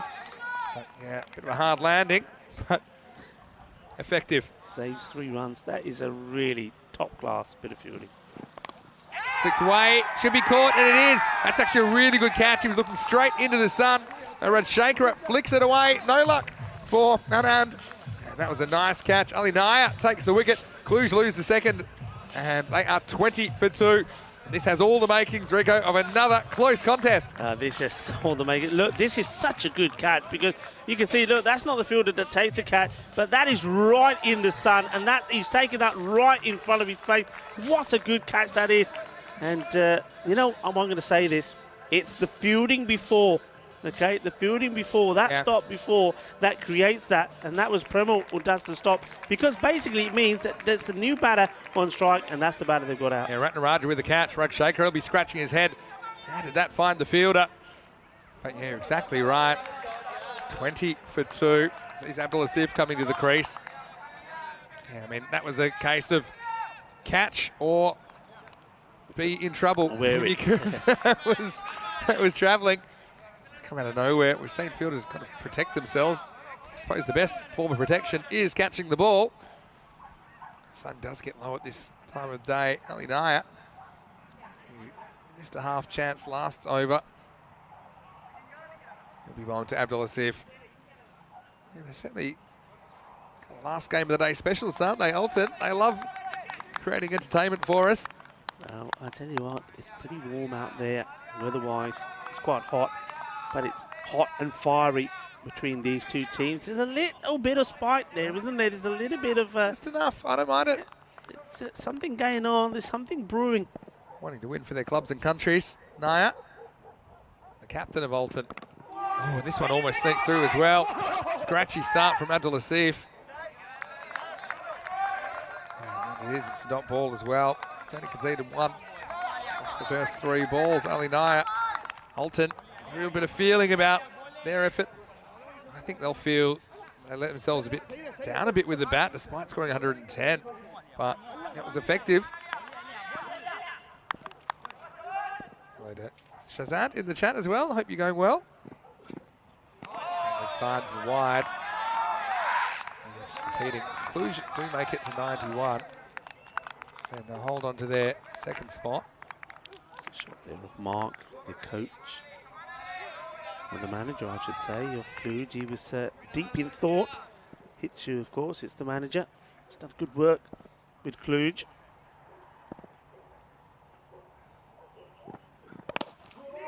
Something on drive by Asif, more confident stroke. Gets one here. And that is Static Side that does the fielding down there. Yeah, so I suppose Cluj, they'll want to win the game, no doubt about that. They'll want to win the game, but they will be eyeing off that figure of 91. I'm sure that would have been communicated to them to hold on to second spot on net run rate if they don't quite make this target. Edged and taken. Well, no. Ooh. They say no. There was a noise. There definitely was a noise. Now let's have a look. Yeah, I mean, we'll have a look. I mean, I was fooled by the noise as well, but to be fair, we can't see out there in the middle as well as Suleiman Saeed can. I mean, it's one of those ones where you wonder what it might have been. Look at this one again. Well, again, umpire is a lot closer to the action than we are. Let me see if I've got anything about better reaction. Well, he cranes his head around straight away. On the pad, this one probably going down the leg side, so Matty Conlon moving dangerously. And then he got, look, misses out on that one. And I'm going to say it's not out because normally if an umpire thinks he's made a mistake, he puts his finger up to that one. Well, no, look. Well, I mean, obviously. There is, look, how many times have we heard something and we've said, we've heard it, and then when you look back, there's nothing there and it's clear. That one isn't clear. But I'm going to say it again. Look, it's very, very difficult for the officials. If they don't see it, they can't give it. This is the thing, and I don't think there's a clear answer to this. If you just have a noise and you can't pick up an actual deflection there on these little nicks, so you're going on the noise and maybe trying to eliminate the fact that it might not be another noise. Did he even, for example, hear that noise? I mean, we seem to pick it up in our headphones, but There's a lot for the umpire to consider. Hello to Roger, who's watching from Switzerland, who's saying hop schwiz, which means come on Switzerland, the Swiss champions Alton. Making a good fist of this defence so far. 22 for 2. That was the date yesterday, wasn't it? This timed at 1. Yeah, we'll take that at the moment. I mean, Another point as Phil G, pardon me, Rico, Phil G brings up that umpire may not have had a good look with the bowler perhaps in the way, which is another reason that's a complicating factor. Bowler has to get off the pitch. Give the umpire a look. Augustine with the ball. Whistling past the outside edge. No Godler. Been an interesting innings from him so far, but scoring at a good rate, 14 off 7. Yeah, we've just got to be a little bit careful here. I mean, that rate, talking about the rate at the moment, is just under 13. I mean, these dots now that are building up and these little singles, that's just going to get that to climb. And he's aware of that, that's why he takes this one on, but just doesn't get that foot across. And you've got to be careful as well, because you've got 2 men waiting, you've got Nair out there, and then you've also got Stanek Zai. So you're really going to be taking them on. Bit of niggle in the chat as well, not just on the field. Is there a bit of niggle in the chat? Is there? A bit of going on the chat as well. Anyway, love the passion. Stay with us. Well, this one may not be staying with us for long because this is a catching opportunity and it's taken. And so after all of that, Natagotla holds out. The catch is taken out there by Brito. Again, he's wrestling the sun, but he does take the catch. And Cluj in wicket trouble in the 4th over. They are 23 for 3. Yeah, and that's surprising. Natagotla, that's his favoured side. He plays his shots really well, miscues this. And again, it's a fielder there in the zone where you're always going to have trouble with the sun. But no mistakes from Brito. And what a good game he's having. Played his part with the bat, and now he takes a catch. Yeah, well, taking your chances so important. It wasn't as easy as it looked. So, 14 of 9 deliveries. 14 from Natagotla, and a bit of everything.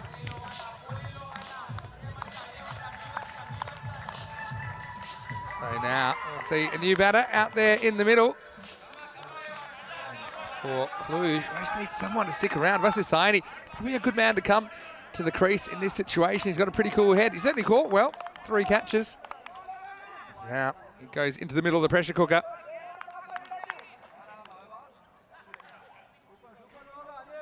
Here's the thing, remember that mini target of 91 as well for Cluj. A few people commenting in the chat that this is a bit of a different feeling to the match 24 hours ago between Cluj and the Turkish champ, St. Benazafar. Yeah, certainly is. Certainly notch up in intensity, and you can see why Cluj trying to go 4-1 in the group stage. Nice little shot from Vasu to get going. He's off the mark. Yeah, that's nice from Vasu. He quite easily, his eyes could have easily lit up. Thought full toss, I'm going to try and cream it over cow corner and get himself in trouble. But I think he's just trying. There's a lot of tension out there, a lot of talk. Just got to get into his own zone.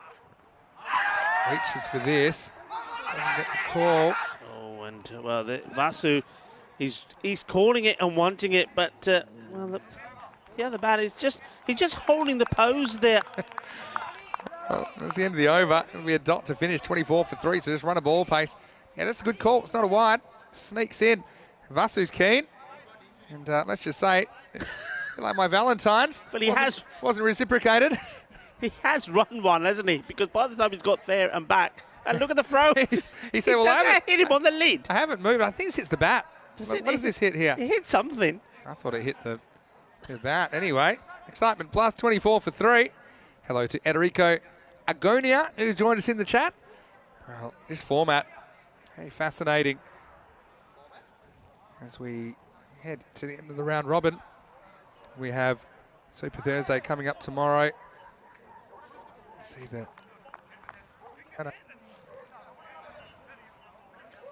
So we've got Super Thursday coming up tomorrow. If you do finish in the top 3, where Alton will finish if they can win. They will play 2 matches tomorrow for positioning for seeding on finals Friday. If Alton lose, they'll find themselves in 5th, I believe, which means they'll have to face 2 matches tomorrow, potentially 2 matches, both those eliminators. So very different experiences depending on if you're top 3 or the bottom 3. Alinaya comes back to bowl his second over. Close, pretty close. Maybe just going down the leg side. It's nice and full, and yeah, that's the only thing that saved him. That it's going to go on to miss the leg stick. There's been a lot of action today, hasn't there, Rico? I mean, even by our standards, it's a good call, I think. Hits him in line, but I think the natural angles is taking that on to miss the leg stump. He's bowled really well. I know he's at his best when he gets his Yorkers going, and this one's just been dug out as well. I feel as if powerful striker, but they're starving him of the kind of balls he wants. He likes length, he likes driving through the line, but that one just pitches too close to him. Can't free the arms to get a good swing on the ball. A really tense contest. Who knows, these 2 teams, they could have some more meetings down the stretch here in Group C as well. This time it's a length ball. As if just loses his shape and misses out. Another dot ball. Yeah, that's all about, I mean, that shot was created by those good balls early on, the full ones. So as soon as that one is not as full, he's having a go at it, misses out on it. So joining the dots here now, Naya, his figures so far have been brilliant. Oh, trouble. This looks really high, and this could be even gone for 6. Well, it is. Well, how about this? Naya gets it completely wrong. It's a no ball and 6, and that's the sort of thing that can change a game. It's a backwards Maximo off a full toss, and I said there's been a lot of action, and the action's not letting up. That takes Cluj up into the 30s in unexpected fashion. Yeah, this one comes out all wrong. It's supposed to be the slower delivery, and it's been called for the height. Yeah, I'm with that. It was too high, and then you're right, comes out it's the back of the bat goes all the way for 6. Cannot even hit a ball straighter behind than that. That was behind the middle stump when it rattled into the pickets. Free hit coming up for Abdulazif. Oh, it's a good ball though, Naya. How can you bowl such a bad ball and then the perfect ball? He went for the slow delivery and it came out wrong. And I don't, sometimes, look, when you know what your bowling is working for you, don't change it. And I would say the same thing we saw in the first innings when it was Mishra. Remember Mishra? Tried the slower ball, first ball 6, then bowled 4 dot balls and then tried it again, another 6. Another full toss. This time not as dramatic. This will be 1. Hello once again to Roger, who says he's watching from Switzerland. There's his dibbly dobblers. And I know that a lot of people sweating on this result, I'm sure. Yeah, ask Roger if he's wearing his shorts, because I know he liked wearing his shorts when he's there. For shorts weather in Switzerland. What is the weather like in your part of the world? If you've got time, shoot us a message. Last ball the first half, and Cluj well off the pace at the moment. Good Yorker. So Alinaya. A mixed bag, but more were on the money than weren't. Take 7 off that, and you can see how well he's bowled from that one bad ball. That's right, 33 for 3 off 5 overs. You're exactly right, Rico. Good observation. He only goes for 11 off his 2 overs. Now they're going to have a chat, maybe about who's going to bowl next. And remember, if Cluj can't make 91 here, they will lose their second spot to Alton. Yep. And Alton will then get a favourable draw tomorrow. They will play matches 3 and 5, whereas Cluj will have the longest day, playing the first and last games. Both teams will be safe in that scenario from elimination tomorrow, but still, you know, those little things can make a difference at the moment. Again, Brescia will be looking pretty intently. They'll be wanting Cluj to hurry up and get going because Cluj can potentially keep Brescia in the 3. If Cluj can chase these down, but just look at this run rate required. I mean, it's already up to 15.6. You need a really good second half here. And it's going to be Sagaram. There's a lot of noise out there. As if gets a single. It's electrifying, isn't it? It's absolutely electrifying out there. You've got both sets of teams, the Cluj teams back in the camp. I mean, you've got people glued to it. So don't look away. You can't look away. It's all happening out there. Hello, gentlemen. So they're enjoying themselves out there.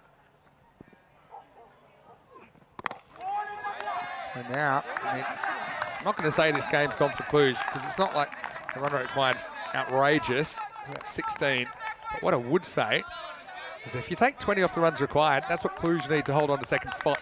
So at the moment, you see the equation, 77 off 29. If you make that 57 off 29, that's pretty much what they need to hold on to second spot. 28 now. This one's driven away. It's going to be 4. Nice looking shot. Vasu Saini, I thought that he was a good man to come in at this stage. He plays a good range of cricket strokes. He's got a cool head. He's got a lot of experience.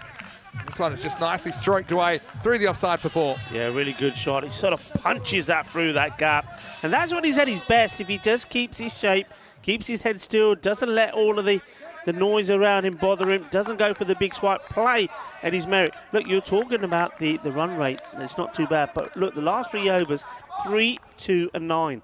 So they do need to think about just accelerating a little. That will help that boundary. Oh, yeah, I'm not saying they're not in trouble. They're in big trouble as far as the results going. But what I would say is that they would know, I'm sure they would know, that 91 figure, which they can, if they reach that Cluj, they'll stay in second spot even with a loss. So I think that they'll probably have already reassessed and just probably shoot for that. 52 off 26, they need 12 and over for that. They don't get any closer with this wild swing from Abdul Asif. That was an interesting stop, the keeper. I was going to say it's a slower ball. Well, the ball may be slower, but the keeper, and that's worried. He still found it spicy. A sandstorm for him. This one ends up in the dirt, as we say in baseball. Coming forward, it's actually a pretty good stop. Well bowled. As well. It's on the walk. This one will be called a wide, though. Yep. Asif just can't get going. But, you know, Asif is the kind of player, he can start raining sixes at any time if it clicks for him. At the moment, Taranjeet, those pads are painted on. He won't need them. He's probably thinking, yaar, mainu ek hi ball mili hai. Jaane deo mainu dobara, jaane deo. No, it don't work like that, Taranjeet. He's had one ball, don't mean he can go out there again. Knocked over. And so Asif goes at a miserable time in match 15. And it's Thanasagaram that removes him. Just trying to hit across the ball that's straight, and Cluj lose another key hitter. And to score at 40, they lose a 4th wicket, and what a way to finish this 6th over. Thanasagaram, pretty good over from him. Only concedes 7. Cluj 40 for 4. Oh, Thanasagaram, what a beauty this is, and well, there's nothing more emphatic. He does get a little bit of this onto it, but you can see this is just a pressure shot. He's trying to create something out of something here, and he drags this onto the stumps, and more delight for the Alton boys. Well, happy about that. And Abdul Asif, yeah, just it's funny how sometimes you just can't find your mojo. His best shot was an accidental 6, which bounced off the other sight screen. But Abdul Asif has to go. That's cricket, as we say. There's the over as well. So now I'm pretty much ignoring the 111 now. I'm looking at the 91. They need 51 off 4. To keep their spot in second, stop Alton leapfrogging them. So 51 of 4, so what's that? 12.75 and over. Gaurav Mishra's come in, and look, he's been a really good hitter in this kind of a situation, actually. Coming in with 4 overs to play. He's not facing. This is Saini. Drives nicely. They look for 2. They do. They take him on. Trouble. Oh, well, let's have a look at this one. Again, it's a real plugger. They're going to have a look. If this bat doesn't make the line, I think he's gone. And just look at that bat. It doesn't look like it's in. Oh, well, let's have a look. Slow this down a bit. Incoming. Again, he's off the grass, I think. Oh, trouble. Trouble with a capital T. He's gone. We'll wind that back again. He does have the ball. And he's definitely out if he's taken this ball cleanly. That's my only question, because there's no doubt his foot's in the air. We might get another look at this. But I think Vasu is in trouble. Yeah, he's gone. Once again, it's that bat plugging, Vinny. Yeah, I think for me, he's got the message. We'll have a look here. The ball, if it's taken cleanly, and there he takes it. Yeah, no problem there. It's in the edge of his gloves. That's out. Oh, well, Vasu gets a plug up, and he's got to go. So nothing going right for Cluj as he's run out for 7. They lose a 5th wicket. It is 41 for 5. And once again, I'll say it, I'm going to put the sign out there. Keep off the grass, because it's not easy to slide for that. Nobody's listening to you, Vinny. How many batters have done that? Look, he'll also be disappointed a little bit, because when he turns and goes for that second run, he's also a little bit of ball watching before he really tries to get going. And it's a very simple look. All you got to do, you get to the other end, okay? And then, look, the basics. Get to the other end, And as you turn, change hands with the bat, because then you can run while you're looking that way. If you've got the bat in your left hand like he has, your bat arm is straight, you can't see. Yeah. Put it in the right hand. Then you have the luxury of seeing where the ball is and running, and also he would have had the bat on the pitch. Where he hit that, it's probably fair enough his bat's in the left hand when he turns, because it's on that side of the field, but you normally want it in your preferred hand in case you have to dive. But yeah, question about why it's about getting stuck was one of the great mysteries, but something about this grass near the pitch, it's not particularly hard this time of year. Does cause the bats to plug sometimes, so running on the artificial surface, considering it is artificial, would be the smart play. And Egan just mentioning, yeah, it is grass wickets next to the artificial surface. Yeah, I just knew that when I saw the bat that was still short of the line. That gives it away. If he had somehow got in, even then, if the bat was to lose contact, he's probably, because he's running or diving for his crease, and he has made the run. Oh, this is hit pretty well, but it's high. I don't think it's going to go the distance. It's another wicket, and Mishra goes very first ball. This is a disastrous chase for Cluj, who've lost a 6th wicket now. 42 for 6. Mishra goes for a golden. Stanek Zai. Oh, what a safe pair of hands he got. He started it all off, remember, and now, well, this is a really good catch. He's got a lot of ground to cover. He's on the move. He's on the run. He's taking that away from his body. That is a super catch. Well done. And you can see that he's pumped. He was pumped right at the beginning, wasn't he, when he got that wicket of Taranjeet, and he's still pumped. And now, surely, there's no way back here for Cluj in this match. Oh, even the 91, looking a long way off. They're not even halfway there. As we get into the 7th over, 42 for 6. It's true that Cluj have been very, very good in this series so far. I mean, when you consider they didn't win a single match in their debut ECL back in 2019. They've improved a long way, but this is just one of those games where just nothing seems to be going right for them.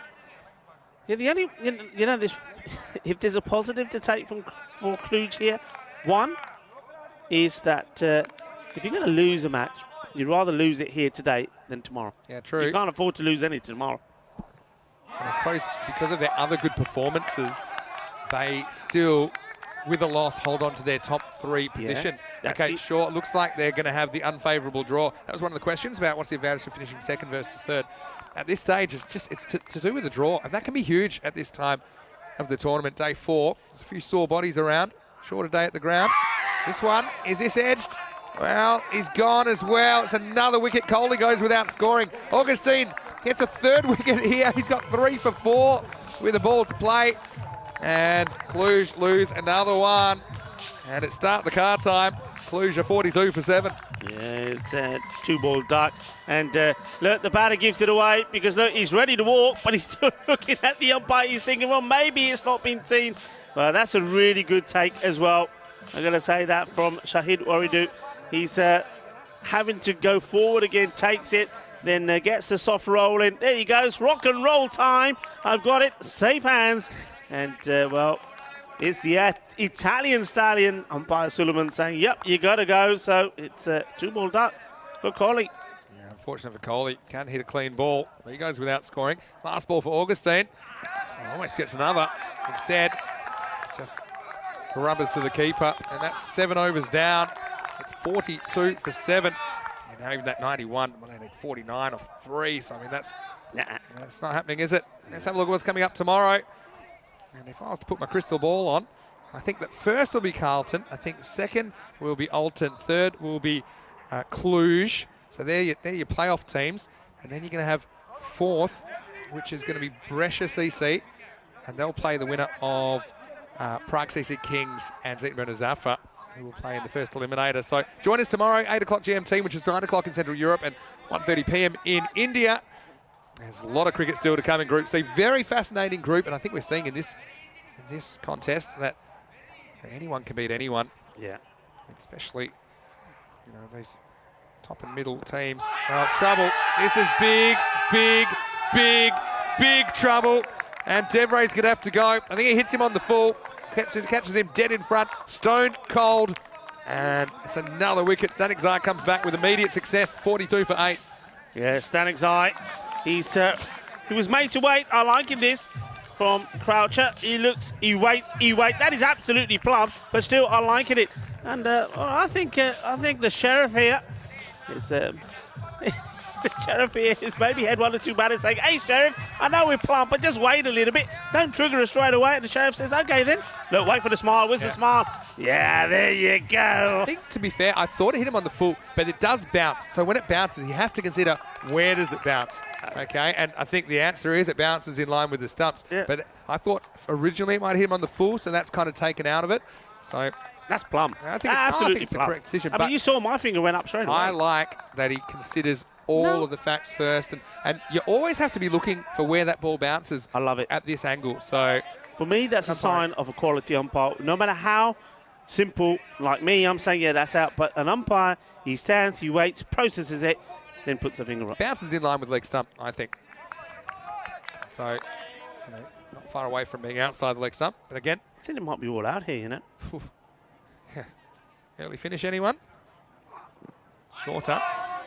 This is Sukran Saki, another player that we saw back in ECL 19.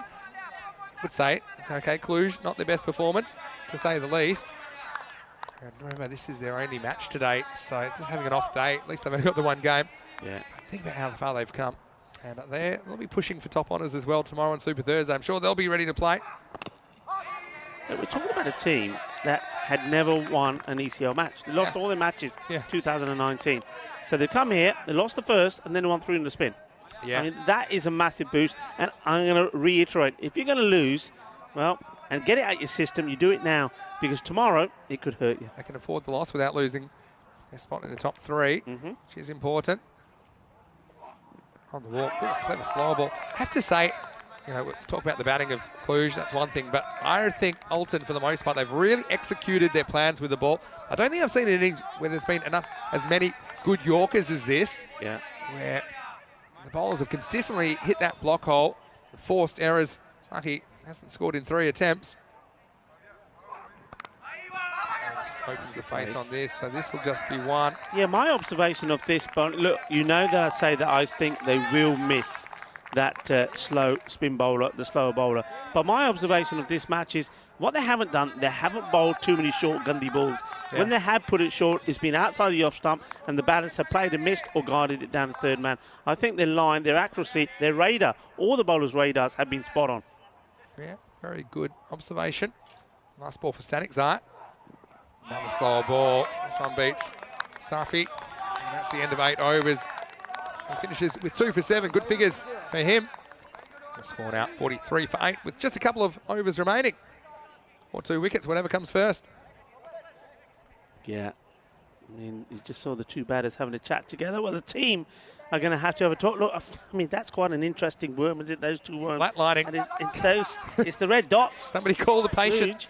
Look, what do you be saying to yourself in the team talk here tonight if you're both these teams? Let's start with Cluj. Cluj, you say it's one of those days, guys. We've played some good cricket. Obviously, it didn't go our way, but that's just one day. It'll happen in this form of the game. I've certainly played in short form games, normally T20, where let's have a shocker. This one might be a boundary. It's a lot of work and a bit of footwork attempted and failed. Through to Vukarasu, who's had a long day out there.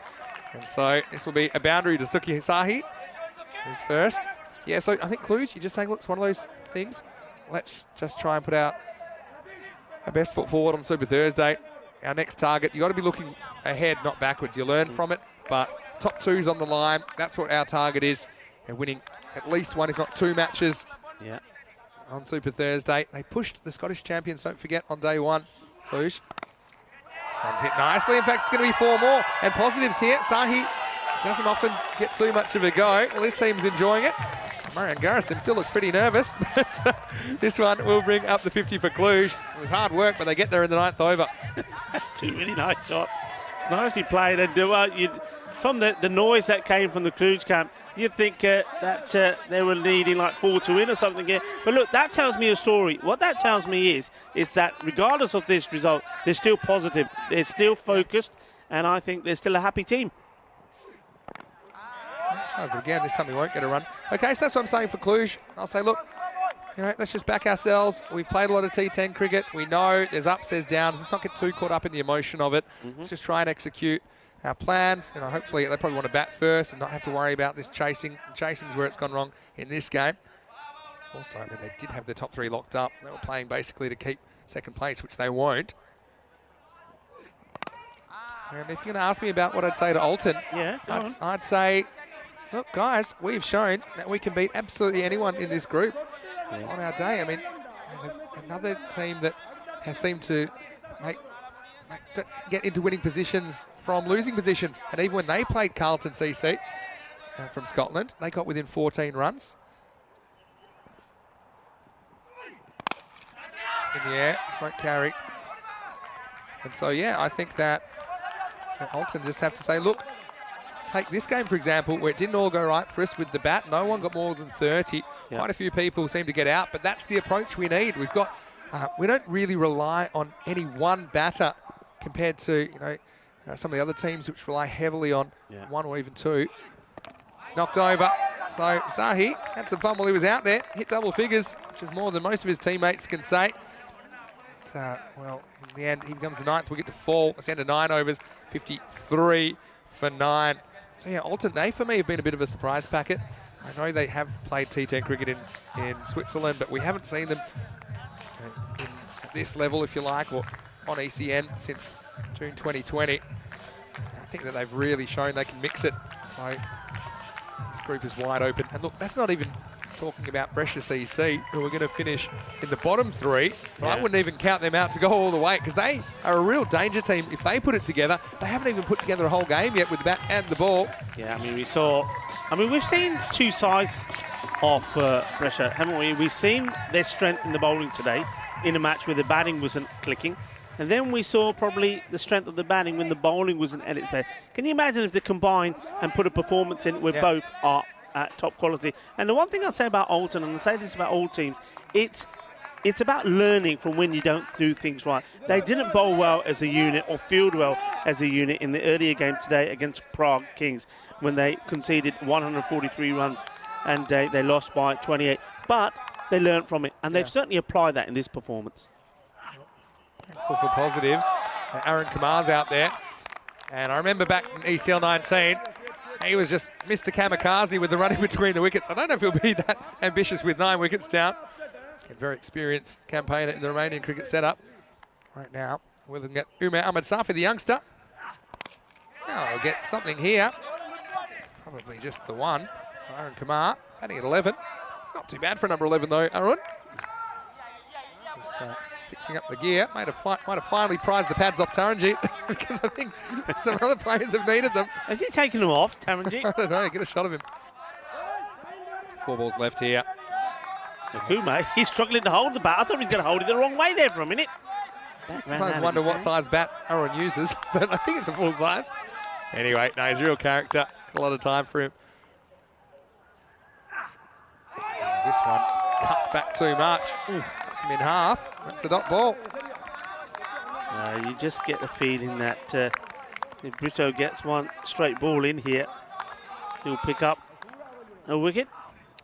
Hasn't he done well, Brito? I mean, he's batted well on 2 occasions, and he's fielding out there in the deep. It's been sensational as well. Oh, I think there's a little touch on this. Was it, Matt? Wait for the umpire. I don't think there's a signal coming. There's no pre-signal, so that's bad. Well, he's dropped the game there. Well, redo. Could have been out of here. It's got something to answer for. Little inside edge, I think. Yeah, big inside edge, actually. This would have been a real hanger for the highlights. That's still going to annoy you. He's had a long day, but it does well to get down there. 2 to come. That's a nice shot by Safi. We'll end up on 3. Throw comes Zing in. Just want to say big thank you to all of you out there for your beautiful comments to us in the chat. Not only to myself and Rico, but also to Corey. Hope you've had a good day. It certainly has been action-packed, and hopefully we'll see you on Super Thursday. Stick around, of course, for highlights of this innings and some highlights of the whole day as well. And this one will go nowhere. And I think that this will finish it mercifully.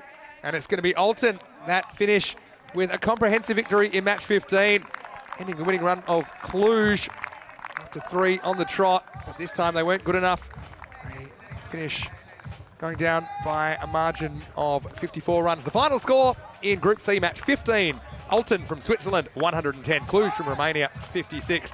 really, Alton, they are normally last game specialists. They certainly showed that here on day 3 of Group C. Yeah, they certainly did. Look, the smiles, it's nice to see those smiles back on their faces. And Elinaya there and Brito, they put a good performance in. Remember, I think they were, for me, the surprise package on day 1. Won both their games. They finished on top of the group. And then they had those consecutive defeats. But they needed to come back with a bang, and they did. And they've done it in style. And they've shown their strength again there against a very strong team from Romania, the Romanian champions Cluj. Well, the spectators, they had to get back on their seats because they were on the edge of their seats back in the 4th match of the day. And, well, here it was a fire-up moment early on as Charanjit went first ball.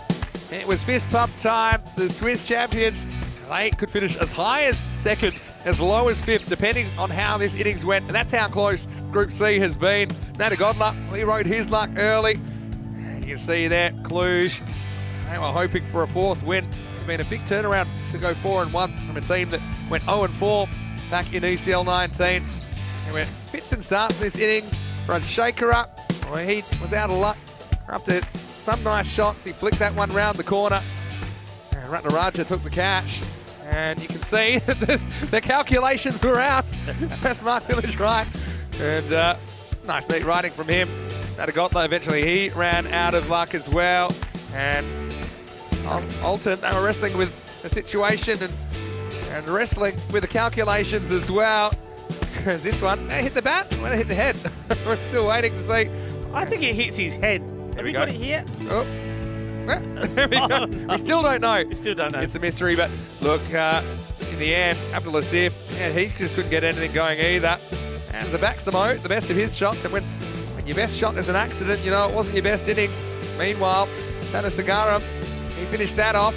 And Saini, another victim of the bat plug.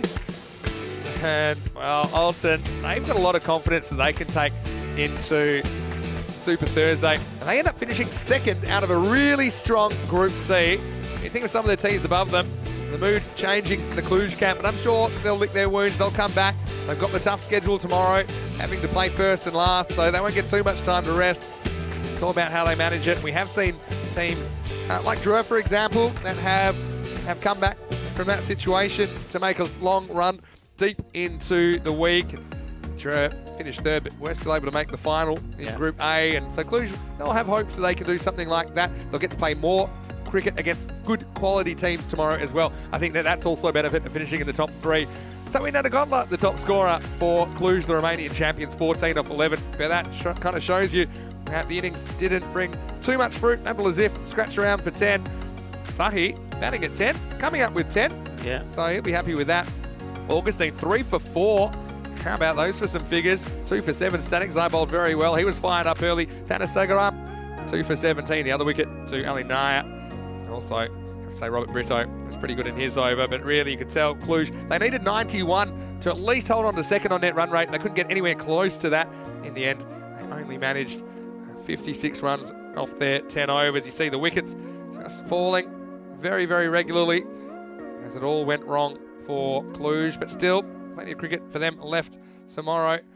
And, well, Alton, congratulations to them. They're deservedly into 2nd place. And I just think of some of the cricket they've played this week, and they are a real team. I think there's no one player you say, well, that is the player which determines how they're going to go. I think you'd say that they have a lot of players that can contribute. And, yeah, they've handled the pressure really well, the Swiss champs. They certainly have. And I still say this, I don't think, and I don't believe that we have seen the best of them, because they've got players in there, and we started to see some of those bright sparks there. And I think the coaching staff and the captain are starting to realise that they've got 1 or 2 players there that they're not being well utilised. So Alton, I still believe they'll get better. Yes, they will come up short, I think, in maybe a game or 2 without that slower bowler. But on a performance like today, when they're fielded well, they're caught well, and the bowlers bowl a really good line, look, you can't criticise them. I mean, they didn't really miss that slow bowler in this match. They just all performed really well. But the batting sometimes would have let themselves down. They don't quite have the right mix, but I think they're finding that. I mean, I can't think of too many occasions where the batters have gone on for long periods. I mean, I suppose you could say that Tarina Vukarasu did earlier today. Still, they fell a little bit short in that chase, but I think they've got the right approach. I mean, I think that you go with the tools that you have. Okay, they don't have a specialist spin bowler, so be it. I mean, the bowling that we did see then, the pace bowlers, they got so many balls up there in the block hole, and I think that you see Cluj just couldn't get anything going. They just starved them of those kind of easy scoring deliveries. They weren't too many, and you see they're not actually able to crack run a ball pace.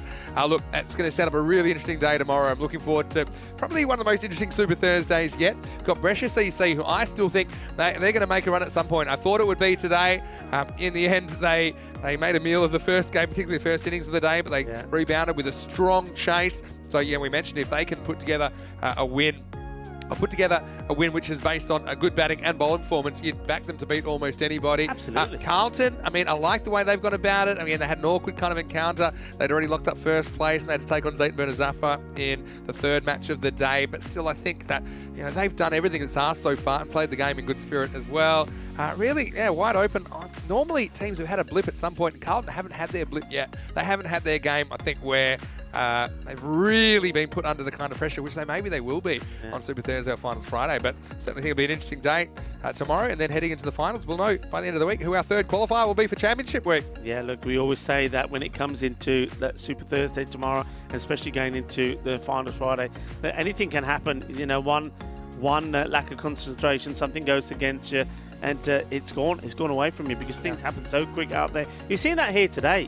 You've seen, that match that you and Corey were in with Brescia batting. I mean, it just chopped and changed, didn't it? 1 minute you thought they were in it, then they're not. And then it's all about holding a nerve and batting well. And you saw some good batting there from Brescia. But you're absolutely right. Look, you cannot write off the Italians. We know they always start slow, and we saw that in the ECC as well. But when they get together, when they combine, if you put the best bowling and the best batting together and they perform on one match, they're going to be very, very difficult to beat, no matter who they're up against. Yeah, what I will say is that Brescia from here, Brescia CC will have to win 4 games straight if they're going to take out the group. But yeah, if they can string it all together, you just feel like that Brescia, under pressure, maybe they'll play their best cricket. Anyway, before we go, we just want to say a quick thank you to everyone at the ground, of course, to everyone at the Costa del Sol Cricket Club, all the volunteers around the ground, of course, our production crew, fantastic production crew, Spring Productions, and to all the Blue crew as well for your hard work, their long days. Also, on behalf of us, we'd like to thank Corey as well for his excellent work in the commentary box. But most of all, I want to thank all of you out there. I think we've got the best viewers in world cricket. I'll say it before, I'll say it again. I've got a few new viewers in as well, as we always do. So hopefully you're enjoying the action. It's amazing to think, Rico, we're not actually at the halfway point yet. Not even quite at the halfway point. And still, well, another thing that I didn't mention, that we went past match 2022 today. The 22s, they've been all over the place in the last couple of days, and I think that happened on the 22nd of the 2nd as well. So look, a lot to look forward to. We're going to leave you with a few highlights, and we'll stick around on our social media as well at European Cricket, because we'll have a bit of a recap of the day that we're going to put together for you, and our thoughts, along with Corey, about how we think this group is heading into Super Thursday. But for now, hope you have a happy and safe evening from everyone at the European Cricket Network and European Cricket family. This is Vinny Sandu, Mr. Maximo, on behalf of Rico Full, and of course Corey Ruckers. Hopefully we'll see you again for a Super Thursday. Until then, stay safe, and we'll see you tomorrow. Good night, everyone. Hasta mañana.